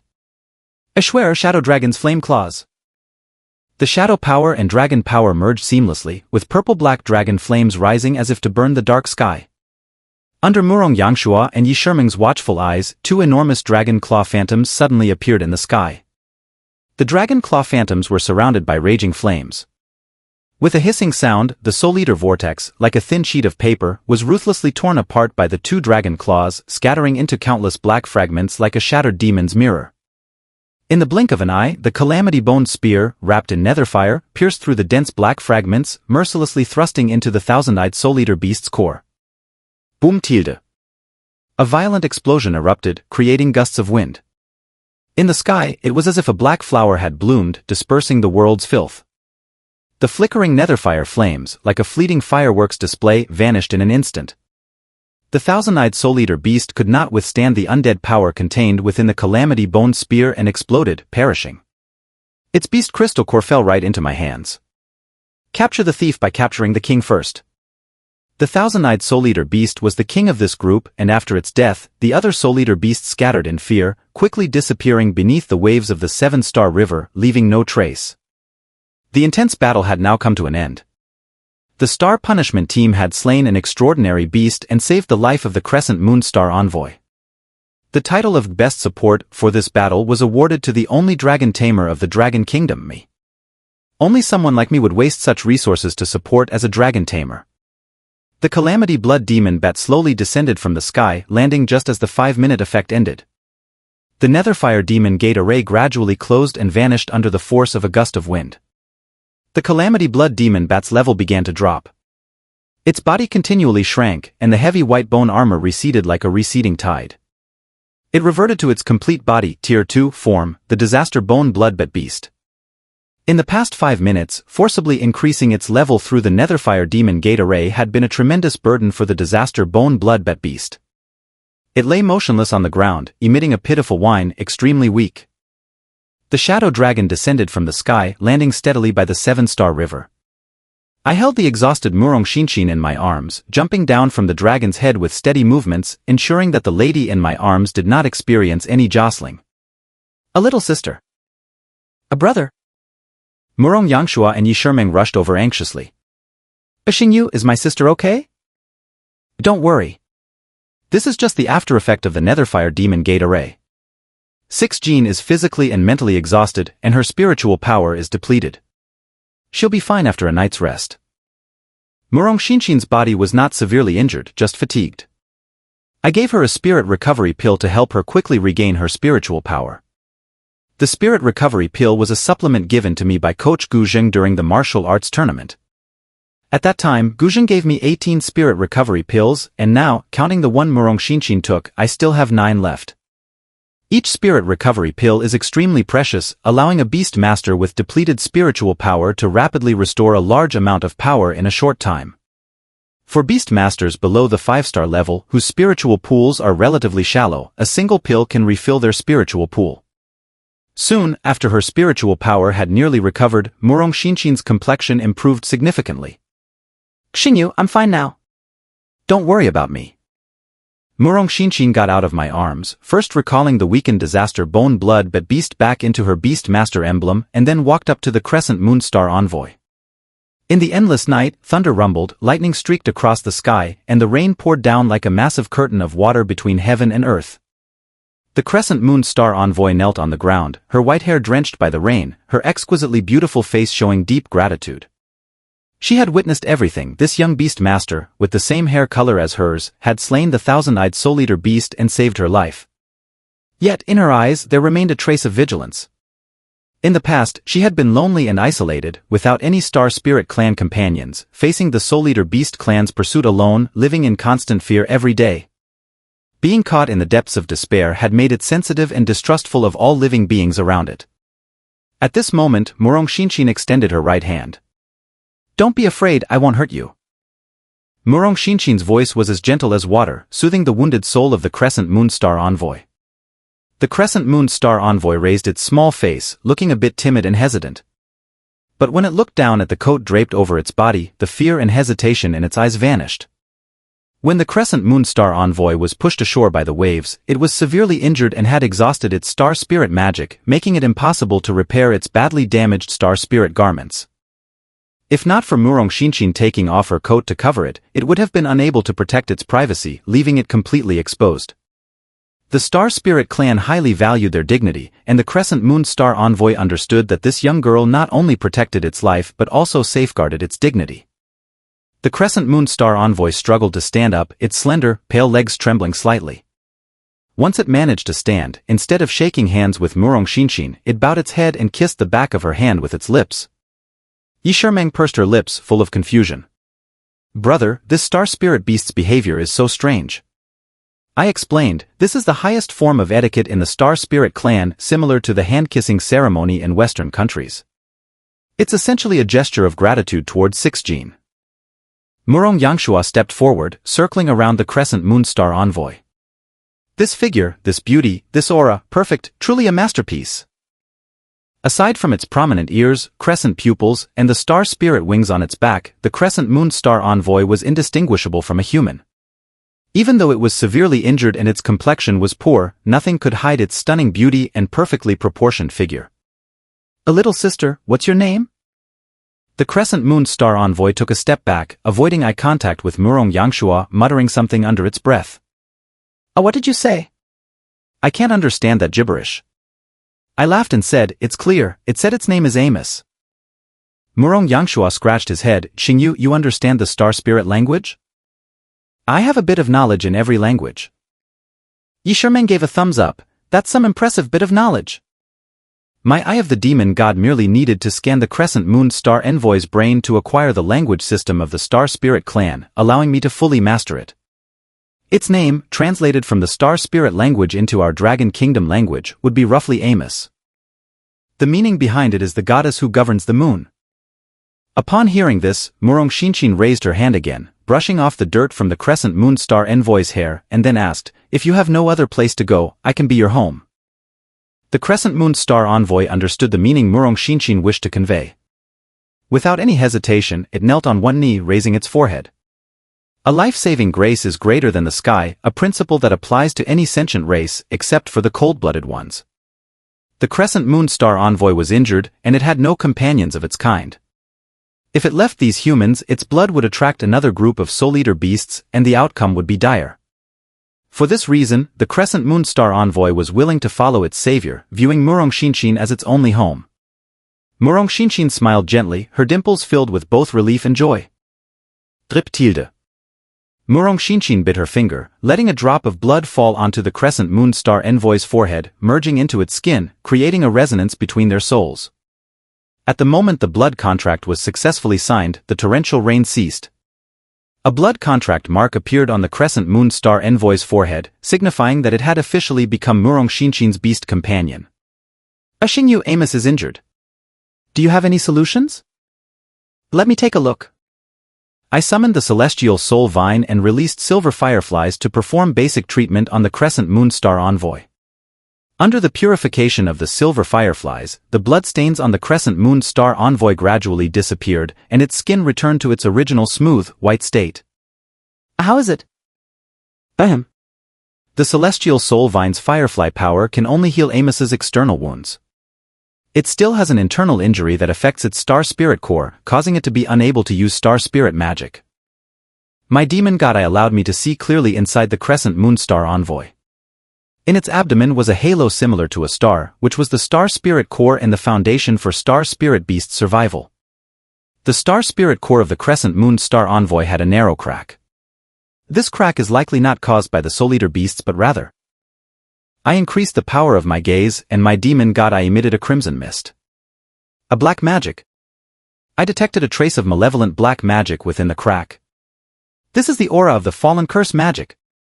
I expressed shock, as according to my knowledge, the only race in this world that mastered fallen curse magic was the Black Star Spirit clan. The Black Star Spirit clan was the true nemesis of the Star Spirit clan.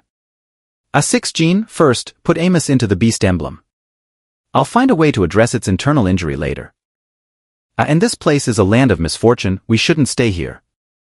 Let's leave quickly. Not long after we left, two black shadows appeared on the riverside downstream of the Seven-Star River. The appearance of these two shadows made the surrounding air murky, the temperature plummeted, and the rapidly flowing river instantly froze into black ice. A unique magical aura, characteristic of the Black Star Spirit clan's expertise in fallen curse magic, emanated from these two shadows. The two shadows were one tall and one short, with the shorter shadow kneeling on one knee before the tall, imposing figure. Lord Carmen, judging by the surroundings, there has just been a battle here. There's still a trace of Amos's aura in the air, as well as the scent of Soul Eater beasts. So I believe. Amos has already been devoured by the Soul Eater beasts. In an instant, a black magical chain shackled the short shadow's neck, causing it to convulse, its face turning red and its blood seeming to freeze. A cough, cough, cough, Lord Carmen. The tall shadow, called Lord Carmen, had purple skin and its eyes were covered by a black veil. The loose, heavy black magical robe couldn't conceal its muscular build nor the strange curse tattoo on its arm. It was the high priest of the Black Star Spirit clan, sent by the Black Star Spirit King to hunt the moon goddess bloodline of the Star Spirit clan. The crescent moon star envoy contracted by Murong Xinxin contained the moon goddess bloodline, being the next moon goddess of the Star Spirit clan, and was naturally a target for Carmen's pursuit. Benil, how many times have I told you, even if Amos is dead, we must find her corpse? Moreover, besides the auras of Amos and the Soul Eater beasts, there's also the residual aura of a human Beastmaster. Neil, nearly suffocating, was finally released from the cursed chain by Carmen. After regaining his breath, Neil was covered in cold sweat and remained on the ground, unable to rise. Lord Carmen, my previous caution was lacking. As you said, there is another possibility, that a human Beastmaster saved Amos and signed a blood contract with her. Neil dared not continue speaking as Carmen's expression had already turned grim. If this possibility has become a reality, then the situation could become troublesome. A trace of worry appeared on Carmen's stern and arrogant face. It was evident that the Black Star Spirit clan had no desire to become entangled with human Beastmasters, nor did they want to provoke a conflict with the human race. At its core, the feud between the Star Spirit clan and the Black Star Spirit clan was a family dispute. After all, the two clans shared the same origin, though their rulers had chosen divergent paths. Family matters should be resolved within the family. In comparison, the human race was an outsider, and Carmen had no intention of dragging them into this conflict. Suddenly, Carmen's nostrils flared as he caught a scent. He walked to the riverside, crouched down, and picked up a badge from among the scattered stones. The badge was engraved with an Azure Dragon totem, vivid and lifelike. Beneath the totem was a line of text. Azure Dragon Academy? Until this point, Carmen and Neil had been conversing in the language of the Black Star Spirit clan. But when Carmen read the words Azure Dragon Academy, he switched to the language of the Dragon Kingdom's human race. As the high priest of the Black Star Spirit clan, Carmen held a position of great power, akin to Zhuge Liang beside Liu Bei, dedicating himself to his people's cause until his last breath. This was why Carmen worked so hard to master various languages. Not only was he fluent in the human language, but he also had a command of over 100 other languages, whether they were from the dwarven race, the insect race, the giant race, or others, both popular and obscure. As the night passed, dawn's light filtered through the leaves, casting dappled shadows on the muddy ground. The forest, after the rain, was like a freshly bathed beauty, pure and elegant. Crystal-clear droplets danced on the green leaves, resembling the spirits of nature. After trekking through the night, the Star Punishment Squad emerged from the Seven-Star River region, arriving at a mist-shrouded primordial forest. Murong Yangshua held a map in his hand, speaking as he read it. According to the map, once we pass through this forest, we'll be close to Huangyan City. Huangyan City was the second-to-last stop on the S-rank route of their school trip. I had heard of this city before. It said that Huangyan City experiences rain throughout the year, with less than a month of clear skies annually. Moreover, the land of this city is entirely black, like ink. That's why Huangyan City is also called Ink Painting Scroll, as everything within sight is like a watercolor painting. Yi Shimeng skipped over to my side with a cheerful stride, her big bright eyes full of admiration. Big brother, you know so much, just like an encyclopedia. Don't flatter me. If you have something to say, just say it. I could see through Yi Shimeng's little scheme at a glance. She stuck out her small lilac tongue like a child caught doing something wrong. Big brother, I just realized that I might have accidentally lost my school badge. Azure Dragon Academy had many rules, and Su Ruyan had emphasized multiple times during school assemblies. Students of Azure Dragon Academy could lose face, but not their school badges. You lost your badge? Where did you lose it? I'm not sure, maybe downstream of the Seven-Star River. My expression grew slightly serious. If you lost your badge downstream of the Seven-Star River, which is where we rescued the Crescent Moon Star envoy, this isn't good. Last night, I had activated the Demon God Eye and seen through the Crescent Moon Star envoy's internal injuries. I knew that the Crescent Moon Star envoy's Star Spirit core had a black crack, an injury caused by the Black Star Spirit clan's fallen curse magic. My thoughts raced as I analyzed the situation carefully. Emis carries the bloodline of the Moon Goddess. She is the future queen of the Star Spirit clan. If I'm not mistaken, the forces of the Black Star Spirit clan must be secretly hunting her down. And now, with 6 Jin having signed a blood pact with Emis, Yi Shimeng's accidentally lost Azure Dragon badge was causing me concern.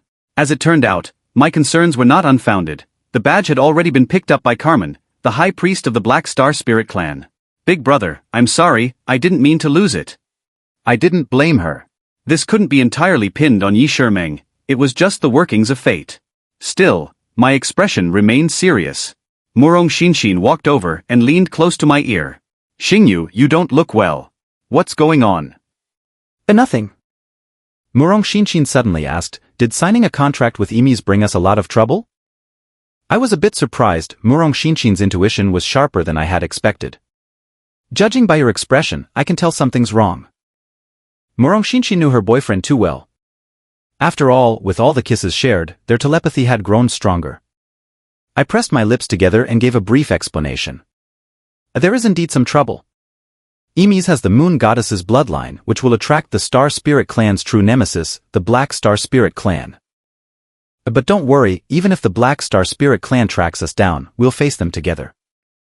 Both Murong Xinshin and I come from influential backgrounds. One of us is a close confidant of the Empress, and the other is the daughter of a naval admiral. Even if the Black Star Spirit clan were to come after us, they would have to think twice before making a move. Murong Yangshua, tired and out of breath, suggested, we've been traveling all night without sleep. How about we set up camp here and rest before heading to Huangyan City? This suggestion received unanimous approval. Just as Murong Yangshua was setting up the tent under a tree, the Darkfang hellhound suddenly howled furiously towards the depths of the forest. Darkfang, what are you barking at? I haven't slept all night, stop making noise. I'll get you 10 truckloads of spicy strips when we get back. Awoo. You don't believe me? Fine, I'll write you an IOU. Awoo, like I trust you. By now, the number of spicy strips Murong Yangshua owed the Darkfang hellhound couldn't be recorded on 8 IOUs. My eyes narrowed. Darkfang has picked up the scent of a magical beast and also. Murong Xinshin asked, and what else? A human blood. As soon as the words left my mouth, the sound of chaotic fighting came from deep within the forest and the scent of blood grew stronger. After catching the scent of blood and dark energy, the Darkfang Hellhound continued to howl towards the forest, its fur bristling, hellfire igniting across its body, and sharp fangs bared. Let's go check it out. The direction of the fighting was along the path we needed to take to exit the forest. Without any hesitation, I made the decision to lead the Star Punishment Squad towards the source of the commotion. 10 minutes later, we reached the depths of the forest, where we were met with a foul-smelling swamp. In the swamp, a dozen black-armored sawtooth crocodiles were menacingly surrounding a helpless young girl. The girl's clothes were tattered, her body covered in mud, and her shoulders and calves bore ghastly wounds, with blood staining the surrounding swamp. Because the girl's figure was so bedraggled, and her face was smeared with wet mud, Murong Yangshua stared at her for a long time before suddenly exclaiming in shock. Isn't that Xia Weian's sister, Xiao Yan? Yi Shimeng stared for a moment, rubbing her eyes to get a better look. That's right, it's Xiao Yan. And that humanoid fox by her side is the snow fox dancer she summoned last night during the fight with sister-in-law. At this moment, Xiao Yan was in a dire state. Not only were her injuries severe, but her spiritual energy was also nearly depleted. The black-armored sawtooth crocodiles were only at the mature stage, 3rd tier, but they could exert extraordinary power in the swamp. Their bellies exuded a poisonous fluid that seeped into the swamp, making the environment even more perilous. Trapped deep in the swamp, Xiao Yan's legs were stuck, unable to move, while the poison infiltrated her wounds, spreading through her bloodstream. Under the influence of the poison, Xiao Yan's mind grew hazy, the veins in her neck bulging, turning a dark purple as the poison neared her brain. The black-armored sawtooth crocodiles grinned wickedly, wary of the snow fox dancer's strength, so they held off on attacking. All they had to do was wait for this human Beastmaster to succumb to the poison, then they could enjoy a tasty meal. Tout tilde. Xiao Yan eventually collapsed, her frail body slumping into the mud. The poison coursed through her veins, targeting her eyes and brain. The Star Punishment Squad on the shore watched the entire scene unfold. Murong Yangshua clenched his fists in anger. At that damn Xia Weian, he actually left his own sister here in the swamp to be eaten by crocodiles. In truth, Murong Yangshua had always disliked Xiao Yan, as she often opposed Murong Xinqin during their childhood, sometimes even crossing the line. But despite this, Murong Yangshua felt a pang of sympathy. Not for any particular reason, but simply because he too was an older brother, and he also had a sister. Xingyu, should we save her or not? Murong Yangshua didn't act immediately but looked at me instead. I didn't answer the question. Murong Xinqin knew that I had left the decision to her. "I save her," Murong Xinqin said with a single word. "A little sis, Xiao Yan has always opposed you, and yet you repay her evil with good. She doesn't even qualify as a worthy opponent in my eyes, let alone an archenemy. Saving her life doesn't mean much to me." This was Murong Xinqin's attitude towards Xiao Yan. She wasn't a rival, much less an enemy, because she simply wasn't worthy. Am I really going to die here? Lying in the swamp, Xiao Yan's body continued to sink, her ears and temples already sealed by mud, with her eyes and nostrils soon to follow. When a person is on the brink of death, their life often flashes before their eyes. She thought of her father, Xia Zhong, who only cared about the family's interests, her cold and ruthless brother, Xia Weian, who was obsessed with surpassing her, and her mother, who died years ago from illness due to neglect. A tear slipped from her eye. Maybe it's better this way," she whispered. Only someone who has completely lost hope in life would say such a thing. Xiao Yan still had a bit of spiritual energy left, but she didn't use it. The only people who can overcome the instinct to survive are those who truly seek death. In the nick of time, a bullet engulfed in black flames tore through the air, piercing the head of one of the black-armored sawtooth crocodiles. The bullet exploded, leaving the crocodile's head a bloody mess, like a blossoming blood-red lotus. Xiao Yan opened her eyes and looked up, seeing the 4 members of the Star Punishment Squad on the shore.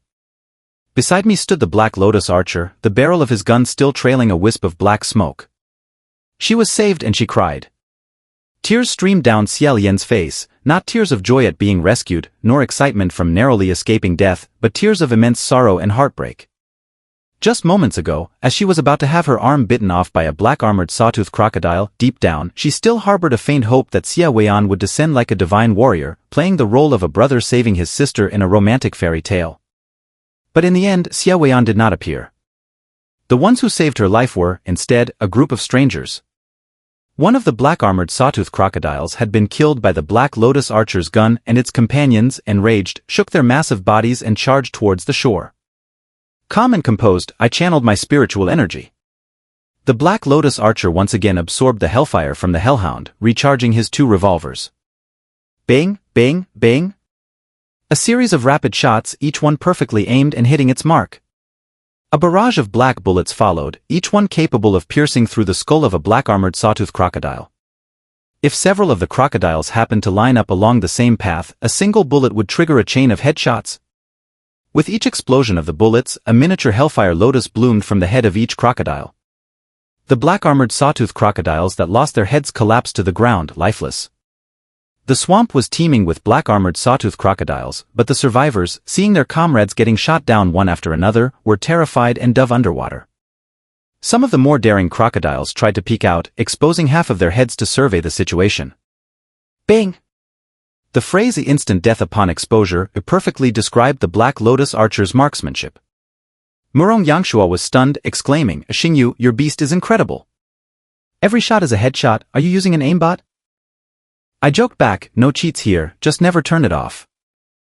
The remaining black-armored sawtooth crocodiles were so frightened by the Black Lotus Archer's shooting that they dared not resurface, opting to hide deep in the swamp instead. Taking advantage of the situation, I sent the Hellhound to drag Xiao, who looked as lifeless as a dead dog, out of the swamp and tossed her under a tree on the shore. I summoned the Heavenly Soul Vine, releasing its silvery fireflies. Luckily, it's all just surface wounds. She'll heal quickly. "Brother Xiao, thank you for saving me," Xiao said, her voice trembling as she knelt before me, her eyes brimming with tears. I remained cold and indifferent. "Don't thank me. If you're going to thank someone, thank Six Jean. If she hadn't agreed to save you, none of us would have." Xiao was taken aback, swallowing a bitter gulp. She knew very well that there was a history of enmity between her and Murong Xinshin. Had Murong Xinshin simply said, "Don't save her," the Star Punishment Squad would have ignored Xiao and bypassed the swamp. "Murong Xinshin, thank you. I'm sorry. I deeply apologize for everything I've done to you before. I'm sorry." Xiao bowed her head before Murong Xinshin, her tears now devoid of grievance or unwillingness, only resignation and sadness remained. Setting aside her character, it was truly lamentable to see the daughter of the Dragon Kingdom's top strategist reduced to such a state. After a moment of silence, Murong Xinshin spoke. "I've heard your apology. But I won't accept it." Upon hearing this, Xiao delicate body trembled, and she lowered her head even further, wishing she could bury her face in the ground. Perhaps if her childhood had been a little less filled with jealousy, she and Murong Xinshin might have become close friends by now, or even dear companions. But life has no ifs or rehearsals. Every day is an irreversible live broadcast. The evil deeds Xiao committed will not be erased, which is why Murong Xinshin will never forgive her. The Heavenly Soul Vine quickly healed Xiao external wounds, but the emotional wounds inflicted by Xiao could not be healed by anyone. I walked over, lowering my voice. "Xiao, you should understand that this is your second life. And this second life was given to you by me. Brother Xiao, whatever you need me to do to repay you, I'm willing." My gaze suddenly sharpened, and my voice turned cold. "I only need you to answer one question. Has your father really been home resting due to illness recently?" I was lucky. I asked the right person this question. Xiao expression became dazed, her eyes dodging, her lips trembling as if trying to speak, but no words came out. "Answer my question, and don't forget, the life you have now was given to you by me. Xie is your biological father, but the life he gave you has already been lost to those crocodiles."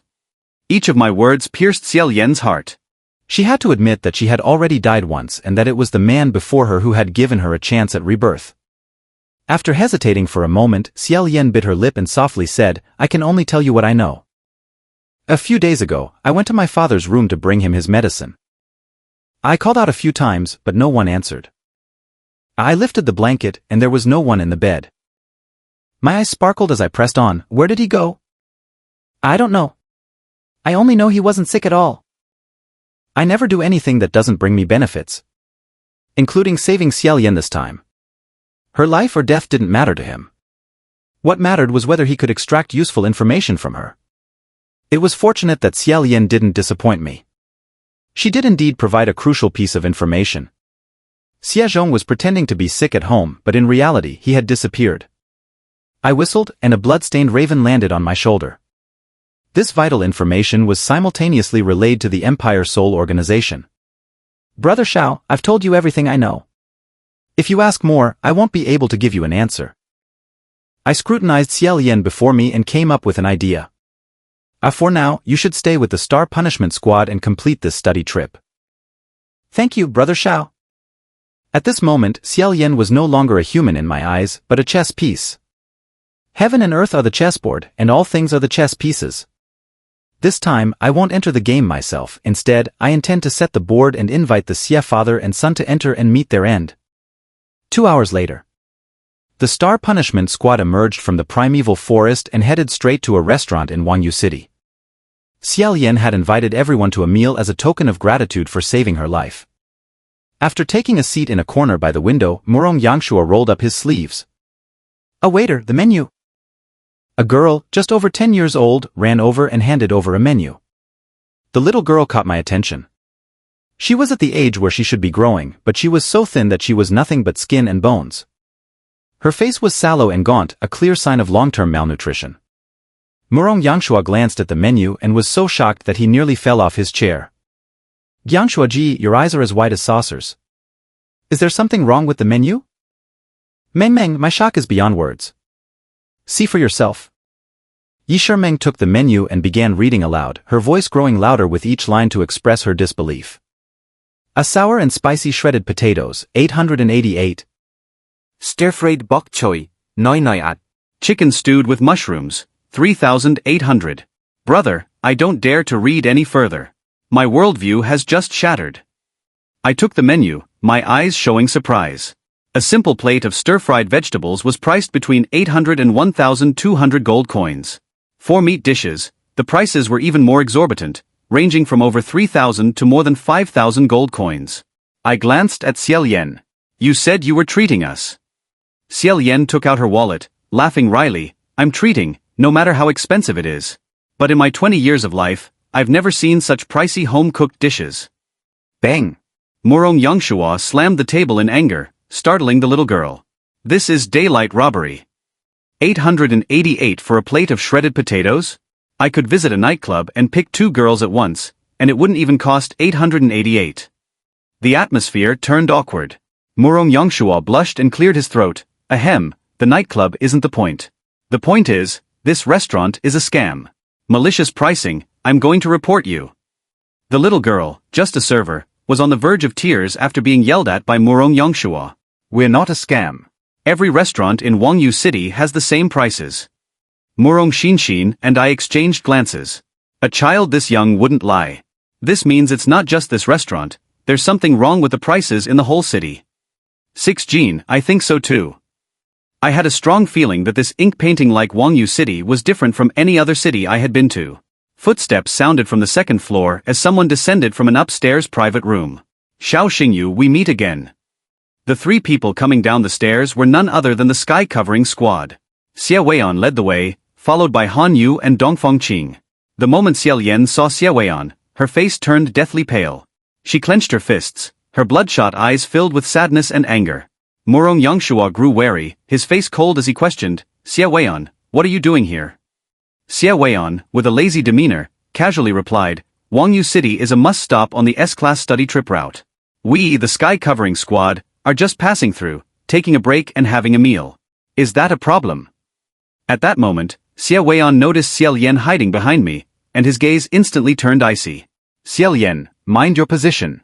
You belong to the sky-covering squad, not the Star Punishment Squad. At that moment, all the emotions Xiao had been holding erupted. Xiao, I'm your biological sister.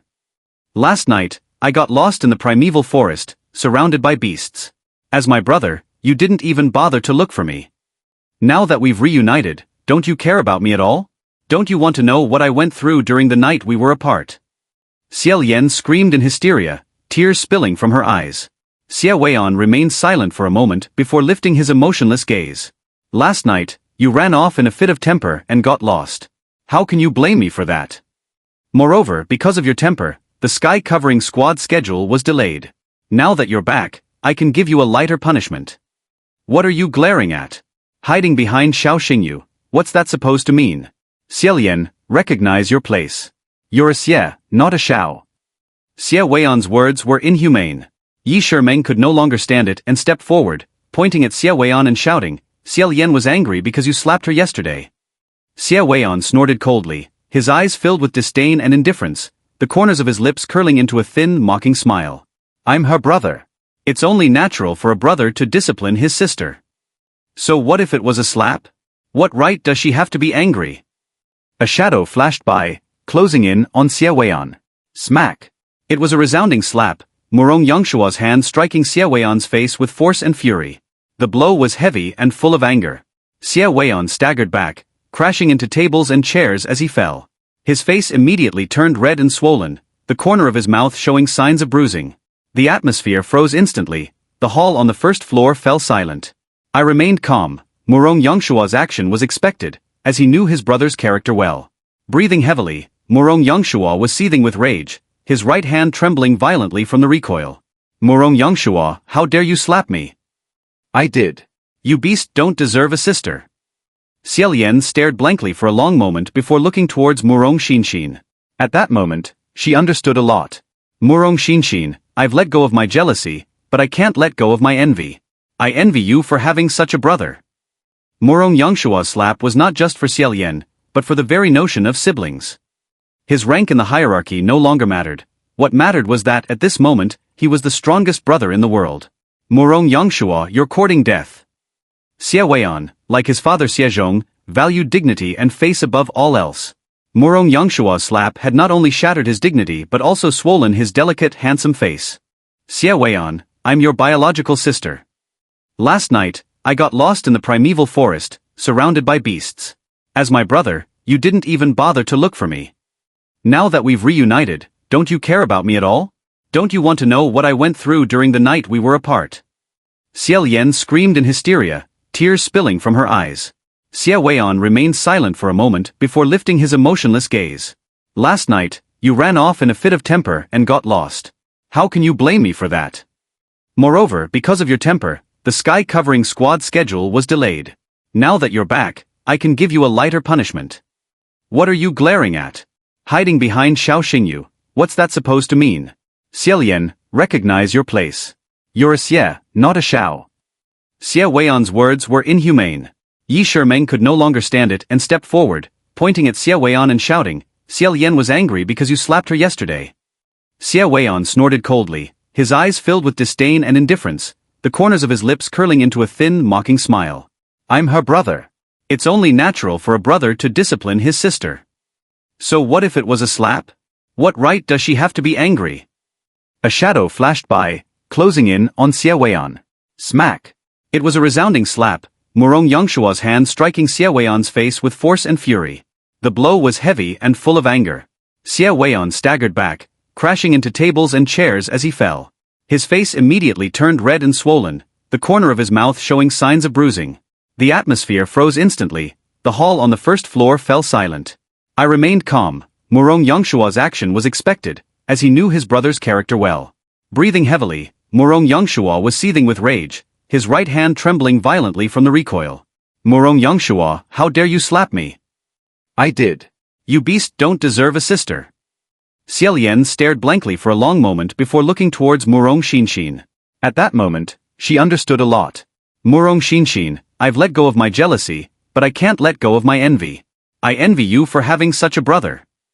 Murong Yangshua's slap was not just for Xie Lian, but for the very notion of siblings. His rank in the hierarchy no longer mattered. What mattered was that, at this moment, he was the strongest brother in the world. Murong Yangshua, you're courting death. Xie Weian, like his father Xiezhong, valued dignity and face above all else. Murong Yangshua's slap had not only shattered his dignity but also swollen his delicate, handsome face. In the brief moment of my confusion, nearly all the city's inhabitants rushed over. The street outside the restaurant was packed with people. The entire city's residents kneeled in the continuous rain, bowing to me with the utmost reverence. The scene was so shocking that both the Star Punishment Squad and the Sky Covering Squad were dumbfounded.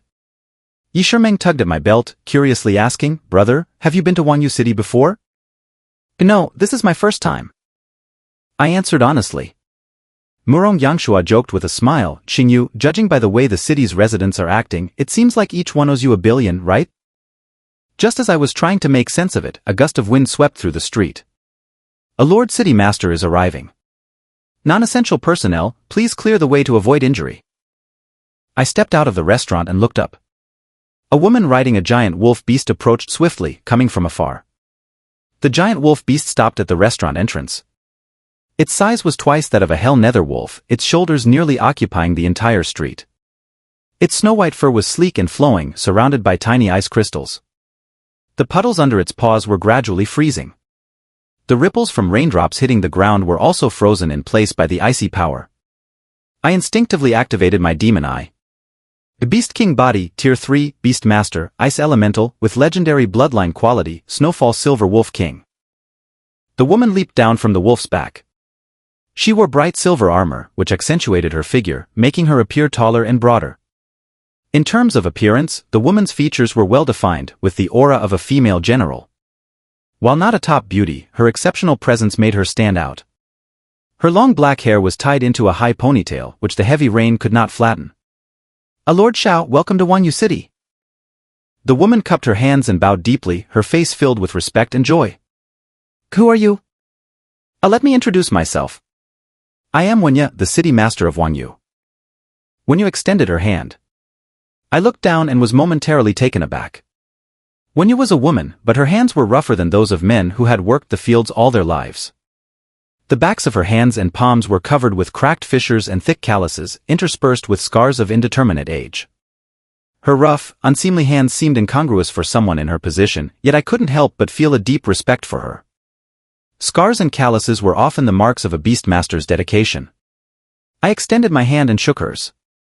A City Master one, it's a pleasure to meet you. Huangyan, the City Master of Huangyu, and a 7-star Beastmaster. I, a first-year student at Azure Dragon Academy, a 4-star Beastmaster. Despite the considerable difference in experience and status, our handshake felt as though we were equals, like longtime friends.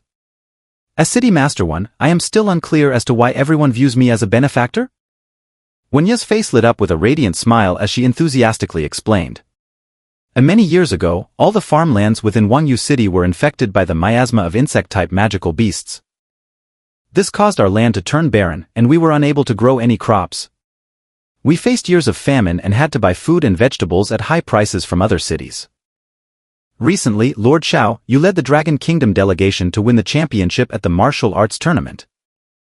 In accordance with tradition, the Empress opened the granaries for a nationwide celebration. Our Huangyan City also received a food supply, and we were blessed by your actions. Huangyan's words cleared up many of my doubts. No wonder a dish of shredded potatoes in the restaurant could sell for such an exorbitant price. It wasn't just because of the food shortage caused by years of abandoned farmland. The scarcity made food incredibly valuable, and the market prices had skyrocketed due to the severe imbalance between supply and demand. Given that I won the championship at the Martial Arts Tournament and the Empress consequently opened the granaries, Huangyan City received food supplies that saved thousands of families. That's why the entire city's inhabitants practically worshipped me as if I were a deity. I also contributed to winning the championship at the Martial Arts Tournament. Why hasn't anyone thanked me? Xiao Xingyu muttered under his breath, his eyes filled with resentment. Murong Yangshua sneered coldly and retorted, "Haha, you think you contributed? You were just riding on Xingyu's coattails." You! Xiao Xingyu was seething with rage, but with so many people around and the city master present, he couldn't make a scene. He had no choice but to swallow his anger and humiliation for the moment. Murong Yangshua, remember this slap. You'll pay for it later. Xiao Xing's ability to endure humiliation and resentment was far more frightening than his temper. After some pleasantries, when you learned our purpose for visiting. Lord Xiao, I see that you and your companions are on a study tour and just happened to pass through here. On behalf of all the people of Huangyan City, I welcome you and your friends to Huangyan City. The weather is bad and it's still raining, how about this? I'll take you to the city master's residence so you can rest properly. I nodded and smiled, then added, City Master one, you are my senior. You keep calling me Lord Xiao, and I feel a bit embarrassed. Isn't it only natural for me to call you Lord Xiao, considering you are from the Imperial Academy? I felt even more embarrassed. By the way, Lord Xiao, I also want to thank you for something else. The Tianyu 379 airburst bomb that you led the development of has been a tremendous help to us. The Tianyu 379 airburst bomb was a special biochemical weapon I developed at the Imperial Academy to deal with large and troublesome insect-type magical beast armies. Huangyan City had long been plagued by insect-type magical beasts. The 3 Tianyu 379 airburst bombs provided by the Imperial Academy helped when you achieve victories in the first 3 city defense battles. When you turned her face slightly, her gaze deep and focused on me, her cracked lips forming a sincere smile. Lord Xiao, I truly appreciate it. I didn't realize how, subtly and imperceptibly, I had brought such great benefit and aid to a remote mountainous city. A city master one, you flatter me. Huangyan City is also part of the Dragon Kingdom. As a Beastmaster of the Dragon Kingdom, it's only natural for me to do this. The phrase a Huangyan City is also part of the Dragon Kingdom made Wenya's heart tremble. When you appeared dazed. Both my tone and smile reminded her of the back of a certain man. City Master one invited us to the City Master's residence and prepared a banquet for us. After the meal, I suggested that City Master one show me around. I rode the Hellfire Specter Wolf and followed Wenya. On the hillside, Wenya and I both dismounted from the wolf. I activated my demon eye. A City Master one, the land of Huangyan City must have been contaminated by a beast god-level insect-type magical beast, causing soil degeneration and making it impossible to grow any crops. That's correct.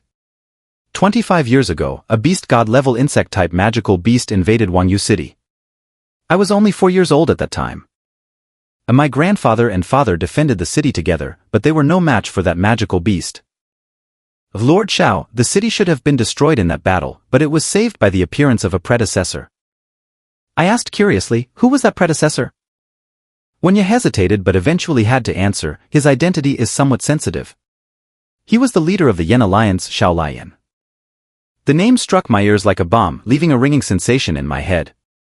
The leader of the Yen Alliance, Xiao Lian. I repeated to myself. Among the 4 key figures closely related to the dragon-slaying war, the only male was Xiao Lian. At that time, he happened to pass by Huangyan City and offered assistance, killing that beast god-level insect-type magical beast. The city was saved, but the fact that the land was contaminated by magical miasma could not be changed. Since then, Huangyan City has been in a 25-year-long food crisis, with its economic development plummeting, and now it is. Wenya stopped abruptly, her unspoken words turning into a helpless shake of the head and a sigh. Whether in times of peace or in the end of the world, the unchanging truth is that people's most fundamental need is food. With all its farmland lost, Huangyan City sank into the miasma-infested wasteland and gradually became an inconspicuous, abandoned city. A City Master one, could you tell me more about the Yen Alliance leader, Xiao Lian? I'm sorry, Lord Xiao. I was only 4 years old at that time, so my memories are quite vague. I only remember his back. I don't know much about his story. Wenya always felt that my back resembled that of Xiao Lian, but she didn't say it out loud. Another silence followed, with only the sound of raindrops hitting the scorched earth around us.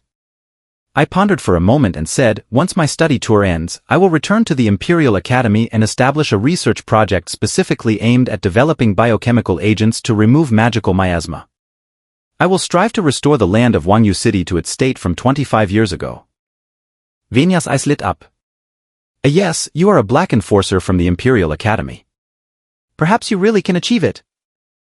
Lord Xiao, on behalf of all the citizens of Huangyan City, I thank you. If one day, I stand on this hillside and can see the wheat waves blowing as they did 25 years ago. When you imagined it and tears welled up in her eyes. I promise, I will make sure you see the wheat waves blowing. I rarely make promises, but this city master of Huangyan City deserved it. The two of us looked out once more at the miasma-covered wasteland, envisioning a hopeful future together. Unbeknownst to us, a natural disaster, like a tide, was silently encircling the entire city. In the darkness, a group of insect-type magical beasts crawled forward in an orderly fashion, infiltrating the city's sewage system.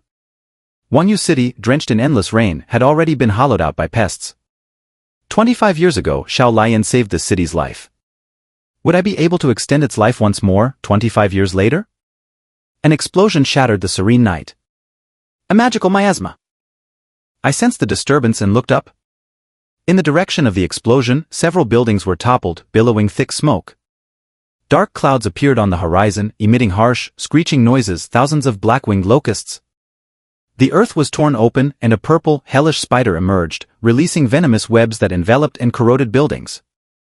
Citywide alarms blared. Unexpected incident, insect-type magical beasts invading. Residents, please stay indoors and keep your identification cards in your mouths. Keeping identification cards in one's mouth meant preparing for the worst, so that one's remains could be identified by family in case of death. Anger ignited in Wenya's eyes. Even in the middle of the night, this chaos just won't stop. In the midst of the chaos, Wenyu assembled the city defense troops. I stood beside Wenya stunned. As City Master 1, is this all the defense force Huangyan City has? Wenya's cracked lips formed a bitter smile. Lord Xiao, I'm afraid you're witnessing our weakness. In front of me were approximately 500 Beastmasters. This was the entire force responsible for defending Huangyan City. To put this in perspective, the street patrol teams in Huangyan City at night each number over 500. The total military force in Huangyan City is consistently around 5,000 to 10,000. Moreover, there are many powerful Beastmaster guilds. These guilds would also contribute in times of danger.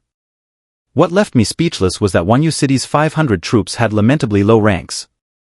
Among them, there was only one 6-star Beastmaster, the vice commander beside Wenya, Lu Hai.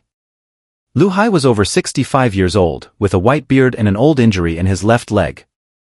At his age, in other cities, he would already be retired, living on a pension. The number of 5-star Beastmasters was fewer than 100. The remaining Beastmasters had ranks generally between 3 and 4 stars. The sight of such a weak defensive force was unprecedented for me. Xingyu, we're here.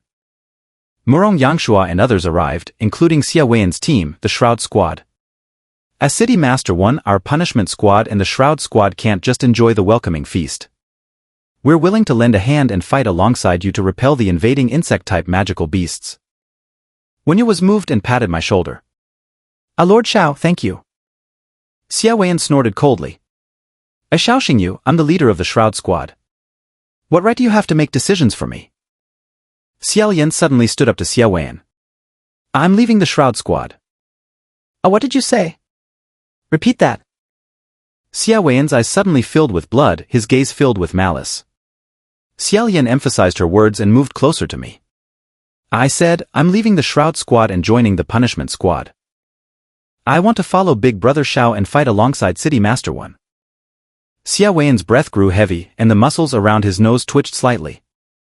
His anger wasn't just about Xiao Yan defying him but also about seeing his sister join my faction, his rival. After confronting Xia Weiyan, Xiao Yan's face was slightly pale, her hands trembling.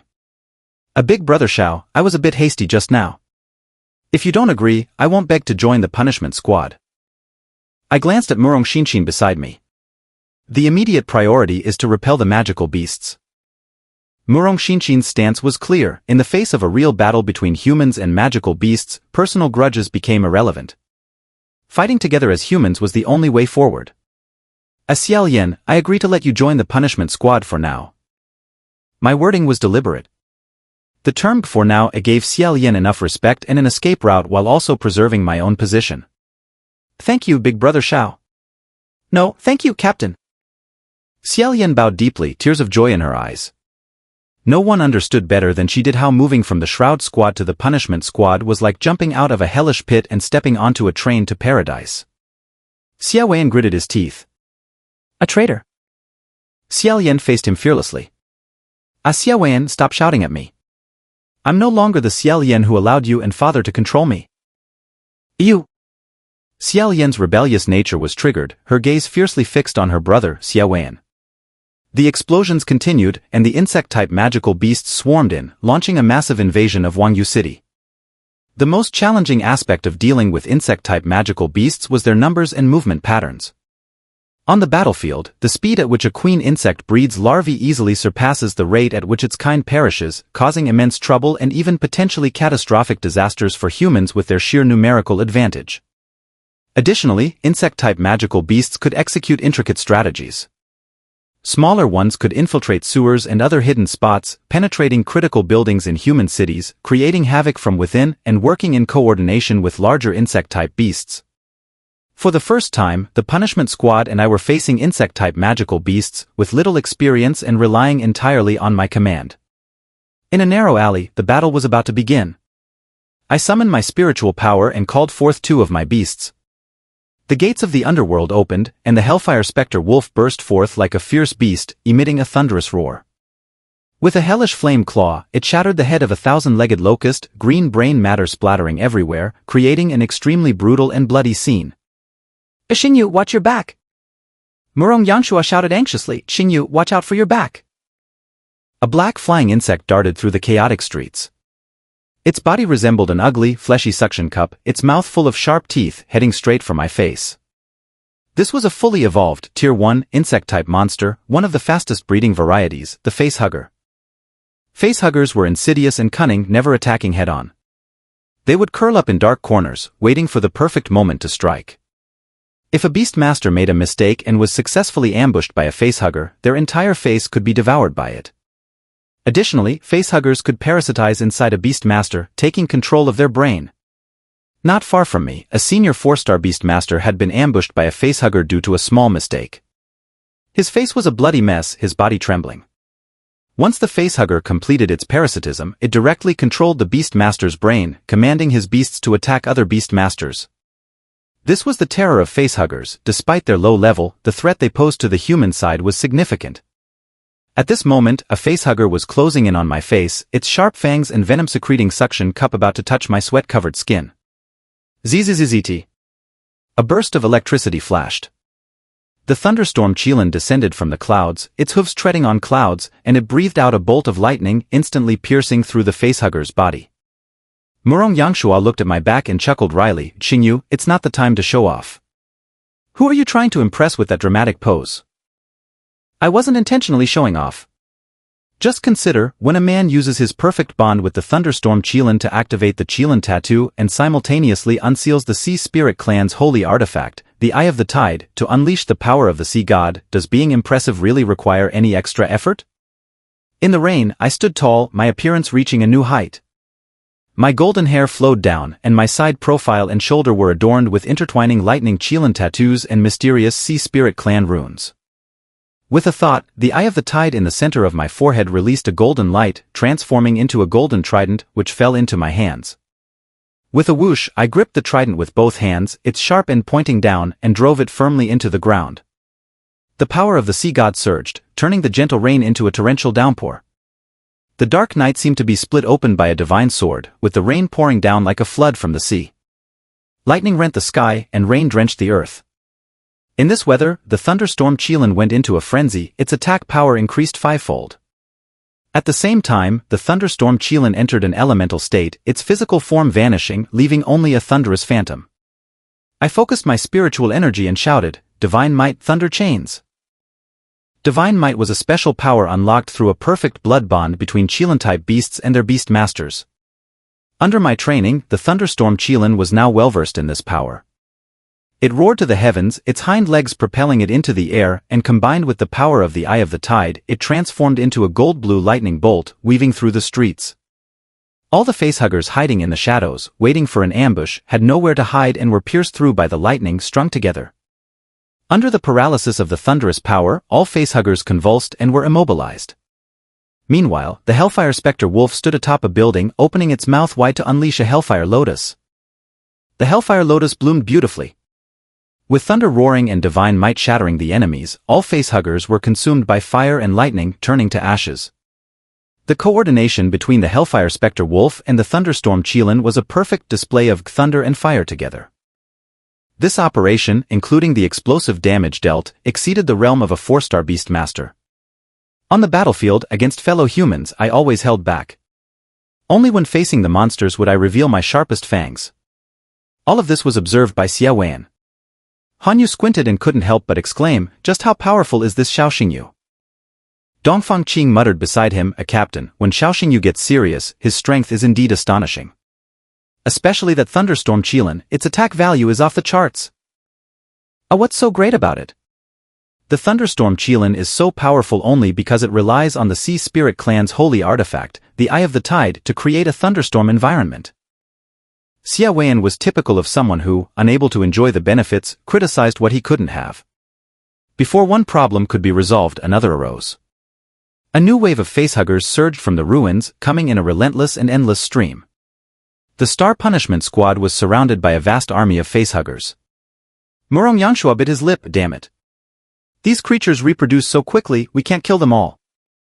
Yi Shiming's phoenix mark on her forehead flickered, her voice becoming hoarse from the battle. Brother, these facehuggers' intention is clear, they want to use their numbers to exhaust us. The common tactic of insect-type monsters was the insect-tide strategy. By constantly reproducing, they aim to wear down human beastmasters with their endless numbers. For every 100 facehuggers I killed, 200 or more would be born. We can't continue like this, we must locate the facehugger's nest and solve the problem at its root. The nest was a unique factory for insect-type monsters. It was the womb of the mother insect, like a giant factory capable of producing endless insect-type monsters. Generally, nests were hidden in extremely concealed locations, making them difficult for human beastmasters to discover. Even if discovered, the area around the nest would be heavily guarded, with robust defenses, making it hard to destroy directly. I made a quick decision and activated the demon god's eye. This isn't enough. I murmured to myself, continuously enhancing my vision, applying pressure to the demon god's eye. Under the rainy night, my eyes bled once more. The speed at which raindrops fell became extremely slow. The path of lightning across the sky became traceable. In my vision, the world's operation gradually slowed to a near standstill. My pupils split and diversified, like petals of a flower. This was the second activation of the demon god's eye's kaleidoscope mode. The corners of my lips slightly lifted as the rain washed over me. In an instant, I entered a godlike perspective. Despite being in the chaotic city, I could oversee the entire layout of Huangyan City. No matter the type of insect-type monsters, they couldn't escape my sight. I found it. I locked onto the location of the facehugger's nest, but my smile instantly vanished. That location. I saw clearly that beneath the ground, a group of self-exploding beetles were frantically digging tunnels, moving at high speed towards the northwest direction of Huangyan City. Galord One, please respond. I pulled out the wireless intercom from my waist. After a crackling sound, Wenya's voice came through. Lord Xiao, what's the matter? The battle situation here is intense, I can't leave for the moment. I need to ask you, where is the food storage of Huangyan City? In the northwest direction, there is an old underground air raid shelter. That is the food storage of Huangyan City. I broke out in a cold sweat upon hearing this. Those treacherous insect monsters. The insect horde's midnight raid was merely a feint. The true objective was to destroy the food storage in Huangyan City, cutting off the city's lifeline entirely. Lord Xiao. Are you listening? Wenya's voice pulled me back to reality, and I immediately reported the danger in the briefest terms. Galord One, the situation is urgent. A self-destructing beetle squad is digging tunnels targeting the food storage. Upon hearing this, Wenya's once warm body turned cold. Her eyes reddened, and her hand gripping the intercom shook violently. As the Lord of Huangyan City, she had fought countless battles with powerful monsters, brushing past death many times, yet never felt fear. However, she had one major weakness, food. In Huangyan City, after 25 years of scorched earth and barren land, the food in storage was all procured at high prices from prosperous cities outside the 10,000 mountains. Food was more precious than anything here because a single bag of rice meant life for an entire household. Currently, the food storage contained not only high-priced provisions but also the benevolent supplies from the Empress Shangguan Lan. These resources were enough to sustain Huangyan City's citizens until this time next year. The self-destructing beetles were a type of insect monster Wenya was very familiar with. Though they were only at the initial stage, level 1, and of ordinary quality, they specialized in digging tunnels and could stealthily create passageways. Their bodies functioned like remote-controlled bombs. The mother insect could issue a command through brainwaves, and a massive squad of self-destructing beetles would gather and explode together, easily destroying important human strongholds or strategic forts. At this moment, my demon god's eye clearly saw a squad of self-destructing beetles moving from beneath the city directly towards the food storage. If the storage was destroyed, Huangyan City would be unable to hold out. Within 7 days, it would fall without a fight, and the citizens would starve to death before the monsters even had a chance to slaughter them. Lord One, you need to stay calm.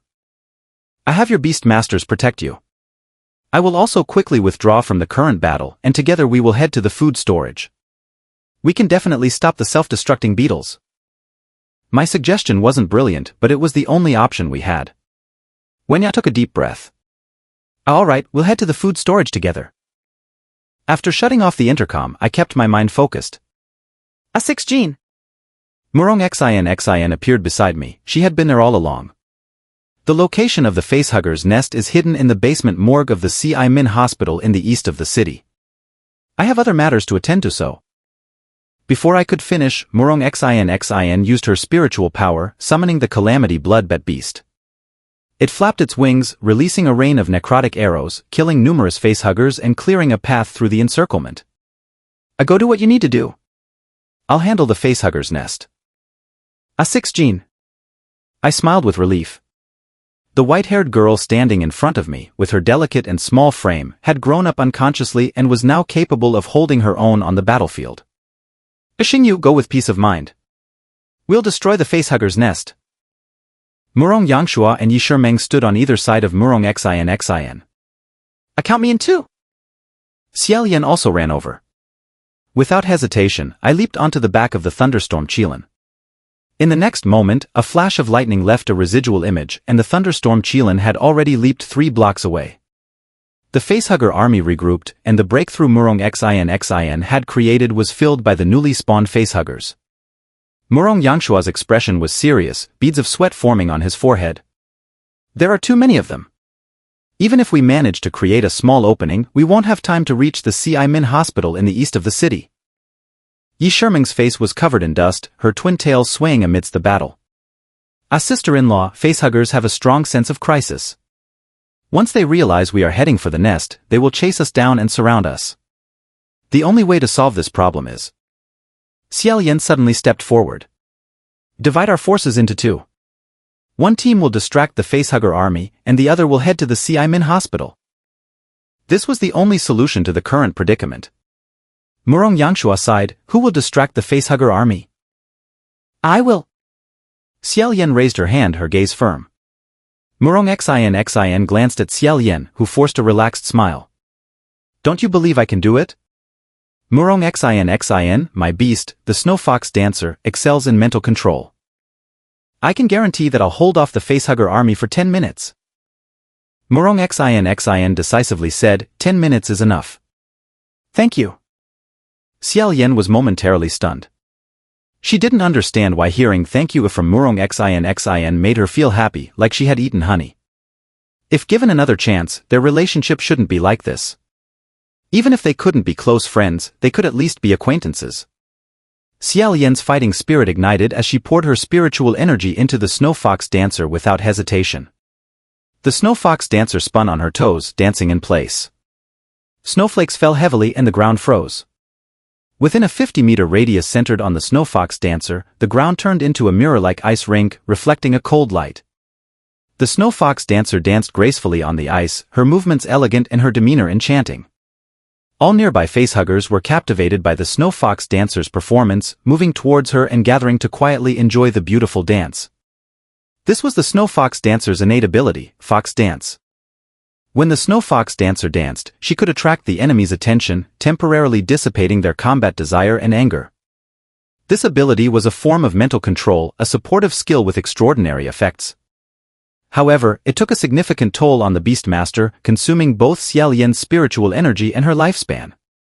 After all, the Snow Fox Dancer was a species summoned through Xiaoyan's blood sacrifice spirit calling, related to curses, and could not escape the backlash of the curse. You all go quickly, Xiaoyan urged. Murong Xin nodded lightly, mounting the Calamity Bloodbat Beast, and flew over the war-torn ruins towards the Xiamen Hospital in the east of the city. Yi Shimeng rode the Golden Feather Phoenix and, together with Murong Yangshua on the Thunderstorm Griffin, followed Murong Xin. In this battle zone, only Xiaoyan remained. Xiaoyan's spiritual energy continued to drain, and her lifespan was also decreasing. In less than a minute, blood began to flow from her nostrils. I can hold them off for 10 minutes, was a lie from Xiaoyan. She couldn't last 10 minutes. But at this moment, her face held no fear, only a frenzied smile. Having lived to this day, she finally did something she wanted, no longer under the control of Xia Zhong and Xia Wen.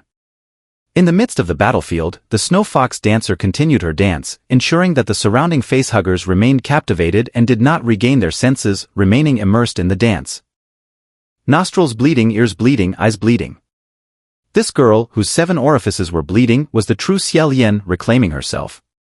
With the blood flowing away, vitality fading, and pain like 1,000 ants crawling over every nerve, Xiao Yan, in the past, would have been terrified and panicked, silently praying, "Brother, save me."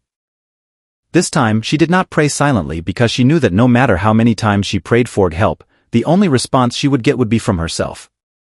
Meanwhile, the thunderstorm Qilin dashed through the chaotic streets. Along the way, I faced several ambushes from magical beasts, all repelled by the sacred power of the heavenly soul vine. Riding on the thunderstorm Qilin's back, with my right arm wrapped in the Buddha's light of the heavenly soul vine, I smashed through any obstacles with a single punch. As I passed through an alley, I encountered Huangyan at an intersection. Huangyan, riding on the Snowfall Silver Wolf King, locked eyes with me. Lord Xiao. As City Lord One, we are not far from the granary.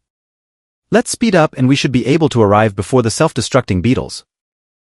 To avoid any unexpected events, I kept the kaleidoscope mode of the Demon God's Eye active. While advancing, I used the God's Eye view to monitor the movement speed of the self-destructing beetles. According to the calculations of the Demon God's Eye, everything was on time. Suddenly, the ground ahead collapsed, an unforeseen event. The torn earth fell apart and a massive creature rose from the mud. It was a spider beast, its size comparable to a moving lake. Its face was ferocious, with 8 appendages like the most dangerous spears in the night, easily piercing through nearby buildings. The dark red shell was covered with maze-like, complex patterns, glowing with a sinister, eerie light. I was thrown by the aura of this monster, falling into the nearby ruins, the sound of bone fractures sharper than raindrops on glass. 2 ribs were broken, minor injuries, not fatal, but very painful. I struggled to get up, and the heavenly soul vine wrapped around my right wrist released silver fireflies to accelerate the healing of the broken bones. The thunderstorm Qilin and the Hellfire Specter Wolf simultaneously shielded me, their eyes fierce and vicious, as if facing a great enemy. This enemy was indeed a great enemy. Beast King level, Tier 3, Beast, the Demon Web Blood Spider King. The Demon God's Eye easily revealed the data panel of the Demon Web Blood Spider King. This was an opponent I couldn't handle. Beast King level magical beasts could only be matched by a Beast King level Snowfall Silver Wolf King. A City Lord One. When you helped me up from the ruins. Lord Xiao, are you alright? Wenya's voice was gentle, her brows full of concern. I'm fine, just minor injuries. When you turned around, her sharp gaze locked onto the Demon Web Blood Spider King. Lord Xiao, I have one request, please help me protect the granary. Absolutely. I did not hesitate, mounting the thunderstorm Qilin, and took a side path, disappearing into the depths of the rain. The two of us had clear roles. Wenya was responsible for dealing with the Demon Web Blood Spider King while covering for me. I rushed towards the granary to confront the incoming self-destructing beetle army. The Demon Web Blood Spider King, with its high intelligence, sensed my intention. Its 8 spear-like appendages twitched, and its expression turned ferocious, clearly intending to pursue. Boom! The Snowfall Silver Wolf King stomped on the ground, turning an area of 100 meters into a frozen wasteland. Its massive, muscular wolf body blocked the Demon Web Blood Spider King, and it emitted a frosty roar. Wenya's face was frozen with frost, and her spiritual power surged with her flowing hair. Your opponent is me. On this sleepless night, every beast tamer was giving their all, burning their lives. They bled, limped, and never turned their backs on the enemy, wagering their dignity as beast tamers to declare to the insectoid beasts that the lands of Dragon Kingdom were not to be violated. In the east of Huangyan City, at Ximin Hospital. The hospital building was already in ruins under the relentless gnawing and trampling of the insectoid army, leaving only burning debris and wreckage. When the Star Punishment Squad arrived, they witnessed the building collapsing in real time. After the explosion, the thick smoke gradually dispersed. Murong Xinshin looked out and could only see half of the charred hospital sign and a sea of steel and concrete debris. Yishimo stomped anxiously, her twin ponytails swaying in the wind. This is bad. A brother said that the facehugger's nest was hidden in the hospital's underground morgue. And now that the hospital building has completely collapsed, even if we dig 3 feet into the ground, we can't penetrate this heavy rubble. Murong Yangshuo remained calm and looked at his younger sister, comforting her. Sis, don't panic. Didn't Xiao Yan say she could delay the facehugger's army for 10 minutes? That should be enough for us to find a solution, or I could get some help. Murong Xinshin shook her head, her face growing graver. You actually believe she can delay them for 10 minutes? At the same time, at a different location. In an alley somewhere in Huangyan City. Xiao Yan stood in the middle of the road, her face pale, 7 orifices bleeding, her petite, frail body trembling and convulsing. This was the side effect of activating the blood sacrifice spirit summoning. Summoning the Snow Fox Dancer also drained her vitality. So far, the Snow Fox Dancer had been using her innate abilities to dance gracefully on the ice, attracting the attention of the Facehugger's army, and it had been 3 minutes. In just 3 minutes, Xiao Yan's body was at its limit. In addition to bleeding from 7 orifices, her senses were gradually failing. Her vision became blurry, everything was dark, accompanied by dizziness and ringing in her ears. As time passed, she even lost her sense of pain. A large amount of blood gushed from her nostrils, but she couldn't feel the pain. "I can delay them for 10 minutes, was the biggest lie Xiao Yan had told. "I'm sorry, I'm about to collapse." At 4 minutes, Xiao Yan knelt on the ground, her spirit and body nearing their limit. Xiao Yan gritted her teeth. She knew her body well, at most, she could last another minute before collapsing unconscious. 5 minutes compared to 10 minutes was a difference of double. But this was Xiao Yan's limit. She had held nothing back, giving her all. Even at the brink of losing consciousness, all she felt was self-reproach, feeling ashamed and regretful for not being able to delay Murong Xinshin and the others for 10 minutes. In the ruins of Ximin Hospital. Murong Xinshin knew Xiao Yan well and had correctly guessed that Xiao Yan could not hold on for 10 minutes.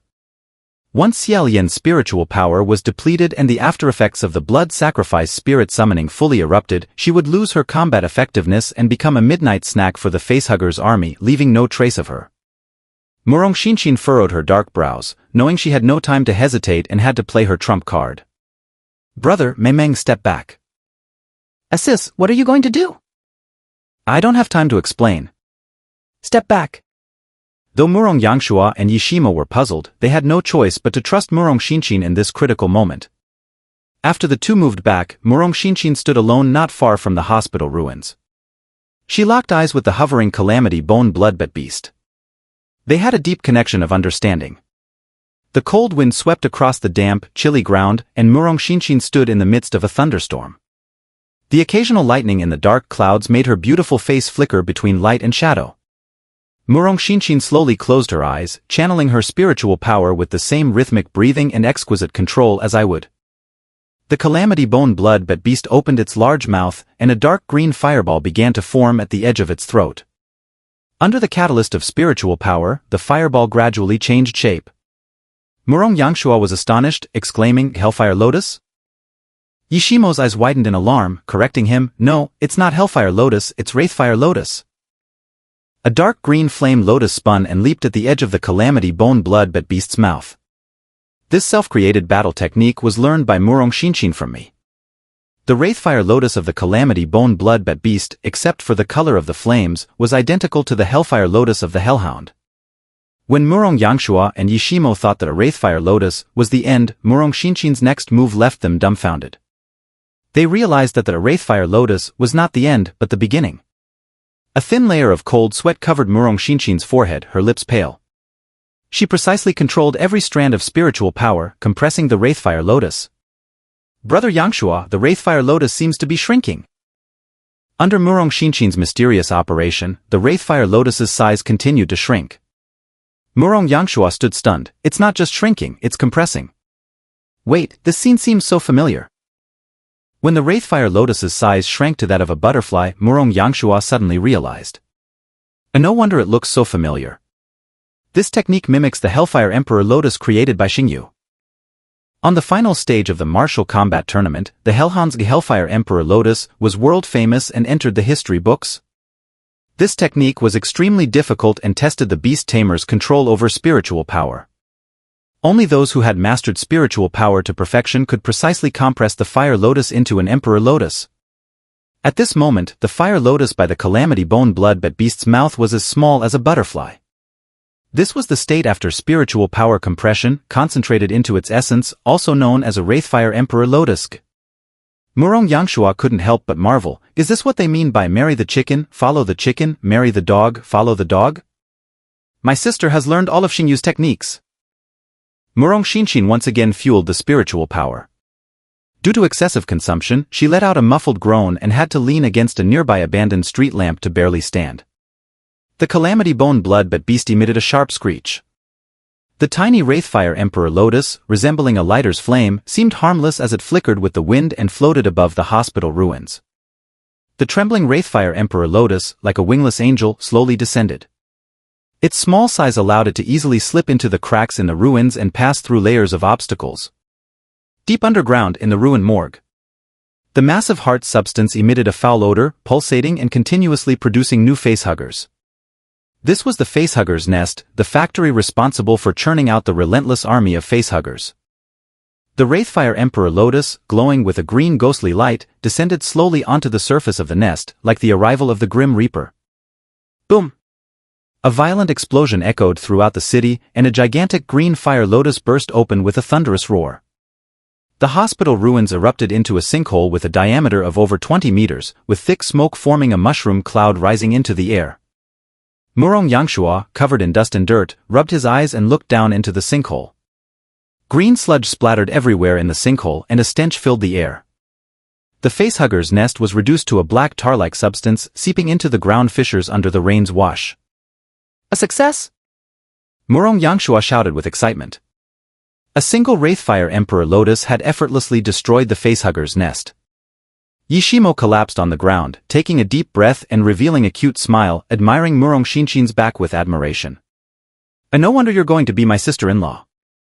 Perhaps because Murong Xinshin had always been known as Xiao Xingyu's girlfriend, people often overlooked her talent and strength. After all, any prodigious genius would appear dim beside me. But when I'm not around, and Murong Xinshin stands on her own, people would see her true strength and be amazed by her talent. This white-haired girl standing in the rain had worked hard to get to where she was today, not for anything else but to prove to the world that she deserved to stand by my side. Murong Xinshin breathed heavily, her pretty face devoid of color. There was still a significant gap between her and me. Just releasing one Wraithfire Emperor Lotus had depleted her spiritual power and left her spirit weary. Murong Xinshin looked up at the distant battlefield, silently praying, "Xingyu, I hope everything is going well on your side." However, Murong Xinshin's prayers did not touch the heavens. At this moment, I was already caught in a troublesome vortex, deeply stuck in a quagmire. I was riding on the back of the Thunder Jade Qilin, with the demon god's eye maintaining its kaleidoscope mode. Even though the Thunder Jade Qilin's speed exceeded lightning, the surrounding scenery was impossible for ordinary eyes to see clearly. But in my view, the entire world's motion had slowed to a near standstill. From this god's eye perspective, I could clearly observe the movements of the self-destructing beetle army. Great, there's still time. I breathed a sigh of relief in my mind. According to the demon god's eye's calculations, I could intercept and repel the self-destructing beetles before they reached the granary. Rumble. I heard the sound of an explosion and instinctively turned around. A towering iceberg had risen, a battle technique unleashed by the Snowfall Silver Wolf King to freeze the 8 massive limbs of the demon Web Blood Spider King, preventing it from pursuing me. The terrifying power of the ice swept through the world, and the heavy rain drowned out the torrential downpour. Even though I had ridden far away on the Thunder Jade Qilin, the furious blizzard was like a hungry tiger prowling on the wasteland, relentlessly pursuing me, tearing at my skin and bones. This was the aftermath of the Beast King's Beast Tamer battling against the Beast King's magical beast, creating a destructive force so immense that nothing could survive within 1,000 meters. While when you detained the demon Web Blood Spider King, I dared not slack off even for a moment. Brother Lei, go faster. I was treading carefully, but accidents still happened. The ground beneath the Thunder Jade Qilin suddenly cracking. The crack spread faster than the Thunder Jade Qilin's speed in the thunderstorm. With a tremendous crash, the ground collapsed and shattered, and I fell from the Thunder Jade Qilin's back into a deep pit. I coughed a few times, climbed out of the rubble, and was covered in dust. Falling from such a height, it was impossible for a mortal body to remain unscathed. I struggled to stand, blood dripping from the corner of my mouth. This was a sign of internal bleeding, though the amount was small and not severe. I looked up and estimated that the depth of the pit exceeded 10 meters. Fortunately, with the activation of the Qilin tattoo, my physical strength had greatly improved. If it had been an ordinary person, a free fall from 10 meters would likely result in severe injuries or even disability, even if they survived. The celestial soul vine wrapped around my right wrist once again emitted a strong silver glow, seeping into every pore of my body, rushing to my injured internal organs, accelerating the healing of wounds, and clearing swelling and bruising. Suddenly, a sound came from the darkness. The Thunder Jade Qilin fell from the sky, landing in the pit, and returned to my side, showing its sharp fangs and eyes full of vigilance. The crimson lightning was the only light source in the pit, illuminating the surrounding darkness.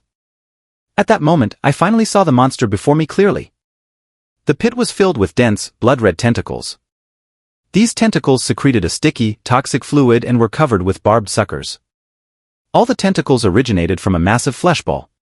This fleshball looked extremely hideous, its surface lacking any skin coverage, a grotesque mess of blood and sinew writhing and squeezing together. The sight was truly nauseating. In its central area, there was a rhomboid eye, its pupil resembling a crescent moon, and after staring at it for a while, it looked like a fiend's cruel grin.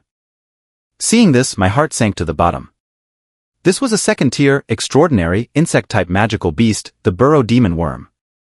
It had infinitely multiplying tentacles, with each one covered in highly toxic slime, and was adept at fighting in confined spaces. The burrow demon worm's bloodline quality was not particularly high, only rare, but what troubled beast tamers the most was that it was hard to kill. My demon gods, I could see all the data of the burrow demon worm. In the talent section, each tentacle can act as a substitute for the main body. This talent could have an extremely perverse effect in battle. Even if a beast tamer inflicted a fatal attack on the burrow demon worm's main body, each of its tentacles could replace the main body, becoming the new main body. Moreover, the tentacles' reproduction and proliferation were limitless. So, in some respects, the burrow demon worm was practically immortal. My face darkened. The biggest issue now wasn't how to deal with this burrow demon worm, but how to quickly get to the granary. Time waits for no one. Every second of delay meant greater danger to the granary. From the God's Eye perspective of the demon God's Eye, I could see the vast army of self-destructing beetles burrowing underground, only 1 kilometer away from the granary. With the speed of the self-destructing beetles, they would reach below the granary in 30 seconds, and under the control of the queen beetle, they would explode simultaneously, flattening the granary. Whoosh whoosh whoosh. Countless tentacles shot out from the burrow demon worm's body like winding rivers, surging towards me.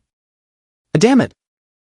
Faced with such an extraordinarily gifted magical beast, I was unable to escape in a short time. The intercom crackled, and Huangyan's voice came through. Lord Xiao, where are you? I'm here.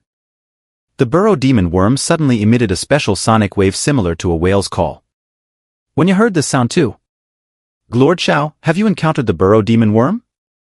Yes. Huangyan fell silent. The burrow demon worm, a second-tier, extraordinary, magical beast. I was unlucky to encounter the burrow demon worm's ambush. Forget about escaping, even surviving was uncertain. At this moment, Huangyan, riding the Snowfall Silver Wolf King, was engaged in a fierce and intense battle with the Demon Spider King. After learning about my situation through the intercom, sadness and melancholy appeared on her face. The destruction of the granary seemed to have become a foregone conclusion. Huangyan didn't blame me, she blamed her own lack of strength for not being able to protect the food on which the people depended. The intercom's weak signal light flashed, and my voice echoed in Huangyan's ear. A city lord one, I will definitely fulfill the promise I made to you. Lord Xiaoyu. Below the pit, I was entangled by the tangled tentacles and unable to break free. But my face never lost the light of hope. Axuia. A dragon's roar pierced through the dark clouds. The powerful and domineering dragon's force surged from the bottom of the pit, and a dragon shadow flew from the sky. The shadow demon dragon arrived above Huangyan City, its purple-black scales shimmering with a cold chill under the lightning. On the back of the shadow demon dragon stood a figure. It wasn't human, but it had a human body, with a black lotus blooming on its head, holding a sniper rifle and SS-grade magical device, Apocalypse. The owner of this sniper rifle, one of my beast tamers, was the Black Lotus sniper. Standing on the back of the shadow demon dragon, the Black Lotus sniper was high in the clouds, with the best view. For a sniper, vision is almost as important as the bullets in the chamber. I activated my spiritual power, shouted loudly, and issued the command, 8 o'clock position, diagonal down 45 degrees, ignore wind speed errors, shoot. The Black Lotus sniper's movements were crisp and decisive, without needing to aim, relying on the sniper's innate sense to perform a blind shot. A black bullet cut through the night. The bullet, burning with dark flames, flew towards the ground. Boom! The bullet penetrated the surface, deep into the ground, right in front of the self-destructing beetle squad. In the dark underground, the bullet trembled violently, as if mocking with a cold smile, then exploded fiercely. Boom tilde. The explosion caught the attention of all the beast tamers in the city who looked towards the granary.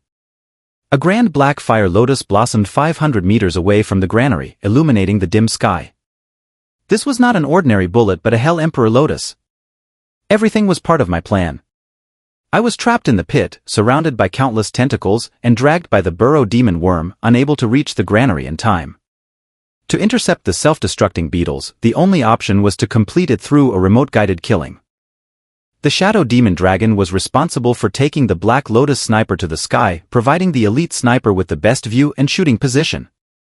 Before this, the Black Lotus sniper used the power of the Hellfire Specter Wolf to complete the bullet charging for the SS-grade magical device, Apocalypse. The Hell Emperor Lotus, compressed with spiritual energy, was the only bullet in the Apocalypse magazine. My Demon God's Eye in kaleidoscope mode was the Black Lotus sniper's scope. Breath, focus, raise the gun, chamber the round, and pull the trigger, all actions flowed seamlessly like clouds drifting across the sky. A bullet named a Hell Emperor Lotus cut through the night sky, penetrated the ground, and precisely guided to annihilate the self-righteous self-destructing beetle squad. In another battle zone, when you looked up and saw the blossoming fire lotus, filled with excitement. "Lord Xiao, your operation is incredible." My calm voice came through the intercom. Huangyan City, Granary. 500 meters away, the originally flat road surface was blasted into a deep pit by the Hell Emperor Lotus. At the bottom of the pit, thick black smoke billowed out. Under the lightning's illumination, some orange-red meat debris and scattered, charred shell fragments were faintly visible. This was the carcass of the self-destructing beetle squad. The insect army's plot to raid the granary had thus been thwarted. And that inconspicuous 4-star beast tamer was the one who shattered this conspiracy. A special brainwave enveloped the entire Huangyan City. This was an order from an Emperor Beast-level insect magical beast. The insect army began to retreat, disappearing into the broken crevices, fleeing through dark underground passages, exiting Huangyan City's borders. The Demon Spider King also gave up its struggle with Huangyan, spewing blood-red demon flames from its toothy mouth, melting the ice shards beneath it, and burrowed into the ground, vanishing into a pit. Huangyan sighed in relief. The night's battle had come to an end. Although Huangyan City suffered losses, I had saved the granary, which was crucial for the people's survival. For Huangyan, this was the best outcome. To express her gratitude, Huangyan mounted the Snowfall Silver Wolf King and raced towards me. In the dark pit, deeper than 10 meters. I breathed heavily. The series of actions just now had consumed a significant amount of spiritual power and physical stamina. The Shadow Demon Dragon descended from the sky and landed beside me, its eyes burning with furious dragon flames. The Black Lotus sniper knelt on one knee, the cold gun barrel focused on the burrow demon worm. The Thunder Jade Qilin entered elemental mode again, bathed in crimson lightning, its eyes bursting with divine power. The Hellfire Specter Wolf bared its sharp fangs, its wolfish gaze unable to conceal its murderous intent. The Celestial Soul Vine coiled around my right hand, its silver fire and golden Buddhist light intertwining. The Electric Ear Rabbit perched on top of my head, with a fierce expression, chirping and ready to unleash its ultimate move for its brothers at any moment. The plan to raid the granary had failed. According to the orders from above, the burrow demon worm was supposed to retreat from Huangyan City like other insect-kin. But I took a step sideways, using my insignificant mortal body to block its path. The burrow demon worm writhed its massive fleshball body, its single eye spinning wildly, every inch of its flesh twitching, expressing anger and impatience, as if saying, "Human, get out of the way." I lowered my head, my damp bangs hiding my facial expression. The Qilin tattoo extending to my neck made my chin sharper. In the shadow, only my flushed lips curved into a bloodthirsty arc. Earlier, I was too busy protecting the granary to deal with you. And now I have time. You, leave your life to me. Such domineering and unreasonable words, spoken by a 4-star beast tamer, and in the insect language no less. The burrow demon worm understood the human's words, and its eye clearly twitched in surprise. After the surprise came humiliation and anger. As a second-tier extraordinary beast, the burrow demon worm had no doubt claimed countless lives of 4-star beast tamers. According to its past battle experiences, human beast tamers below 5 stars were no match for it. Because of this, the burrow demon worm, which had initially planned to retreat, once again released countless tentacles, launching a provocation and mockery at me. Tentacles writhing, demonic energy pervading. A great battle was about to unfold beneath the pit. I suddenly spoke, "Schwer, Le Gu, Black Gun, Little Silver, and Jojo, you all withdraw." This was a firm command, not to be refuted. Then I mobilized my spiritual energy, gradually withdrawing the Shadow Demon Dragon, Thunder Jade Qilin, Black Lotus Sniper, Celestial Soul Vine, and Electric Ear Rabbit into the Beast Tamer emblem. At this point, only one beast remained by my side. The Hellfire Specter Wolf. Seeing this, the burrow demon worm's body quivered, its fleshball muscles rubbing together, emitting a sound akin to a sneer. In the burrow demon worm's eyes, I was an extremely foolish human. A 4-star beast tamer, facing an extraordinary beast, was already at a disadvantage, making it difficult to fight effectively. If I summoned all my beasts and launched a joint attack on the burrow demon worm, there might have been a chance for a reversal. But with only one beast remaining, the theoretical chance of victory was utterly gone. To outsiders, my actions would appear as foolish as can be. The burrow demon worm's eye swirled in mockery of my seemingly stupid choice. I raised my head, my face expressionless, my gaze as sharp as a blade. Switching freely between human and insect languages, I calmly spoke, "To kill you, one beast is enough." The Hellfire Specter Wolf, with only epic-quality bloodline, was my first contracted beast. The sweat and effort I had invested in it were unmatched by any other beast for now. Sensing its master's fighting spirit and killing intent, the Hellfire Specter Wolf bent its limbs, fur bristling, with hellfire erupting like a spring, flames shooting up to 10 meters high. The burrow demon worm did not want to waste time. It released countless tentacles, like a writhing snake swarm, instantly engulfing the Hellfire Specter Wolf's body. In the dark pit, the Hellfire Specter Wolf's limbs, torso, neck, every part of its body was bound and entangled by the tentacles. The barbs on the tentacles pierced through the wolf's skin, injecting thick poison into the Hellfire Specter Wolf's body. As time passed, the burrow demon worm felt deep confusion. It had expected this young human beast tamer to fight to the death, but instead, he had not used a shred of spiritual energy and merely allowed the Hellfire Specter Wolf to suffer countless tentacle attacks. Gradually, the Hellfire Specter Wolf's physical condition deteriorated rapidly, its body covered in bloodstains from tentacle barbs, wounds deep to the bone. Simultaneously, the poison had invaded its organs, causing widespread ulceration of the Hellfire Specter Wolf's skin, hair loss, and its eyes turning murky. Even so, I remained still, not using a single bit of spiritual energy. The Hellfire Specter Wolf also bore no complaints, silently enduring the massive damage. Facing such a situation, the burrow demon worm was completely baffled. It dragged its fleshball body, its large eye spinning wildly, staring fixedly at the Hellfire Specter Wolf. At this moment, although the Hellfire Specter Wolf was on the brink of death, the burrow demon worm had a foreboding sense of dread. For on the Hellfire Specter Wolf's face, there was no trace of fear of death, instead, its mouth was twisted into a maniacal grin, its wolfish eyes filled with bloodthirsty desire and overwhelming killing intent. The kind of beast tamer one is determines the kind of beasts one can cultivate. The Hellfire Specter Wolf's fearlessness, madness, and confidence all stem from the man beside it. My gaze was sharp, the demon god's eye emitting a scarlet glow. In his vision, the blood bar above the Hellfire Specter Wolf's head was down to its last sliver. The bloodied Hellfire Specter Wolf looked so fragile. At the moment the burrow demon worm was enveloped in confusion and disorientation, I parted my lips and uttered a voice as if passing judgment from the Grim Reaper. Demon curse, life exchange. The instant the words were spoken, the near-death Hellfire Specter Wolf let out a world-shattering roar, unleashing a tsunami of demonic power. In an instant, red and black ghostly runes appeared beneath both the Hellfire Specter Wolf and the burrow demon worm.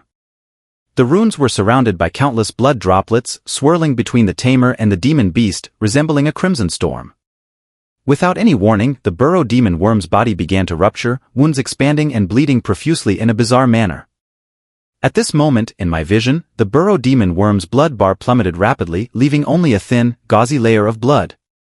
Meanwhile, the Hellfire Specter Wolf's wounds healed completely, and the poison within it mysteriously vanished. This was the terrifying aspect of the curse-type skill Demon Curse, Life Exchange. This battle skill allowed the Hellfire Specter Wolf to exchange health points with the enemy unit for 3 seconds. If the enemy unit was killed within those 3 seconds, no curse backlash would occur. If the enemy was not killed within 3 seconds, a curse backlash would occur, causing health points to be exchanged again. This skill is applicable against enemy units that are lower in level or up to one major tier higher than oneself. In other words, the Hellfire Specter Wolf, currently at the full form, Tier 3, could use Demon Curse, Life Exchange to cause a health point exchange effect on a Tier 3 extraordinary beast. The burrow demon worm, being a tier 2 extraordinary beast, could not escape the judgment and punishment of this move. I said, to kill you, one beast is enough. The smile on my face resembled the sickle of the Grim Reaper collecting souls. The fully healed Hellfire Specter Wolf raised its head, its fierce wolf eyes filled with murderous intent. Demonic power and hellfire intertwined, covering its robust body with an impenetrable layer of armor. The burrow demon worm, now in a severely weakened state, had no time to think or react, not even understanding what it had just experienced. All it knew at this moment was that its life was under severe threat. And the young man with the youthful and handsome face before it was the devil grasping its fate by the throat. The duration of Demon Curse, Life Exchange, was 3 seconds. Sensing the threat of death, the burrow demon worm, driven by survival instinct, hurriedly released demonic energy, trying to use its countless tentacles to replace its weakened body. This was the burrow demon worm's most perverse ability. Normally, each of its tentacles could replace the main body, becoming a new main body, which was why it was so difficult to kill. A fool, are you still deluding yourself into thinking you can escape? My voice, filled with powerful penetrating force, struck deep into the burrow demon worm's soul. The burrow demon worm was immediately stunned, panicked, realizing it could no longer use any skills. At this moment, a purple wolf claw mark floated above the burrow demon worm's head. This signified a negative status, silence. The moment the burrow demon worm contemplated using its tentacles to replace its weakened body, the silent claw of the Hellfire Specter Wolf had already branded its damaged form. In a state of silence, the burrow demon worm could not unleash any skills, left only to await its demise. Tut tilde. The burrow demon worm collapsed with a deafening crash, stirring up a cloud of dust. The ground trembled slightly before gradually settling down. Its vitality rapidly dissipated, countless tentacles withering and dehydrating like dried vines. Its ball-shaped body turned into a puddle of blood, which, once blown by the wind, dried into an artistic blood-red smear. In my eyes, the blood bar above the burrow demon worm's head shattered like broken glass. The last sliver of health was taken by the silent claw, leaving its life points completely empty. Amid the ruins lay a quiet demon beast core. The combination of Demon Curse, Life Exchange, and Silent Claw was one of my trump cards. This combo could be described as unbeatable, a true battlefield weapon. No matter how much the enemy racked their brains, they could not break this combo. If the enemy chose to attack, the Hellfire Specter Wolf would not retaliate, letting its health drop to critical before activating Demon Curse, Life Exchange. Once activated, Demon Curse, Life Exchange would instantly restore the Hellfire Specter Wolf's health while leaving the enemy in a weakened state, creating a dramatic reversal. Simultaneously, the Hellfire Specter Wolf would use Silent Claw, putting the enemy in a silent state, rendering them unable to use any skills, thus eliminating any chance for a comeback. The critically injured enemy would then be finished off by the shadow damage added by the Silent Claw, clearing their health bar. Conversely, if the enemy feared Demon Curse, Life Exchange, and chose not to attack, the Hellfire Specter Wolf could freely attack until the enemy was exhausted and killed. In summary, with this combo, the Hellfire Specter Wolf could maneuver freely, maintaining an undefeated position even against beasts one major tier higher. If the enemy does not attack, it would strike hard. If the enemy attacks, it would abandon defense. This was not a devious scheme but a modern-day open strategy. Even if the enemy knew about this trump card, there was no way to counter or restrain it. Facing the Hellfire Specter Wolf, attack or not attack. It was like choosing between two poisons. This open strategy was unbreakable, fundamentally unbreakable. Typically, a strategist would keep one trump card hidden. I am different, I have 2 vaults of trump cards. One vault for people. Another vault for beasts. On the fair competition stage, I always play by the rules, using at most the first vault of trump cards, adhering to the principle of friendship first, competition second, and thus refraining from using the second vault. Only when facing the universal enemy, Demon Beast Clan, would I use the second vault. This second vault contains true killing moves, leaving no room for the enemy to recover or breathe. It's the ultimate sealing the throat with blood move. Ah, Lord Xiao. You're still alive, that's wonderful. A gentle voice came through. I had just picked up the Demon Beast core and looked up to see Huangyan and the Snowfall Silver Wolf King peering over the edge of the pit, locating my position. Lord Xiao, I'll get you up right away. Huangyan channeled her spiritual energy, and the Snowfall Silver Wolf King let out a roar. A pillar of ice emerged from beneath me and the Hellfire Specter Wolf. As the ice pillar grew, it slowly lifted me and the Hellfire Specter Wolf up and out of the pit.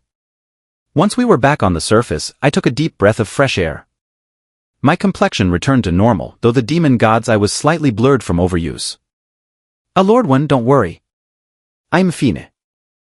Wenye circled around me, confirming that I only had minor scratches. The stone in her throat finally eased. I'm so glad you're okay. Lord Xiao, honestly, I heard the burrow demon worm screams over the intercom and couldn't help but worry for you. By the way, where's the burrow demon worm? I raised my hand, palm open, revealing the demon beast core to Wenya. It's here, still fresh. Wenya's face went pale with astonishment, her surprised expression somewhat endearing. Lord Xiao, Wenya stammered in shock, you soloed a burrow demon worm. A cross-tire kill was something that overturned her previous understanding. A second-tier extraordinary beast could even match some less experienced 5-star Beastmasters. I had only been a 4-star for less than 2 months, and yet I managed to solo a burrow demon worm after a fight? This could be turned into a ghost story to scare kindergarten kids.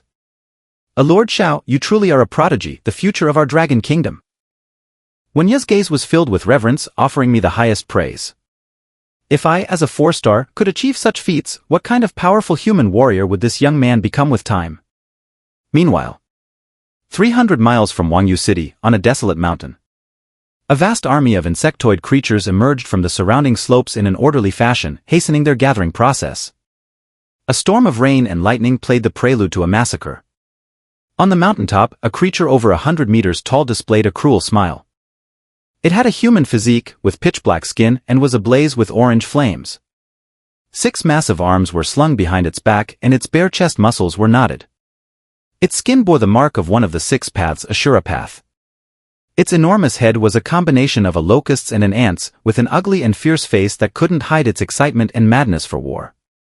An insectoid beast, Beast King body, 1st tier, the cry of ghosts Ashura Rethel. Huangyan City, it's been 5 years and I'm back. Kik. Rethel's gaze pierced through the rain and fog, locking onto the Wen family shrine in Huangyan City. It was a battle to the death with the Wen family. In Huangyan City, as the insectoid beasts gradually retreated, the streets and alleys returned to peace. The burning fires still billowed thick smoke, under which lay one ruined building after another. The ruins were filled with a strong stench of blood. Countless innocent citizens had perished here, their bodies crushed under collapsed steel and stone, forever deprived of the light of day. Every war, whether victorious or defeated, always takes its toll on the lowest common people. Wenya sighed, her eyes red. She had seen too many scenes of such cruelty. Her abilities were limited, she couldn't protect every citizen of Huangyan City. The only consolation was that the granary had been held. With food there is hope. Wenya looked at me and suddenly knelt on one knee. Lord Xiao, you shouldn't. Lord Xiao, you are already a great benefactor to Huangyan City. Tonight, it was you who repelled that self-destructing beetle squad and defended the granary. This debt of gratitude I will repay with my whole life. Without me, the granary would have been destroyed long ago. For this impoverished city, the limited food reserves in the granary were crucial for the city's survival for the coming year. I quickly helped Wenya up and comforted her. The city Lord One, we are both Beastmasters of Dragon Kingdom. It is our duty to guard every inch of Dragon Kingdom's land, whether it's you or me. Wenya smiled weakly, her lips curving with endless bitterness. Lord Xiao, you're right. But in the eyes of those high officials in the Imperial City, Huangyan City isn't considered part of Dragon Kingdom's land, it's seen as a burden to Dragon Kingdom. A trace of self-mockery flashed across Wenya's dejected face. I wanted to say more but held my tongue. This world is cruel. Small cities like Huangyan, which lag behind in agriculture, economy, and technology, cannot create benefits for Dragon Kingdom, so they hold no value in the eyes of the high officials. As both of us fell into silence, I suddenly felt a chill on my back, and the pupils of the demon god's eye shook violently. In an instant, the entire chaotic night sky trembled. The once formless, colorless air suddenly took shape, cracking open with fissures. Amidst the dark clouds, a massive blood-red eyeball, like a meteor, descended from the sky. The eyeball fell as fast as a shooting star, drawing a narrow streak of light across the night sky. The surface of the eyeball rubbed violently against the air, creating bursts of dazzling flames. A city Lord One, get down! Reacting swiftly, I threw myself over Wenya, shielding her head with my arm.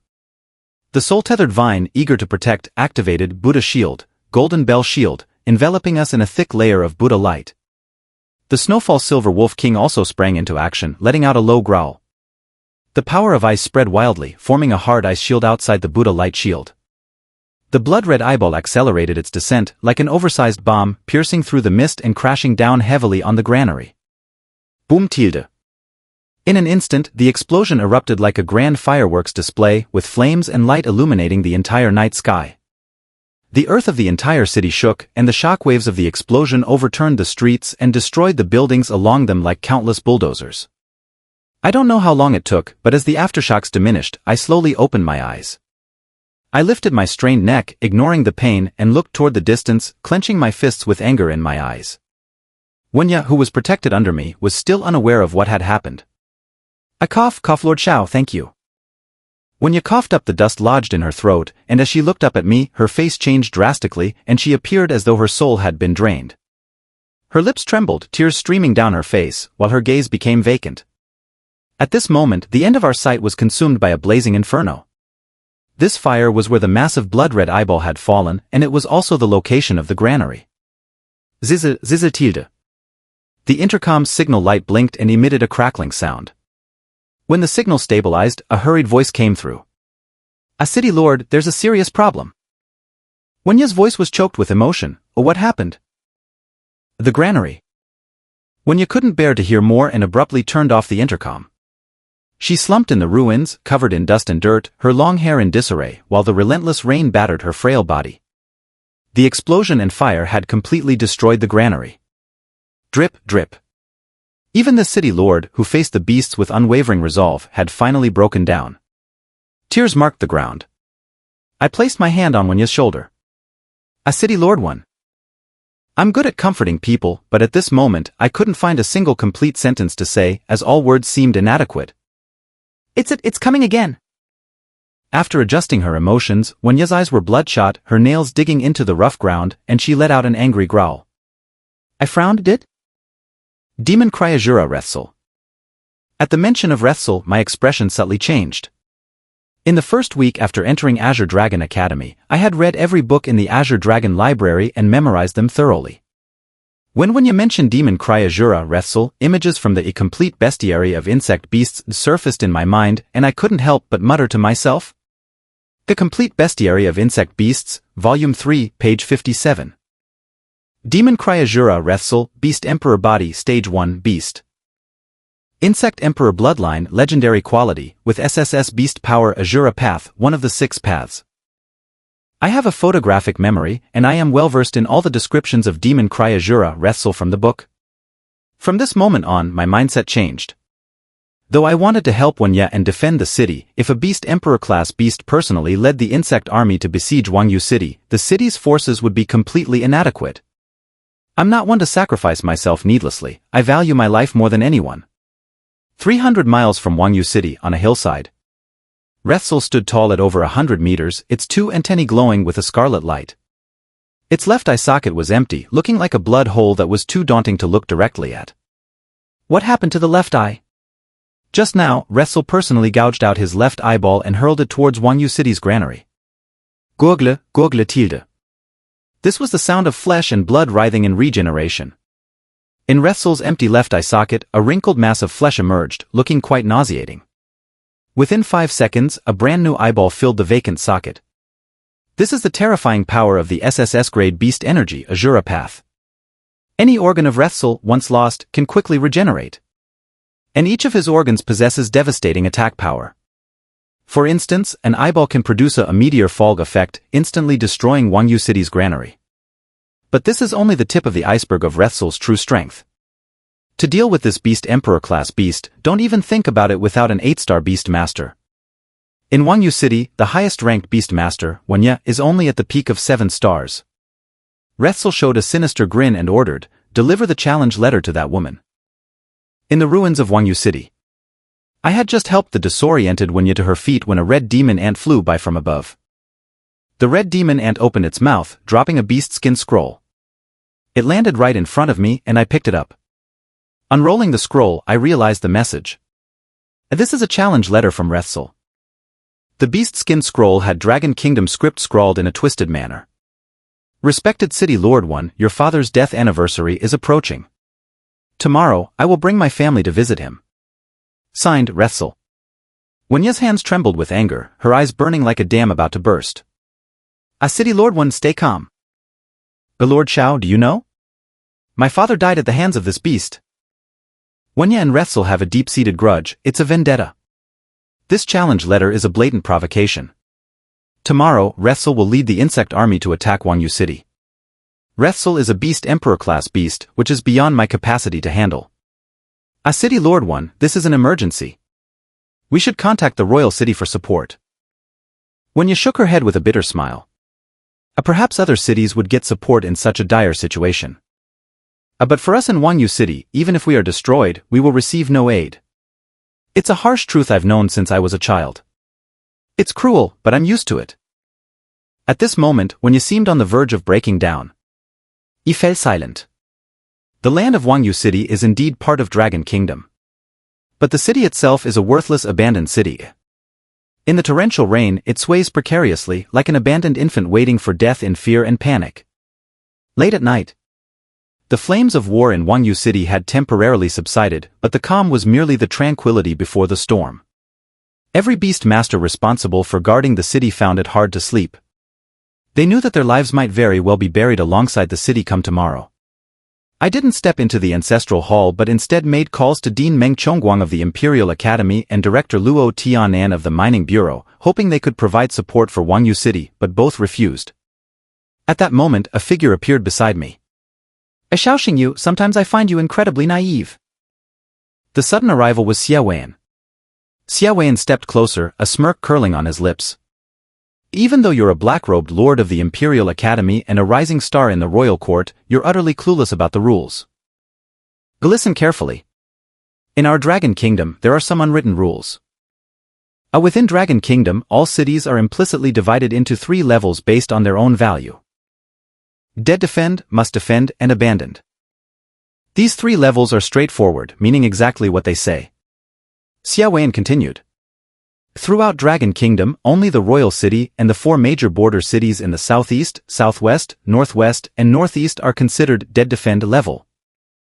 As cities like Huangyan City, where the Azure Dragon Academy is located, or Xingxing City, known for its advanced economy and technology, these major cities are must defend level. And here? Xiao pointed to the ground, his voice growing cold. Huangyan City, a barren wasteland, with nothing to harvest. It has no agriculture, no economy, no technology, and no talent. Xiao Xingyu, what level do you think such a city should fall into? The answer was obvious, and my silence was the answer. Rationally, I knew Huangyan City was a worthless place and should be classified as abandoned. Xiao added, a barren wasteland with nothing to offer. Don't forget, this land can't even produce outstanding beastmasters. With neither exceptional people nor fertile land, how could the country possibly spare its precious and scarce resources to support such a worthless city? I moved to Wenya's side and sat down leaning against a support pillar. That guy Xiao always talks so contemptuously, but don't take it to heart. Wenya shook her head with a smile. His words may be harsh, but they are all true. Huangyan City was always an abandoned city.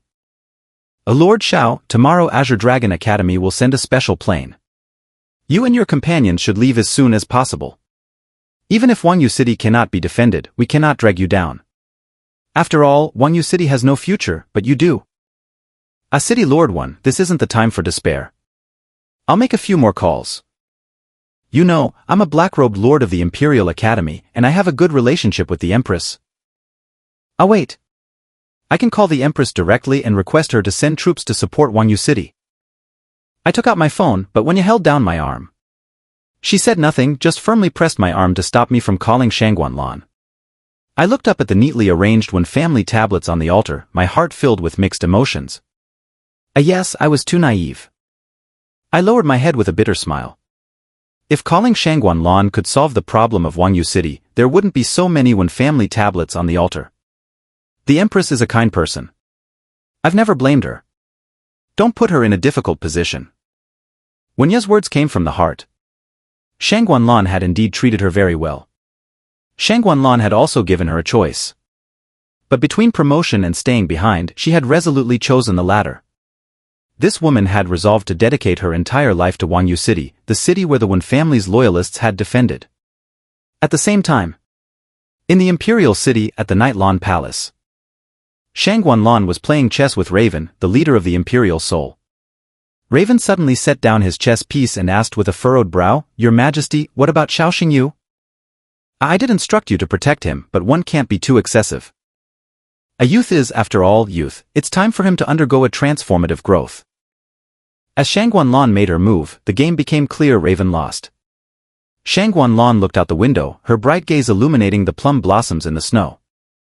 Her admiration and regard for me were not only to mold my exterior into the strongest weapon but also to forge my inner self into the sharpest hidden weapon. 2 armed helicopters flew through the dark clouds and lightning, slowly landing in Huangyan City. These 2 helicopters, one from Azure Dragon Academy and the other from Vermilion Bird Academy, were tasked with picking up the Xingfa squad and the Zhitian squad. Though young, these squads were exceptionally talented and represented the future pillars of Dragon Kingdom. Their safety had to be ensured. Yi Shimeng and Murong Yangshua boarded the helicopters in turn, leaving only me and Murong Xinxin. "Xingyu. A6 let's board." I took Murong Xinxin's hand and smiled slightly. At this moment, I no longer hesitated. Just a glance at Murong Xinxin made me completely abandon the idea of staying behind to be a hero. At home, my sister Xiao Ruoxue was waiting for my return. By my side was Murong Xinxin. These were the 2 women I loved most. If being a hero meant causing harm to these 2 women, then I had to choose to board the helicopter. Once I returned to Huangyan City, my sister wouldn't have to worry anymore and both Murong Xinxin and I would be safe. A family reunion, dining together in winter, sipping a drink, and sleeping by a warm fire would be immensely pleasant. Lord Xiao. I looked back, seeing Wenya's figure reflected in my eyes. Wenya had just woken up, unkempt and disheveled. She didn't care about her appearance, she just wanted to see me off. "Lord Xiao, have a safe journey and a smooth landing." Wenya did not try to keep me. She waved goodbye with a smile. To me she had been promised a world of golden wheat waves. But Huangyan City, behind her, was like a heavy burden, keeping her from reaching those golden wheat ears.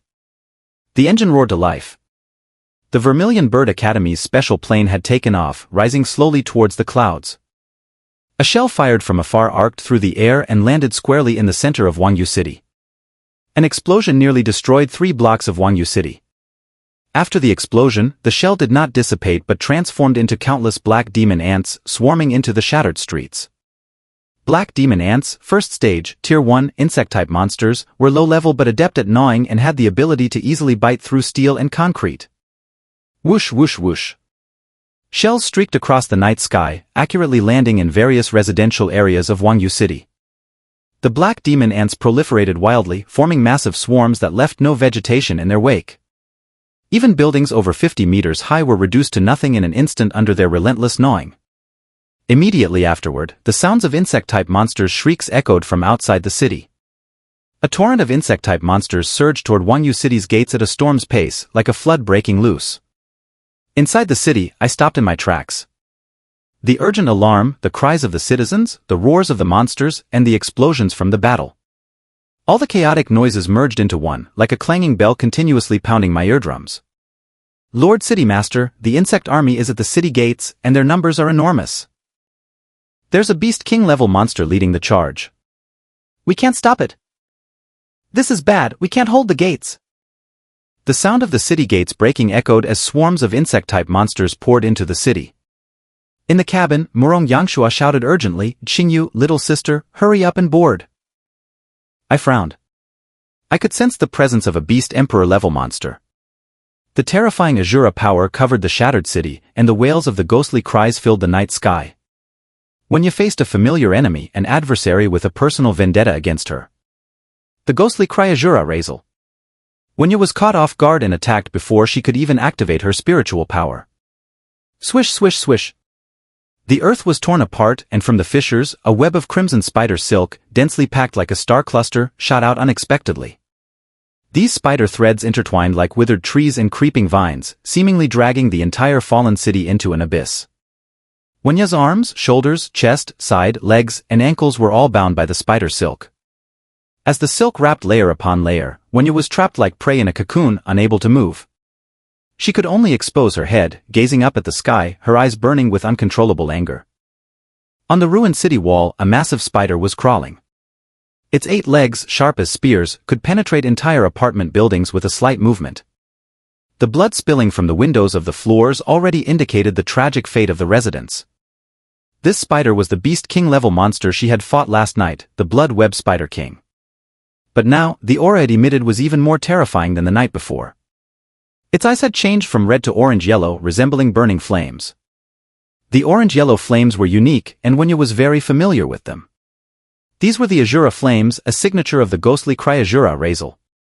Insect-type monsters, unlike other types, could release special brainwaves in any environment, controlling their lower-level kin, sharing senses, speech, and even part of their power. The Blood Web Spider King, crawling on the city wall, was controlled by Razel's brainwaves. The Azure flames burning in its eyes were also Razel's power. At this moment, although Razel was standing on a desolate mountain 300 miles away from Huangyan City, he could see everything happening inside the city through the shared senses of the Blood Web Spider King, including Huangyan, who was bound by the web and filled with rage. The Blood Web Spider King lifted its spear-like legs, showing a sinister smile, essentially Razel's mockery and taunt. The spider's gaping maw twisted, its mouth moving to produce human speech. Huangyan, it's been 3 years. 3 years ago, your father injured me severely, and he paid with his life for it. Today, I'm here to see him and, by the way, send you to hell to meet him. The voice coming from the Blood Web Spider King was Razel's. Huangyan clenched her teeth, her face contorted with rage, her eyes glowing with a dense, blood-red hue. She would never forget Razel's voice, it was the voice of the man who had killed her father. A pitiful and foolish human, look around you. 3 years ago, your father sacrificed his life just to barely hold this city. And now, 3 years later, can you still defend it? This was Razel's soul-wrenching interrogation, like a whip drenched in pepper water, brutally humiliating and flaying Huangyan's pride. Trapped by the web, Huangyan was immobile, her only movable part was her head. She scanned around, her heart in agony. Huangyan City could only be described as defenseless. The city's defenses were nothing more than a facade, trampled mercilessly by the insect army. The streets were littered with bones, the flesh and organs long consumed by the insect monsters. In Huangyan's line of sight was the small corpse lying at the mouth of a sewer. The corpse was nothing but bones now, next to it a blood-stained rag doll. Huangyan remembered that she had given this rag doll to a small beggar girl during her patrol the week before. The beggar girl had been abandoned by her parents due to illness, wandering the streets, begging in the rain, and struggling to survive. Such a hardworking child met such a brutal end. The Blood Web Spider King's mouth spoke Razel's voice again. Huangyan, this city, you cannot defend it. A snowfall. Huangyan roared in fury, her howl piercing through the dark clouds. The earth froze, countless sharp ice blades sliced through the bloody battlefield, shredding the web that bound Huangyan. She regained her freedom, stood up, and the Snowfall Silver Wolf King appeared by her side. Razel's voice echoed in Huangyan's ears once more. I enjoy humans like you who resist to the last. It makes this otherwise effortless war interesting. For a monster of Razel's level, simply killing and eating was not satisfying. The human lives lost at his hands could fill a lake, and his bloodlust had long since become numb. He sought more twisted and perverse pleasures. To humiliate those who refused to yield, torment and toy with them, and then kill them in a cruel manner was what truly satisfied Razel's twisted tastes. Razel, I will kill you and avenge my father. Huangyan summoned her spiritual power, her long hair flying, her eyes filled with boundless hatred. The Snowfall Silver Wolf King, disregarding its graceful demeanor, bared its fangs, and countless ice crystals gathered beneath its feet. A city master, the 3rd district has fallen. A urgent situation, the 4th district is lost. A city master, I'm sorry, I couldn't hold the 5th district.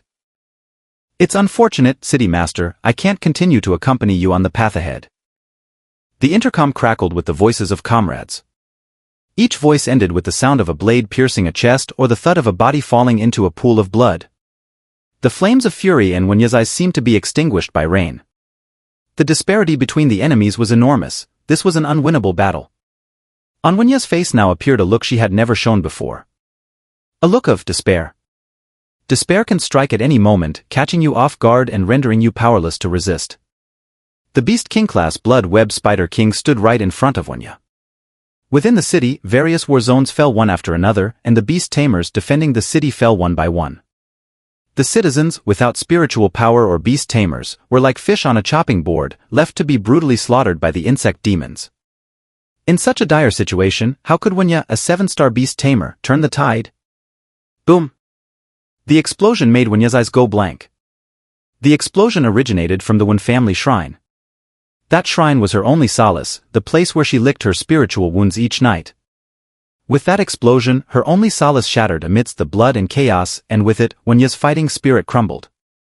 Thud! The woman fell to her knees, her gaze vacant, her hands hanging limply, swaying in the wind. On the battlefield, those who lose their fighting spirit are destined for defeat. Under the shroud of despair, Huangyan was about to lose the last shred of her will to resist. Her hollow eyes scanned her surroundings, seeking divine intervention, but found none. Suddenly, she saw the back of a young man. Murong Yangshuo, Xingyu, little sister, don't daze, board the plane. Yishimo, brother, sister-in-law, if you don't leave now, it'll be too late. Xiao hurry up. At this moment, in Huangyan's vision, my back merged with that of the man from 25 years ago. 25 years ago, Yanleague's leader Xiao Lian passed through Huangyan City, killing a beast god-class insect monster and saving the city from disaster. Huangyan was less than 5 years old then. She only remembered Xiao Lian's back, broad, upright, and dependable. Now, 25 years later, tears of warmth spilled from Huangyan's beautiful eyes as she knelt on the ground, crying hoarsely and ugly, mustering all her strength to shout. Lord Xiao, I need you. What kind of despair would make a 7-star city lord beg a 4-star youth? It was because, amidst everything she saw around her, only the back of this young man felt reliable to her. The battlefield was chaotic, with explosions continually occurring. Huangyan's cries were buried in the dust, but Ositi Mastavin, I heard your voice. My response brought a bittersweet and touched smile to Huangyan's desperate face. I withdrew my left foot, which was about to step into the aircraft. I turned around, my blood-red demon eye piercing through the chaotic battlefield, locking eyes with the tearful Huangyan from afar. Murong Xian said nothing more. She directly activated her beast tamer emblem and summoned the disaster bone blood-bet beast. Her cold, beautiful eyes were pure, filled with unwavering conviction. Day after day, she had stayed up all night at Azure Dragon Academy's training grounds, putting in more sweat and effort than others, not for any other reason but to be by this man's side at moments like this. The engines roared to life, and the propellers began to speed up and spin, gradually ascending. Brother, I'll stay too. Yishimo jumped out of the aircraft, summoning the golden feather phoenix. Damn it, what a terrible choice. Fine, if you're going to die, then let's die together. Murong Yangshuo gritted his teeth, suddenly loosening up with a look of relief, his face twisted into a frenzied smile, embodying the burning youth. He followed Yishimo, jumping out of the aircraft and riding the thunderstorm griffin back to the ground. A captain, Xiao Yan of the Star Punishment Squad, reporting in. Xiao Yan also made a bold choice, jumping out of the aircraft and summoning her beast. With that, the entire Star Punishment Squad was assembled. This inexperienced beast tamer team, with their low levels and lack of experience, would normally be outmatched in such high-level combat, becoming mere cannon fodder in the battle. But this was not a script written according to conventional wisdom, and the squad leader was known for not playing by the rules. After all, wherever I am, miracles often bloom. A black magic antsphere flames. The weak point of the shadow scorpion is at the junction of its tail and lower abdomen. Do not engage bone-devouring crawlers head-on. Use displacement skills to constrain them, they will explode from a high rage value. Feeling a sudden drop in temperature means the cold poison ironworm is nearby. The weak point of the black-tide dragonfly is its eyes, attacks on other parts are ineffective.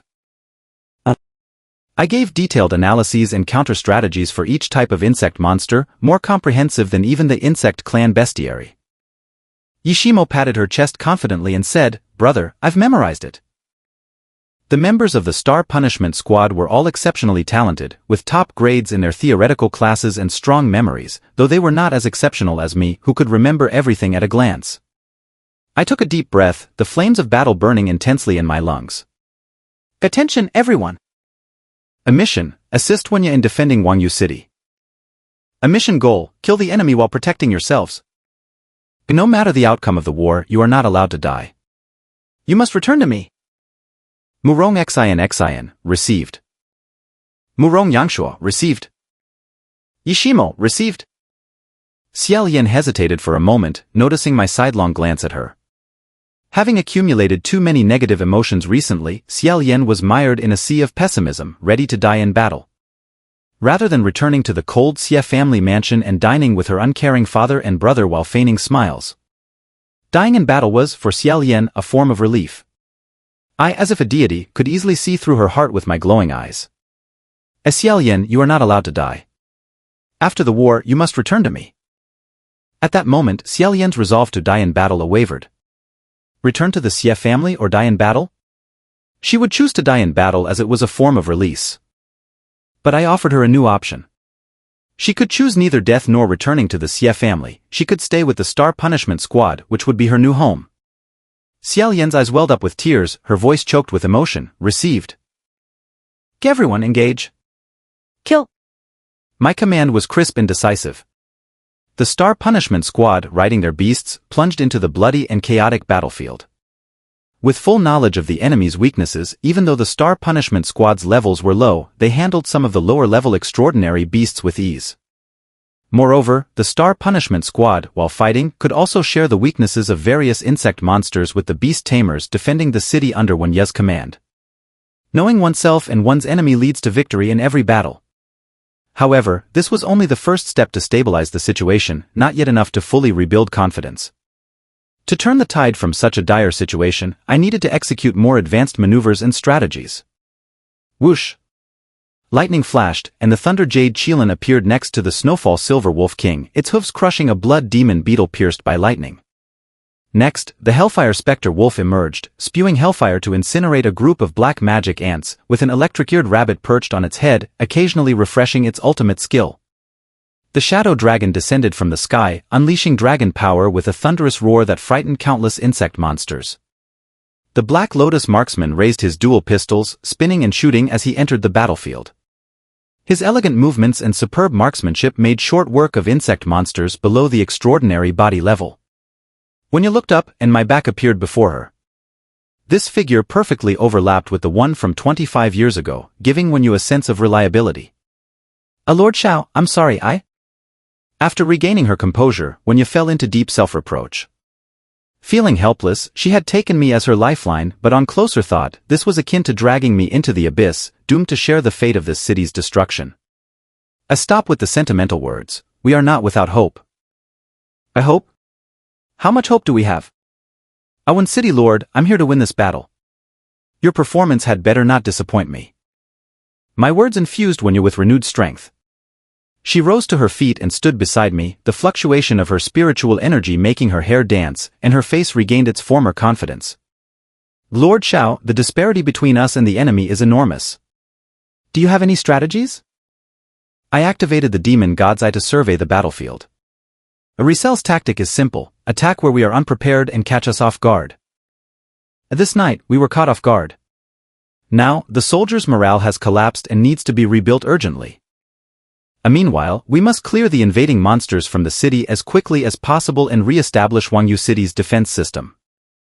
Wenyu nodded frequently as she listened to my analysis. In such dire straits, the most urgent issue was to first eliminate the monsters within the city. Lord Xiao, the number of insect invaders is enormous, and we lack sufficient troops. Indeed, we are short on troops. But Resel has clearly underestimated us. I activated the demon god's eye again, switching to the kaleidoscope mode, and a divine perspective covered the entire city. All the fallen battle zones within the city were visible. No invading insect monster could escape the capture of the demon god's eye. The disparity is immense, and Resel is more aware of this than we are. Moreover, as a beast emperor-level monster, Resel is inherently arrogant, which is why the first batch of insect forces it dispatched is mostly low-level, below the extraordinary body level. The only higher-level monster is the Blood Spider King perched on the city wall. I paused briefly, then summoned the King of the Underworld scroll with my left hand, while the death ring on my right hand ignited with green flames. City Lord 1, my plan has 2 steps. Step 1, eliminate all low-level insect monsters below the extraordinary body level. Step 2, kill the Blood Spider King. As long as these 2 steps are completed, Huangyan City will gain some breathing room. Wenyu looked flustered and clenched her fists tightly. Lord Xiao, low-level insect monsters typically have the characteristics of being small in size and numerous in quantity. They are scattered in various corners of the city. it might be impossible to kill them all in a short time. Since they are scattered all over the city, then gather them together and kill them all. My eyes gleamed with a blood-red light and a bloodthirsty smile curled at the corners of my lips, as if a shadow of the Grim Reaper was emerging behind me. The A King of the Underworld scroll automatically unfurled.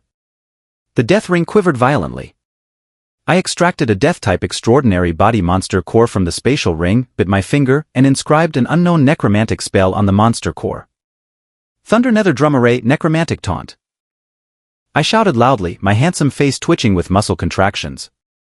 The blood-red demon god's eye emitted a chilling cold light in the murky rain-soaked night. Under the ruined city wall, the cracked ground formed a square necromantic array that looked as eerie and confined as an ancient sacrificial altar. The array's patterns glowed with a ghostly green, surrounded by countless skeletal illusions swirling in the air, emitting ghostly howls. In the center of the array, the ground trembled as a massive drum made of white bones slowly rose and floated above the ground. The drum's surface was vividly decorated, resembling a fierce ghostly face with eyes radiating a bloodthirsty killing intent and its gaping mouth oozing hot blood that stained two sharp fangs. This was the control-type array from the A King of the Underworld scroll, the Thunder Nether Drum Array. Using the A King of the Underworld scroll always caused me significant exhaustion. However, in the face of the city's peril, I barely had time to catch my breath before immediately channeling my spiritual energy. The Thunder Jade Qilin suddenly roared skyward, and the rolling dark clouds seemed to heed the divine command, shooting out a thick bolt of lightning. The lightning, like a soaring dragon, tore through the surrounding impurities, ignoring obstacles, and struck violently on the ghostly-faced drum in the center of the array.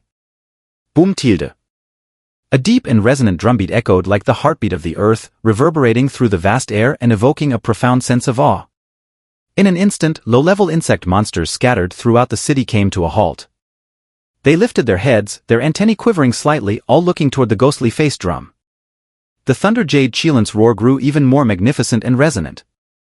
The ink-black clouds in the night sky parted, like the eyes of a demon awakening.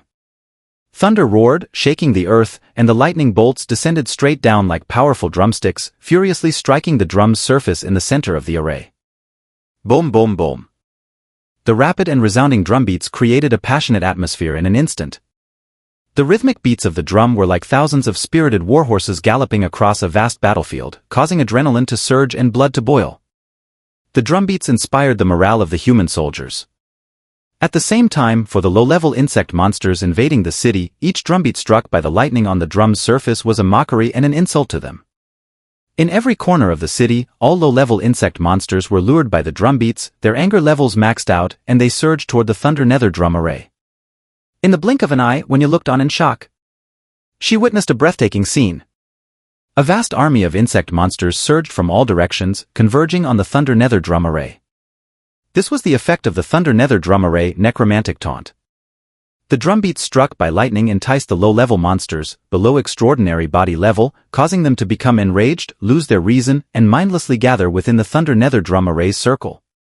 Since the scattered enemies were difficult to slaughter, it was much easier to annihilate them once they were gathered together. I shouted, "A Huangyan City Lord!" Received. There was still some tacit understanding between us.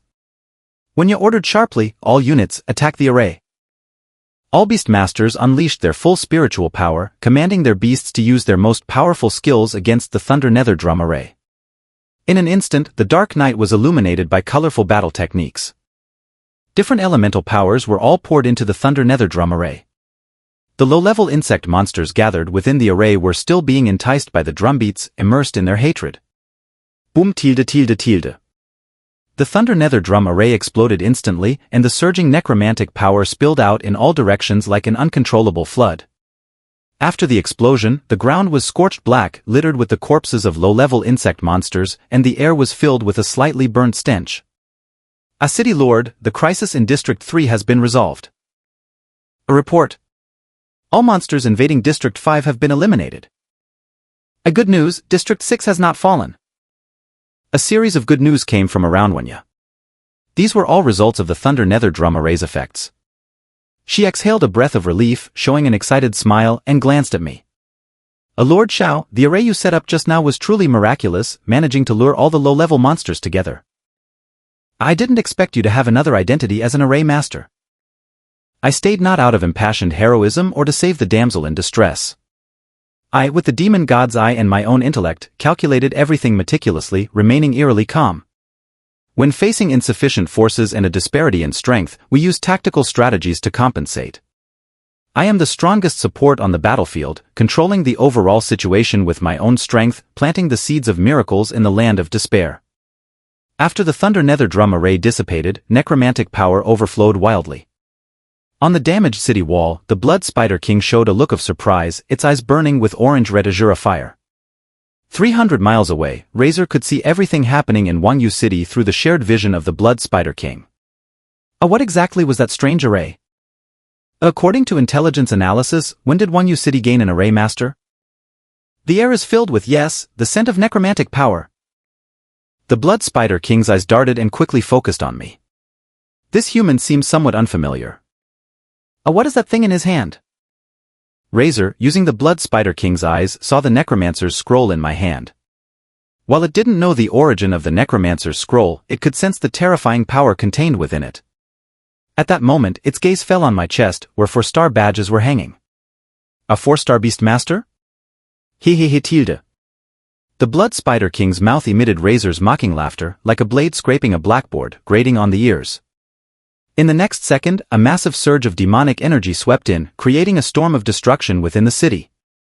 I raised my eyes and saw the Blood Spider King trembling all over, its 8 appendages anchoring it to the ground.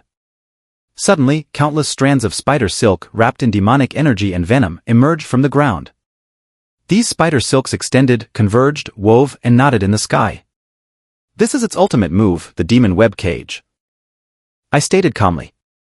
At this moment, Huangyan City was enveloped and imprisoned by a birdcage-shaped spider web. The web was not only dripping with thick venom but also burning with azure fire. Be careful, if you touch the azure fire, your soul will be doomed. This web seems to be shrinking. A retreat. Everyone, withdraw to the center of the city. From a high vantage point, Huangyan City was deeply trapped in a crisis of destruction. The demon web cage was the Blood Spider King's most powerful battle skill. The web not only covered the entire city but was also continuously shrinking. Each spider silk, though seemingly soft, was sharper than steel, slicing through the earth and ignoring all obstacles. As the demon web cage continued to shrink, the space where people could stand became smaller and smaller. The survivors and beastmasters from various battle zones were being forced to the central area of the city. Wenya's eyes were fierce, her spiritual power surging. We must kill the Blood Spider King as soon as possible or the consequences will be unimaginable. I nodded. That's right. This is the second step I mentioned. Just as Wenya was about to charge with the Snowfall Silver Wolf King, I stopped her. A City Lord 1, the Blood Spider King is a Beast King level, Tier 3 monster, on par with the Snowfall Silver Wolf King. Moreover, Razor currently shares vision with the Blood Spider King and has even transferred part of the Azure Fire's power onto it. In such a situation, even if you exert all your effort to kill it, how much time will it consume? My questions brought Wenya back to her senses. 3 hours. That was Wenya's answer. Based on her experience, it would take at least 3 hours to kill the Blood Spider King, which wasn't good at prolonged battles, and she would also exhaust her spiritual energy. I analyzed calmly. If you can fight for 3 hours, can Huangyan City last for 3 hours? After 3 hours, when you're out of spiritual power and exhausted, how will you deal with Razor outside the city? These 2 questions left Wenya unable to answer, and she could only place her hope on the young man before her. Lord Xiao, do you have a plan? A warfare is about deception. Follow my instructions from now on. I deal with combat in 2 ways.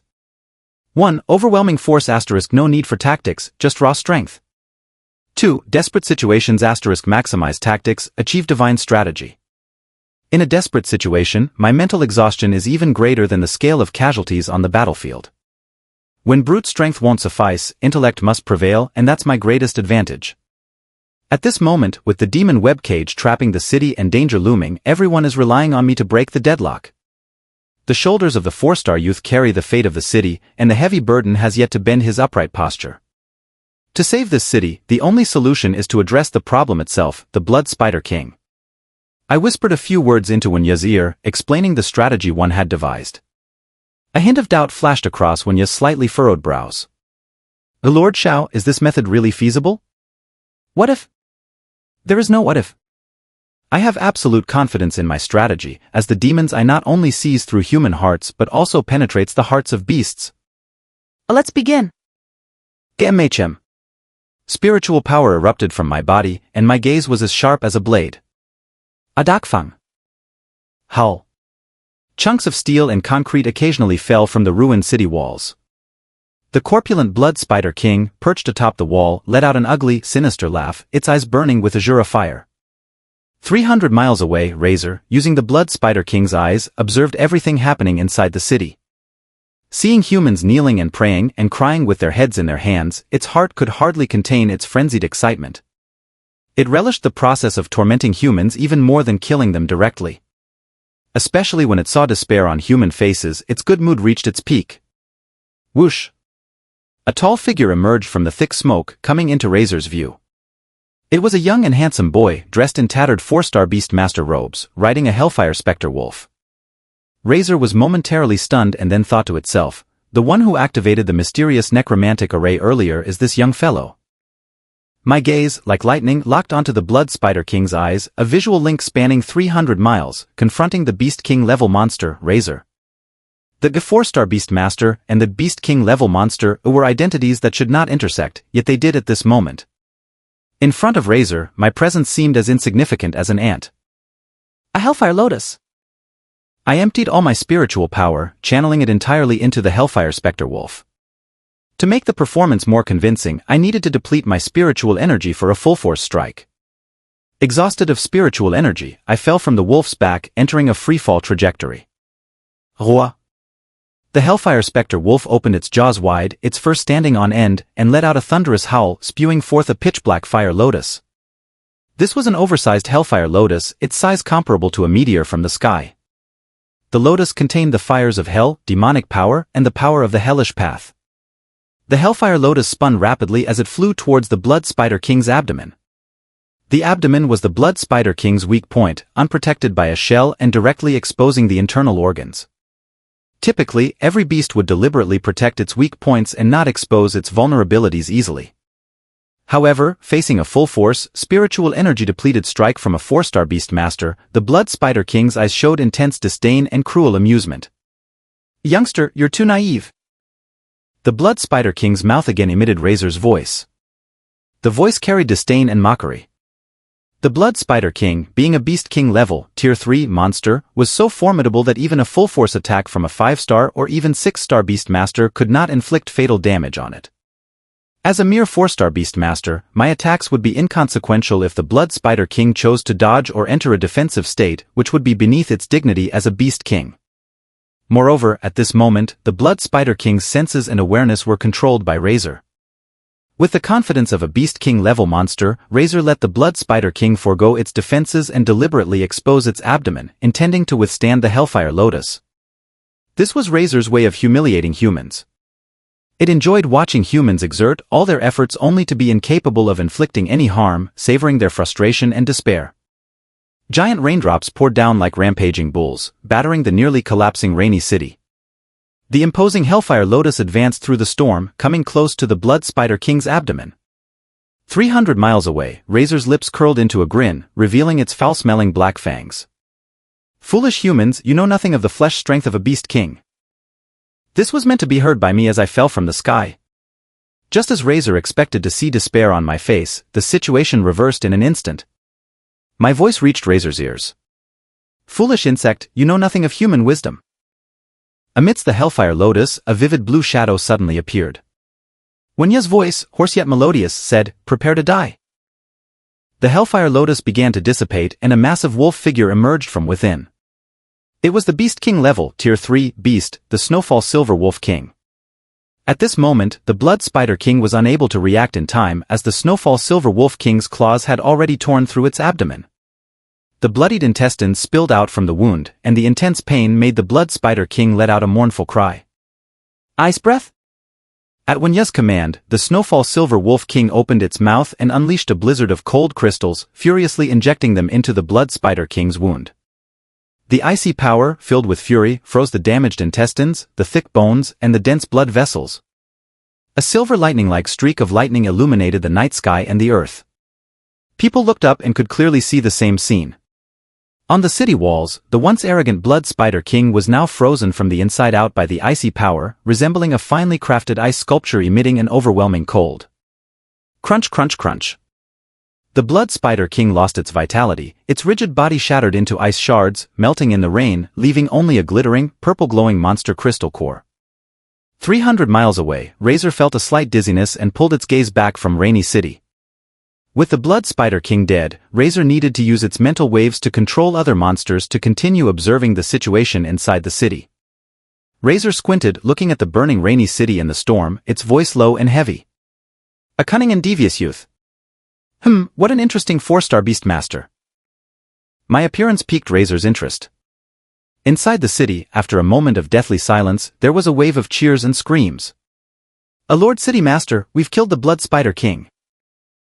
"Great, the demon web cage is ineffective now." We actually survived in the presence of a Beast King level monster? Could this be a dream? I'm really not dead. I, in free fall, landed in Murong Xinshin's embrace. Murong Xinshin, riding the Calamity Bone Bloodbat beast, gently descended below the city walls. A 6 Gene. I was drained of all my spiritual energy, feeling weak and faint. Xingyu, I got the monster crystal core. Murong Xinshin handed me the Blood Spider King's monster crystal core. I gave a satisfied smile. A 6 Gene, you really understand me. As my woman, Murong Xinshin knew everything about me. The moment the Blood Spider King was killed by Huangyan, she swiftly retrieved the monster crystal core and then rescued me from my fall. Everything was so smooth and perfect because of her deep understanding of me. Above in the sky, Huangyan, riding the Snowfall Silver Wolf King, released icy power and used a spiral-shaped ice slide to swiftly return to the ground. Lord Xiao, are you alright? Huangyan's eyes were full of concern. I'm fine, just exhausted. A bit of medicine will fix it. I took a spirit restoration pill and my spiritual energy quickly recovered, restoring the depleted energy pool to full capacity. Huangyan turned around and looked at the Blood Spider King's body, now a puddle of ice and water, and couldn't help but marvel. Lord Xiao, your strategy was truly effective. I smirked. The greatest weakness of high-tier magical beasts isn't their strength but their arrogance. When faced with weaker low-tier Beastmasters, high-tier magical beasts, whether Beast King or Beast Emperor, always struggle with the arrogance ingrained in their genes. Report, City Master, all the insectoid monsters in the city have been cleared. With the death of the Blood Spider King, the first wave of the city's defense battle had come to an end. The news and intelligence that reached Huangyan were mixed with both joy and worry. We order the troops to rest and reorganize. Food and medical resources should be prioritized for the severely wounded soldiers. Just as Huangyan was giving the orders, I interrupted her. A City Master one, that's not acceptable. Lord Xiao, if you have something to say, just speak. I'll listen to you. After the recent battle, Huangyan had gained further insight into the young man before her. My ability to control the battlefield and my tactical wisdom far exceeded what would be expected of a 4-star Beastmaster, even surpassing her own 7-star Beastmaster skills. Thus, Huangyan's tactical approach was simple and direct: listen to Lord Xiao. I outline my strategic plan, abandon the defense and lead the troops out of the city to confront the enemy. Lord Xiao, it's easier said than done. With our current forces, even if we go out to fight, it's a dead end. Exactly, we're doomed either way. I'd rather die inside the city. Dying in the wilderness outside the city is unbearable to think about. I'd choose to die in the city so I can at least be with my family. Count me in. The soldiers in the army reached a consensus and opposed my proposal. Huangyan walked over, her scorching beautiful eyes locked onto mine. Lord Xiao, are you truly confident? I can compensate for the lack of troops. I have an army. My words set off a stir among the crowd. An army? Where is it? What kind of reinforcements can be called an army? Lord Xiao, this is a matter of life and death. Don't be joking. I stated firmly, I truly have an army. Then I turned to Huangyan, my voice heavy and serious. Believe me, leading the troops out of the city is the only chance we have to win this battle. Huangyan did not hesitate and gave the order immediately. All troops stand by for 15 minutes. Soldiers who are able to fight may take food and medical supplies. This sounded like telling everyone to have a last meal before heading to their doom, a heroic sacrifice. During these 15 minutes, I and the members of the Xingfa team gathered in a corner of the ruins, eating bread that wouldn't soften even with rainwater and drinking slightly sour mineral water. After eating and drinking, Murong Yangshua maintained his sunny smile. Xingyu, you are the leader and the soul of our team. You plan the layout and the tactics we should use after we leave the city. I interrupted, you all stay behind. You don't need to go out of the city. Apft cough cough cough. Murong Yangshua choked on his water, his face turning a mix of purple and red. Yi Shimeng was taken aback and hurriedly asked, Brother, what about you? I will leave the city and assist City Master 1. Wenyu was the highest-ranked Beastmaster in all of Huangyan City. In my plan, I would fully support Wenyu. The combination of these two was the only key to turning the tide. Murong Xinshin wanted to say something, but I already held her hand. You stay behind too. Only if you stay will I be at ease. Murong Xinshin hesitated for a moment but eventually nodded. She knew when to act and what her role was. The battle outside the city was not for a Beastmaster of her level. What she could do was stay inside the city, ensure her safety, and let me focus on fighting the enemy outside. Xiao Yin, you also stay behind. You performed well in last night's battle and are currently very weak. If you need help, your teammates are here. Learn to trust your teammates. A captain, I understand. The 4 members of the Xingfa team all obeyed my orders and stayed inside the city to handle logistics. As the captain of the Xingfa team, I had to step up and lead the troops out of the city to fight alongside Wenyu. Before leaving, I called Yi Shimeng over. Brother, is there anything else you need me to do? I raised my hand and gently patted Yi Shimeng's head, with affection and fondness in my eyes. Meng, I need a drop of phoenix blood. A phoenix blood? All right. Yi Shimeng didn't ask why. She activated her Beastmaster emblem and summoned the Golden Feather Phoenix. Although the Golden Feather Phoenix was of a low level, it was a true pureblood phoenix. Under Yi Shimeng's control, the Golden Feather Phoenix bit its wing, and a drop of blood fell into the small vial I had prepared. Brother, is 1 drop enough? If not, I can bring a bucket. A bucket is too much. The Golden Feather Phoenix has its own difficulties. The Golden Feather Phoenix looked at me with grateful eyes, its inner monologue being, our future Dragon King truly understands the hardships of his subordinates. This made us deeply relieved. By the way, lend me the bubble, dear. You control it remotely and let it follow me the entire time. Okay, brother. I won't let you down. The 15 minutes of rest quickly passed, and Wenyu took the lead in organizing the troops. After the previous defense battle, there were over 200 Beastmasters available for battle, excluding the casualties. Among them, there were only a little over 50 Beastmasters of the 5-star rank. The rest were all 4-star Beastmasters. Such a weak force, going out to fight, would hardly be enough to fill the enemy's gaps. But Wenyu still trusted my decision, or rather, she had no one else to rely on but me. Before leaving the city, Wenyu and I stood side by side. A City Master 1, in this battle, we have no margin for error. We must follow my plan, step by step, to complete every detail and procedure. I'm just a 4-star Beastmaster.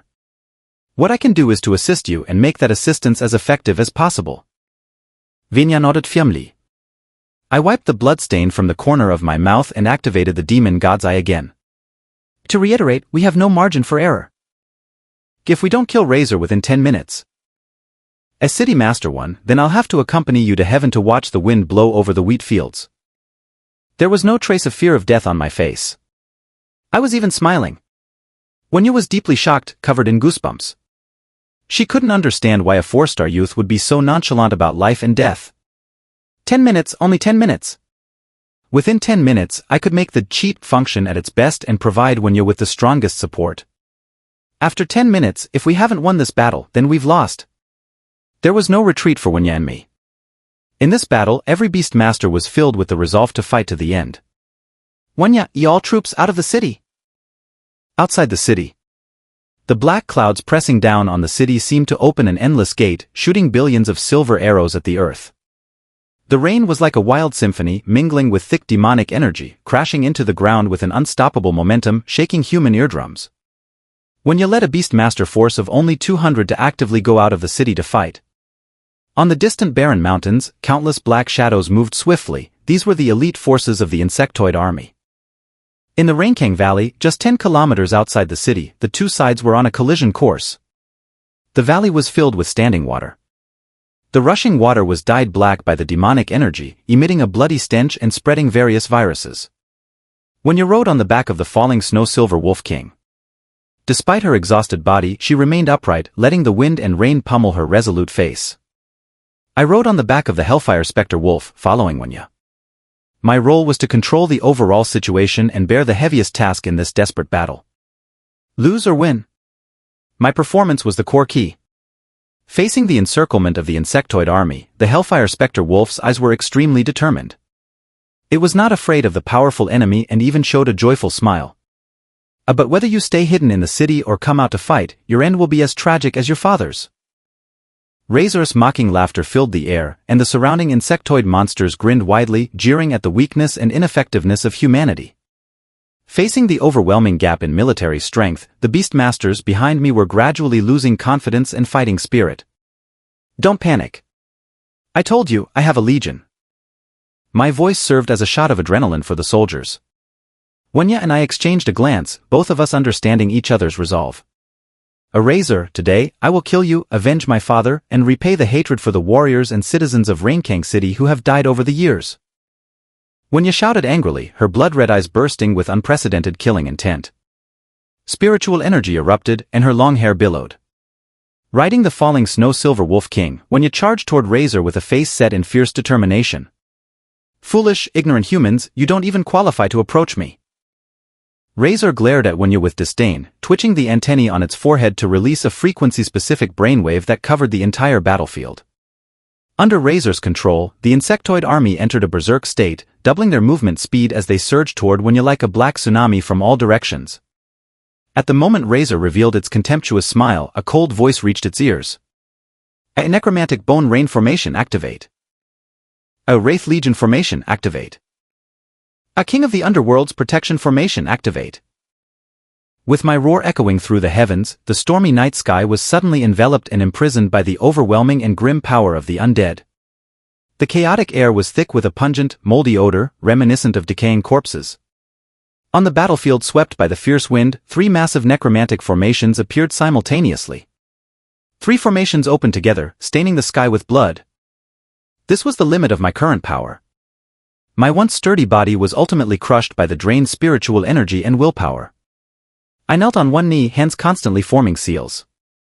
Each hand seal was as complex and unpredictable as shifting winds and clouds. Maintaining 3 necromantic formations simultaneously was an enormous drain on me. The pupils of the demon god's eye appeared as layered petals, overflowing with unstoppable blood. I had no time to rest, and within a short period, I reopened the kaleidoscope mode. The strain on the already exhausted demon god's eye was nearing its limits. My vision blurred, and it seemed as if I was surrounded by a sea of corpses and blood.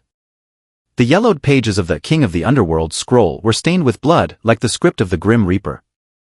I couldn't see Huangyan's figure clearly, so I closed my eyes and roared. A City Master 1, the countdown begins. Understood. From this moment on, humanity had only 10 minutes. I sacrificed my own blood to provide humanity with 10 minutes of external support. In these 10 minutes, if Huangyan couldn't defeat Razor, death awaited us all. With all 3 formations activated, the battlefield was illuminated brilliantly, making the cold, piercing rain of the night as glaring as a summer day. The heavy clouds seemed to weep, and the raindrops in midair mutated into sharp, thin bone spurs. Each bone spur burned with verdant undead flames. This was the effect of activating the necromantic bone rain formation, which consumed a large number of undead monster crystals. The purpose of this formation was to create a rainstorm of bone spurs imbued with undead flames, with an attack range covering the entire battlefield. Every time the bone spurs of the rain touch the insectoid monsters, they seep into their shells and skin, burning their nerves and internal organs, causing continuous damage. Simultaneously, if the monsters are exposed to the rain for more than 10 seconds, they will trigger the mental confusion negative status, reducing both their attack and defense by 50%, accompanied by intermittent dizziness. In Rainkang Valley, the massive insectoid army was exposed to the bone rain without anywhere to hide, completely engulfed by the downpour. The dense bone spurs rained down from the sky like a volley of arrows, relentlessly hammering against each monster's shell and skin. After 10 seconds, all the insectoid monsters fell into the mental confusion negative status, with both attack and defense values reduced by 50%. This was the astonishing effect of the necromantic bone rain formation. Although it couldn't kill the monsters, it caused them significant distress, making it a divine-level auxiliary formation. Activating this formation required not only a large number of undead monster crystals but also the power of the ocean to be truly effective. At this moment, a crack appeared on my forehead, and the tidal eye flickered with brilliant golden light. Meanwhile, Huangyan, riding the falling snow silver wolf king, stepped on the icy ground and charged toward Razor, leaving a trail of ice blue afterimages across the chaotic battlefield. A large number of insectoid monsters surged from all directions, intending to surround and strangle Huangyan before she could reach Razor. The fractured ground revealed the totem patterns of the second formation.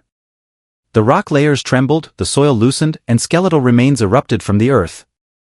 These skeletal figures had the appearance of beastmasters or monsters but lacked flesh and organs, leaving only bones burning with undead flames, emitting roars from the depths of hell.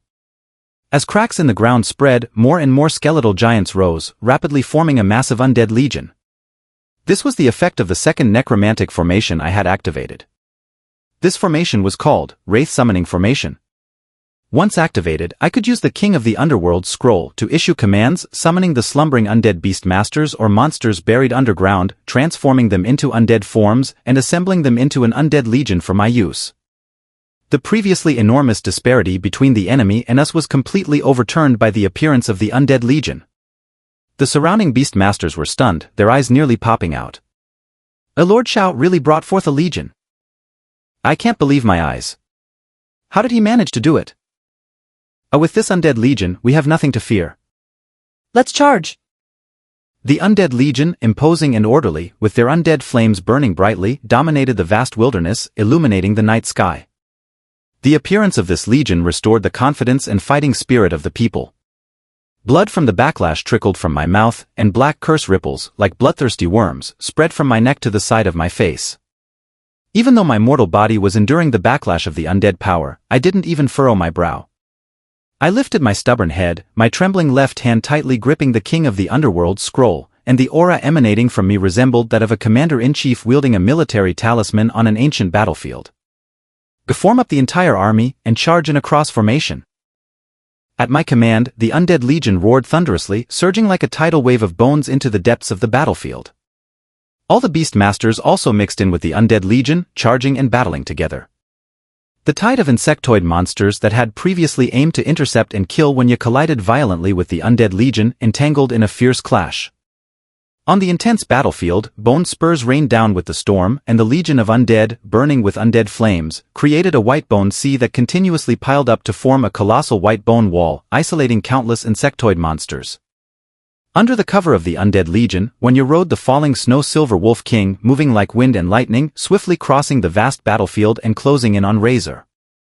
Razor, seeing this, displayed an angry expression, his eyes burning with the flames of Azure radiating a fierce and savage light.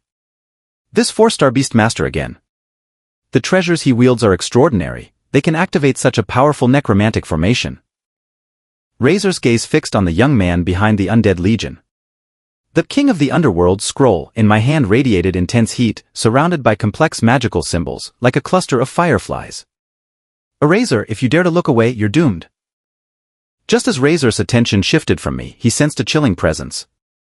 At this moment, Huangyan, riding the falling snow silver wolf king, leaped high, stepping on a slanted ice path at a 45-degree angle, soaring straight toward Razor's face. Huangyan, do you think you can contend with me? Razor sneered disdainfully, even omitting a defensive stance, intending to endure the falling snow silver wolf king's attack with his sheer physical strength to showcase his own power. This was the confidence of a beast emperor's magical beast. Under the boost of Azure's power, Razor's body was indestructible, even a meteorite falling on him would be unscathed. Underestimating me will come at a price. Huangyan roared furiously, exerting all her strength, with her forehead wrinkling and veins bulging around her neck and collarbone. Suddenly, a pitch-black formation totem appeared beneath the falling snow silver wolf king's feet, and a massive shadow of the King of the Underworld emerged behind it. The immense and pure necromantic power stirred the battlefield, upheaving it dramatically. Razor was taken aback by the sudden change, his expression shifting dramatically. The roar of the falling snow silver wolf king was like a tsunami and landslide, shaking the heavens and earth. Under the formation's cover, the falling snow silver wolf king's pristine white fur turned black. The shadow of the king of the underworld transformed into countless boiling particles of light, covering every inch of the wolf's body. People looked up and saw that the falling snow silver wolf king, once a pristine white figure, was now covered in a layer of solid and rough white bone armor. This was the effect of the third formation I had activated. This formation was called King of the Underworld's Protection Formation.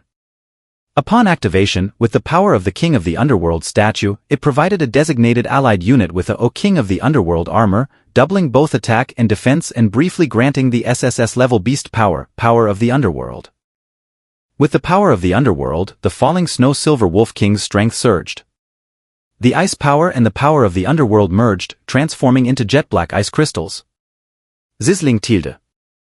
The falling snow silver wolf king swung the frost king's claw, its claws, infused with the power of the underworld, tearing through Razor's cheek. The deep wound, not yet bleeding, was immediately filled and sealed by the jet black ice crystals. Razor's massive body swayed slightly, a hint of pain flashing in his eyes. The azure flames burned fiercely, melting the black ice shards. On Razor's cheek, a long blood streak was exposed, resembling a crawling centipede, ugly and comical. The falling snow silver wolf king, clad in the king of the underworld's armor, stood atop a black ice mountain, level with Razor. On the broad wolf's back, Huangyan's gaze was sharp, her fair face covered with frost. She slightly parted her cracked lips, exhaling a breath of cold air, her voice as chilling as flying snow. "A Razor, I am not alone. Behind me stands the strongest support of the Dragon Kingdom. Today you will die at our hands." On the ground, I was gasping for breath, each cough of blood causing a tearing sensation as if my internal organs were shifting. 10 minutes was my limit for simultaneously maintaining the necromantic bone rain formation, wraith summoning formation, and King of the Underworld's protection formation. The young man poured everything he had to assist the strong and stubborn woman, defending the city behind them that could be abandoned. "Huangyan City Lord, don't let me down." My weak voice echoed in Huangyan's ears. "Lord Xiao, Huangyan will not fail in my mission." Huangyan took a deep breath, the reservoir of her spiritual energy churning violently. For vengeance, for the city behind her, for the young man who knelt and coughed blood. Huangyan burned her own essence to gain even more concentrated spiritual power, directly facing the pressure of the Beast Emperor's magical beast. She could not afford to lose this battle. Huangyan did not spare any of her spiritual energy, wielding the falling snow silver wolf king to continuously unleash high-intensity combat techniques. Each technique was infused with the SSS level beast power, the power of the underworld, possessing the force to destroy heaven and earth, but the toll on Huangyan was immense. Her assault was so frenzied and self-sacrificial because she treasured every second of the hard-won opportunity. She knew that the 10 minutes of opportunity one created for her in the nirvana were fleeting. Every second of those 10 minutes was fueled by my own blood. On the ground, I knelt in the muddy puddles, my mouth and eyes constantly oozing blood as I maintained the 3 necromantic formations. In the center of the battlefield, Razor broke free from the icy spider web and let out an enraged roar. "Huangyan, with the aid of that young formation master, you have indeed grown much stronger. But ultimately, you are just a 7-star Beastmaster. The damage you inflict on me is utterly insignificant." Razor stomped the ground with one foot, causing a volcanic eruption and the earth to rumble. The orange-red azure flames enveloped Razor's entire body. In an instant, all the wounds on his body healed, with not even a scar left behind. Huangyan's face darkened. She knew this was Razor's unique ability. The SSS-level beast power, Azure's strength, allowed Razor's body to rapidly regenerate all parts and organs after being damaged or destroyed.